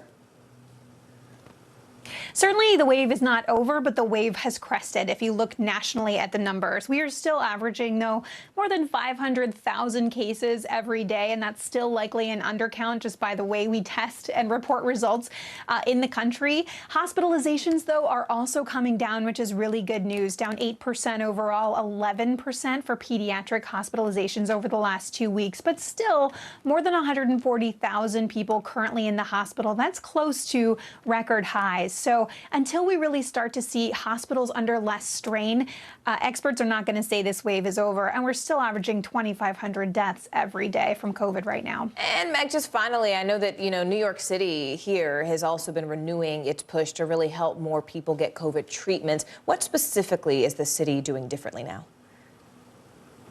Yeah, there's a new push from New York City to provide same-day free delivery of those COVID antiviral pills we've been hearing about from Pfizer and Merck. These are still in very short supply, though, so it will be very helpful, but it's still being prioritized to people at the highest risk. You need to have tested positive within the last few days and fit one of those high-risk categories in order to be able to get this. But being able to get it right to your house keeps you from leaving and being out in the city and makes it easier to access for everybody. Easier indeed. CNBC's Meg Terrell for us there. Meg, thank you. Meanwhile, across the country in California, some mask mandates are about to be over. San Francisco County has seen a steady drop since the Omicron peak, and vaccination rates there top 80%. NBC News correspondent Jake Ward joins us now live from San Francisco. Jake, if you can, just walk us through the specific changes here. Who exactly will be impacted? Well, Morgan, as the fog burns off here in San Francisco, this is the final day that office workers who are part of a stable cohort and have a booster are going to have to wear masks indoors. Starting tomorrow, they can take them off. And that is a godsend to all sorts of businesses, not the least of which are gyms. We spoke to a gym owner earlier who talks about the incredible change that this represents. Have a listen. We're very fortunate in San Francisco that the majority of our population is very patient with this whole process. In fact, they're usually very cooperative, whether it be masks, whether it be vaccination, whether it be boosters. Ever since they reinstated the mandate in December, we have been telling our trainers, telling our clients that this was a possibility, the boosters were going to be required. So it's something that we've kind of known all along. So it wasn't that much of a surprise to us, honestly. So not only was this the first city to enforce a mask mandate way back when, Morgan, it is now the first reaping the benefits and taking off the masks for people working inside. And while that's the first city, I mean, what about the rest of California? Are there any signs, Jake, that this statewide mandate could be changing soon? Well, at the moment, the mandate remains in effect across the state. San Francisco and the Bay Area are the only exception to that. So at least until February 15th, everyone's going to keep their masks on. This is as the state has seen at least 2.4 million new cases since January. So that's still on until February 15th at least. But perhaps this is a good sign for this state and for the rest of the country, Morgan. All right. NBC's Jake Ward for us there. Jake, thank you. Cleanup is underway right now across much of the Northeast as tens of millions dig out currently from this weekend's historic winter storm. Massachusetts topped the list of places that had the most snow, 30 inches falling in the city of Sharon, and Boston receiving nearly 2 feet of snow. Right now, work crews are battling bitter cold temperatures as they try to really plow the last bit of that snow. But the break really won't last long since there is yet another storm system moving in. Meteorologist Bill Cairns is tracking what's to come in just a moment, but let's go ahead and begin with NBC News correspondent Kathy Park. She's been braving the elements there in Boston all weekend. Kathy, we have been talking, wow, I mean, since the end of last week. How is the recovery now looking there? Hey there, Morgan. Well, there is still a big cleanup ahead. We were out in the thick of it on Saturday at the height of the storm, and at times the snow was just pounding us 2 to 3 inches an hour, so that snow piled up quickly. So when you look around here in Boston, you will see all these large snow piles, some standing 5-6 feet tall. But you might notice that the roads look pretty clear. You can actually see the pavement. So the crews, they've been doing an excellent job clearing off the roadways. The city is really coming back to life this afternoon. As far as the outages go, at the height of the storm, more than 100,000 power outages across the state of Massachusetts. But Eversource, the main power company here, says that they hope to have everyone restored before midnight. Morgan? And what about the schools, Kathy? I mean, were kids able to make it to class today? Yeah, sorry, kids. They are back in the classroom today. So Boston Public Schools decided to hold classes today. And in fact, we ran into a student earlier this morning. He was actually excited to be in school today. As you know, kids for the past 2 years have been cooped up with virtual learning because of COVID. So they were excited to kind of get the snow day this weekend, but also hit the books, hit the classroom today. Morgan? All right, NBC's Kathy Park for us there. Kathy, thank you. Let's go ahead and bring in NBC News meteorologist Bill Cairns now. Bill, what is the latest on this new system you're tracking now? Yeah, we're getting new data in by the hour, and this looks like a major event. I think as far as acreage goes, this storm will be the biggest of the winter, with the biggest impacts being in the Midwest, even portions of southern plains, maybe even down to Dallas. So right now, we already have in anticipation of this storm, which really doesn't begin until early Wednesday morning. Winter storm watches are up from Durango to Pueblo, through much of Kansas, a lot of Oklahoma, a little slice of Texas, Missouri, Illinois, Indiana, a little portion there of Ohio and also Michigan. And these will expand southwards and to the northeast by the time we get to tomorrow. So here's how it's going to play out. I mentioned that it kind of starts early Wednesday. Wednesday's the beginning of the snow and ice in areas of Kansas, Missouri, Oklahoma, Illinois, Chicago. That's when your travel trouble begins.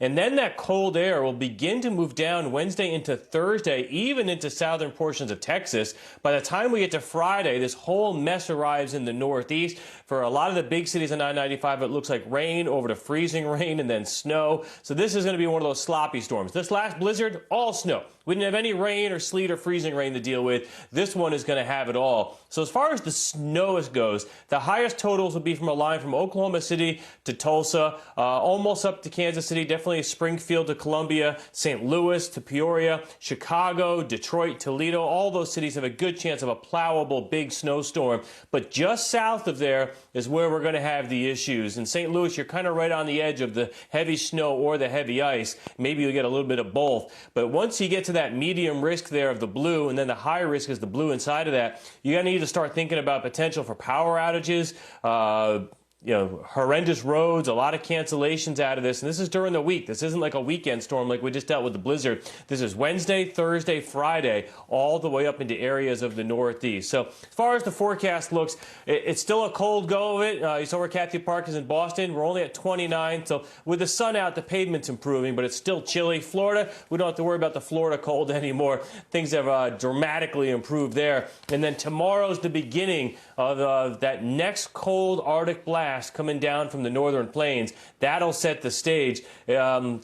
We don't do well with ice and snow in the south, and it doesn't look like the southeast this time, Morgan, but our friends in Oklahoma and Texas, this will probably be the winter storm of the winter for you. I know a lot of people remember last year what happened in Texas with the Arctic outbreak and the snow and the ice and people losing power. So as of now, this doesn't look to be as severe as that one was, but this will still be a pretty high impact storm. All right, Bill Cairns for us there. Bill, thank you. Meanwhile, Secretary of State Antony Blinken is expected to speak with his Russian counterpart tomorrow morning as the crisis in Ukraine threatens to expand. Members of the United Nations Security Council held tense talks this morning as more than 100,000 Russian troops have gathered along the border. NBC's chief foreign correspondent Richard Engel has more. Russia is keeping its troops on the move and the world guessing. This time, it's anti-submarine drills in the Norwegian Sea. Norway is a NATO member. Russia has roughly 130,000 troops and tanks, warships and missiles at the ready near Ukraine's borders.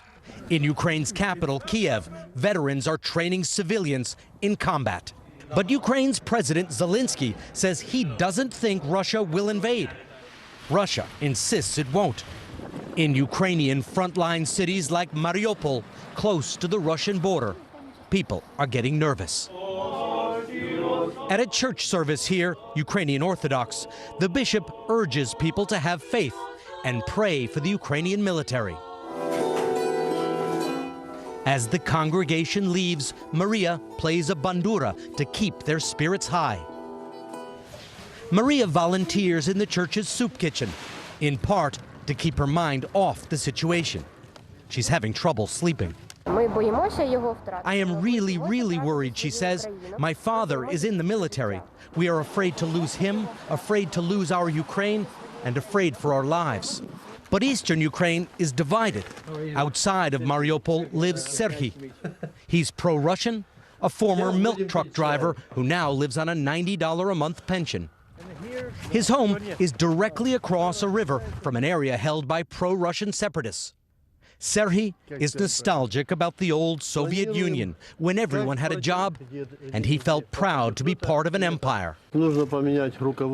I think the authorities here have to change, and laws should work, but they don't. So people think it's worse here than in Russia. Richard Engel joins us now live from Ukraine. Richard, I have to ask, what has been the reaction on the ground there to today's meeting? And even more generally, I mean, are people bracing for this possible invasion? What are they telling you? It depends on the region.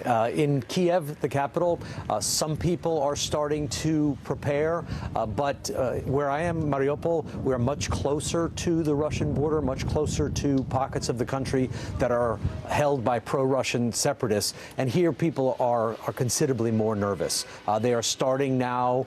There's not a panic. Things are still open. Public transportation is still working. Shops and restaurants are still open, but they are starting now to people we've been speaking to take precautions, keep a suitcase packed, think about where they may have to move their families should things escalate. More people are enrolling in volunteer classes to take first aid. So here in some of the frontline communities, they are starting to not outwardly express deep concern, but starting to prepare in case this escalates. Wow. All right. Richard Engel there for us live in Ukraine. Richard, thank you so much. Lawmakers are returning to Capitol Hill with a jam-packed agenda. And at the top of the list, filling that Supreme Court seat, which is about to be vacated by retiring Justice Stephen Breyer. President Biden appears to be casting a pretty wide net, with more than a dozen candidates reportedly being considered. Joining us now, NBC News White House correspondent Carol Lee, as well as NBC News senior national political reporter Sahil Kapoor. Carol, I'd like to start with you. Republican Senator Roger Wicker of Mississippi is comparing President Biden's pledge to nominate a black woman to the court to affirmative action. How is the White House responding to that comparison? Well, Morgan, they responded very quickly to that comparison and saying that it was just not something that was based in reality, and also pointing to past presidents who had made similar promises, namely former President Reagan, former President Trump, who both promised to nominate women to the Supreme Court. I'll just read you part of the White House's statement that they issued after those comments came out from Senator Wicker. They said President Biden's promise that he would nominate and confirm the first black woman to the Supreme Court is in line with the best traditions of both parties and our nation. Now, it's worth noting that there are Republicans who have said that the president seeing a black woman on the Supreme Court would actually just make the Supreme Court look more like America, namely Senator Lindsey Graham. And so that's something that you could see the White House trying to emphasize over what someone like Senator Wicker said. But they are prepared. They have done the research, and they are prepared to swiftly respond to both this process and also once they have a nominee. It's interesting because a new poll shows that 3 out of 4 Americans say that Biden should consider all possible nominees, not only black women. Sahil, what are you hearing from lawmakers, especially Republicans, about that? Well, it really depends on who. I suspect we're going to hear some Republicans echo the Roger Wicker line that President Biden made the wrong decision by promising to put a black woman on the court rather than just simply looking at everybody and making his decision. But there are some Republicans who are open to supporting President Biden's nominee, at least sound open. 2 of the 3 Republicans who have voted for more than half of President Biden's judges are Susan Collins and Lindsey Graham. Let's hear what they had to say yesterday. I don't see Michelle Childs as an act of affirmative action. I do see putting a black woman on the court, making the court more like America. The way that the president has handled this nomination has been clumsy at best. It adds to the further perception that the court is a political institution like Congress when it is not supposed to be. Now, just to underscore, Democrats have 50 votes in the Senate and don't need a single Republican vote if they can hold their members together. But those two are two senators to keep an eye on, as well as Senator Lisa Murkowski of Alaska, who, by the way, is up for re-election in a deep red state. But she has voted for many of President Biden's judges in the past. All right, NBC's Carol Lee and Sahil Kapoor, thank you both so much. The family of a young lawyer and beauty pageant winner is trying to come to terms with her sudden and tragic death. New York City police say that Chesley Christ leapt from the 29th floor of her high-rise apartment building in Manhattan Sunday morning. Christ was crowned Miss USA in 2019, and she was also a correspondent for the entertainment magazine show Extra. Her death is leaving so many questions about why her vibrant life was cut short. Authorities are investigating the tragic death of a pageant star, being remembered as someone so filled with life. Police say 30-year-old Chesley Christ, the 2019 winner of the Miss USA pageant and a correspondent for Extra, jumped from the 29th floor of a Manhattan apartment building Sunday morning and was pronounced dead at the scene. Police telling NBC News the cause of death is believed to be suicide. Her family saying in a statement, her great light was one that inspired others around the world with her beauty and strength. Take your first walk as the new Miss USA. Christ becoming a second-generation pageant winner after her mother, April Simpkins, was Mrs. North Carolina 2002. Christ was working as an attorney in North Carolina before entering the pageant scene. Just a really beautiful soul, and she embodied what Miss USA represents. Christ's win meant that for the first time, 3 Black women were reigning Miss USA, Miss Teen USA, and Miss America. Her win was such a big win for me personally because she was the first Miss USA that made me feel as if I could be Miss USA. Shortly after her pageant win, Christ becoming a news correspondent at Extra, earning her 2 Daytime Emmy nominations. Is there anything really cool or unique or exciting we can expect in the next season? In the past, Christ speaking openly about mental health, sharing that she spoke with a counselor to maintain her own mental health. As friends, family, and fans struggled to understand the loss, Christ writing in her final Instagram post, "May this day bring you rest and peace." If you or someone you know needs help, the National Suicide Prevention Lifeline is available 24 hours a day, 7 days a week. You can just call 1-800-273-8255, or you can even text TALK to 741-741. A growing number of musicians is accusing Spotify of propagating COVID misinformation. Coming up, what the streaming music company is now doing in response. Stay with us.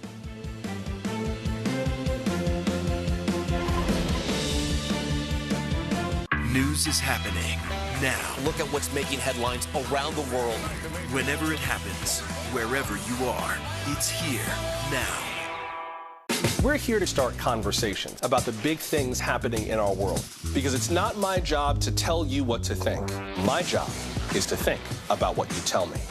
Now Tonight with Joshua Johnson, streaming weeknights at 8 on NBC News Now. Top Story with Tom Llamas is your news playlist on NBC News Now. And now, you can listen to it as a podcast, available anytime and anywhere. Top Story with Tom Llamas is your news playlist on NBC News Now. And now, you can listen to it as a podcast, available anytime and anywhere. Here comes Diggins! In that moment, I was just thinking about what I could do to get to that line. Jesse Diggins to the line!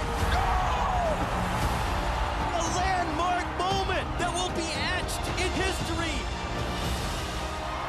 When Kika jumped on top of me and we saw her teammates right next to the finish line, that was a really emotional moment for me. I remember thinking, this podium's too small. It should be more than just the 2 of us up here. The Meet the Press Chuck Todd Cast, free wherever you get your podcasts. News is happening now. A look at what's making headlines around the world. Tonight, the major announcement of the COVID vaccine. This is a significant moment. Your news, whenever it happens, wherever you are, it's here now. What is going to happen now? Going back and forth because Oh, yeah, this is it, right?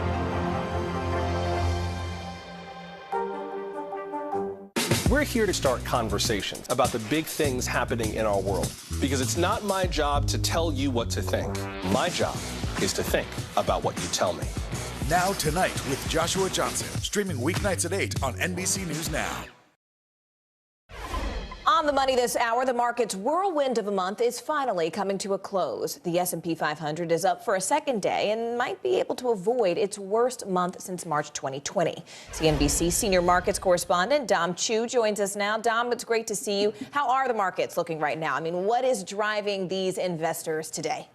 So Morgan, it's a great point. There's a very clear theme in today's trading, and that's that buying some of the stocks that have been beaten up the worst over the last few weeks or even months or so is the rule of the day. So many of those stocks are the big technology and communications-like companies that we've spoken about a lot in the past. It's the reason why that tech-heavy NASDAQ index, even more than the S&P and the Dow, is way outperforming many other parts of the market. Some thanks to big gains for stocks like Netflix or Tesla, NVIDIA, and even PayPal. But with even those bigger gains, as you point out, it's still not really going to rescue investors from what's on pace to be the worst month for many of them since the pandemic lows back in 2020. But the wild swings in the market, Morgan, have prompted a lot of investors already, from both Wall Street to Main Street, to take a look harder just at how much volatility they can stomach. A lot of that latest market action, both up and down, is a reassessment, Morgan, of some of that risk. You know, Dom, there's also a new development in that face-off between the FAA and cell phone companies over these 5G cell phone towers. What do we know about that? So the FAA, the Federal Aviation Administration, they're actually allowing Verizon and AT&T to activate more of these next-generation wireless 5G towers.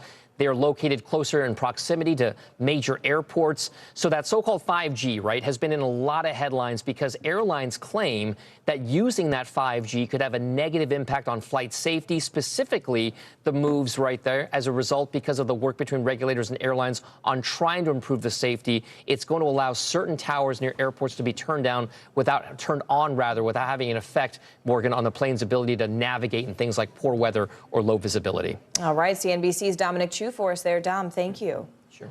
Spotify is making a major change to its platform as it faces growing backlash from some big-name musicians. The music giant says it will add a content advisory warning to any podcast episode talking about COVID-19. This comes as more artists voice concerns about Spotify spreading COVID misinformation. NBC News correspondent Emily Ikeda is following the story and the controversy for us. Emily, tell us more. Hey there, Morgan. Well, we're certainly hearing a lot within the last number of hours. Spotify CEO says it's important they're not a content censor, but acknowledges they need to do more to provide balance when it comes to medical information. Overnight, Joe Rogan agreeing to help with that goal. Whether that will slow the number of artists leaving the music streamer, only time will tell. Joe Rogan speaking out. I don't always get it right.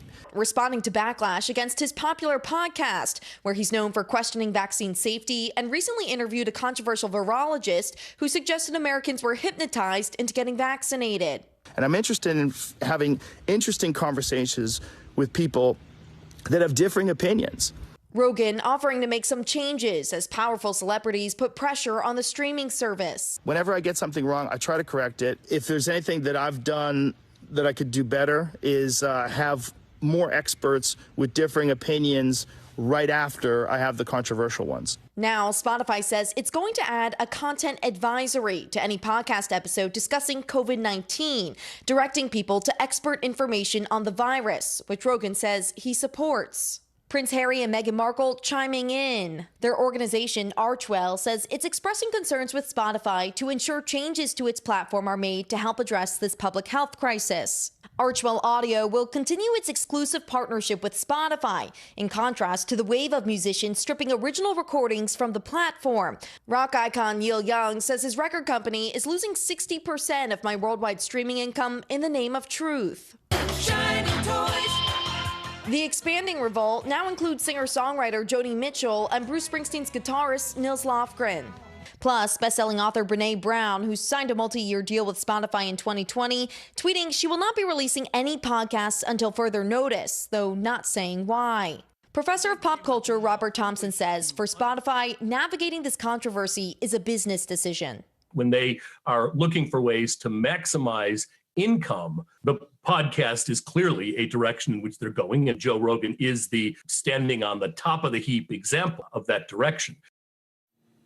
And Spotify's rivals are pouncing on the controversy. Amazon Music announcing the company is now offering a 4-month free trial as Neil Young directs fans to that platform. And Apple Music adding a We Love Neil section to its homepage. Spotify shares dropped over the course of last week, but since Rogan's apology appear to be rebounding. Morgan? All right, Emily Ikeda for us there. Emily, thank you so much.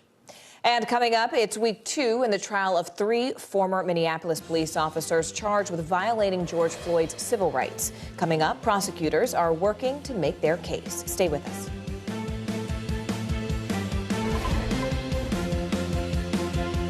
To cover the news, you have to be in it.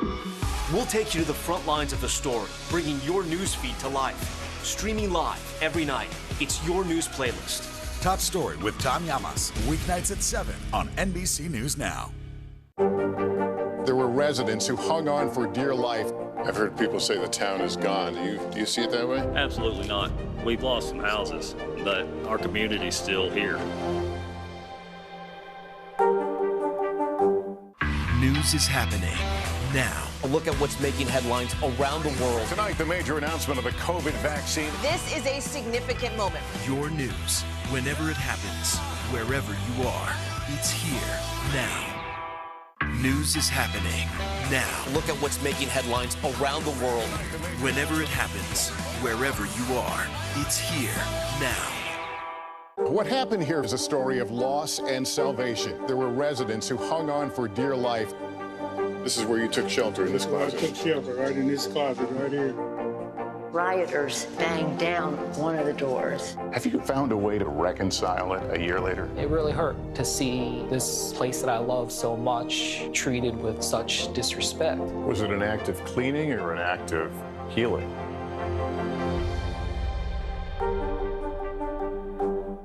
News is happening now. A look at what's making headlines around the world. Tonight, the major announcement of the COVID vaccine. This is a significant moment. Your news, whenever it happens, wherever you are, it's here now. In the City of Angels, 2 kindly old ladies wanted to help homeless men get off the streets forever. And so they did. Listen to The Thing About Helen and Olga, the new podcast from Dateline and Keith Morrison.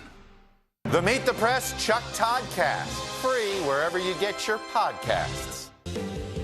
Making news right now, prosecutors have reached a plea agreement with 2 of the 3 men convicted of murdering Ahmaud Arbery. Travis McMichael, Gregory McMichael are currently facing federal hate crime charges. Details of that agreement have not yet been revealed, and the 3rd man convicted in the killing, William Bryan, is not believed to be part of that deal. In November, jurors convicted the men, all of whom are white, in the 2020 shooting death of Arbery, who is black. Federal investigators are now looking into the Pittsburgh bridge that collapsed last week. The National Transportation Safety Board was at the site there this weekend. Pittsburgh Fern Hollow Bridge gave way Friday while vehicles were on it. 4 people were hurt, but all are okay. This happened just hours before President Biden arrived in Pittsburgh to deliver a speech about infrastructure. Country music fans are remembering the life of a true Hall of Famer. Hargus Robbins died Sunday. He played piano for some of the biggest names in the business. We're talking Dolly Parton, Kenny Rogers, Neil Young, just to name a few. Robbins had been blind since he was a child. He was inducted into the Country Music Hall of Fame back in 2012. He had also earned a Grammy. Hargus Robbins was 84 years old.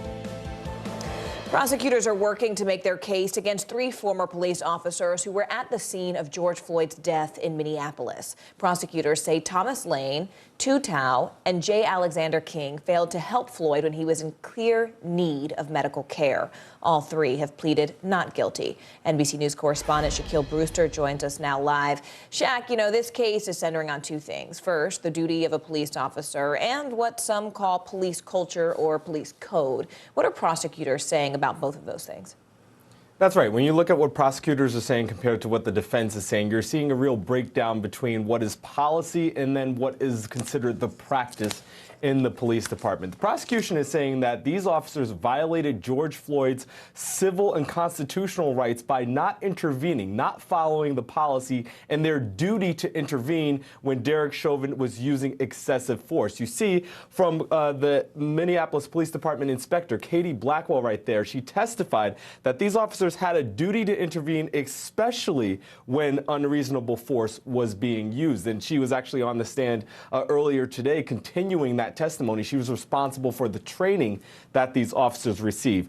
Meanwhile, you have the defense saying that that is nice policy, but that's not the practice within the department.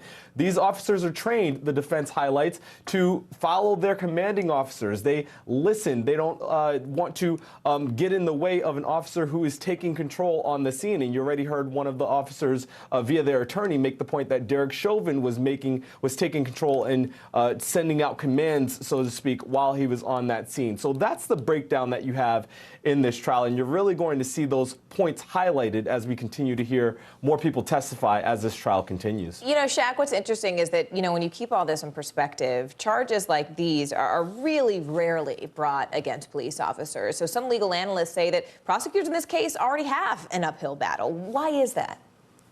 That's right. There's already the inherent uphill battle because it's the prosecution's job to prove their case beyond a reasonable doubt. However, this is incredibly unique because there's not much precedent for this. You know, before the start of this trial, I spoke to a former federal prosecutor, and I want you to listen to why he called this a threshold case. This is a threshold case, and make no mistake that these charges are breaking new ground because this is presenting a question, and it's an important question of not only should officers refrain from killing people, like the situation with George Floyd, but do they have the duty to prevent other officers from doing so? And that is something that really does matter in real life. And I think people should be watching this trial because it's presenting that question really squarely.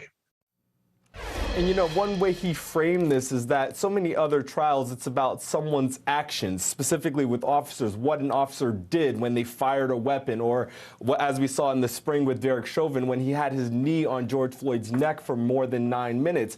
In this trial, it's about what those officers didn't do, how they didn't intervene when Derek Chauvin was using that excessive force, and how, according to the prosecution, they didn't provide that medical attention and medical aid to George Floyd when it was so clear that he needed it, and that resulted in his death. So that's what makes this trial so unique. It's about what these officers didn't do, and the federal government, via the prosecution team, trying to say that what they didn't do was just as illegal as what they could have done. And I'm saying, I mean, just the existence of this trial and the case itself shows us how much we've learned just within the past year as a country, and how much has changed. Absolutely, or is changing, right? I mean, I think we're still very early in the process of that change, but it is interesting to watch. Shaq, thank you, as always. Appreciate you, man.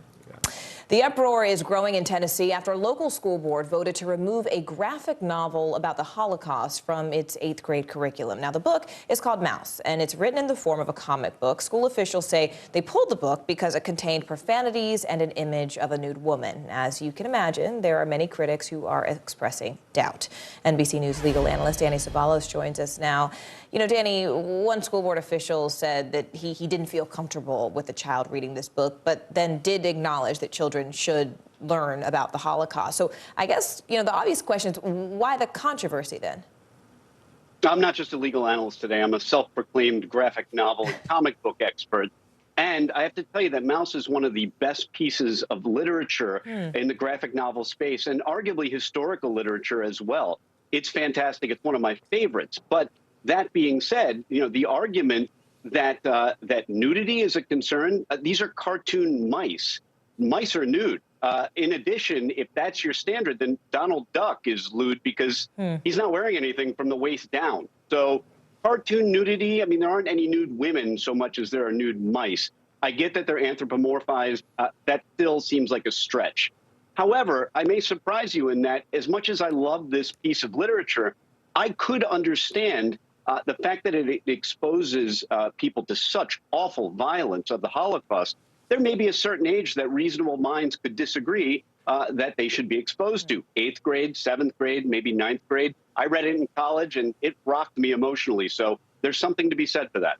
I mean, but I guess what are the options, facing the school district beyond just an outright ban of the book? I mean, are there other things they can do to make sure that at the very least, kids are, in fact, getting this really, really important lesson about world history?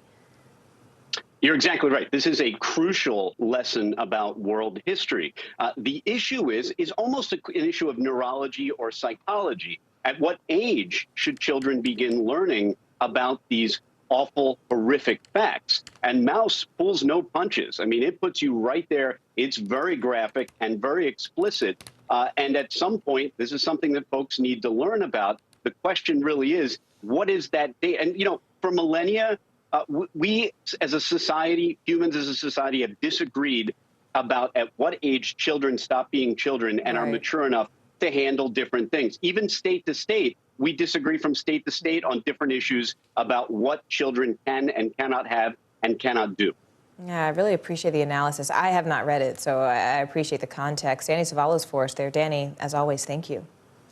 Former President Trump is sparking new controversy over the January 6th riot. He now says he plans on pardoning more than 700 people who have been charged with federal crimes in connection with that insurrection. That is, of course, if he wins back the presidency in 2024. If I run and if I win, we will treat those people from January 6th fairly. We will treat them fairly. And if it requires pardons, we will give them pardons because they are being treated so unfairly. NBC News national security correspondent Ken Delaney has been following this story for us. Ken, how are GOP officials reacting to this revelation from the former president? Because here again, we see another showdown where officials have been pretty clear that this was an insurrection. This was not okay. And then we have the president saying, well, hold on, I'll treat you nicely if I make it back to the White House. We're seeing the usual pattern, Morgan. A handful of top Republicans who happened to be on television this weekend denounced the remarks, but most have tried to say as little as possible. So you had New Hampshire Governor Chris Sununu asked on CNN if the January 6th defendant should be pardoned, and he responded, of course not. Oh, my goodness, no. And he added that the folks that were part of the riot have to be held accountable. Senator Lindsey Graham of South Carolina said Trump's comments were inappropriate and added, no, I don't want to send any signal that it was okay to defile the Capitol. Senator Susan Collins of Maine also described Trump's suggestion as inappropriate. But Collins and Sununu are longtime Trump critics, and Graham seems to go back and forth depending on the day. You also had Rep. Marjorie Taylor Greene, one of Trump's most ardent defenders in Congress, criticizing Graham for not supporting the J6 defendants, as she put it. Look, the fact remains that Trump is the GOP's top fundraiser, its most popular leader, and the front runner for the 2024 presidential nomination. It's still his party. And polling shows that about 40% of Republicans believe that the penalties imposed on convicted Capitol rioters have been too severe. That is what Trump was tapping into there. What about timing, though, here, Ken? I mean, could Trump's comments have any impact on the January 6th investigation that's already underway? So there's no evidence that the Department of Justice is investigating Trump in connection with the January 6th riots. But there are a lot of people who think it should be. And I would just say that if you're a prosecutor on the fence about this question, watching Donald Trump try to impugn and undercut the biggest criminal investigation in DOJ history is not likely to make you less inclined to look at Trump. And it certainly cements the idea that Trump has no apologies for the violence he helped incite, which at the very least will be important context for the January 6th investigating committee, Morgan. All right, Ken Delaney, and there for us, Ken. Thank you.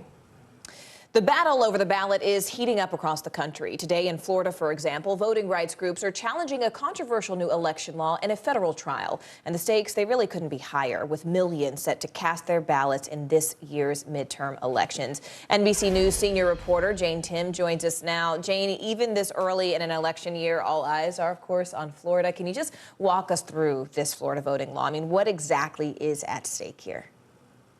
Yeah, so Florida was one of 19 states last year that enacted new voting restrictions. They did an omnibus, sort of a sweeping large bill that added a number of requirements to things like mail voting, as well as how voters interact with others at the polling place, limited drop boxes.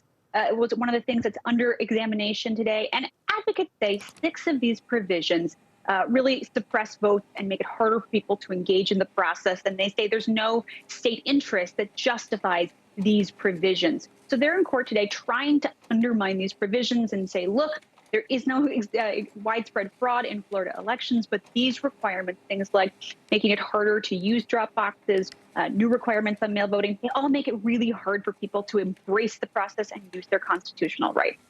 And Jane, I mean, what are activists saying about why this law was introduced really in the first place?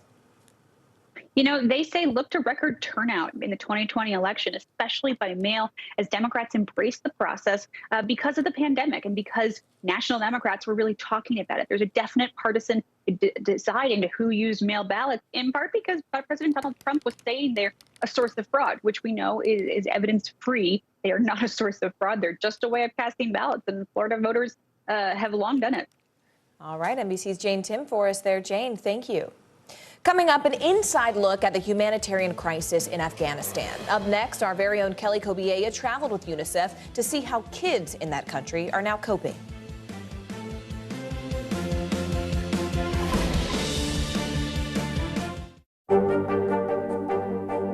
What are you doing for teachers who feel that they're being stretched too thin? Did you understand how prevalent hunger was in your own community? The Meet the Press Chuck Toddcast, free wherever you get your podcasts. I'm Terry Crews, Team USA superfan. Shaun White, what are you trying to prove? Shaun White takes the gold! You've already won more Olympic golds in snowboarding than anyone else ever. You've dominated the sport since you were a teen. Now you're trying to beat kids half your age. Maybe you're trying to prove you're every bit as good as you were at 15 and that you only get better with age, like a fine cheese. Or yogurt. The Winter Olympics, February 3rd on NBC and Peacock. To cover the news, you have to be in it. We'll take you to the front lines of the story, bringing your news feed to life. Streaming live every night. It's your news playlist. Top Story with Tom Llamas, weeknights at 7 on NBC News Now.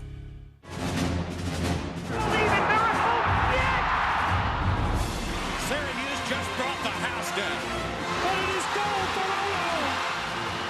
Ziva into the lead. Here comes Gideon. Landmark moment. Goal for Michaela Shifrin. Shaun White takes the goal.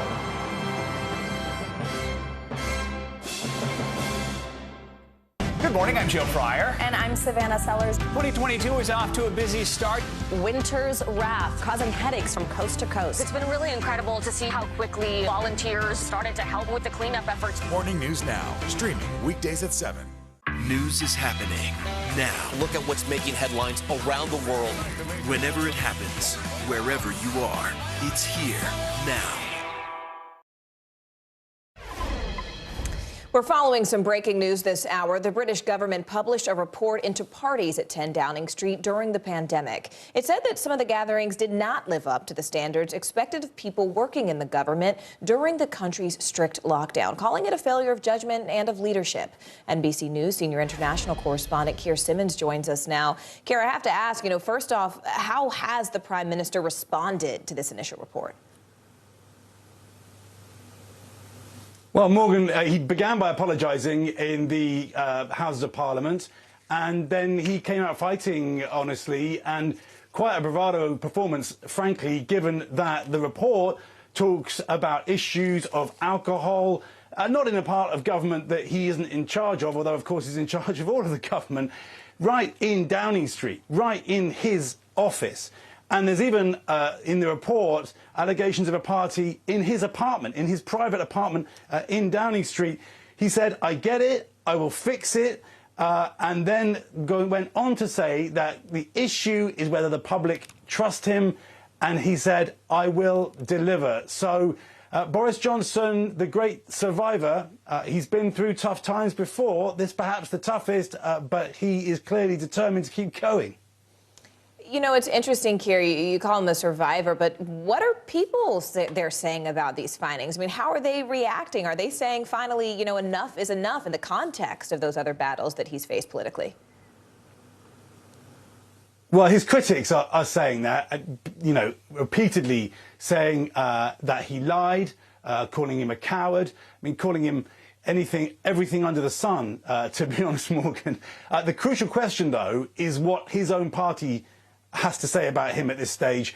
Crucially, do they think that this is so damaging that he is no longer a vote winner for them? Because, of course, we'd have to wait till the next election to find out how the British public view this at the ballot box. But Boris Johnson's own political party, if they fear the ballot box, can decide to remove him. That can happen pretty quickly in British politics. The removal vans can be in Downing Street within a day of a vote of no confidence and a new leader elected. But Boris Johnson isn't there yet. I mean, you mentioned the ballot box, but what about, the police's criminal investigation into some of these parties? Where do things sort of go from here?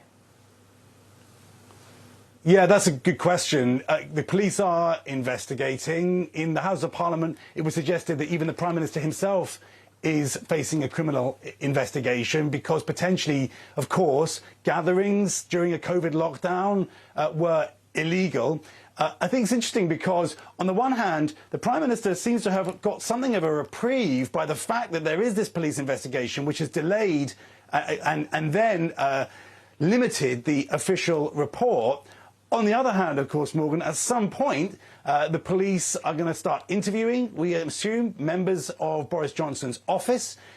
They may want to interview the Prime Minister himself. And you have to assume, if they think there is enough evidence, that at some point they're going to take action. And that could get closer and closer to the British election. So, again, the British Prime Minister, Boris Johnson, not out of the woods, although he has survived, I think, for the time being. All right, NBC's Keir Simmons. Keir, thank you. Deadly flooding in Brazil, and China claims smog levels are down. NBC News Now anchor Joe Fryer takes us around the world in 60 seconds.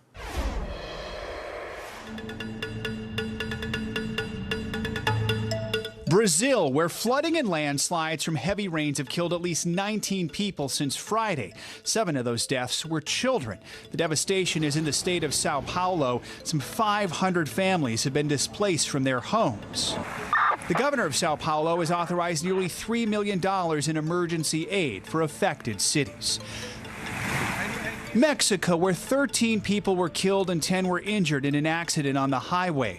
The victims were inside of a large black van that flipped into a ditch. The tragedy occurred near the city of Lagos de Moreno. And China, where national smog levels are down by 9.1% in 2021, according to official Chinese data. That data also states that air pollution in 339 Chinese cities improved last year. Still, China is the world's top greenhouse gas emitter. And that's the world now. 5 months ago, the U.S. military pulled out of Afghanistan, ending its longest war. U.S. aid to the country shut down when the Taliban took over, and people there are now struggling to survive. NBC News foreign correspondent Kelly Kobiea traveled with UNICEF to really get a closer look at the humanitarian crisis there on the ground, and specifically how it's impacting children. Kelly, what did you find? Well, it's really heartbreaking when you see what's happening across this country, not only in the capital here, Kabul, but really in all corners of the country. Even seasoned aid workers are saying that they're shocked by just how quickly the food crisis here has spiraled. We spent a day with UNICEF driving out into the countryside to see how children are coping.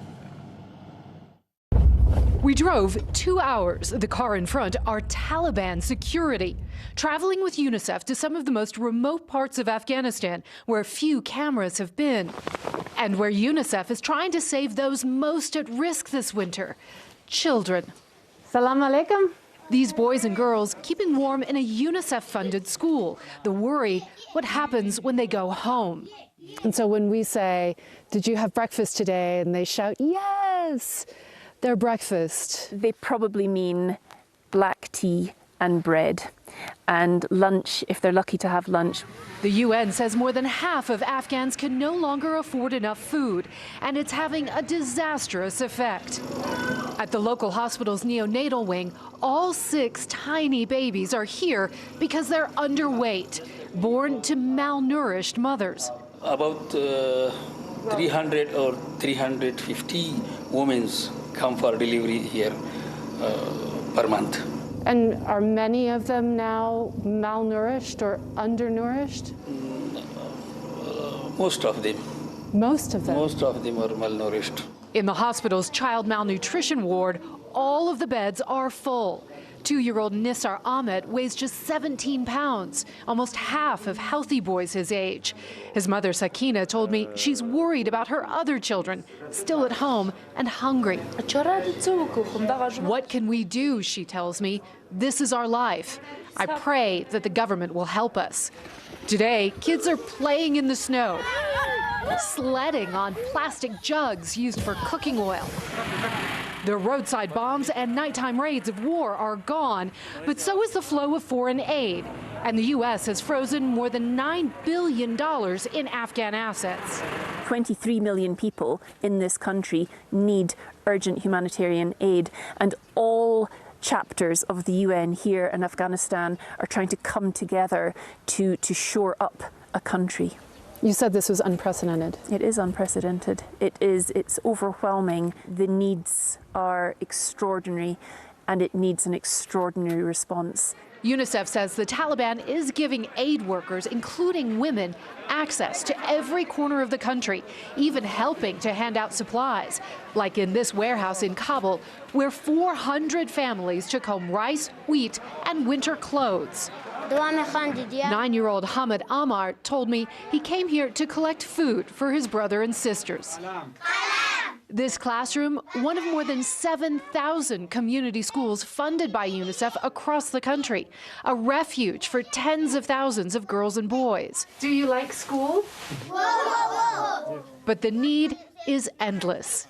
It's difficult to see children in the snow with no socks, no winter boots. It's a hard place to be a child, but UNICEF is here trying to make it a little bit better. So, Kelly, what is the U.S. saying about those billions of Afghan dollars that it froze? Well, we asked the Biden administration about it, and they said, look, it's a complex legal issue, and this is why that money is being claimed in the federal courts by a group of 9/11 families who sued the Taliban and others, al-Qaeda, et cetera. More than 10 years ago, they won a summary judgment and $7 billion in compensation, so they're now trying to claim these funds as part of that judgment. The federal government has been given, the Justice Department has given some more time to respond to that in federal court and weigh in on how those funds could be used. They can't go to the Taliban government, of course, because of sanctions, but aid agencies are saying, please let us have some of this money. It is desperately, desperately needed in this country to keep people alive. Morgan. Such an important report. Kelly Kobiea for us there. Kelly, thank you. A special honor for the legendary Betty White 1 month after her death. Just after the break, the star-studded tribute as fans celebrate and thank her for being a friend. Stay with us.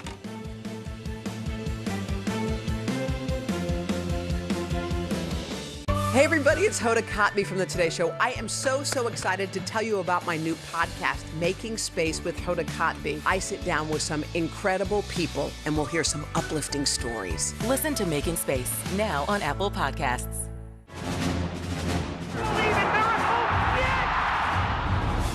Syracuse just brought the house down. But it is goal for Olo. Ziva into the lead. Here comes Gideon. Landmark moment. Goal for Michaela Shifrin. Sean White takes the goal.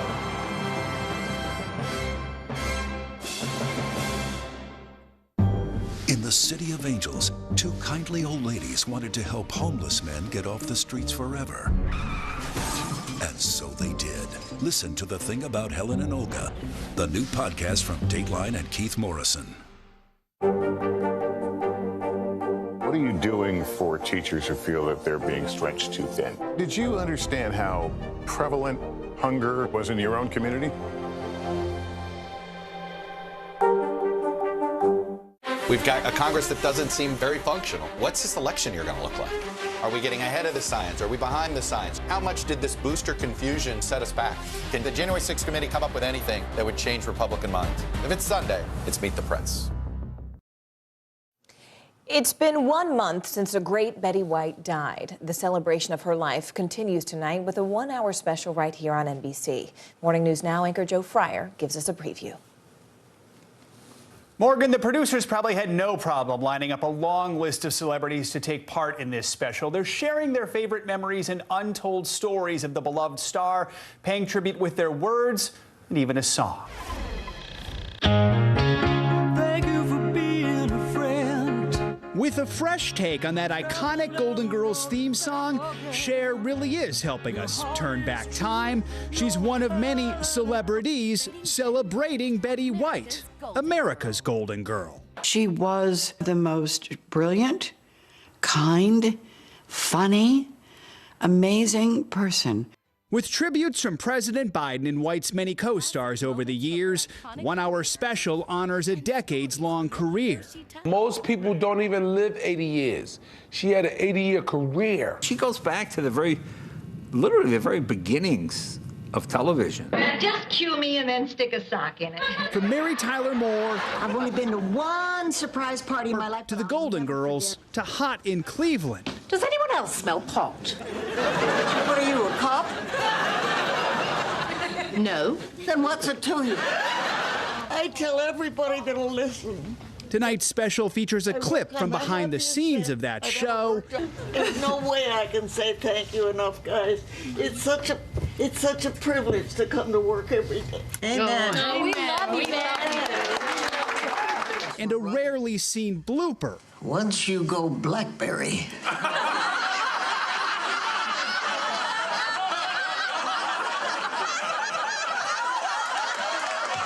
Proof she didn't just make the audience laugh. My favorite thing to actually watch these days are the bloopers. They just make me laugh so hard. Ladies and gentlemen. Saturday Night Live legends also recall their week with White. And literally, I was like, hey, Betty, how you hanging in there? Really more of a polite question because she goes, I'm fine. I went back to the hotel, I had a hot dog and a vodka, slept great. That diet apparently worked. She won an Emmy for her SNL hosting gig. When I first heard about the campaign to get me to host Saturday Night Live, I didn't know what Facebook was. And now that I do know what it is, I have to say, it sounds like a huge waste of time. Our love for Betty was matched only by her love for animals. Betty's friends have no doubt her tireless advocacy is now being rewarded. I imagine her walking across that rainbow bridge, and every animal she has ever loved is there waiting for her, and Alan is standing right in the middle of all of them welcoming her. Oh, that would be her heaven. Yeah. Betty White died just 17 days shy of her 100th birthday, but there is still so much to celebrate. Some of her friends have told me that's what she would want, a party, no tears allowed. Tonight's special airs at 10 p.m. Eastern and will stream on Peacock tomorrow. Morgan. And we will be watching. Thank you so much for being with us this hour. I'm Morgan Radford, and your news continues right now.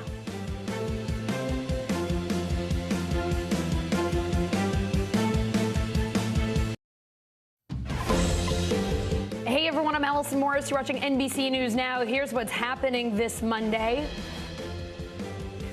Living up to the hype, record snow, flooded streets, flights canceled. How the Northeast is recovering from this weekend's nor'easter. COVID compromise, Spotify addressing misinformation on its platform. What Joe Rogan's saying about it, and is it enough to bring Neil Young back?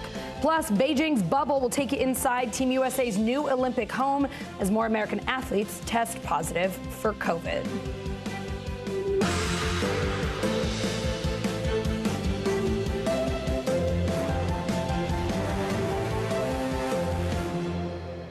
We start this hour on the East Coast where folks are digging out from record snow in the freezing cold. NBC News correspondent Kathy Park is in Boston.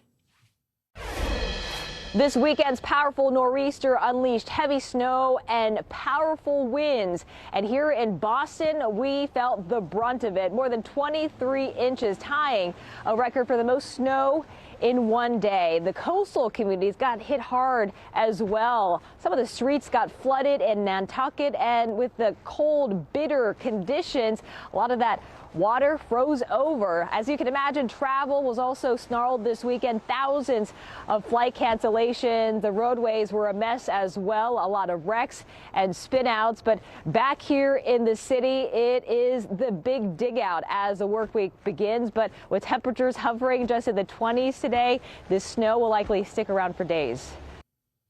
Spotify is changing how it handles COVID-related content. It's adding an advisory to podcasts that talk about the coronavirus. The move's in response to a campaign against one of its top hosts, Joe Rogan. Grammy winner Neil Young leading that charge, pulling his music from Spotify in a protest over vaccine misinformation. NBC News senior reporter Ben Collins covering Spotify's fight against false info. NBC News correspondent Emily Ikeda has the latest on that feud. Joe Rogan speaking out. I don't always get it right. Responding to backlash against his popular podcast, where he's known for questioning vaccine safety, and recently interviewed a controversial virologist who suggested Americans were hypnotized into getting vaccinated. And I'm interested in having interesting conversations with people that have differing opinions. Rogan offering to make some changes as powerful celebrities put pressure on the streaming service. Whenever I get something wrong, I try to correct it. If there's anything that I've done that I could do better is have more experts with differing opinions right after I have the controversial ones. Now, Spotify says it's going to add a content advisory to any podcast episode discussing COVID-19, directing people to expert information on the virus, which Rogan says he supports. Prince Harry and Meghan Markle chiming in. Their organization, Archwell, says it's expressing concerns with Spotify to ensure changes to its platform are made to help address this public health crisis. Archwell Audio will continue its exclusive partnership with Spotify, in contrast to the wave of musicians stripping original recordings from the platform. Rock icon Neil Young says his record company is losing 60% of my worldwide streaming income in the name of truth. Shining toys. The expanding revolt now includes singer-songwriter Joni Mitchell and Bruce Springsteen's guitarist Nils Lofgren. Plus, best-selling author Brené Brown, who signed a multi-year deal with Spotify in 2020, tweeting she will not be releasing any podcasts until further notice, though not saying why. Professor of pop culture Robert Thompson says for Spotify, navigating this controversy is a business decision. When they are looking for ways to maximize income, the podcast is clearly a direction in which they're going, and Joe Rogan is the standing on the top of the heap example of that direction. So is Spotify's new content advisory enough? Let's bring in Ben Collins to answer that question. Ben, what do you think here? Of course not. First of all, this is sort of the first step that all of these social media juggernauts take when they go down this path. First, they realize they're hurting people. They put a big label from like the CDC or something on there. Facebook did this a couple of years ago. Then they realize, like, actually, wait, maybe we shouldn't be, the leading purveyor of this stuff. And then they start to either take things down, reconsider their partnerships, or whatever. But I will say that they haven't, Facebook and Twitter did not hand out their largest talent contract ever to somebody who was pushing this kind of nonsense. So they are in a different position than Facebook or Twitter were. They're closer to something like Netflix with Dave Chappelle, but Dave Chappelle wasn't actively, bringing on people who are telling people not to get the vaccine on a pretty regular basis. So as you go through and talk about what you're seeing from Spotify, I can hear it in your voice. You've seen this before, obviously. Let's talk about how this does, in fact, compare to Facebook and Twitter. I know you said the situation is different, but is the process really similar of what they're doing? Yeah, it can be pretty similar in terms of, down the line, what you can expect to hear from them. I think a big thing with Spotify in general with this is that they knew what they were coming into with this sort of thing. They signed this guy to a $100 million contract, and he was palling around with Alex Jones well before that.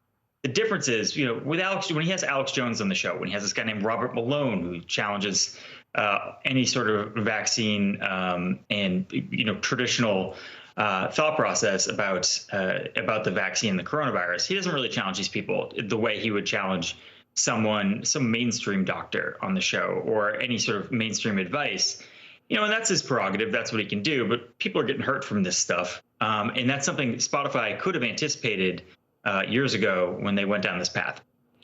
Let's talk about the spot that they're in here. I mean, the Joe Rogan Experience is Spotify's most popular podcast here in the U.S. That puts them in a really, really challenging position. How else can Spotify fight COVID misinformation here when it's coming from your most popular guy? Yeah, I mean, they have more control than they say they do. They're going to be very hands off in this in the public because they don't want to appear as if they have a ton of control here, but they do have a ton of control. They can edit the show. They could, have him have guests on that are normal. Here's the thing. He had a guy on named Robert Malone a few weeks ago who clipped up his little clip about what he was about, that mass psychosis thing that he was saying, all this nonsense about the vaccine. And then he took that, the group he was with, and they made it the sort of center point around that vaccine rally that thousands of people marched in the mall with. People view this in the anti-vax community as the gold standard. They try to get on Joe Rogan's podcast because they know there's a captive audience that they can push all of their pseudoscience with. It's a huge thing with that community. They can cut this off. They can tell Joe to book other people as well if you're going to book the Robert Malones out there as well. It doesn't appear as if that has happened yet. Ben, before you go, one more question for you. Look, I know Neil Young's come out and said, I'm pulling my music, Joni Mitchell pulling my music. If that continues, if more musicians put more pressure on Spotify, could that change the game here? I mean, Neil Young is a legend, but it would be different if some new music, things that are coming out that cross, even hit younger generations, maybe target some of the same people who might be listening to this podcast. I don't know, but if more people joined that side of things, would that maybe change Spotify's tune? Forgive the pun.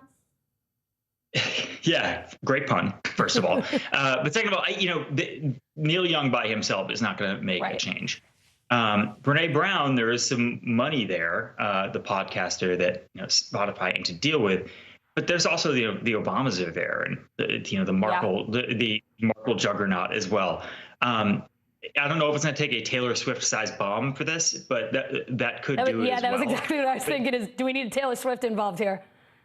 I think Swift. That's the thing is, rabid fan bases in the K-pop universe have done this with much smaller potatoes, with less amount of work. I'm sure they could really get after this if they really wanted to. It's a complicated mess of a story, but I don't think we're at the end. I got to say, in the meantime, I was bummed over the weekend that I couldn't listen to Harvest Moon on Saturday night, but that is how these things go. Ben, thanks so much for being with us today. Really appreciate it. I'm sure you could listen to 50 of the terrible covers that are there instead. I tried, couldn't do it. I did. You need a few cocktails to get through one of those. Thanks, Ben. Thank you. Ahmaud Arbery's mother is blasting what she is calling backroom deals for two of the three men who killed her son. Prosecutors reaching plea agreements with Travis and Gregory McMichael ahead of their federal hate crimes trial. McMichael's and a third defendant, William Bryan, already sentenced to life in prison for murdering Arbery. NBC News correspondent Katie Beck's been covering this case. So, Katie, jury selection was supposed to start next week, but now a judge is reviewing those plea agreements. Tell us what's in those deals and why the Arbery family is so against them. Yeah. Hey, Allison, the judge is actually having a hearing on that as we speak. And the agreement would allow the McMichaels to serve 30 years of their federal sentence in a federal facility before being transferred to a state correctional facility. The problem that the Arbery camp has with that is that they say the federal facilities are far nicer and more accommodating, that's a huge step up from having to go to a state system.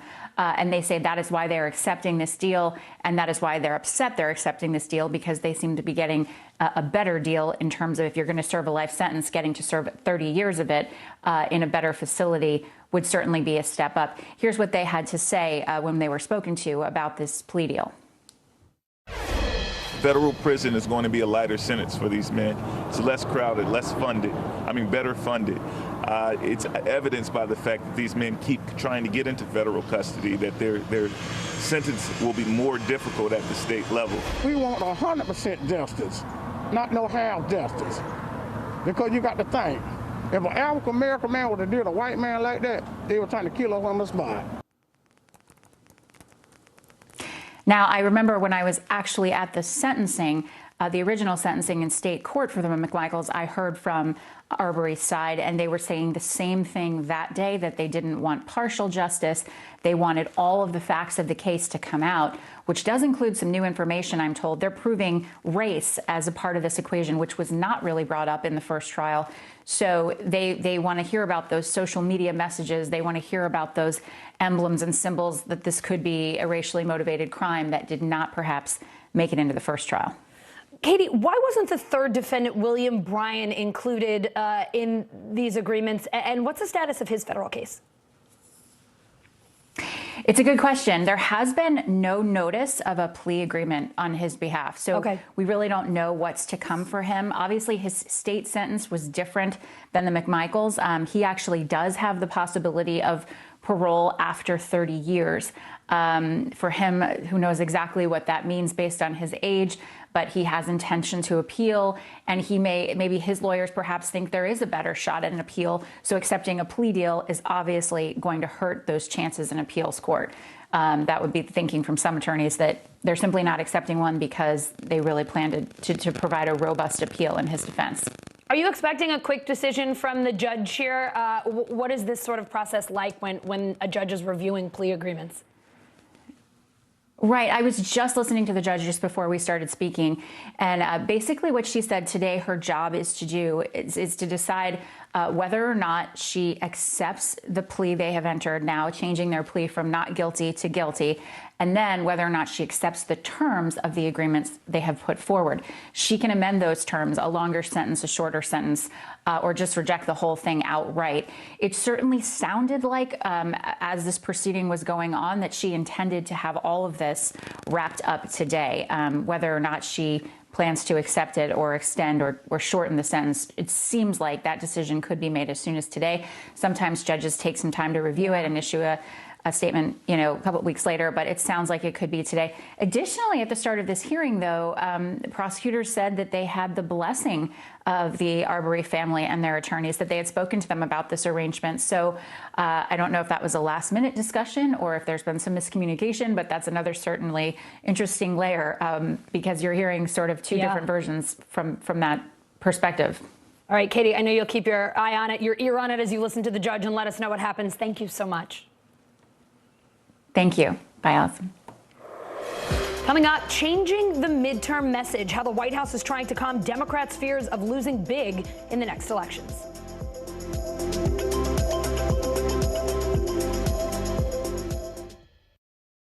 I'm Terry Crews, Team USA superfan.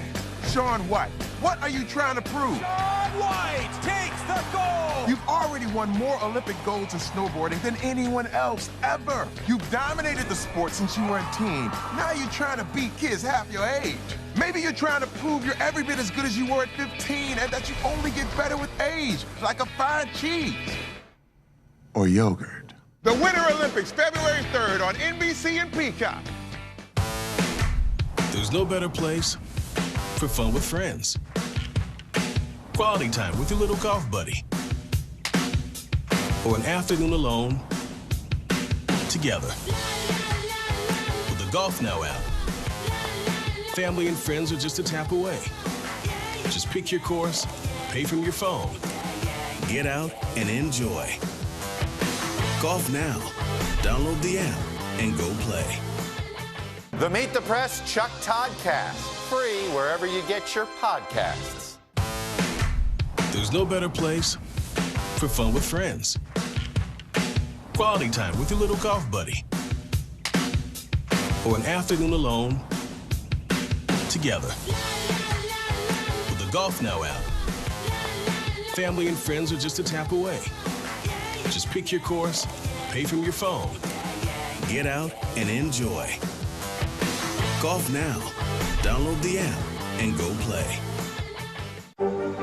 Have you found a way to reconcile it a year later? It really hurt to see this place that I love so much treated with such disrespect. Was it an act of cleaning or an act of healing?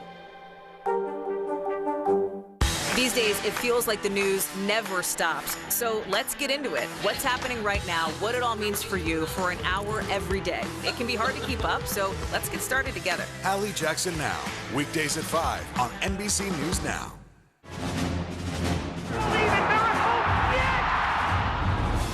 Syracuse just brought the house down. But it is goal for Olo.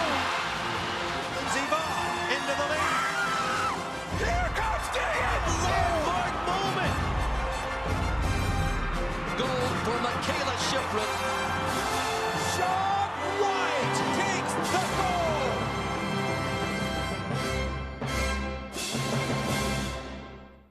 We're here to start conversations about the big things happening in our world, because it's not my job to tell you what to think.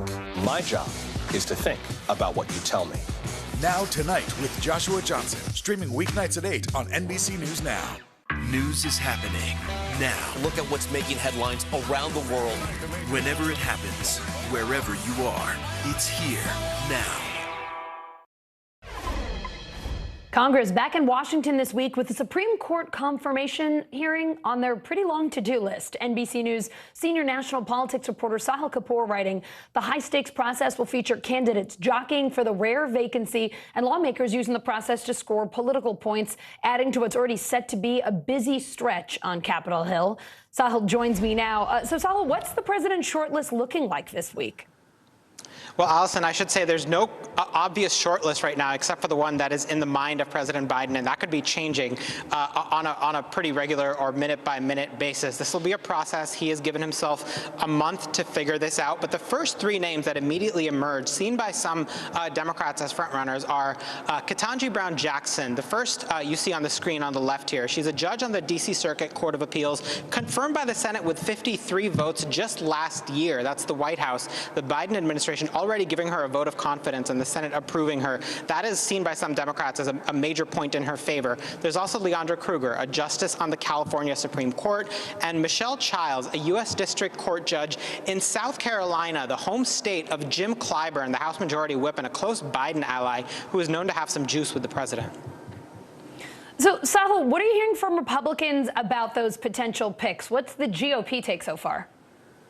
Well, it depends on which Republican you talk to. There are some Republicans who are already throwing some arrows, politically speaking, at this entire confirmation fight. That includes Senator Roger Wicker of Mississippi, who compared President Biden's pledge to nominate a black woman to affirmative action, suggesting that this beneficiary this nominee would be a beneficiary of affirmative action. The White House proactively responded quickly, pushing back on that contention, noting that Roger Wicker didn't have a problem with former President Trump promising to nominate a woman to replace Justice Ginsburg. One of the names on that list has gotten some praise from Republican Senator Lindsey Graham, who is also from South Carolina. That's Michelle Childs.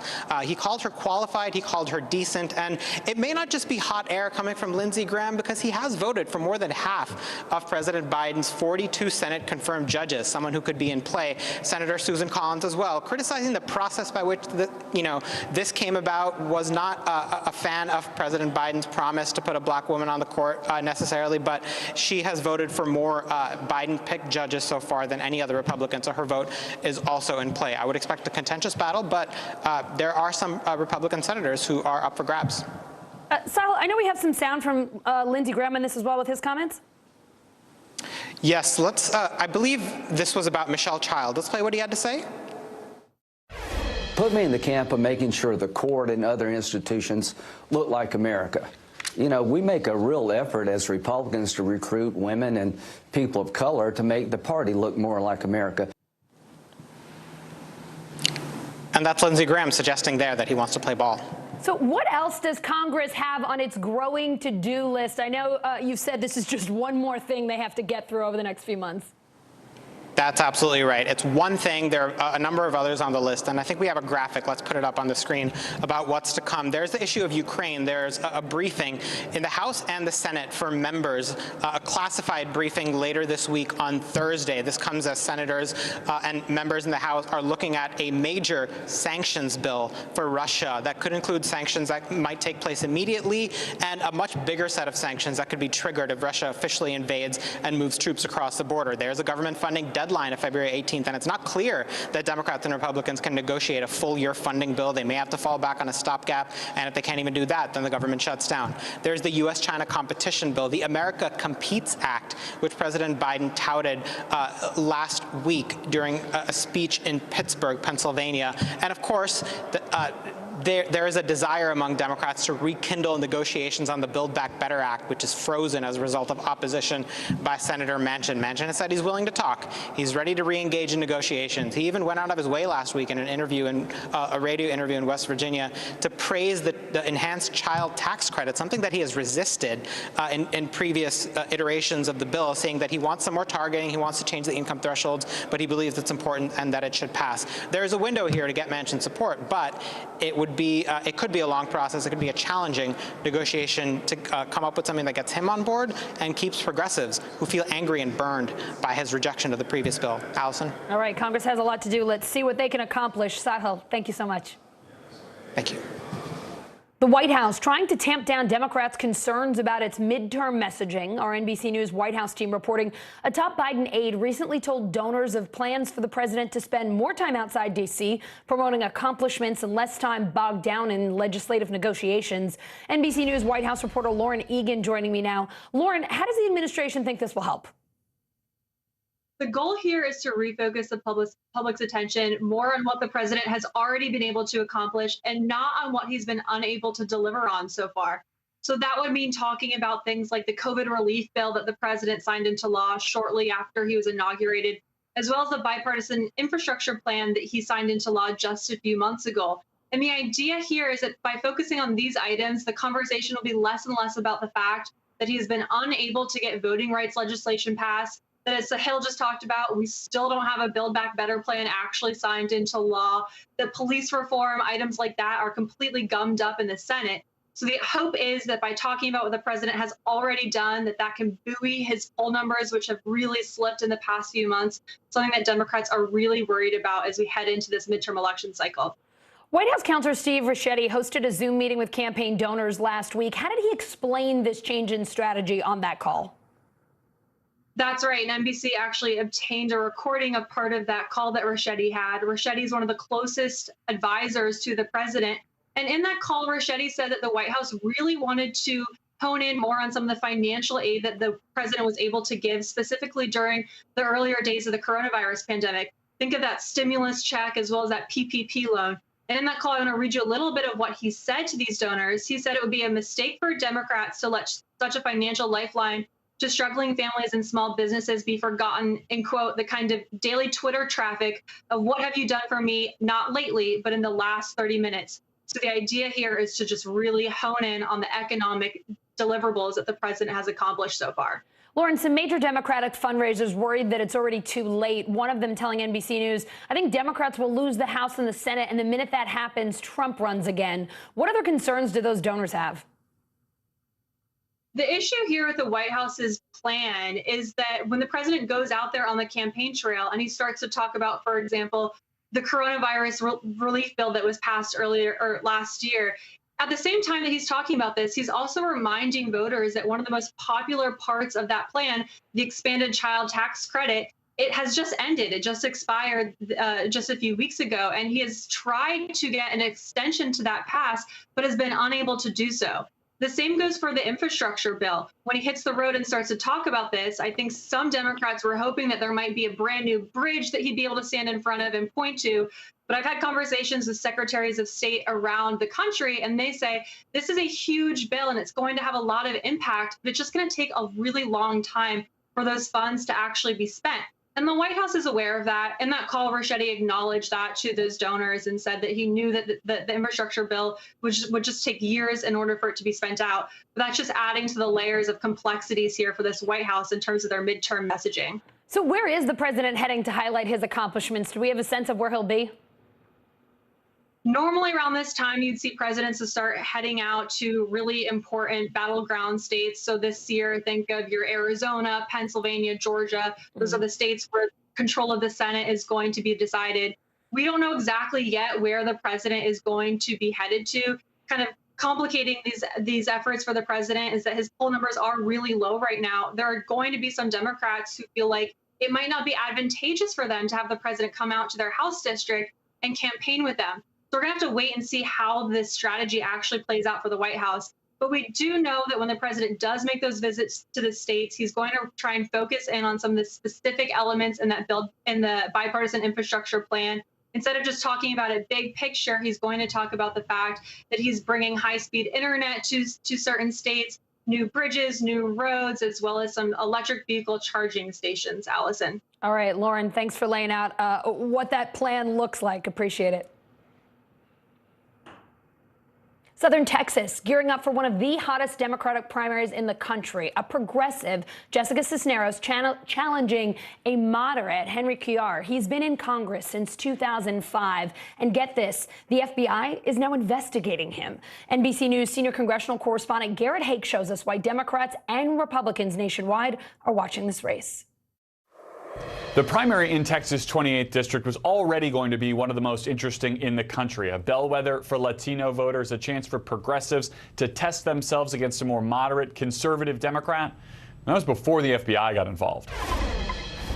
Stretching more than 150 miles from the border city of Laredo to southeast San Antonio, there's a lot of ground to cover for the candidates in Texas' 28th congressional district. I'm Jessica Cisneros. I'm running for Congress in the Democratic primary. But with a month to go until Election Day, an FBI investigation somehow related to a country 7,000 miles away could be the race's deciding factor. So I'm running against Henry Cuellar. You might have heard of him. He was in the news last week. He was a member of Congress whose house got raided by the FBI. The January 19th raid of Congressman Cuellar's home and campaign office were part of a federal investigation relating to the nation of Azerbaijan, according to a senior law enforcement official. District voters have questions. We're a month away. The FBI raided Cuellar, and nobody still knows why. Had you heard about this FBI raid? Yeah, I mean, it's been all over the news. Cuellar declined our interview request, but posted a lengthy video about the raid on his campaign's Twitter account. I'm fully cooperating with law enforcement and committed to ensuring that justice and the law is upheld. There is an ongoing investigation that will show that there was no wrongdoing on my part. I'm running for re-election, and I intend to win. The 9-term incumbent is a Texas institution, regularly outperforming statewide candidates as a moderate border district mainstay and a member of congressional leadership. But progressives see him as too conservative and out of touch with the modern party, pointing to his being the only Democratic vote against the Women's Health Protection Act last year. In his 2020 primary, immigration attorney and former Cuellar intern Jessica Cisneros fell 3 points short of victory. Now, with more money, endorsements from national progressive leaders, and a reshaped district, she's trying again. How much of the work you're doing right now is just introducing yourself to people? A huge part of it is that, just because, I mean, we found out what the new maps were going to look like in November. This part of the district where we're in San Antonio, it's new to the district. Cisneros believes the pandemic has only proven the need for progressive policies like Medicare for all. But as the primary approaches, her biggest advantage may not be what she's for, but who she is not. It's always been Cuellar, so I want to give somebody else a chance to see what they can do. It's not just Democrats watching the results of this race closely. Republicans are as well. They see a wounded Henry Cuellar or a progressive Jessica Cisneros as a tempting target for a Republican pickup in a ruby red state, although this district is very blue after Texas finished its redistricting. Newly elected district attorneys across the country reopening old police misconduct cases, some of them dating back decades, promising criminal justice reform and stirring up some controversy. NBC News correspondent Ron Allen shows us what they're doing, and just a warning, some of the video you're about to see may be disturbing. This police video shows the arrest of 40-year-old Javier Ambler in Austin, Texas, after a 22-minute chase in March of 2019. Sheriff's deputies from nearby Williamson County had tried to pull the driver over for failing to dim his headlights for oncoming traffic. Ambler later died at a hospital, and for years, investigators did not find any wrongdoing by police, devastating Ambler's family. I've cried a lot. I have cried a lot. I love my son. Nearly 2 years later, things began to change. A new prosecutor took over the case. You are pushing hard at the system. Absolutely. And you're going to continue to do that? Absolutely. Jose Garza is among a number of so-called progressive prosecutors, many newly elected, promising criminal justice reform. An advocacy group counts as many as 70 in the country, many taking a new look at past allegations of police misconduct, even reaching back decades. In Los Angeles, the county DA formed a committee to review hundreds of officer-involved shootings since 2012. Unlike his predecessor, Garza presented the Ambler case to a grand jury. It indicted 2 sheriff's deputies for manslaughter. In a statement at the time, their attorney said Ambler's physical exertion in resisting arrest no doubt contributed to his medical emergency, and the deputies are neither morally or legally responsible for his death. Grand juries handed down 11 indictments against law enforcement officers in Garza's first year in office. We present every case where a law enforcement officer shoots or kills someone to a grand jury. I believe that the people should decide. The police union in Austin is furious with Garza.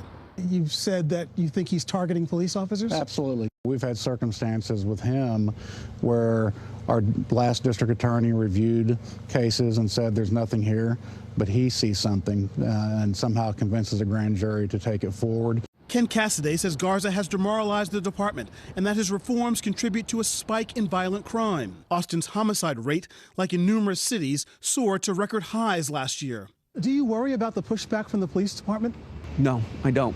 At the end of the day, our community gets to decide what kind of criminal justice system they have. Meanwhile, the Ambler family, approaching 3 years in March since their son's death, remains unsure whether the criminal indictments truly are a step forward. Do you think there will be a trial and accountability? I hope so. Do I really think? It's like a coin flip. A family hoping a prosecutor with a new perspective finally brings them justice. U.S. bail reform policies now under fire with violent crimes in the U.S. on the rise. Some say the changes are doing more harm than good, releasing low-level offenders before their trial dates. NBC News correspondent Megan Fitzgerald digs into the controversial reforms.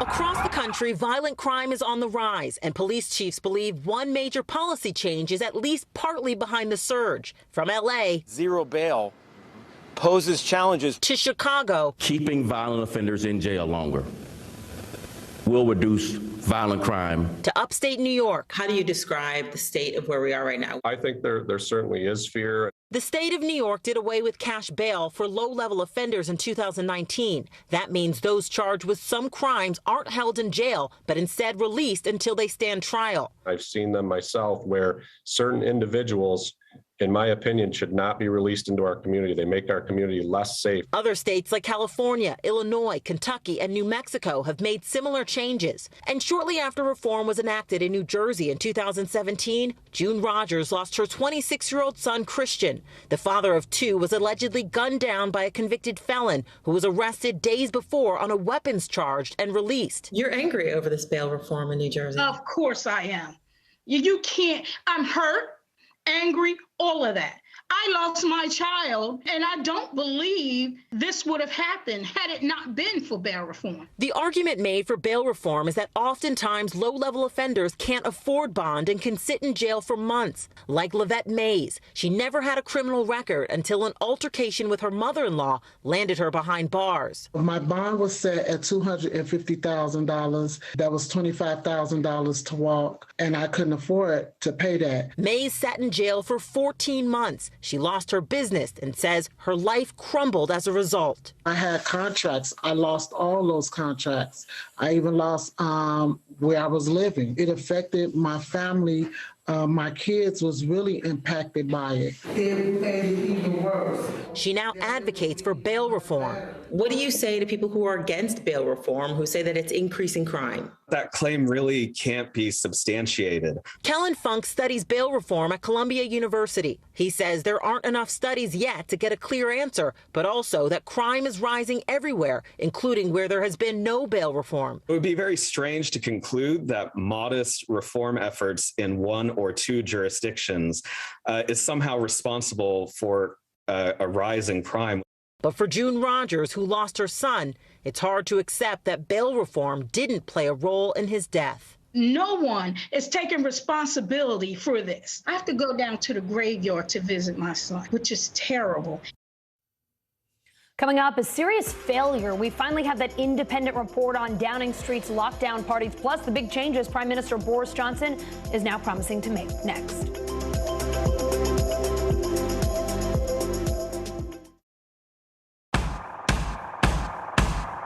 News is happening now. Look at what's making headlines around the world. Right now on Morning News Now. Tonight, the major announcement of the COVID vaccine. And this is a significant moment. Your news, whenever it happens, wherever you are, it's here now.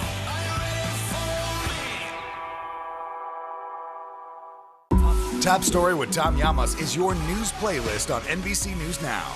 And now, you can listen to it as a podcast. Available anytime and anywhere. The Meet the Press Chuck Toddcast. Free wherever you get your podcasts. What is going to happen now? Going back and forth because they... Oh, yeah, this is it, right? Hey everybody, it's Hoda Kotb from the Today Show. I am so excited to tell you about my new podcast, Making Space with Hoda Kotb. I sit down with some incredible people and we'll hear some uplifting stories. Listen to Making Space now on Apple Podcasts. Still to come on the Channel 2 News. Well, the waters are certainly receding now. Still too close to call. Lester Holt reporting from Ground Zero, as it's being referred to. It is, in fact, a taste of freedom. The Haitian people know a little something about resiliency. What's the biggest risk right now? Some of the troops who have been proud. I want to welcome you to the first presidential debate. In fact, we've been told we can't go any farther. You are some resilient folks. Let me get a hint.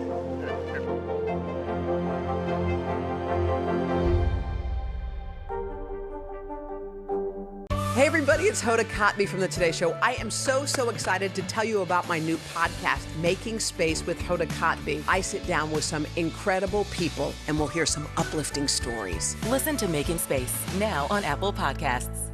The Meet the Press Chuck Toddcast. Free wherever you get your podcasts. Here comes Diggins! In that moment, I was just thinking about what I could do to get to that line. Jesse Diggins to the line! A landmark moment that will be etched in history. When Keegan jumped on top of me and we saw our teammates right next to the finish line, that was a really emotional moment for me. I remember thinking, this podium is too small. It should be more than just the two of us up here. These days, it feels like the news never stops. So let's get into it. What's happening right now, what it all means for you for an hour every day. It can be hard to keep up, so let's get started together. Hallie Jackson Now, weekdays at 5 on NBC News Now. Our week-long journey across America from Washington, D.C., outside of our nation's capital, you rarely see. It's your last move. Was talking smack part of this?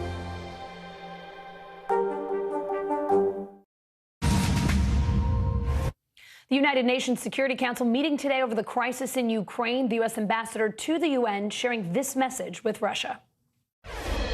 We continue to hope Russia chooses the path of diplomacy over the path of conflict in Ukraine. But we cannot just wait and see. It is crucial that this council address the risk that their aggressive and destabilizing behavior poses across the globe. NBC News reporter Matt Bodner is live in Moscow. Matt, the U.S. ambassador and Russia's ambassador to the UN had some tense exchanges. What went down today? Thank you, Allison. Well, basically, we saw the United States at a very high level restate its accusations against Russia, questioning its intent. From the Russians, I got to say more of the same, but we did see some, I suppose you could say, narrative developments. We saw them continuing to commit to this idea that all of these concerns about Russia's 130,000 troops on Ukraine's borders are essentially an intelligence community media conspiracy. We're the problems, is what they're saying. So, you know, that might not look overly encouraging from a distance, but I have to say that so long as the Russians keep coming to the table, keep showing up at diplomatic venues to talk about it, that is better than the alternative, and does leave room for some hope at this point. The Security Council taking no action today. Do we have a sense of why not? And are you expecting that to change in the next days, weeks?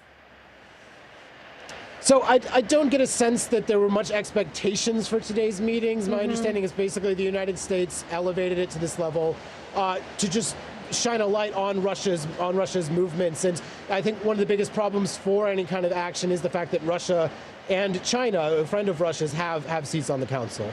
Anything from Vladimir Putin to the Kremlin today? What are you hearing there in Moscow?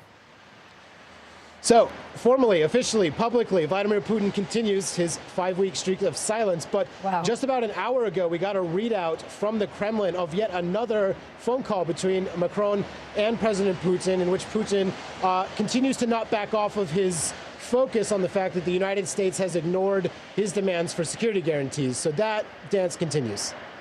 Matt, what's the latest there in Moscow besides what's going on with Putin in the Kremlin? Are there any signs or any hope that this crisis could be solved diplomatically? So one of the things that's, I guess, filling me with hope at this point is we're not yet seeing kind of a full-on flip of the switch on the Russian state propaganda channels that I would consider to be meaningful preparations for the society to accept war dead. We're just kind of seeing them at this point play for time, I think, while everyone waits for Vladimir Putin. I mean, you have a sense here in Moscow that no one here has any idea where he's going to land on this one either. There is definitely a sense in the public that they don't want a war, but it all depends on how a war is packaged, really, at the end of the day. All right, Matt Bodner in Moscow. Thank you. Thank you. TikTok isn't just for dance trends anymore. Analysts are using it to watch a very different sort of choreography, Russia's military movement. NBC News reporter Bianca Britton shows us how they're doing it. As leaders in the West warn of Russia's imminent invasion of Ukraine, an unlikely source for its military movements has emerged. NBC News verified videos like this on TikTok. Posted from users in both Russia and Belarus, they show trains holding armoured vehicles, camouflage tanks, and other equipment. Analysts have used TikTok to identify what military units and equipment is being used, and to geolocate where it is being sent. Despite these videos, the Kremlin has adamantly denied plans to invade Ukraine. But according to US officials, in recent weeks Russia has moved around 125,000 troops near the Ukrainian border. No one is threatening anyone with a military action. This will be just a madness to do that. Both TikTok and Instagram have become platforms for sharing military-related videos, according to the director of the Poland-based Rohan consulting group, Konrad Muzyka. The group specializes in defense analysis of Ukraine, Belarusian and Russian armed forces. He's used these videos to understand Russia's military movements and gain new insights into the Kremlin's secret plans. It seems to me that they have brought and they continue to bring capabilities to actually conduct a strategic operation against Ukraine. While TikTok's rise is relatively recent, social media has been a vital tool for monitoring real-time news events, from the Arab Spring to the January 6th Capitol riot, where police turned to Facebook and Instagram videos to track down those involved. The United States is now weighing whether to deploy troops to the region as Russia adds even more forces to its border with Ukraine. With growing uncertainty on whether or not President Putin will move troops into Ukraine, the unlikely source of TikTok and other social media may hold future answers. I want to say sorry. And I'm sorry for the things we simply didn't get right, and also sorry for the way that this matter has been handled. UK Prime Minister Boris Johnson apologizing in Parliament today. A long-awaited internal report into lockdown parties at Downing Street finally out, and it says the government showed failures of leadership and judgment. NBC News senior international correspondent Keir Simmons joining me now from London. So, Keir, this report's saying at least some of the gatherings in question represent a serious failure to observe not just the high standards expected of those working at the heart of government, but also of the standards expected of the entire British population at the time. Keir, what else did this report find, or this investigation find, rather, and what's the Prime Minister saying besides "I'm sorry"? Well, Alison, this is the report, and I guess, in a sense, what is most important about it is, as you say, how the British public will respond, and in particular, how Boris Johnson's party, the Conservative Party, will respond, and whether they think that he is no longer a vote winner. So, for example, where, Alison, it talks about the excessive use of alcohol inside Downing Street. I mean, this isn't just some government department. This is the British Prime Minister's office, where it talks about that. How much damage is that doing to the Prime Minister's reputation? And I think that helps to explain why in the House of Commons today he came out fighting. Take a listen. Mr. Speaker, I get it, and I will fix it.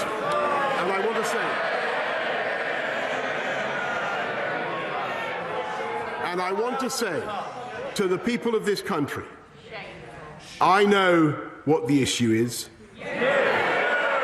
Mr. Speaker. Yes.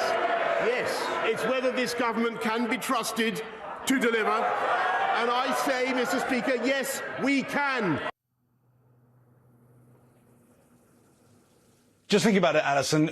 A time in the UK where many people were in lockdown, where they weren't able to see close relatives, perhaps even people were hospitalised, they weren't able to see them. Inside Downing Street, at times, these parties were allegedly taking place, and I think that's where the Prime Minister and his party will be really concerned. It's a question, of, as he said, of whether you can trust his inner circle. And I think people will be making judgments as they read this report today. Keir, I understand police were also investigating those parties. How did that affect the scope of this report that you got there today? Well, some of this report really wasn't able to be published because of those police investigations. And here's the irony, Alison. In a sense, it gave Boris Johnson a reprieve because this is a relatively small number of pages. Yeah. Many things have been left out. In another sense, in the House of Commons there, effectively the opposition leader was suggesting that the British Prime Minister himself is under investigation for criminality. It doesn't get much more politically damaging than that, potentially. No, it certainly doesn't. So what are the chances that Johnson could lose his job, and what would that process look like? Well, there are calls for his resignation. There are some members of his own party that have called for his resignation, but also the opposition calling for him to go. Take a listen. But that will be forever tainted by the behaviour of this Conservative Prime Minister. By routinely breaking the rules he set, the Prime Minister took us all for fools. He held people sacrificing contempt. He showed himself unfit for office. Here's the crucial point, though, Alison, and people who know British politics well will know this. The Prime Minister is Prime Minister at the behest of his own political party. In other words, the members of Parliament that are his political party support him, and therefore he is Prime Minister. So it's not the opposition's words or the sentiment of the country directly that will cause Boris Johnson to lose his job. It's if his own party turns against him. That doesn't happen. That hasn't happened at this point, not fully, but British politics is pretty brutal. If it did, then the removing vans would be in Downing Street quick. Alison? Keir, great to have you live with us. I know it's pretty late there. Thanks for sticking around. Really appreciate it. You bet. The countdown to the Winter Games is on, but the athletes need to jump through plenty of COVID hoops before Friday's opening ceremonies. We head to Beijing next.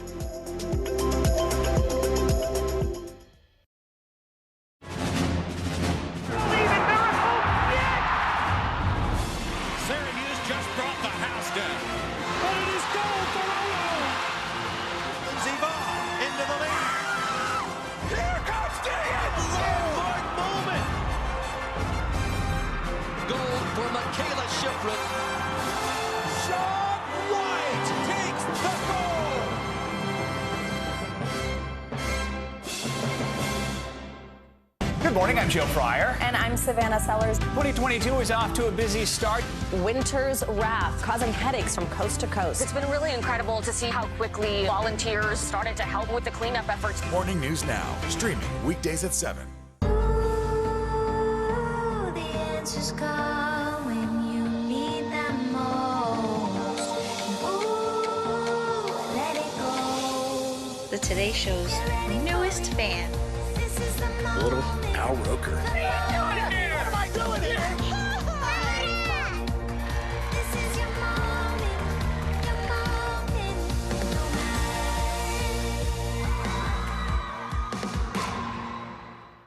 I'm Terry Crews, Team USA superfan. Michaela Schifrin. Schifrin wins gold. With just one more gold medal, she'll have more than any American alpine skier in history. And she'll have plenty of chances to get it at the Winter Olympics in February. I guess you could say she's climbed the mountain of this sport. But if you want more gold, it's time to come down, Michaela. Better do it fast. The Winter Olympics, February 3rd on NBC and Peacock. There were residents who hung on for dear life. I've heard people say the town is gone. Do you see it that way? Absolutely not. We've lost some houses, but our community's still here.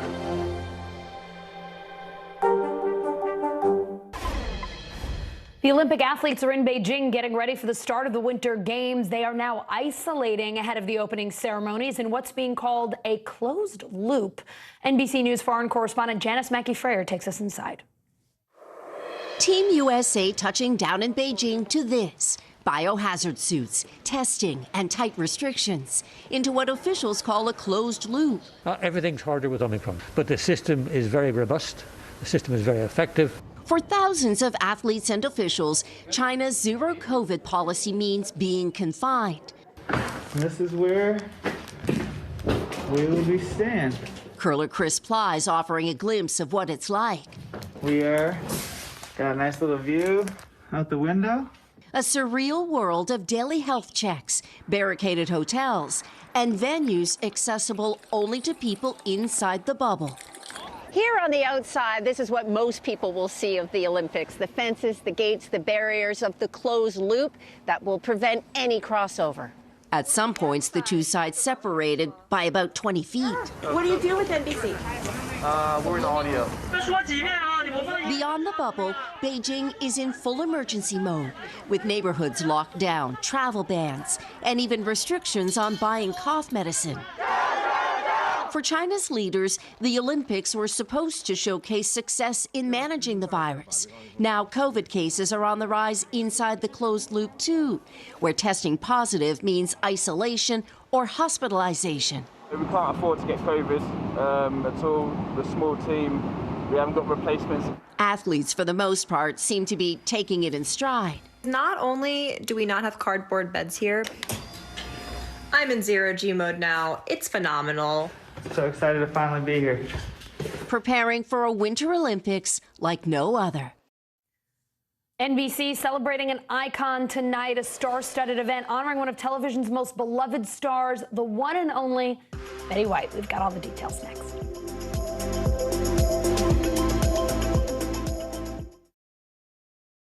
To cover the news, you have to be in it.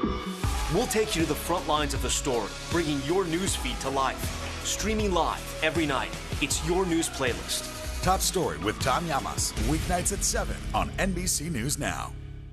These days, it feels like the news never stops. So let's get into it. What's happening right now, what it all means for you for an hour every day. It can be hard to keep up, so let's get started together. Hallie Jackson Now, weekdays at 5 on NBC News Now. What happened here is a story of loss and salvation. There were residents who hung on for dear life. This is where you took shelter, in this closet. I took shelter right in this closet right here. Rioters banged down one of the doors. Have you found a way to reconcile it a year later? It really hurt to see this place that I love so much treated with such disrespect. Was it an act of cleaning or an act of healing? The Meet the Press Chuck Toddcast, free wherever you get your podcasts. Have you found a way to reconcile it a year later? It really hurt to see this place that I love so much treated with such disrespect. Was it an act of cleaning or an act of healing? Top Story with Tom Llamas is your news playlist on NBC News Now. And now, you can listen to it as a podcast, available anytime and anywhere. The answers come when you need them most. Ooh, let it go. The Today Show's newest fan. Little Al Roker. What am I doing here? This is your moment,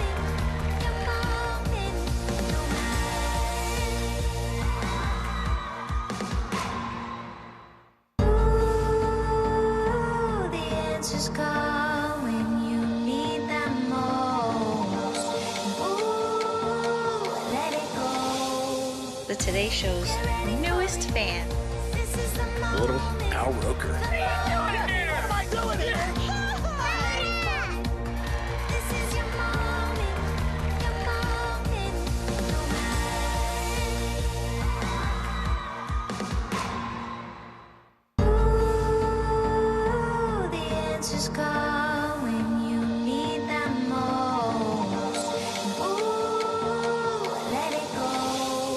of Today Show's newest fan. Little Al Roker. What am I doing here?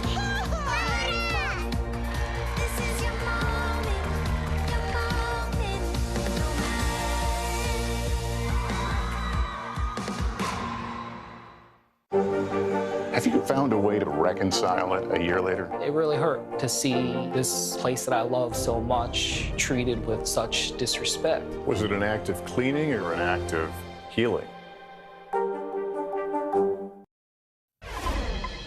1 month ago today, the world lost actress and comedian Betty White. But tonight, NBC is celebrating her life with a 1-hour special. White's friends sharing their favorite memories and untold stories. Morning News Now anchor Joe Fryer has a preview. Thank you for being a friend. With a fresh take on that iconic Golden Girls theme song, Cher really is helping us turn back time. She's one of many celebrities celebrating Betty White, America's Golden Girl. She was the most brilliant, kind, funny, amazing person.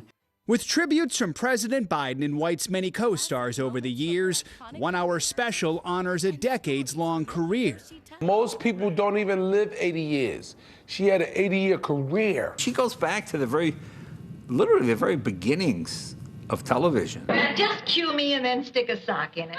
From Mary Tyler Moore, I've only been to one surprise party in my life. To the Golden Girls, to Hot in Cleveland. Does anyone else smell pot? What are you, a cop? No. Then what's it to you? I tell everybody that'll listen. Tonight's special features a clip from behind the scenes of that show. There's no way I can say thank you enough, guys. It's such a privilege to come to work every day. Amen. Oh, we love you, man. And a rarely seen blooper. Once you go BlackBerry.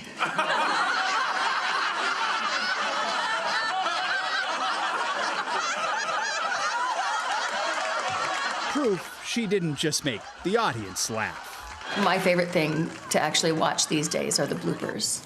They just make me laugh so hard. Ladies and gentlemen. Saturday Night Live legends also recall their week with White. And literally I was like, hey, Betty, how you hanging in there?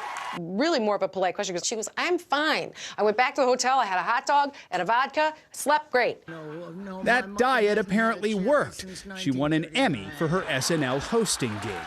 When I first heard about the campaign to get me to host Saturday Night Live, I didn't know what Facebook was.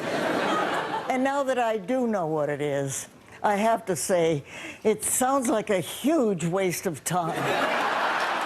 Our love for Betty was matched only by her love for animals. Betty's friends have no doubt her tireless advocacy is now being rewarded. I imagine her walking across that rainbow bridge, and every animal she has ever loved is there waiting for her, and Alan is standing right in the middle of all of them welcoming her. Oh, that would be her heaven. Yeah.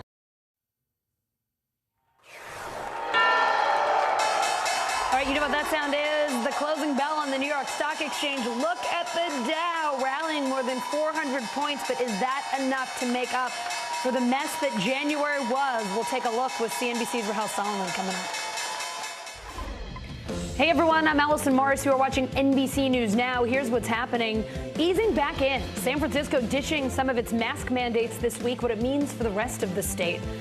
Remembering Chesley Christ, the former Miss USA, jumped to her death this weekend. The tributes and the new calls for mental health awareness. Plus, the Super Bowl teams are set. The Bengals and the Rams in Los Angeles in less than 2 weeks. But the big question swirling around the NFL today, is Tom Brady actually retiring?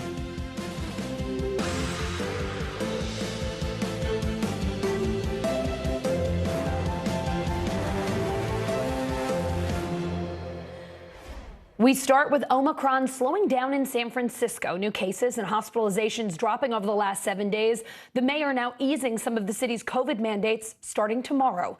NBC News correspondent Jake Ward joining me now. So, Jake, what changes for people in San Francisco tomorrow?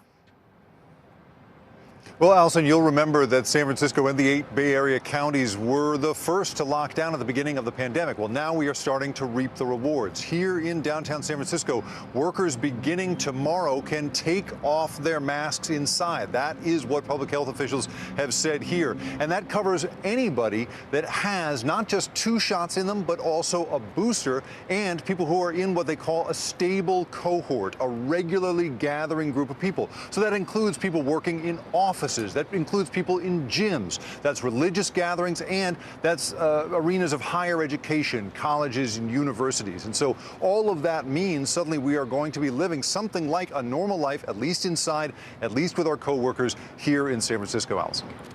Jake, you spoke to a gym owner, one of the businesses where customers can ditch their masks if they're fully vaccinated and boosted starting tomorrow. What did he tell you? Well, obviously, gyms, like so many personal service businesses, were just decimated by the coronavirus, and they've had to be incredibly flexible. And so we asked this particular gym owner, are you worried about now having to check on people's boosted status? And they said, no problem. Have a listen to how he described it. We are so hopeful that February can finally give us a glimpse of that kind of New Year's rush that we've been waiting for. Ever since they reinstated the mandate in December, we have been telling our trainers, telling our clients that this was a possibility, the boosters were going to be required. So it's something that we've kind of known all along. So it wasn't that much of a surprise to us, honestly. There's a feeling here, Allison, that people made these early sacrifices, really shut this city down, and that somehow being able to emerge out of that the way we are about to tomorrow is in some way what we get, I suppose, for having made these early sacrifices. So, Jake, how about mask mandates statewide? Well, statewide, the rules remain the same. There is a mask mandate in effect until at least February 15th. We've seen 2.4 million new cases since the beginning of January, and so the good news is not evenly spread across this state. It's also worth noting here, Allison, that here in the Bay Area, a few places still do have a mask mandate in effect, and that includes restaurants, retail establishments, and schools. High schools, elementary schools on down, all those kids still have to wear masks. But at least in this one case, there's a glimmer of hope, both for San Francisco and hopefully, if we can get these vaccine and booster numbers up, some hope for the rest of the nation as well, Allison. So just across the bay in Oakland, a new vaccine mandate starts this week for a lot of indoor businesses. What can you tell us about that?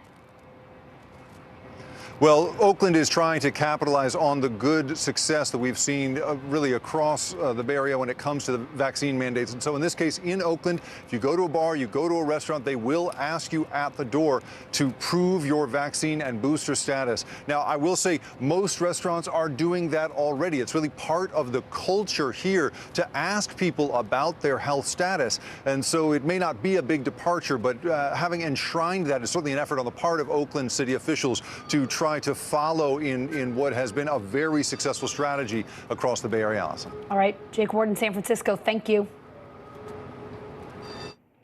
So where does the COVID pandemic go from here? Be careful who you ask. Some experts are done with the COVID predictions. NBC News science reporter Evan Bush joining me now. So Evan, you write at most every turn, the coronavirus has surprised scientists. One doctor telling you, I've just been so humbled and surprised by these variants of concern and the number of unanswered questions we have about them. What is it about COVID that surprises health experts you spoke with the most? And what are some of these big questions they still have? Hi, Allison. Thanks for having me. So scientists have been really surprised by the viral evolution with COVID and the virus that causes COVID, I should say. And if we think back to fall, the Delta variant was dominant, and many scientists expected the next big variant to be a relative of Delta. And then Omicron came out of left field, and that was really surprising to researchers. And the closest evolutionary connection that they could find to Omicron was from mid-2020.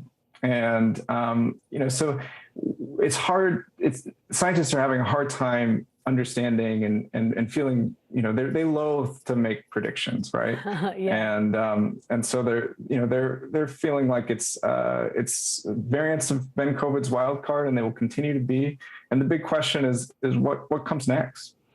They loathe to make predictions, and we love to ask them to do it. So now we have this new Omicron subvariant, BA2. It's been nicknamed Stealth. What did the scientists tell you about how it developed and what's most concerning about it? Sure. Well, the first thing, I think the stealth is a little bit of a misnomer. They can still track this variant. It's just testing is a little bit different for them, and they can see the variant. And if anybody's getting out and getting tested, if you're positive, it could be BA2, and that'll show up in all tests. But there are multiple versions of Omicron, including BA2, and it's still pretty early, but what scientists are seeing is that BA2 appears to be out-competing other versions of Omicron in some parts of Europe, including Denmark. And that suggests that it has an evolutionary advantage over its other Omicron relatives. And it's still too early to know exactly what's happening, but some early research suggests it could be more contagious. What did the experts say about the possibility of future variants? I know they don't like to predict, but did they say anything about what we can do to stop them or at least slow them down? Any advice on that? Yeah, so every infection gives the virus a chance to mutate. And so scientists do expect that the virus will change over time. They don't know exactly how or if that will have benefits or if it could evolve into something more virulent. And so the key is that our population's overall immunity changes too. As more people get vaccinated or as more people get infected, the landscape for the virus changes and it will try to adjust. And the key things that we should do are get vaccinated and boosted, and that will help protect against severe disease with today's variants, and it could help with future variants as well. And the other thing is that scientists are really focused on global surveillance, looking for what that next variant will be and trying to get ahead of it. And so expanding global surveillance through genomic sequencing will really help. One of the reasons that we knew about Omicron so early was because South African scientists found it and saw that it could be concerning, and they warned the world. And that was really helpful to give folks a sense of what could be coming and help them prepare. Evan, great to have you on with us today. Thank you so much. Let's see if we can't get ahead of that next variant. Certainly hope so. Thanks, Allison.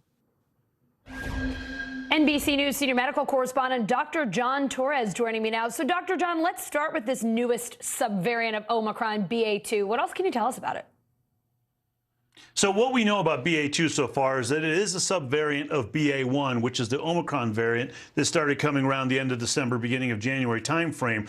We know that Omicron variant is more contagious than the Delta variant, but not quite as virulent. In other words, not quite as dangerous. And we think that's where this BA2 part comes in. The difference being the BA2 part, instead of having those 30 different changes, it only has a few of those changes, not all of them, but some of them are very similar to the original BA1 part of Omicron. So we think it's more contagious, like he was just talking about a second ago, and they think it might be 1.5 times more contagious. At least that's what early studies are showing them.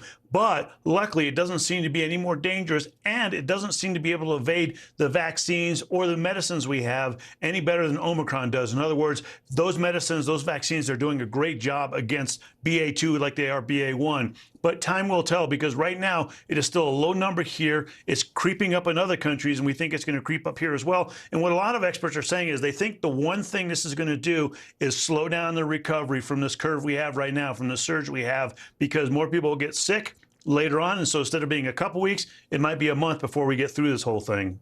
Dr. John, there are two different COVID realities in the U.S. right now. 17 states plus Washington, D.C. are seeing a decline in new cases over the past 2 weeks. That's according to our own NBC News data. 15 others are plateauing, but 18 states are seeing an increase.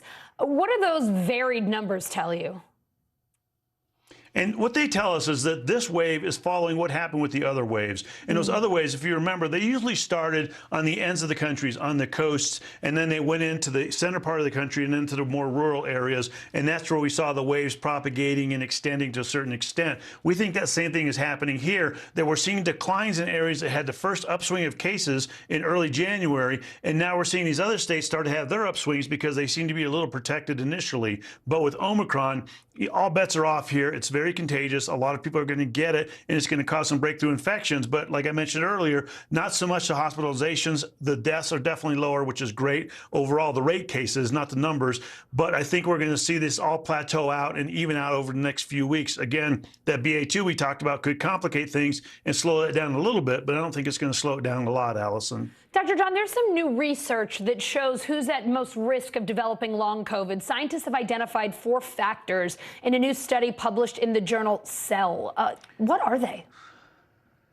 You know, and this is interesting because they looked at a variety of people that have long COVID. And as you know, long COVID is having COVID symptoms after COVID's already gone away. And we don't really know how long that's going to last or how many people will be affected because we've only been in this pandemic a few years. And so we don't quite know what's going to happen long term. But a couple of things they did find out that people who are at higher risk of developing, number one, people who have autoantibodies to autoimmune diseases. So they don't necessarily have the autoimmune disease, but they have the antibodies that are set up to attack the body like they do in those autoimmune disease. The other one, Epstein-Barr virus, that seems to be something that people who end up with long COVID tend to have. 90% of us have Epstein-Barr virus, which causes mononucleosis, among other things, and we don't even know it, so it could be an issue. Type 2 diabetes, another risk factor, and then SARS-CoV-2 in the blood. And what we're talking about are not the antibodies for SARS-CoV-2, but the actual virus in the blood, which means it's gotten outside of the lungs where it usually lives into the bloodstream, and that can cause these long-term symptoms as well. And so these are the risk factors they're looking at, saying,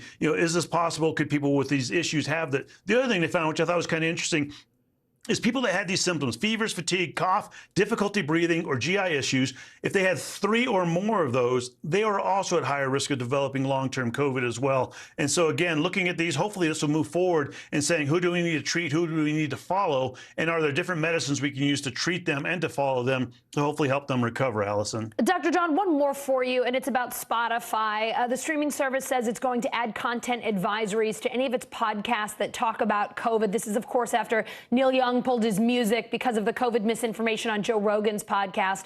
The Wall Street Journal is reporting that medical and scientific professionals wrote an open letter calling on Spotify to immediately establish a clear and public policy to moderate misinformation on its platform. What do you make of the advisory? Is that enough? What would you like to see Spotify do here? Are there important things that we need to see when it comes to COVID misinformation? You know, I think the advisory is a start, but I don't think it's enough. And I think they need to move forward with having, you know, independent panels that can look at this information and say, is this accurate information that needs to be on there? Because you and I have been fighting this misinformation for 2 years. You and I have talked about this constantly, about information that's out there that's not necessarily correct or that we simply don't know about, that's being touted as science at that point. And that misinformation gets to a lot of people, and they get very reticent about how they want to treat themselves, the protections they need to take, getting vaccinated, those types of things. And this has definitely been an uphill battle, and I think this is a start, them putting out that disclaimer, but at the same time, we're in a public health emergency. Having some type of agency or some type of independent entity that could look at this information, vet it, and make sure accurate information is getting out there, because this is the way a lot of people get their information. This is their source for their daily information and their medical information, which can be unfortunate if it's misinformation, and that, Allison, is what concerns me. All right, Dr. John, always great to have you on. Thank you so much. You bet. Coming up, who could be the next history-making woman to join the Supreme Court? We look at the ladies President Biden's considering next.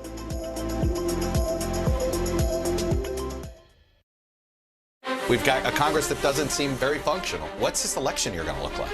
Are we getting ahead of the science? Are we behind the science? How much did this booster confusion set us back? Can the January 6th committee come up with anything that would change Republican minds? If it's Sunday, it's Meet the Press. Have you found a way to reconcile it a year later? It really hurt to see this place that I love so much treated with such disrespect. Was it an act of cleaning or an act of healing? There's no better place for fun with friends. Quality time with your little golf buddy or an afternoon alone together. Family and friends are just a tap away. Just pick your course, pay from your phone. Golf Now. Download the app and go play. Top Story with Tom Llamas is your news playlist on NBC News Now. And now, you can listen to it as a podcast. Available anytime and anywhere. What are you doing for teachers who feel that they're being stretched too thin? Did you understand how prevalent hunger was in your own community?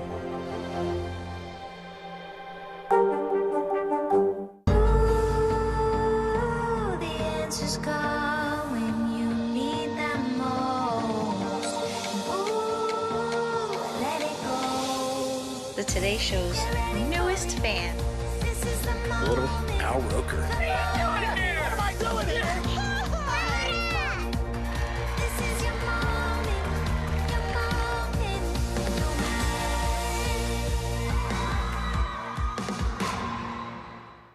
News is happening now. Look at what's making headlines around the world. Whenever it happens, wherever you are, it's here now. Here comes Diggins! In that moment, I was just thinking about what I could do to get to that line. Jesse Diggins to the line! Goal! A landmark moment that will be etched in history. When Kika jumped on top of me and we saw her teammates right next to the finish line, that was a really emotional moment for me. I remember thinking, this podium's too small. It should be more than just the two of us up here. Our week-long journey across America from Washington, D.C., outside of our nation's capital, you rarely see. It's your last one. Was talking smack part of this? We're here to start conversations about the big things happening in our world, because it's not my job to tell you what to think. My job is to think about what you tell me. Now Tonight with Joshua Johnson, streaming weeknights at 8 on NBC News Now. The Meet the Press Chuck Toddcast, free wherever you get your podcasts.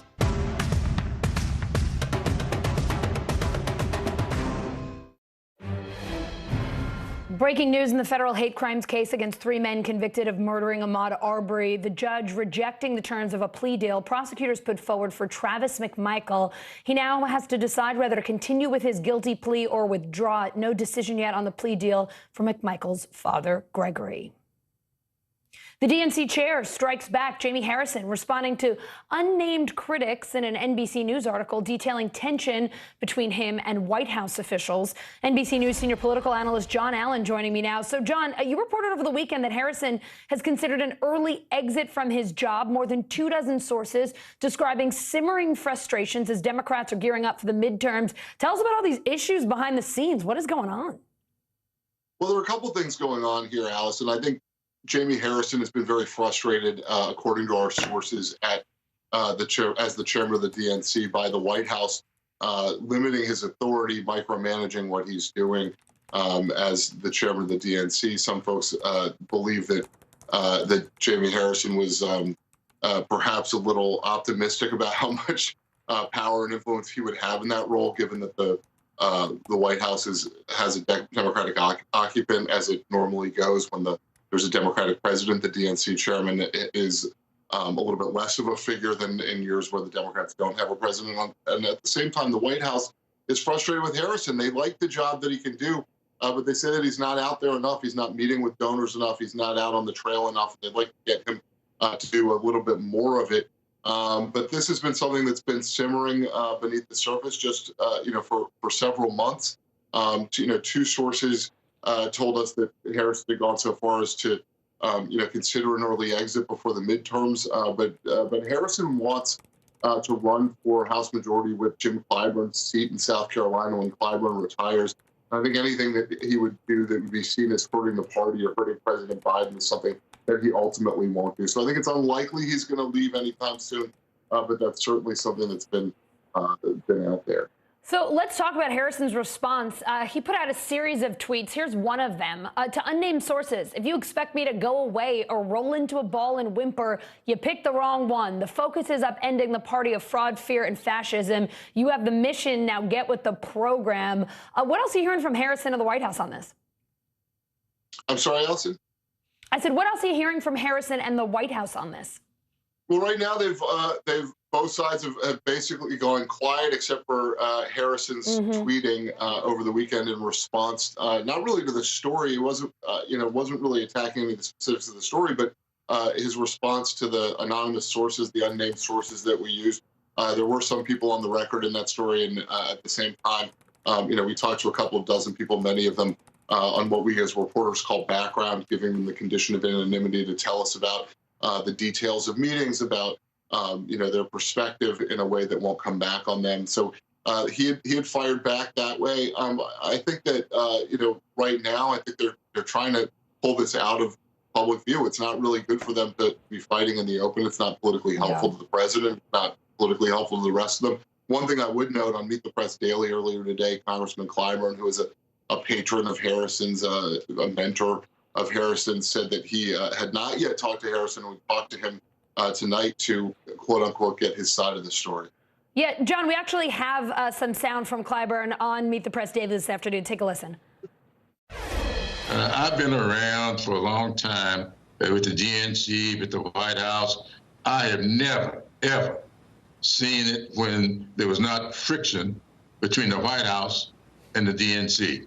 Jimmy, I believe, is right in that generational gap that we need to be running the DNC. So, John, if Democrats lose big in November, do you think there'll be a change in DNC leadership after the midterms? Well, let me stop for 1 second, Allison, because I want to note right there that Congressman Clyburn confirmed the friction between the White House and the DNC chairman, or at least didn't deny it. And he's obviously to know. So I just want to stop right there. Look, the danger for Jamie Harrison is that he could be scapegoated. I'm not sure that that's effective, that if Democrats lose a bunch of seats in the midterms, that the blame will, that most people in the Democratic Party would look at the DNC chairman as opposed to the White House or the individual members of Congress and look to blame him. But certainly there is the danger that he would become a scapegoat for White House looking to cast blame off. And it looks like some of what's going on here is some jockeying around that.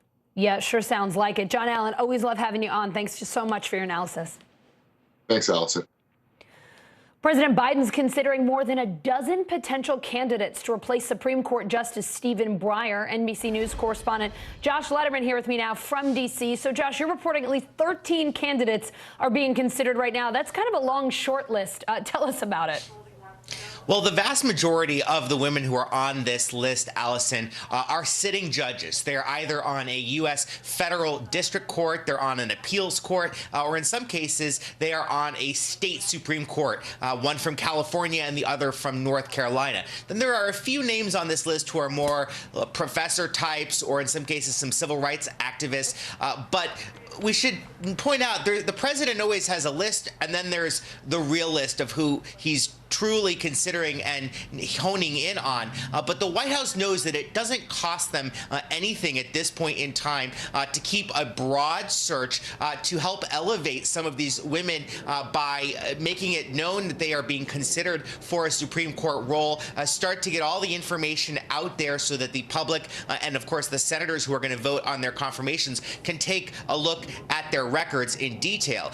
The White House saying that at this point there is no short list, quote unquote, that President Biden intends to discuss with senators and with his staff a large group before narrowing it down and interviewing some of those candidates. We also expect that in the coming week or so, the White House will name what we in Washington call a Sherpa, but basically bring in a team from outside of the government to help basically be an aide and assistant to the eventual nominee as she goes through the confirmation process. Josh, what are you hearing from Republicans about the names floated so far? Well, we heard from one Republican who sits on the Judiciary Committee, Lindsey Graham of South Carolina, who seemed like he came pretty close to endorsing one of the candidates. In fact, the only candidate the White House has confirmed is actually being considered, J. Michelle Childs, who's a federal judge in South Carolina. But, you know, there's this other side of what's happening now where you're starting to hear some Republicans raise concerns about the fact that the president has set a gender and race litmus test for this Supreme Court seat. Roger Wicker, a Republican senator, saying it's like affirmative action and arguing that that one of these women, if nominated under these conditions, it would be like they were filling a quota, and sort of indicating he thought that they might have a conflict of interest because they would be the beneficiary of affirmative action while also potentially hearing cases in the high court about affirmative action. And then you have Susan Collins, one of the Republicans that Democrats are most hopeful they could actually get on board with voting for a Biden pick. She had this to say yesterday about President Biden's deliberations. I would welcome the appointment of a black female to the court. I believe that diversity benefits the Supreme Court, but the way that the president has handled this nomination has been clumsy at best. It adds to the further perception that the court is a political institution like Congress when it is not supposed to be. And that right there, Allison, is one of the reasons that the White House is keeping a broad and long list right now. They want to make very clear that this is not about lowering the standard for justices, that there is an extensive list of extraordinarily qualified black women who the president could potentially pick from, and that really this is just about making progress on making the court look like the rest of the country. How about the Democrats? What are you hearing there? Well, we heard from, they've been mostly focused on the process because they don't want to get ahead of the president's decision. And they are trying to move this as fast as possible without giving Republicans any opening to suggest that it was rushed or that they skipped steps or that it wasn't a deliberate decision and confirmation process. So we heard from Dick Durbin, the top Democrat who chairs the Judiciary Committee, saying yesterday they're going to be fair, they're going to be deliberate, but they're also going to move without delay. So the president says he'll make a decision by the end of February. What kind of Senate confirmation hearing timeline does that set us up for, Josh? Well, assuming the president meets that deadline of the end of February, then you would expect that in early March, this candidate would start meeting individually with senators on the Hill so that they can basically interview this nominee. Then there'd be a hearing in the Senate Judiciary Committee. That candidate would then ultimately get moved on to the full Senate floor, which could take several weeks. And so we're probably looking at a confirmation process that drags through March and into sometime in mid-April. All right, Josh Letterman, thank you. Here in New York City, police are investigating the tragic death of a former Miss USA. Chesley Christ jumped to her death from her Midtown apartment building Sunday. NBC News Now anchor Morgan Radford has more on this young life cut tragically short. Authorities are investigating the tragic death of a pageant star, being remembered as someone so filled with life. Police say 30-year-old Chesley Christ, the 2019 winner of the Miss USA pageant and a correspondent for Extra, jumped from the 29th floor of a Manhattan apartment building Sunday morning and was pronounced dead at the scene. Police telling NBC News the cause of death is believed to be suicide. Her family saying in a statement, her great light was one that inspired others around the world with her beauty and strength. Take your first walk as the new Miss USA. Christ becoming a second-generation pageant winner after her mother, April Simpkins, was Mrs. North Carolina 2002.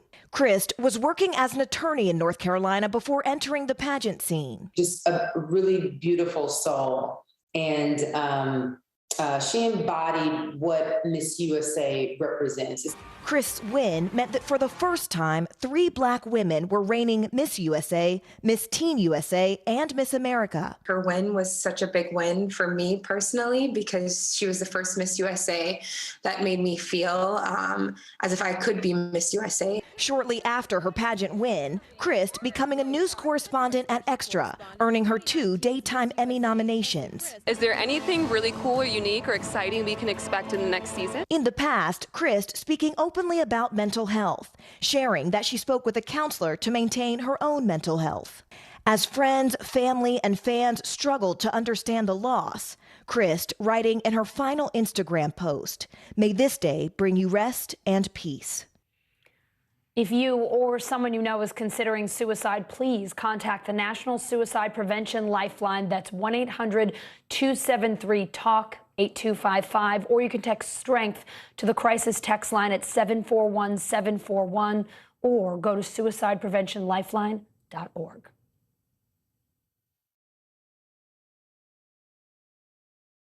Week-long journey across America from Washington, D.C., outside of our nation's capital, you rarely see. It's your last move. Was talking smack part of this?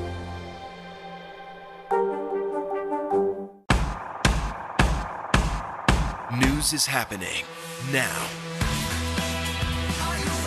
Look at what's making headlines around the world. Right now on Morning News Now. Tonight, the major announcement of the COVID vaccine. And this is a significant moment. Your news, whenever it happens, wherever you are, it's here now.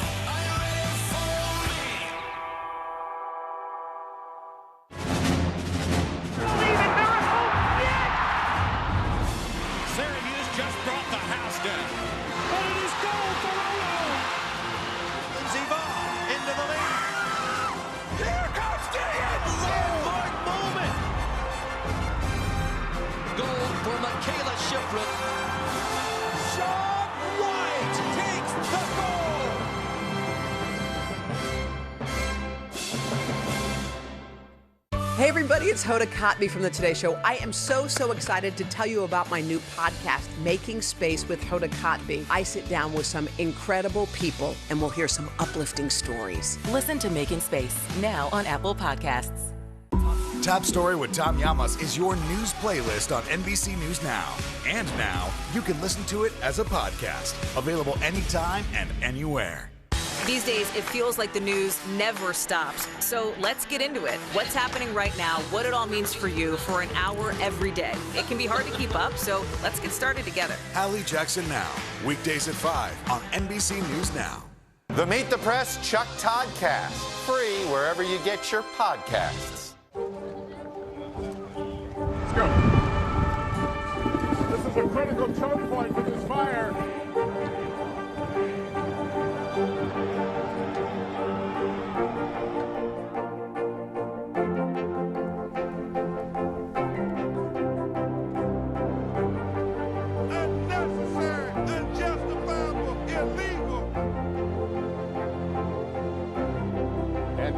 From New Orleans, late military operation witnessing the massive crowds. That fire you both.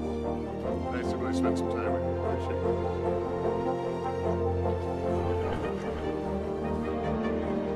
At any moment now.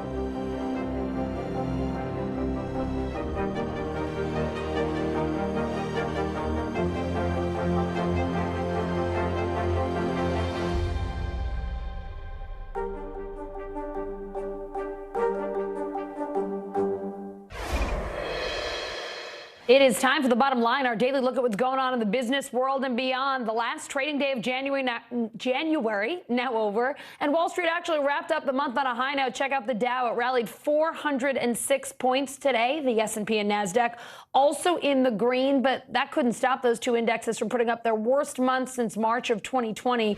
CNBC correspondent Rahel Solomon here to wrap up the first month of the year and take a look at the week ahead. So goodness, Rahel, how do you sum up January 2022 for the stock market? Not easily, Allison. Hi. Yes, happy Monday to you. So I've heard two words thrown around a bit that might help. Fragile and delicate. Not exactly. Yeah, that'll do it. Yeah, not exactly two words that inspire a lot of confidence, right? But here we are. So two things happened this month that contributed to some of this choppiness we saw. So last week, of course, we heard from Fed Chair Powell, and his tone in terms of rate hikes was more aggressive than many expected. When the Fed raises rates, almost certainly now starting in March, Allison, that's going to be the first time in 3 years. And it's not like the rate hikes were necessarily unexpected, but the chance of a higher hike than the traditional 0.25% spooking markets. Also, how many times we may see rates go up this year, not necessarily sitting well with investors. And then geopolitically, the ratcheting up of tensions between Russia and the West over Ukraine. War, of course, never a positive thing, but there are lots of implications economically in this scenario. That's not playing well. Now, we did hear from Richmond Fed President Tom Barkin, actually in the last hour here on CNBC, essentially saying that they're taking a wait-and-see approach in terms of rate hikes. Much of what happens will be dependent on economic data that comes out throughout the year. In other words, stay tuned. Yeah, I don't want to see what stocks do if the Fed decides to go with a half point in March, but we'll leave that. We got a lot of time to prep for that one. This week, I know the jobs market is in focus. We've got JOLTS tomorrow, the January jobs report on Friday. What should we know about those? Right. So we're going to get the January jobs report on Friday, as you mentioned. There's not a ton of optimism about this report. Not necessarily a terrible thing. And here's why. The feeling is we'll likely see the peak of Omicron reflected here. We've all lived through it. We know that that was, not exactly the most pleasant experience. So while we may not see strong jobs growth, it's likely a temporary setback because of the variant. And then, yes, tomorrow we'll see if a record number of Americans are still quitting their jobs. The Great Resignation, as we often talk about. When the Labor Department releases the so-called JOLTS report, we have talked a lot about this, Allison, and how employers have had a really tough time finding workers. So that report tomorrow will help us understand if the number of Americans quitting has leveled out or not. And if it hasn't, well, that just spells more trouble for companies looking to hire. I am so curious about those quits tomorrow to see where people's heads are, if they're telling their bosses, see you later. And then, of course, Rahel, we've got corporate earnings. They keep on coming this week. Who are we hearing from? Yeah, and it's a big week for earnings. So about 100 of the S&P 500 is reporting this week. Some of the big ones include names like Amazon, Starbucks, Alphabet, Ford, and Meta, otherwise known as Facebook. So earnings have not been quite as strong as last year. Allison, I know you and I talked about this last week, but results have mostly been positive. We've heard from 1/3 of the S&P 500, and so far, almost 80% of results were above expectations. So it's very easy to get lost in the chatter and the concern about rates and everything else that's happening. But companies are still largely performing well. That says a lot about the consumer, and that is a very good thing, Allison. All right, let's see if now we've gotten the Fed meeting from last week out of the way. Maybe the markets will respond a little bit more appropriately, if you will, to the earnings that we see this week. Rahel, we always love seeing you on a Monday. Thank you for being here. Always good to be here. Spotify shares closed out the day up 13%. The company announcing it is rolling out new advisories for podcasts airing COVID-related content. But will they actually help curb misinformation, and how will advertisers respond? NBC News correspondent Jake Ward reports.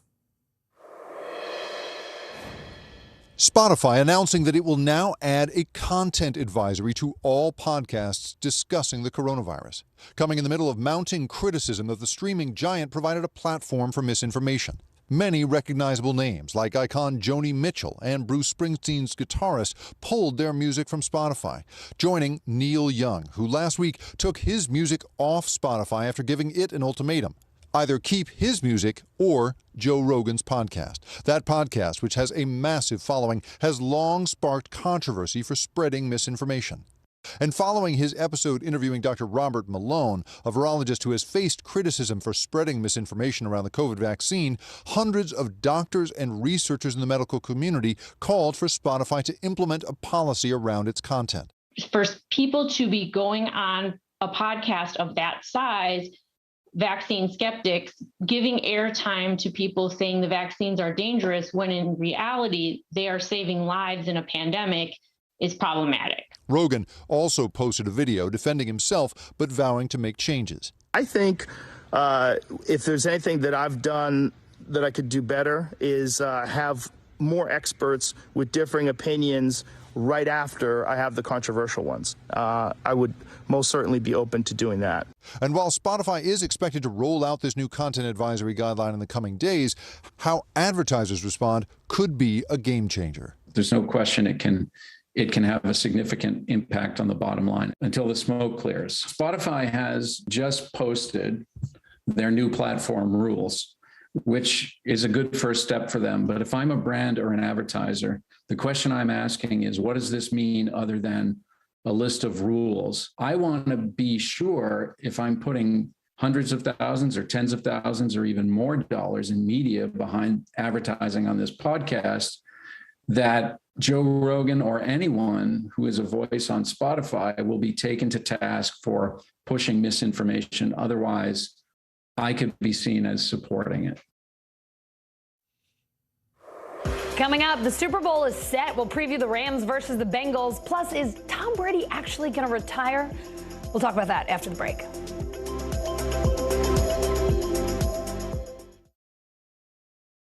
News is happening now. Look at what's making headlines around the world.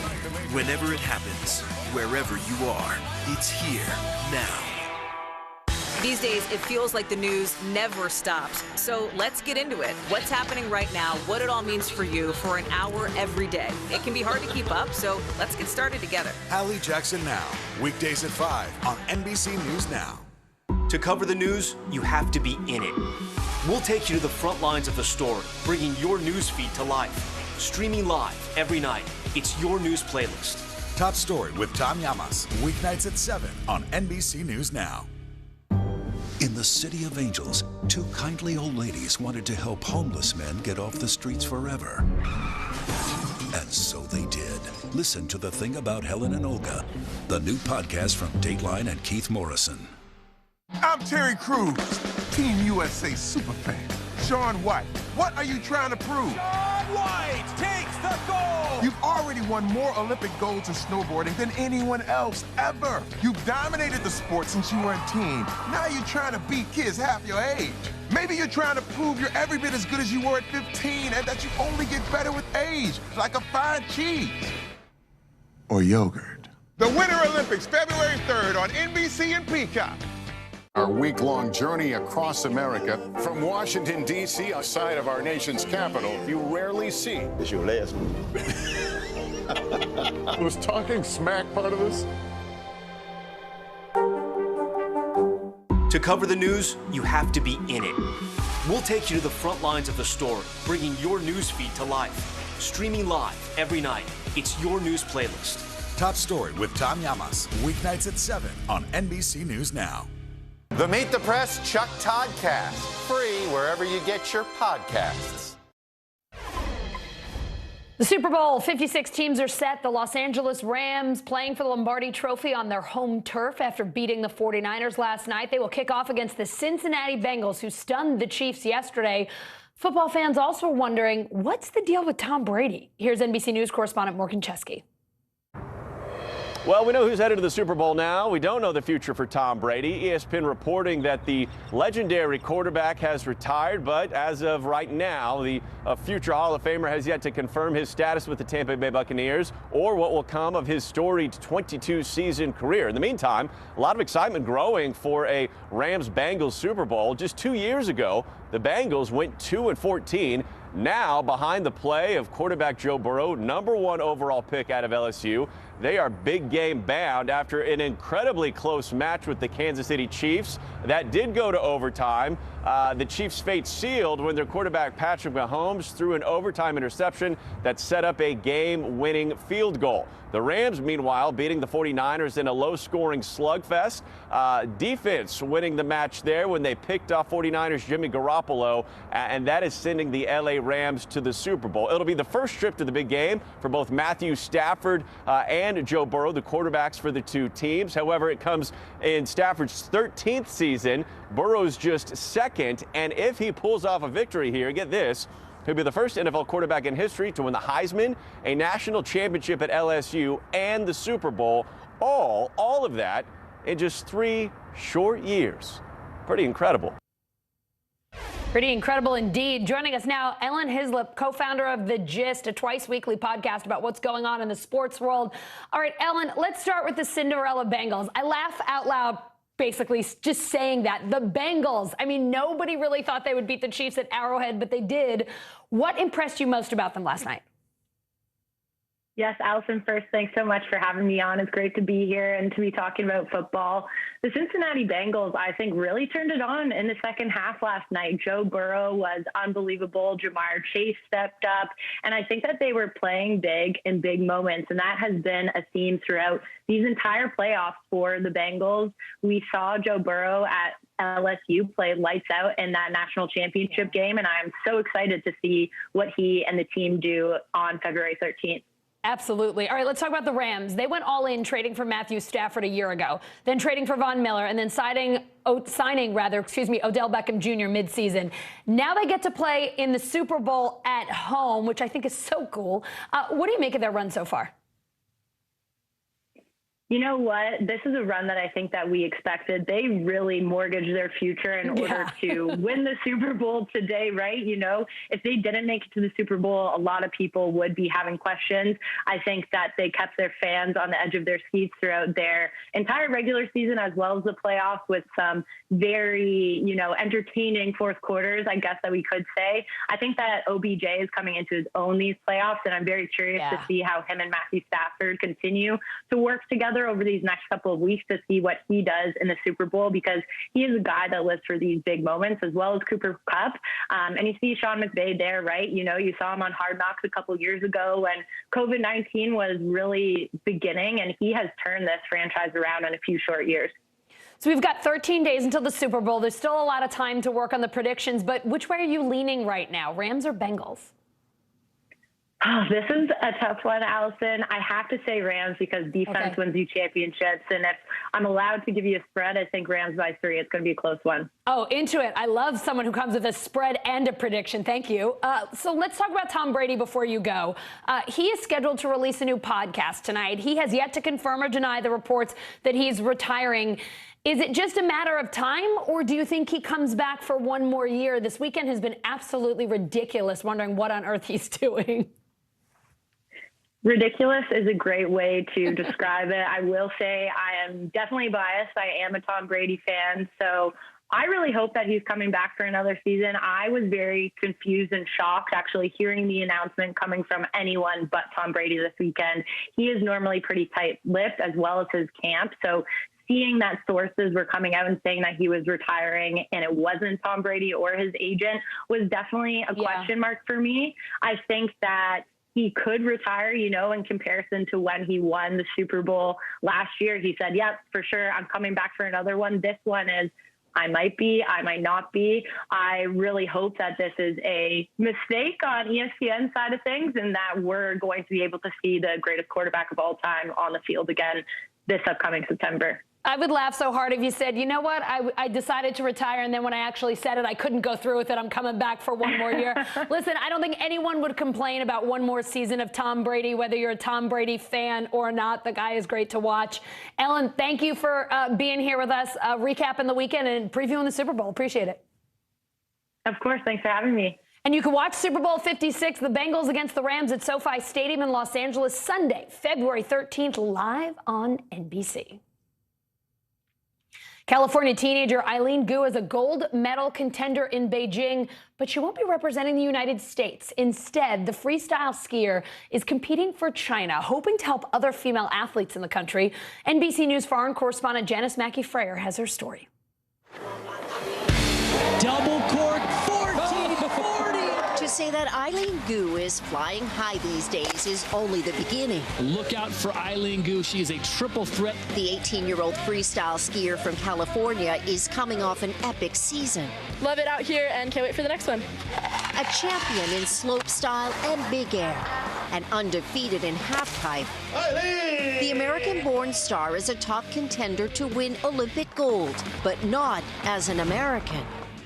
In 2019, Gu announced she would compete in Beijing for China, saying on Instagram, "This was an incredibly tough decision for me to make." Eileen Gu is going to be one of the faces of Beijing 2022, if not the face, certainly from the Chinese perspective. Born in San Francisco, Gu's father is American, her mother Chinese.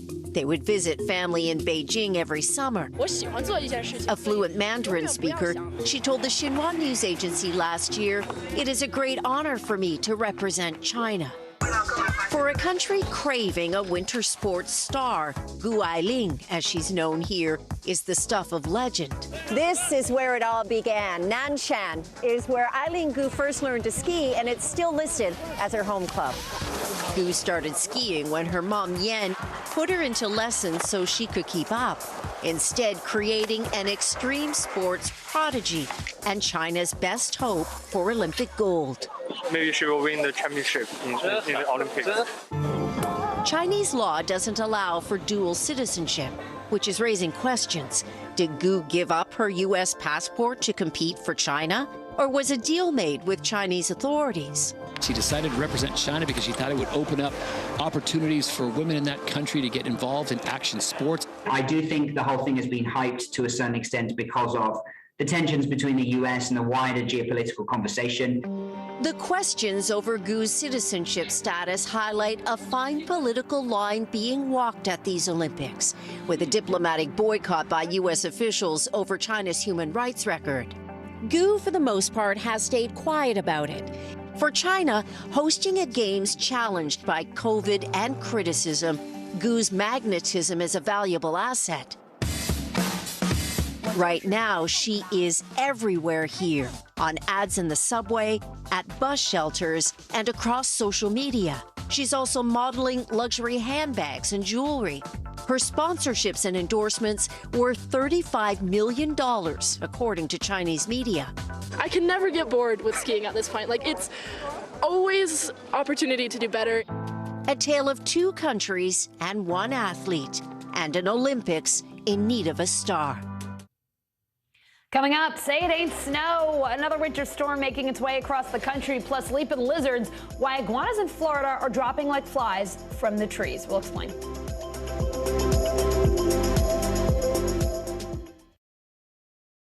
There's no better place for fun with friends. Quality time with your little golf buddy, or an afternoon alone together. Family and friends are just a tap away. Just pick your course, pay from your phone. Golf now. Download the app and go play. Ooh, the answers come when you need them most. Ooh, let it go. The Today Show's newest fan, Little Al Roker. What am I doing here?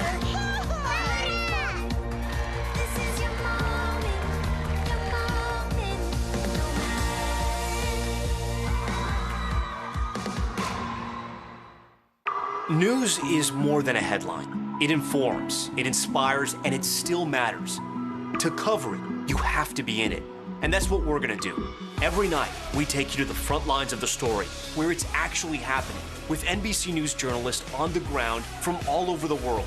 We cover what you need to know and bring your newsfeed to life. In primetime and streaming live, it's your news playlist every night. Top Story with Tom Llamas, weeknights at 7 on NBC News Now.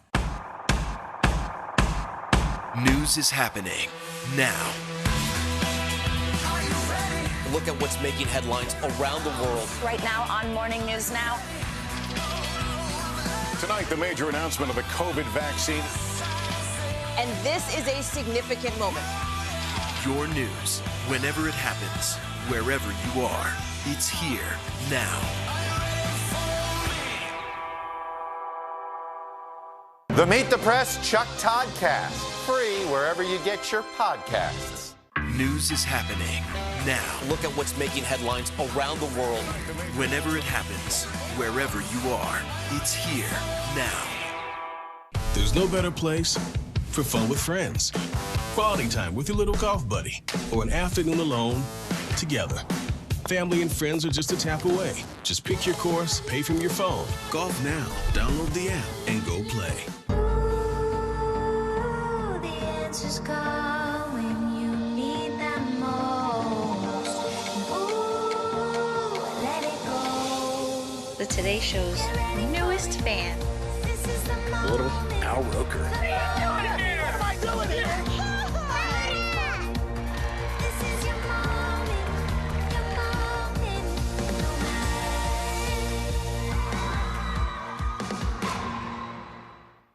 News is more than a headline. It informs, it inspires, and it still matters. To cover it, you have to be in it. And that's what we're gonna do. Every night, we take you to the front lines of the story, where it's actually happening, with NBC News journalists on the ground from all over the world. We cover what you need to know and bring your newsfeed to life. In primetime and streaming live, it's your news playlist every night. Top Story with Tom Llamas, weeknights at 7 on NBC News Now. News is happening now. Look at what's making headlines around the world. Right now on Morning News Now. Tonight, the major announcement of the COVID vaccine. and this is a significant moment. Your news, whenever it happens, wherever you are, it's here now. The Meet the Press Chuck Toddcast, free wherever you get your podcasts. News is happening now. Look at what's making headlines around the world. Whenever it happens, wherever you are, it's here now. New England still digging out today from this weekend's massive nor'easter, and now more than 30 million people are under new winter weather alerts thanks to another large, slow-moving storm. NBC News meteorologist Michelle Grossman is here. So, Michelle, who's in this storm's path? Yeah, it's a little different this time around. Hi there, Allison. And it's different in many ways, this storm. It's going to take a long time, very slow-moving storm. And with the nor'easter, we just had all snow. It was a really cold storm. So we're going to have some ice, we're going to have some rain, even heavy at times, some severe weather, and then also that snow. So let's take a look at what we're looking at right now, because we already have so many watches out. We have 50 million people impacted and under alert at this hour. Where you see the white, that's your winter weather advisory, your winter storm watch is in your blue, and your winter storm warning is in your pink. So this is going to be a week-long event. We're going to be talking about this for days. It's really not until Friday until it's completely out of here. So by tomorrow, it's a huge cold front, a trailing cold front, bringing moisture from the Gulf of Mexico that's really warm and moist, and we're looking at cold air on the backside. So we're going to see rain and snow from Texas to Michigan. Then it's going to move at a snail's pace on Wednesday. It blossoms, though, because we're going to have Arctic air moving in behind it, bringing some really heavy snow and significant ice. That's where it gets dangerous. We could see trees down. We could see power outages. We could also see some really impossible travel. So we're going to be watching that for sure. Difficult travel on Wednesday into Thursday. And then this is what it looks like on Thursday. It doesn't get very far. We're looking at snow in the Ohio Valley into the northeast. We have that pink, that is your ice. And then we also have that heavy, heavy rain through the Tennessee Valley and also the southeast. And then here comes Friday, still moving very, very slowly. And it's really not off the coast until later on Friday. But here's the difference. We had all that snow in the Northeast, Long Island, Connecticut, into Massachusetts. It's going to be different this time. We're looking at the warm side here. So we're looking at rain for most of these areas. And then the interior parts of the Northeast that really haven't had a lot of snow, they're going to see the snow this time. And we could see quite a bit of snow. First, though, we're going to see heavy rain from Memphis, Nashville, Cincinnati, and even Cincinnati, you could see some ice as well. So as far as rainfall totals, anywhere from 2 to 3 inches.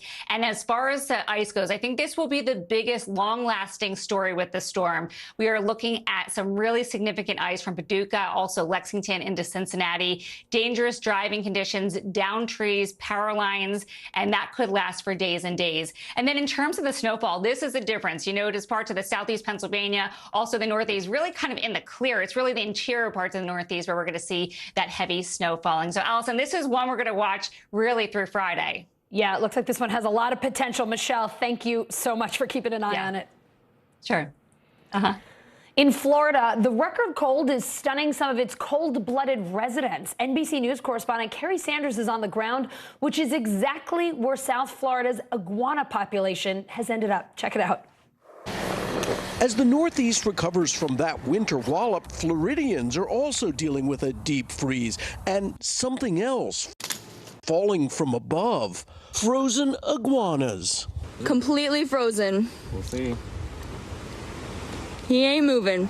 As temps dip into the 40s, these cold-blooded reptiles go into shock, unable to grip their perch in trees. Do iguanas fall out of trees when it's cold outside? Yes, they do. The National Weather Service even issuing a falling iguana forecast for South Florida. When you have temperatures going down that low, what happens is their body literally shuts down. They get into almost a coma type of situation. Oh my God, y'all, he's frozen. Residents encountering the cold-stunned creatures everywhere. You got the iguana thunder, we call it here, right? They fall out of the trees and onto your roof and you hear the battles. Growing to 6 feet long, iguanas are originally from around the equator, but were brought into Florida as pets years ago. When some were set loose, they multiplied, quickly becoming a public nuisance. They'll feed on every flower you have in the garden. They burrow onto roads, they burrow into seawalls. Some trappers using this opportunity to catch them.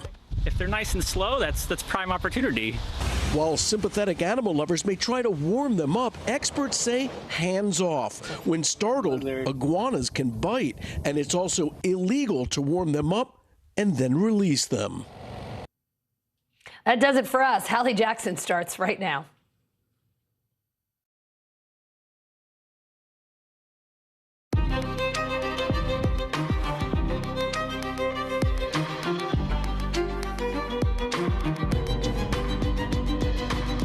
We're coming on the air tonight with moving pieces in Georgia, where just within the last few minutes, a federal judge rejected the terms of a plea deal for two of the men who murdered Ahmaud Arbery.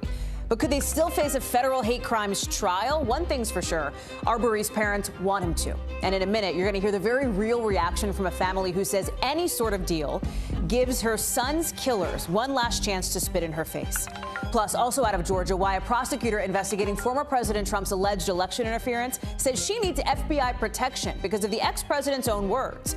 And no war on the ground yet, but a war of words that is totally happening, with the U.S. saying one thing, Russia saying another, and Ukraine basically begging everybody to calm down. We've got the fireworks at a UN meeting. Plus, are you into the crypto craze or going crazy trying to figure it out? Why one well-known economist calls it downright dangerous, with some people hitting the jackpot and others investing in crypto getting jack squat. And Joe Rogan saying, look, he wasn't trying to spread lies about COVID. He was just, asking questions. But is that enough to stop artists from abandoning Spotify? We'll talk about what the company's doing now later in the show. Let's start down in Georgia, where something unexpected is happening as we speak. We said it a second ago. A judge has come on and rejected a federal plea deal for the convicted killers of Ahmaud Arbery. It happened after we woke up today to fury from Arbery's parents when they found out federal prosecutors had negotiated this deal with their son's murderers. You'll remember both Gregory and Travis McMichael were convicted on state charges of murdering Arbery while he was jogging through a neighborhood in Brunswick, Georgia. We talked a lot about that trial. We had coverage of it here on the show. They were sentenced to life in prison earlier this month. But here's the thing. They also faced federal hate crime charges, and that's what we're talking about with this deal. Prosecutors tried to get them to plead guilty to attacking Arbery because of his race. Why would the McMichaels have done that? Well, the deal would have had them serve part of their sentence, 30 years, in a federal prison, not a more notorious Georgia state prison. Arbery's mother said to the judge that granting these men their preferred conditions of confinement would defeat her, saying, quote, it gives them one last chance to spit in my face after murdering my son. Blaine Alexander joins us now. So, Blaine, I know this is really fast moving. We're talking literally in the last 20 minutes. A lot of this has unfolded here with the judge rejecting this deal. Everybody's kind of got to go back to the drawing board. What's the reaction so far since this decision was made by the judge from Arbery's family? Do we know? Well, Hallie, we know that this has been a very emotional day for them. As you mentioned, they kind of woke up this morning essentially saying that they were angry that this deal had been struck, as Wanda Cooper-Jones, Ahmaud Arbery's mother, says, behind their backs, completely behind their backs. And since then, they have been putting out statements. They've spoken to other media outlets, and then finally they spoke in that federal courtroom before the judge, essentially saying, please listen to us, please reject this deal. We know now that the judge did exactly what they asked. The judge has rejected the terms of this plea agreement, and essentially this is a very short-term or short-lived, or at least for right now, a victory for the Arbery family. And so I want to talk about why this is important, though. What we did see is that in exchange for essentially admitting that the events that led to the death of Ahmaud Arbery, the fact that this father and son duo, Gregory and Travis McMichael, chased after him and ultimately killed him, they would have to admit that that was racially motivated, and in exchange, they would be able to serve the first 30 years in federal prison. Now, here's why Wanda Cooper-Jones, Ahmaud Arbery's mother, was so against that. She says essentially that would give them a chance to be more comfortable, to be in a place that would be preferable, a federal prison over Georgia state prisons. And she says they don't deserve that. They don't deserve that sort of choice or that sort of preference. And that's why she was so much against this, Hallie. But there's a disconnect here, right, Blaine? Because what we also heard in this hearing today was prosecutors, I believe, saying, hey, we thought that we were told by the lawyers, I believe, for the victims' family members that they would be okay with the plea deal. And the prosecutor, I think they went out of their way, the DOJ, to basically say, we don't blame the family here. Like, that's not what they're trying to do. But Blaine, clearly, the line of communication got messed up somewhere. And that's why the story has been so confusing throughout the day. That's why these events throughout the day have been so confusing, because, you know, you'll remember back in January, there was another possible deal on the table, and Arbery's parents said, no, we don't want that. We reject it. We don't want this at all. Now, it came out in court today that the federal prosecutor said, you know what, we got assurances from two different attorneys, the attorney for the mother and the father of Ahmaud Arbery, that the family would not fight this, would go along with this. That's clearly not the case here. So what we're waiting to see now, Hallie, I think this one other thing that did get lost in all of this, Travis McMichael, of course, the son in all of this, the one who pulled the trigger, did enter a plea, did plead guilty to that first count that essentially says that the actions were racially motivated. So now what we're waiting to see is whether or not that plea is going to stand. The judge, after rejecting the plea deal, then turned to the attorneys and said, you know what, we're going to take a 10-minute recess. I want you to then come back and decide if you want to keep that plea or if you want to withdraw it, go to trial. The judge or the attorneys came back and said, you know what, 10 minutes is a really short amount of time to make such a life-altering decision. Can we have a few more days? So that's why we're going to see them back in court on Friday, when we'll find out whether or not Gregory and Travis McMichael want to enter those guilty pleas or not. But again, this trial is slated to begin on Monday, Hallie. It's a big deal, Blaine. I mean, I don't think I have to remind folks who are watching this program. We covered it so much. This was wall to wall, the trial, the closing statements, the sentencing, cable news, you know, taking this wall to wall. People may remember, Blaine, and I say this to say this was part of the national conversation that happened over race, over justice in this country, and this case was among those that was, among the most high profile here. There was also a third person who people will remember, Roddy Bryan, people remember his name, I think, who was also convicted of killing Arbery, also charged in this federal hate crimes case. Not mentioned here, right? We haven't talked about him. Why not, right? He's the one who shot that video that was sort of everywhere here. Why was he not included in this, and what happens to his federal case? Couple of differences here. One, he was sentenced in the state case. You'll remember he was sentenced to life in prison with the possibility of parole. The McMichaels were not. They get life without parole. He did not reach a plea deal, so he's not included in kind of this lump of plea deals here. But that is something, of course, that federal prosecutors are working for as well. I do want to mention this, though. You talked about how this has been such a long-standing story. I've covered this now for more than a year. I've spent a lot of time talking to Wanda Cooper Jones, Ahmaud's mother, and this has been such an emotional journey for her. But one thing that she said today that stood out to me in court is that she doesn't want to hear anything else from Travis or Gregory McMichael. You know, she says, yes, I understand that this would be them admitting to the fact that this was racially motivated, but she says that doesn't comfort me. That doesn't mean anything to me. I don't want to hear anything else from them. I want them to get what she calls the sentence that they deserve, this life without prison, having to serve life in, as she said, a Georgia prison. She mentioned that it was important that it be a Georgia prison. She said, that's where I paid my taxes, that's where I raised my son, and most notably, that's where they killed my son. And so she said it was very important to her that she see them serve time in a state prison rather than federal prison. Blaine Alexander, live first here in Atlanta with the latest twists and turns on this. Blaine, thank you. Let me bring in one of our legal experts, Danny Savallo. So, Danny, you know, the prosecution does not have to take into account the family's wishes when figuring out some kind of plea deal, right? But the judge can certainly hear those victim statements, like what Blaine just talked about from Wanda Cooper Jones, Ahmaud Arbery's mother. The judge can certainly take that into account, as happened here, in deciding whether or not to reject the terms.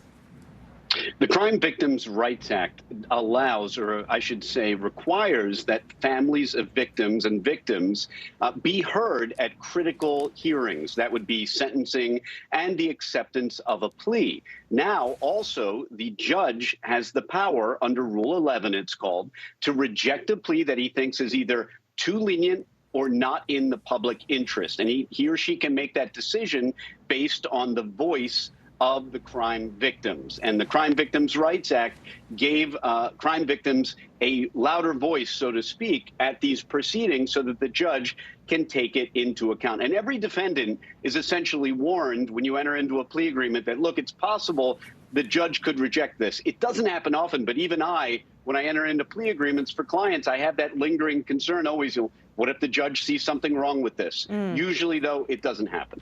Because this is extraordinary, right? This is very unusual, Dan, and I think it's important to have that context here. What happens next? If this trial is supposed to start next week, as Blaine has reported, could they go back to the drawing board with a new plea? Do they go forward with the trial? Do we not know yet? Will we not know until Friday? There's nothing to prevent them from going back to the drawing board, as you said. There's nothing to prevent a defendant from asking to plead straight up to the indictment without any plea agreement at all or any deal with the prosecution, with the government. They may just decide to plead to the indictment as it is and take their chances with a sentencing judge. But it seems like they're receptive. By that, I mean the defendants are receptive to a plea deal. They may go back to the government and ask again. The one thing that victims and their families cannot do is order the government, the prosecutors, to accept or not accept a plea deal. At the end of the day, the prosecution is not the lawyers for the victims. The victims are not the clients. The prosecutors' clients, they would say, is all of us, the people writ large and the government of the United States. So although crime victims have a voice, they don't get to decide what happens in the prosecution. Danny Savalos, thank you so much for that clear and concise explanation. We appreciate it. We're going to keep an eye on any developments out of that story, but we also want to hit that international tug of war now over what's actually going on at the Ukraine border, with top diplomats from the U.S. and Russia sniping at each other face to face about Moscow's military game plan. Check this out here. On the left, you're going to see the Russian ambassador today. That's him at a meeting of the United Nations Security Council. On the right, that is U.S. Ambassador Linda Thomas-Greenfield, who had a very clear warning for the Russians. Watch. If Russia further invades Ukraine, none of us will be able to say we didn't see it coming, and the consequences will be horrific. So for its part, Russia says the U.S. is trying to, quote, whip up hysterics. They're accusing America of calling for this being a potential war. Obviously, the U.S. is doing the opposite. And make no mistake, this isn't something out of thin air. Check out this map. It shows the tanks and artillery popping up along Ukraine's border. You can see more and more and more of them. That's about 130,000 Russian soldiers waiting for any word from the Kremlin. And listen to this. We have new NBC News reporting that Russia is shipping blood to the front lines for its troops. Think about that. It's a bit of a gory illustration of how Russia is getting ready for fighting and for casualties. Right now, the focus is still on diplomacy, of course, but President Biden says the U.S. is prepped for anything. We continue to urge diplomacy as the best way forward. But with Russia's continuing its buildup of its forces around Ukraine, we are ready no matter what happens. We're going to get the view from overseas with our Matt Bodner in Moscow in just a second. But I want to start with Josh Letterman at the White House. So, Josh, we heard from the White House press secretary today confirmation that Russia is surging 5,000 more troops to the border with Ukraine. You know, there's a lot of focus on diplomacy. You've got Secretary of State Tony Blinken set to speak with Sergei Lavrov, his counterpart, tomorrow. But at some point, you know, when you look at the apparatus, the military apparatus on the ground, the question comes up, like, is diplomacy going to be enough here? Well, it won't be enough if 100,000 Russian troops cross the Ukrainian border, right? I mean, that's really what we're talking about, because the Biden administration is trying to leave this diplomatic option open. They're trying to make very clear what the costs will be to President Putin and his economy if he does invade. But at the end of the day, the U.S. is not going to put troops in Ukraine. And President Biden has made that very clear, that there's not a military option here to deter Russia from entering Ukraine. And so at the end of the day, the ball is really in Putin's court here. And U.S. officials have been pretty candid, Hallie, about the fact that they don't exactly know what Putin is going to do. And that's why there's so much uncertainty now, even as these two countries are duking it out at the Security Council. You also have what's happening a little bit down from where you are, just outside the White House on Capitol Hill, where I am, which is lawmakers, specifically the Senate Foreign Relations Committee, looking at creating this package that would include the mother of all sanctions, as it's been described, against Vladimir Putin. They're getting this, big deal classified briefing on Thursday, so they're sort of working on these different moving pieces until they hear more, right?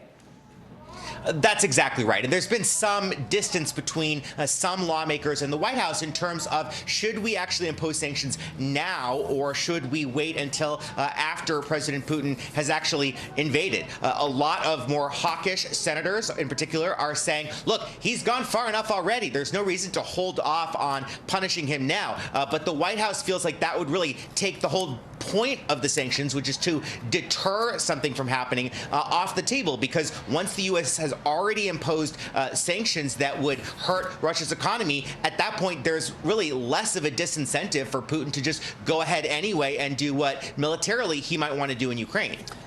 Josh, thank you so much for that reporting. Matt, let me go to you for the view from Russia, because what you just heard from Josh was this idea of maybe a bit of a disconnect between the White House and some members of Congress.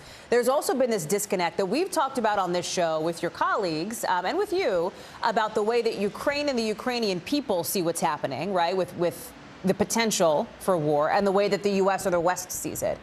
You heard Russia today try to accuse, folks of getting whipped up into a hysteria about the potential that we are on the brink of war. What is it really like on the ground where you are? So here in Moscow, Hallie, it just feels like normal life. Russians aren't really being told kind of the same story that we're telling, that we're hearing from the United States officials, from NATO itself. They're being told there's exercises on the ground, but they're not really getting the troop numbers. They're just not seeing it the same way we are. In fact, what they're being told is that Russia is conducting legitimate exercises on their territory. In the media, the Western media is hyping it up, possibly as a pretext for some kind of move on Russia, or as a way to kind of encourage Ukraine to go and attack eastern Ukraine, which of course is one of the things we kind of suspect Russia is looking for if it is trying to create a pretext. There's also, listen, Vladimir Putin is somebody who, if he wants to be seen, he will be seen riding on a horse without a shirt on, playing hockey in a rigged game and winning, right? He knows how to put himself at the center of the picture here. We haven't heard from him in like 5 weeks. It clearly feels like a strategic move on his part to let the Russian military actions speak for themselves and keep people guessing about what's in his head. Absolutely. Even without any kind of presence in this story at all, he's the center of attention. Right. Everyone is sitting here trying to guess his next moves. He's just kind of set up. He's built it up too. When he finally appears and comes out and tells us, where he's going to take this from here, he's kind of created this show around it, obviously with a very serious threat of force. But he also, I think, has left himself room to show up, say, okay, we're going to talk, we're going to hash out some deals and pull the troops back and kind of claim a win somehow. He has a lot of room to maneuver on that front, I think, and he can be the hero. Matt Bodner, live for us there. Is that snow or rain behind you, Matt? Whatever it is, it's rather picturesque. It's snow. Appropriate. Matt Bodner, thank you so much. I appreciate that. I'm sure this is not the last we'll see of you this week from Russia. Back here at home in Washington, senators today are getting back to D.C. for the first time since Justice Stephen Breyer announced his retirement, with plenty to say as the list of potential replacements for him gets longer. I think it's great to have this many qualified, extremely qualified people that can serve, and I think serve justice. We have an opportunity to confirm another outstanding justice, one who will indeed champion the freedoms and liberties we hold so dear.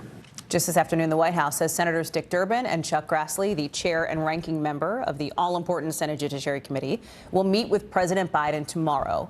And while there's no official shortlist at the moment, it's more like an informal 14 or so list. The White House has confirmed one name under consideration. That name is J. Michelle Childs. She's a district judge from South Carolina. We talked about her a little last week, although many names have been added since last week. But she's getting a ton of buzz, especially in the last couple days. Not just because the Jim Clyburns and Lindsey Grahams of the world are behind her, but also partly because she got her law degree not from the Harvards or the Yales or the other Ivy League schools, but from the University of South Carolina. We know she's on this list under consideration because the White House confirmed it. They basically said the nomination for her to the D.C. Circuit Court is on hold for now while she's up for consideration for this even bigger promotion. I want to bring in Leanne Caldwell. So, Leanne, even as we've been getting ready for the show, there have been some developments here as more senators get back from being out of town. Let me start first with this meeting tomorrow because, the Congress has an advise and consent role for President Biden, for any president picking a nominee. This is not unexpected that he would say, hey, top members of the Judiciary Committee, come here and let's talk about this. No, it's absolutely not. And the fact, though, that he is bringing over both the top Democrat and the top Republican on the Judiciary Committee means that President Biden is serious about wanting to get bipartisan support for his nominee. He has said that he wants to talk to a range of people, Republicans and Democrats, and he's doing that. And he's starting with the most influential people in this process over in the Senate, the two people who are going to be running this process, Hallie. You have the reaction. Let me talk about sort of the list here, right? Because we just showed, I couldn't count it quickly, but there's anywhere from 13 to 15, depending on what list you're looking at, of people that, not confirmed by the White House. You see it now, but based on our reporting here at NBC News, are under legitimate contention, right, under legitimate consideration for maybe being one of President Biden's picks here. One of those people is, of course, Judge Childs, Senator Graham, Senator Clyburn, back her. In fact, not Senator Clyburn, Congressman Clyburn. Here's what he told our own Garrett Haake just a little bit ago today. I wish you would put her resume up against anybody's currently sitting on the Supreme Court and see what their resumes were at this time in their careers. They don't touch hers. And there are others in this group the same way. And you talk about a president, Leon, who wants to get bipartisan support. Senator Lindsey Graham backs her, too, partly because of her sort of public school experience. We got this stat, our team did, which I thought was interesting, that since the 1950s, more than 70% of justices have gone to Ivy League schools, right? Overwhelmingly Ivy. In fact, only one current justice did not go to an Ivy. That's Amy Coney Barrett, who went to Notre Dame. Yeah, that's right. And that's one of the reasons, like you said, that Lindsey Graham is supportive of her. And that's why other senators are saying that she could be an interesting choice. And when they talk about diversity, they're talking not only about racial and gender diversity, but also diversity in schools of thought. And so this kind of working class state school background is really appealing to some of these members. And perhaps that can promote her extremely quickly, where she would skip the Court of Appeals and go right to the Supreme Court. But we'll see. The fact that there's already bipartisan suggestions that they would support her could maybe move her to the top of this list, Hallie. There's also, you talk about the sort of diversity piece of this. It's really important to President Biden. He wants, and he has said, he will pick a black woman for this role. That is playing out in sort of a very different way on Capitol Hill. And in fact, we just heard from Senator Ted Cruz about this. He calls it an insult to black women and posted this video on his Twitter today. Listen, Biden, the fact that he's willing to make a promise at the outset that it must be a black woman, I got to say that's offensive. Right. You know, black women are what, 6% of the U.S. population? He's saying to 94% of Americans, I don't give a damn about you. I just want to say, Leon, you know, my course of reporting on this and talking with people, I've spoken with black women who say it would actually be a monumental and generational move to put a black woman on the Supreme Court, who are looking forward, I think, to President Biden's decision there. What else are you hearing on the Hill on this front? Yeah, I don't think people, black women, want Senator Ted Cruz to tell them what is offensive or not. But the Republican Party is split on this. Again, Lindsey Graham said that it's great, it's fine that President Biden has said that he's going to choose a black woman. Senator Roy Blunt, a member of leadership, just told our colleague Frank Thorpe that he was also fine with President Biden saying that he was going to nominate a black woman. And that's exactly something similar to what President Ronald Reagan did when he said he was going to nominate a woman to the Supreme Court, and also what Republicans up and down the spectrum in the Senate last year with Amy Coney Barrett, they praised the fact that she was a woman on the court. But this talk about it being a black woman and being offensive, that's also what we're hearing a lot on Fox News. And of course, Senator Ted Cruz is very close to what they say. Leanne Caldwell, live for us on Capitol Hill. I feel like we're going to be talking for the next 60 to 90 plus days about this, probably more days than not. Leanne, thank you so much. I appreciate it. We talked at the top of the show about a judge rejecting that plea deal for the McMichaels, father-son duo, the convicted killers of Ahmaud Arbery. The man you see on screen now is Arbery family attorney Lee Merritt, who is joining us. Mr. Merritt, I know the court just wrapped up. Thank you so much for jumping in front of a camera for us. Good evening to you. Good. Hello? Mr. Merritt, I think you are frozen. Live TV, some tech issues. We'll come back to him as soon as we get that Skype cam figured out. We will come back to that when we have a better connection. Coming up, not just that story, but more on this report out of the UK about the parties that Boris Johnson had under lockdown. And it doesn't look like an apology is going to help the Prime Minister. Keir Simmons is here with what happens next.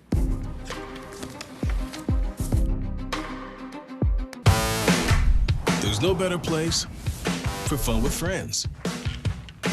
Quality time with your little golf buddy.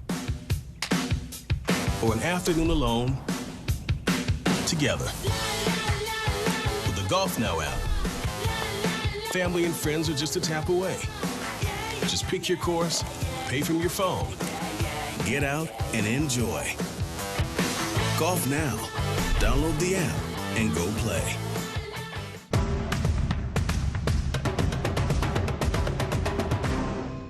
We're here to start conversations about the big things happening in our world, because it's not my job to tell you what to think. My job is to think about what you tell me. Now Tonight with Joshua Johnson, streaming weeknights at 8 on NBC News Now. There were residents who hung on for dear life. I've heard people say the town is gone. Do you see it that way? Absolutely not. We've lost some houses, but our community's still here. The Meet the Press Chuck Toddcast, free wherever you get your podcasts. News is happening now. Look at what's making headlines around the world. Right now on Morning News Now. Tonight, the major announcement of the COVID vaccine. And this is a significant moment. Your news, whenever it happens, wherever you are, it's here now.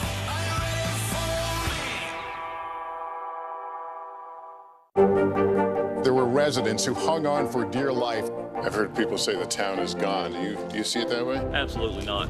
We've lost some houses, but our community's still here.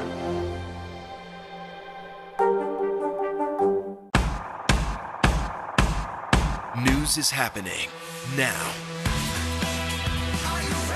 Look at what's making headlines around the world. Right now on Morning News Now. Tonight, the major announcement of the COVID vaccine. And this is a significant moment. Your news, whenever it happens, wherever you are, it's here now.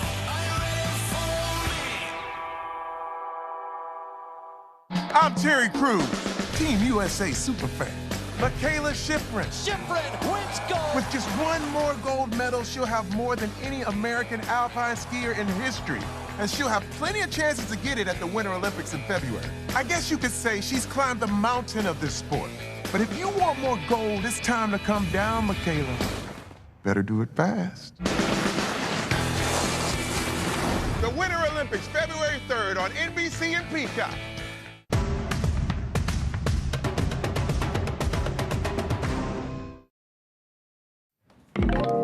So you know that report we've been waiting for about Boris Johnson and his staff's parties during the COVID lockdown? It feels like we've been talking about it for weeks, because we have. Guess what? The report is finally out. Guess what? Part 2. It's not great for the British Prime Minister. I'm sure you're shocked. The government report says the parties were a, quote, serious failure to observe not just the high standards expected of those working in government, but also the standards expected of the entire British population. So the Prime Minister went to Parliament, tried to talk to them. They had a field day. Here's what happened. I get it, and I will fix it. He's insulted the public's intelligence. This Prime Minister has lied and misled the House. Man, Parliament gets rowdy. And this isn't even the whole story. 12 of the 16 parties the report looked at are still being investigated by the police. So they're getting in touch with partygoers to try to get their stories about what happened. Keir Simmons joins us now. Keir, loyal viewers of this show, of which there are many, will know that we've talked to you about Boris Johnson parties. We've talked to Matt Bradley in London about Boris Johnson's parties, right? Things where he was alleged to have shown up even at the height of lockdown when, for example, people couldn't go to funerals of loved ones, but yet there were still these social gatherings at Downing Street. Now this report is finally out. He's trying to avoid this no confidence vote. Didn't seem like, Parliament had a ton of confidence in him based on some of the fireworks today. What's really going on here? Hey, Hallie, yeah, well, look, I love that you say, I'm sure you're shocked that there were parties, because that is fundamentally what this report confirms. And I guess what is a pretty sensational conclusion is kind of a little bit lost simply because so many people ended up not really believing the Prime Minister. There were fireworks in the House of Commons. As you rightly say, it is a pretty explosive place at the best of times, but it doesn't get much more explosive than a former Prime Minister, Theresa May, standing up and accusing the current Prime Minister of incompetence. She said either you hadn't read the rules or you didn't understand them, or she suggested arrogance. She said, you didn't think they applied to you. That is a damaging moment. Is it damaging enough for Boris Johnson to lose his job? Well, a lot of those MPs sitting on, members of Parliament sitting on those benches, particularly within Boris Johnson's own party, will be reading this report and trying to assess what the British public will say. Okay. Now, the report talks about, Hallie, the excessive consumption of alcohol. Translation, allegations that basically people were drunk in Downing Street. People were drunk, and that's not great. That's not great from a PR point of view. So Boris Johnson is not free yet, but I would say predictions of his demise are not becoming true yet, if you like. So talk to me. You said something important, Keir, which was the way the British public responds to this, right? Because, you know, as our American viewers will know, it's very similar in a political scandal here happens. Occasionally, you know, depending on the public outrage, kind of factors into however the politician will deal with it. I know it's late where you are. I don't have a clock with me. It's like, what, 11? It's like late night. This report's been out like most of the day. 10:30, 10:30. Half past 10, as we say thank you. on this side of the pond. Oh, Keir, thank you. 10:30. What has been the reaction today since this thing dropped? Well, you know, those reactions in Parliament, around the country, you watch people kind of say, yeah, we're not surprised, laugh a little. You know how politics is there right now, kind of upside down? It's a bit like that here. It's hard to predict, actually, whether people are going to really hold this against Boris Johnson if he manages to get to the next election. But there is a lot to happen before then, Hallie, in particular this police investigation. And how about this? One of the parties that is mentioned in this report that is being investigated by the British police, by Scotland Yard, is in the Prime Minister's own apartment, his own private flat in Downing Street. Pretty difficult to argue that's a work meeting, though even his apartment in Downing Street is a kind of quasi-public and private space. But we'll see what the police make of it. One allegation in the House of Parliament today was that the Prime Minister himself is effectively subject to a criminal investigation. I mean, if that's the case, and the police are not being very open about exactly what they're looking at and what they're thinking of doing, but if that is the case, again, I mean, that has to be politically damaging. Yeah. You talk about how there's still a lot that's happening, right, between now and when he may be up for election again. Part of it, Keir, is what we talked about just a couple minutes ago in the show, which are, for example, tensions with Russia, Ukraine. We know that he had scheduled this phone call with Vladimir Putin to talk about that. He's supposed to visit Kyiv tomorrow. I mean, it feels like some of the strategy is, and we see this in American politics too, keep doing the day job, hope that the scandal blows over. Yeah, but today there were reports that he was going to have a phone call with President Putin, and that phone call then didn't happen. Downing Street, according to reports, is saying that they were still busy scheduling it. The suspicion amongst some is, of course, that he had to cancel it or shift it because he had to go and explain himself to his own members of Parliament, to the House of Commons. As you say, he heads for Ukraine tomorrow. It surely must be distracting. The Prime Minister wants us all to believe that he's able to keep doing the day job while people investigate what was going on at night at Downing Street. Whether that's really the case.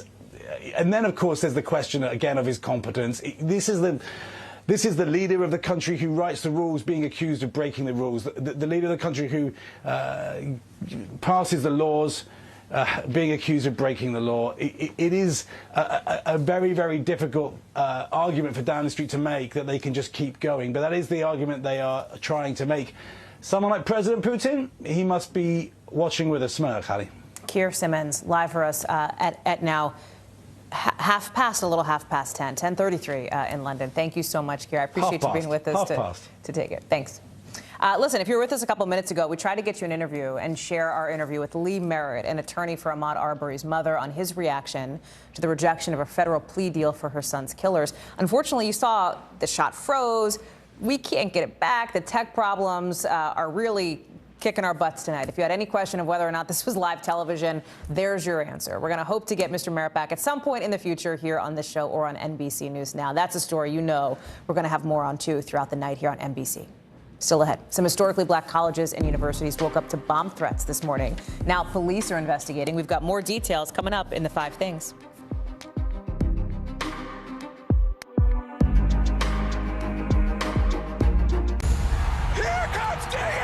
In that moment, I was just thinking about what I could do to get to that line. Jesse Diggins to the line! Goal! A landmark moment that will be etched in history.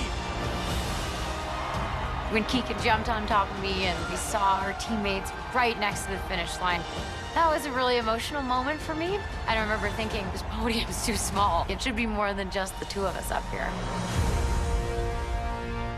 Good morning, I'm Joe Fryer. And I'm Savannah Sellers. 2022 is off to a busy start. Winter's wrath causing headaches from coast to coast. It's been really incredible to see how quickly volunteers started to help with the cleanup efforts. Morning News Now, streaming weekdays at 7. The Meet the Press Chuck Toddcast, free wherever you get your podcasts. I'm Terry Crews, Team USA superfan. Shaun White, what are you trying to prove? Shaun White takes the gold! You've already won more Olympic golds in snowboarding than anyone else ever. You've dominated the sport since you were a teen. Now you're trying to beat kids half your age. Maybe you're trying to prove you're every bit as good as you were at 15 and that you only get better with age, like a fine cheese. Or yogurt. The Winter Olympics, February 3rd on NBC and Peacock. To cover the news, you have to be in it. We'll take you to the front lines of the story, bringing your news feed to life. Streaming live every night. It's your news playlist. Top Story with Tom Llamas, weeknights at 7 on NBC News Now. News is happening now. Look at what's making headlines around the world. Whenever it happens, wherever you are, it's here now. Top Story with Tom Llamas is your news playlist on NBC News Now. And now, you can listen to it as a podcast. Available anytime and anywhere.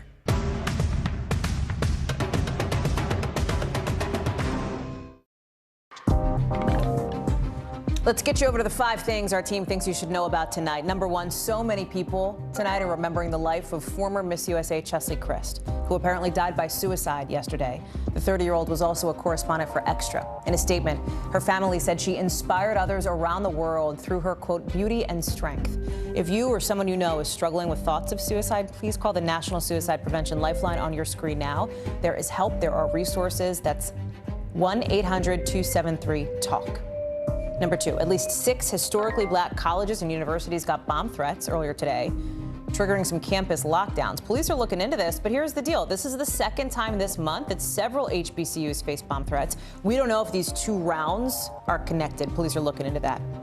Number 3, there is chaos at the Canadian border because of protests by truckers over COVID mandates. This whole thing originally started from a group called the Freedom Convoy, and Ottawa police say they've been causing traffic, noise, and safety issues. They are protesting some of the vaccine requirement rules. Prime Minister Justin Trudeau announced he and 2 of his kids are COVID positive meantime and quarantining, and said the protests are an insult to truth. Number 4, a graphic novel about the Holocaust is at the very top of Amazon's bestseller list after a Tennessee school board banned it from its curriculum earlier this month. School officials say they didn't want students reading the book Mouse over what they called vulgar words and inappropriate subjects, but that is a move that's been criticized around the country. The book won a Pulitzer Prize in 1992 and again, number 1 on the charts today. And number 5, Rihanna and A$AP Rocky.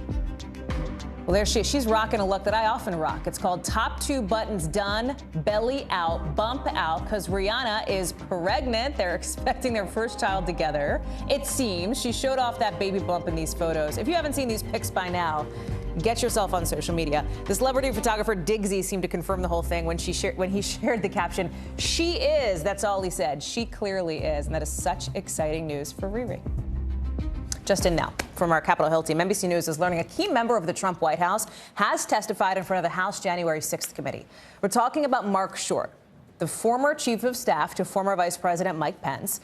We had reported last month that Short appeared to be cooperating with the committee after having been subpoenaed, and that they were assessing what information he could provide. NBC News has reached out to the committee, but no comment yet. In the last 30 minutes, we just heard from the FBI on a story brewing out of Georgia. A prosecutor out of Atlanta investigating former President Donald Trump for possible election interference, now calling on the agency to keep her and her staff safe. This is happening down in Fulton County, where the district attorney, Fani Willis, says she's really concerned by what the former president said at a rally over the weekend, where he called the prosecutors investigating him, quote, racist, sick, and vicious people.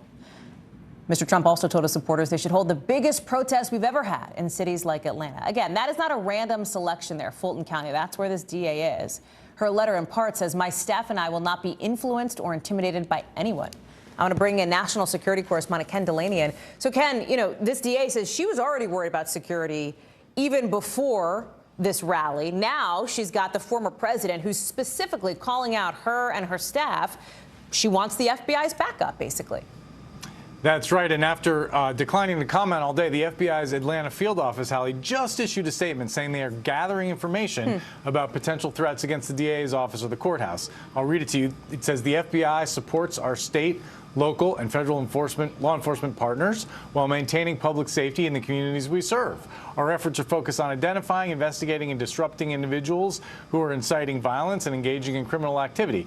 As we do in the normal course of business, we are gathering information to identify any potential threats and are sharing that information with our partners. So wait a second. Translate that a little bit? Yeah. So because I hear that and I say, okay, well, no, that's no commitment to saying, yeah, we'll give you the extra security, right? That just says we're looking into it. Right. What I've been hearing privately is, look, we're not the Federal Bureau of Security. The U.S. Marshals protects courthouses. We will investigate criminal threats. But I have to say, Hallie, this is incredibly serious. FBI and DHS officials have told Congress that this kind of rhetoric, the kind that Trump engaged in, is dangerous and inflammatory and could lead to violence. He's essentially painted a target on the backs of these three prosecutors, as you said, calling them mentally sick and vicious, horrible people. All it takes is one disturbed individual to take that to heart. We already saw on January 6th that there are a group of people ready to do violence when Trump talks like that. So this is a threat that these officials say they have to take seriously.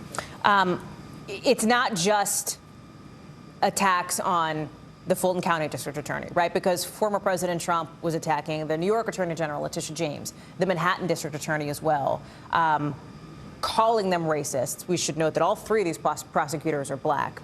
The Fulton County DA is basically saying, look, he's saying this stuff in front of big crowds. It's being broadcast to a lot of people. And we saw what happened the last time he said things that weren't true to big crowds of people and called for, protests.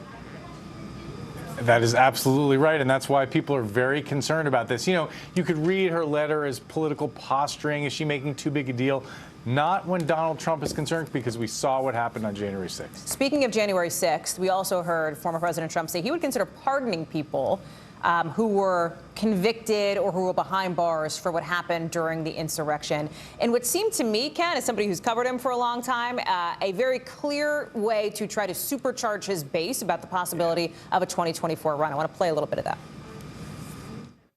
If I run and if I win, we will treat those people from January 6th fairly.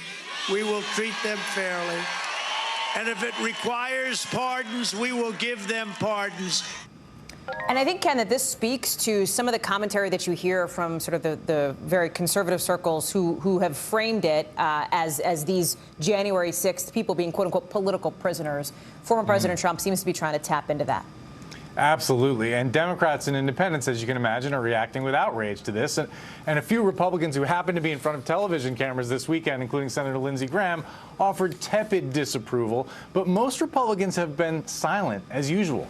So even though, there's some polling and some analysis out there suggesting Trump may be losing his grip on the Republican Party, the fact that more senior Republicans haven't condemned these remarks is pretty telling. Because, as you said, they know that a significant chunk of their base has bought into a narrative that the January 6th defendants have somehow been persecuted by the justice system, when in fact what's happened is they've been prosecuted for violating federal law. And just to put a finer point on your excellent assertion there, listen, Donald Trump is still probably the most popular person in the Republican Party right now, but you have now more Republicans, according to our recent polling, who say they are GOP first, not Trump first, right? They're loyal to the party versus the man, which is a complete inversion of what we saw just a year ago. So another data point to look at. Ken Delaney, thank you. Appreciate your reporting. Thanks, Hallie. Still to come, 2 Connecticut detectives placed on leave over how they handled the deaths of 2 black women. We've got more on what the Bridgeport mayor has to say about this in the local. And if you're seeing a lot of news about crypto in the headlines lately, but have no idea if you should get in on it, we're going to explain what it is, how it works, and why we can't stop talking about it next.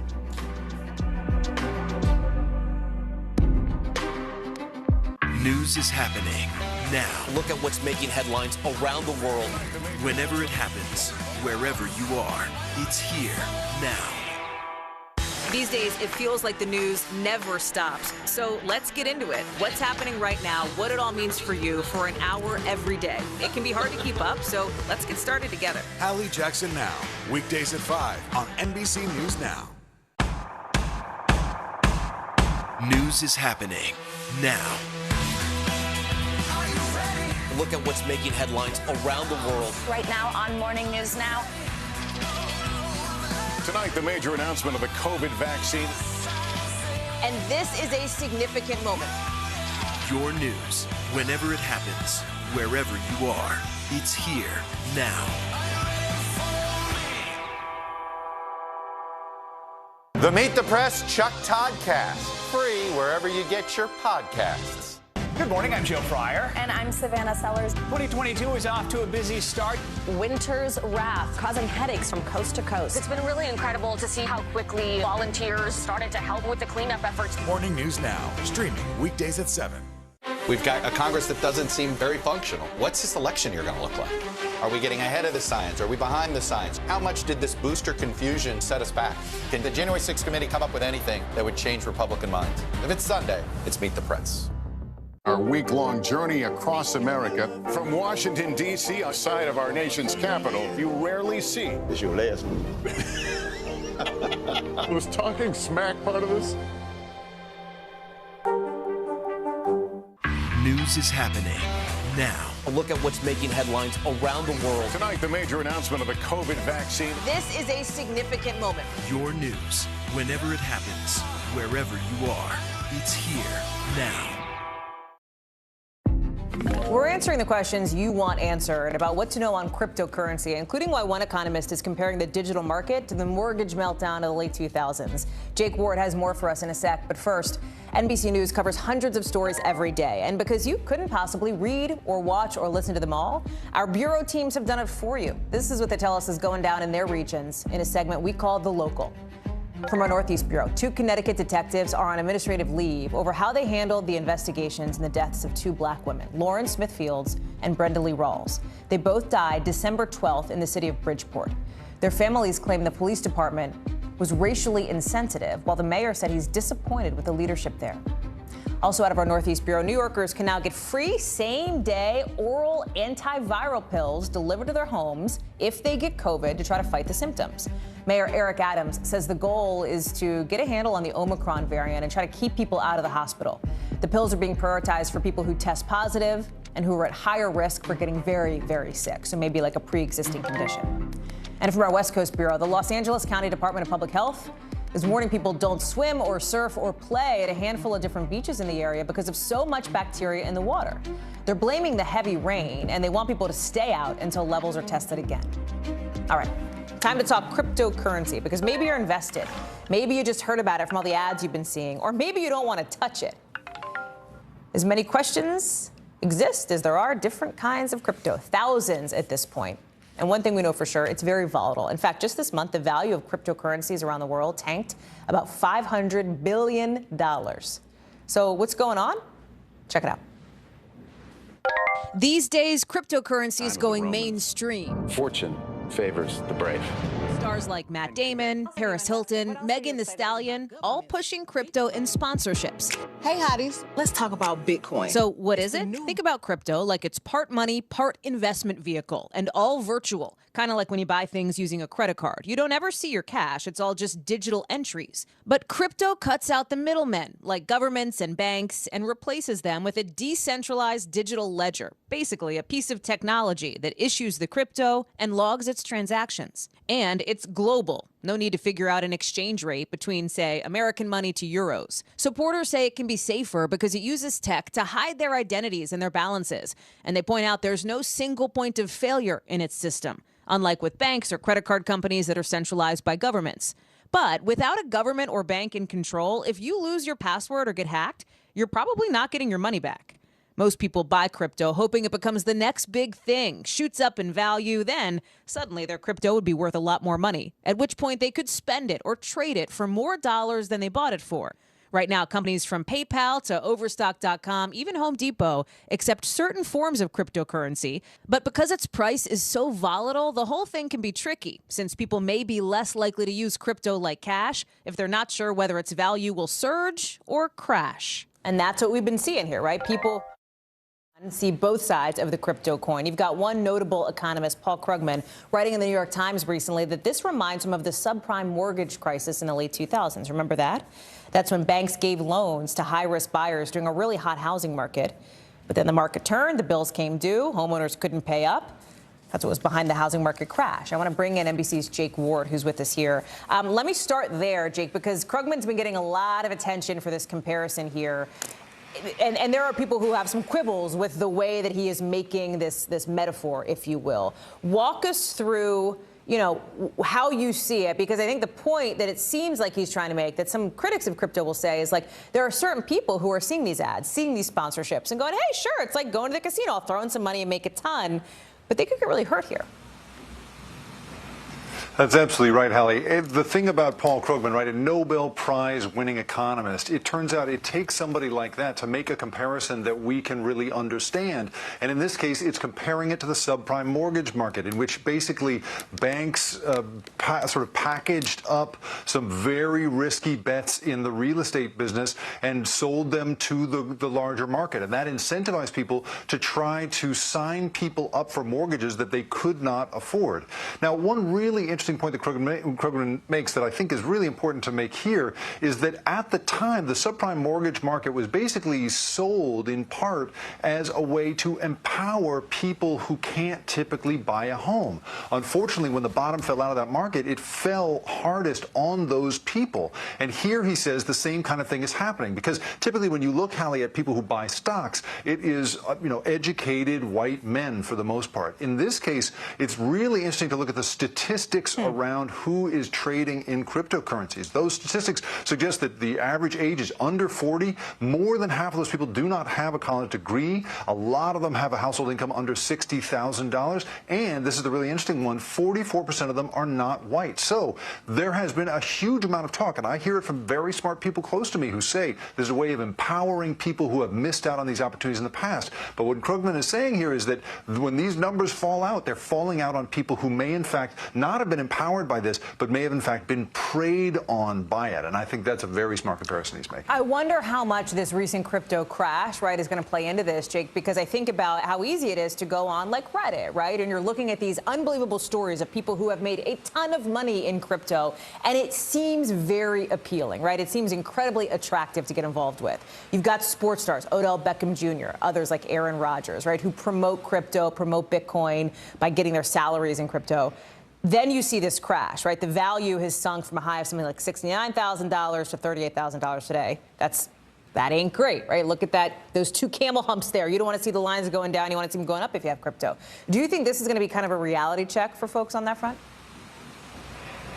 Well, I think what's really interesting here, right, is that we are falling prey to a classic thing that psychologists would point out, which is called survivorship bias. You only hear the stories of people who've made money. You almost never hear stories about people who, lost everything to something like this. And so that's a really big one. So when somebody like Odell Beckham or Aaron Rodgers, takes a portion of their salary in crypto, we all think, well, that person is a superhuman millionaire. I'm absolutely going to follow what they do. But I think this is the thing is, it doesn't matter if you're a Nobel Prize winning economist or a superhuman millionaire, you are not qualified to really figure out what this stuff is worth. As all economists agree, it is impossible to understand where this is going because it is totally fictional. Crypto is not based on anything. There are no actual materials that go into it. At least with the housing market, we know how many people build houses, right? We can track the price of lumber. With crypto, we are literally making it up as we go along. And so it is an economist, a football player, or a television journalist, it's our best guess as to where this thing is going. And right now it is certainly going in the wrong direction, Hallie. Jake Ward, it is great to have you on to break that down. Thank you so much. I appreciate you being with us. Up next, Joe Rogan, podcast host extraordinaire, or infamous, I should say, or famous, depending how you see him. He's responding to the controversy over Spotify after Neil Young and some other people say they wanted their music off the platform because of COVID misinformation. Rogan and Spotify say they'll do better, and they have about 100 million reasons to promise that. Ben Collins explains. Coming up.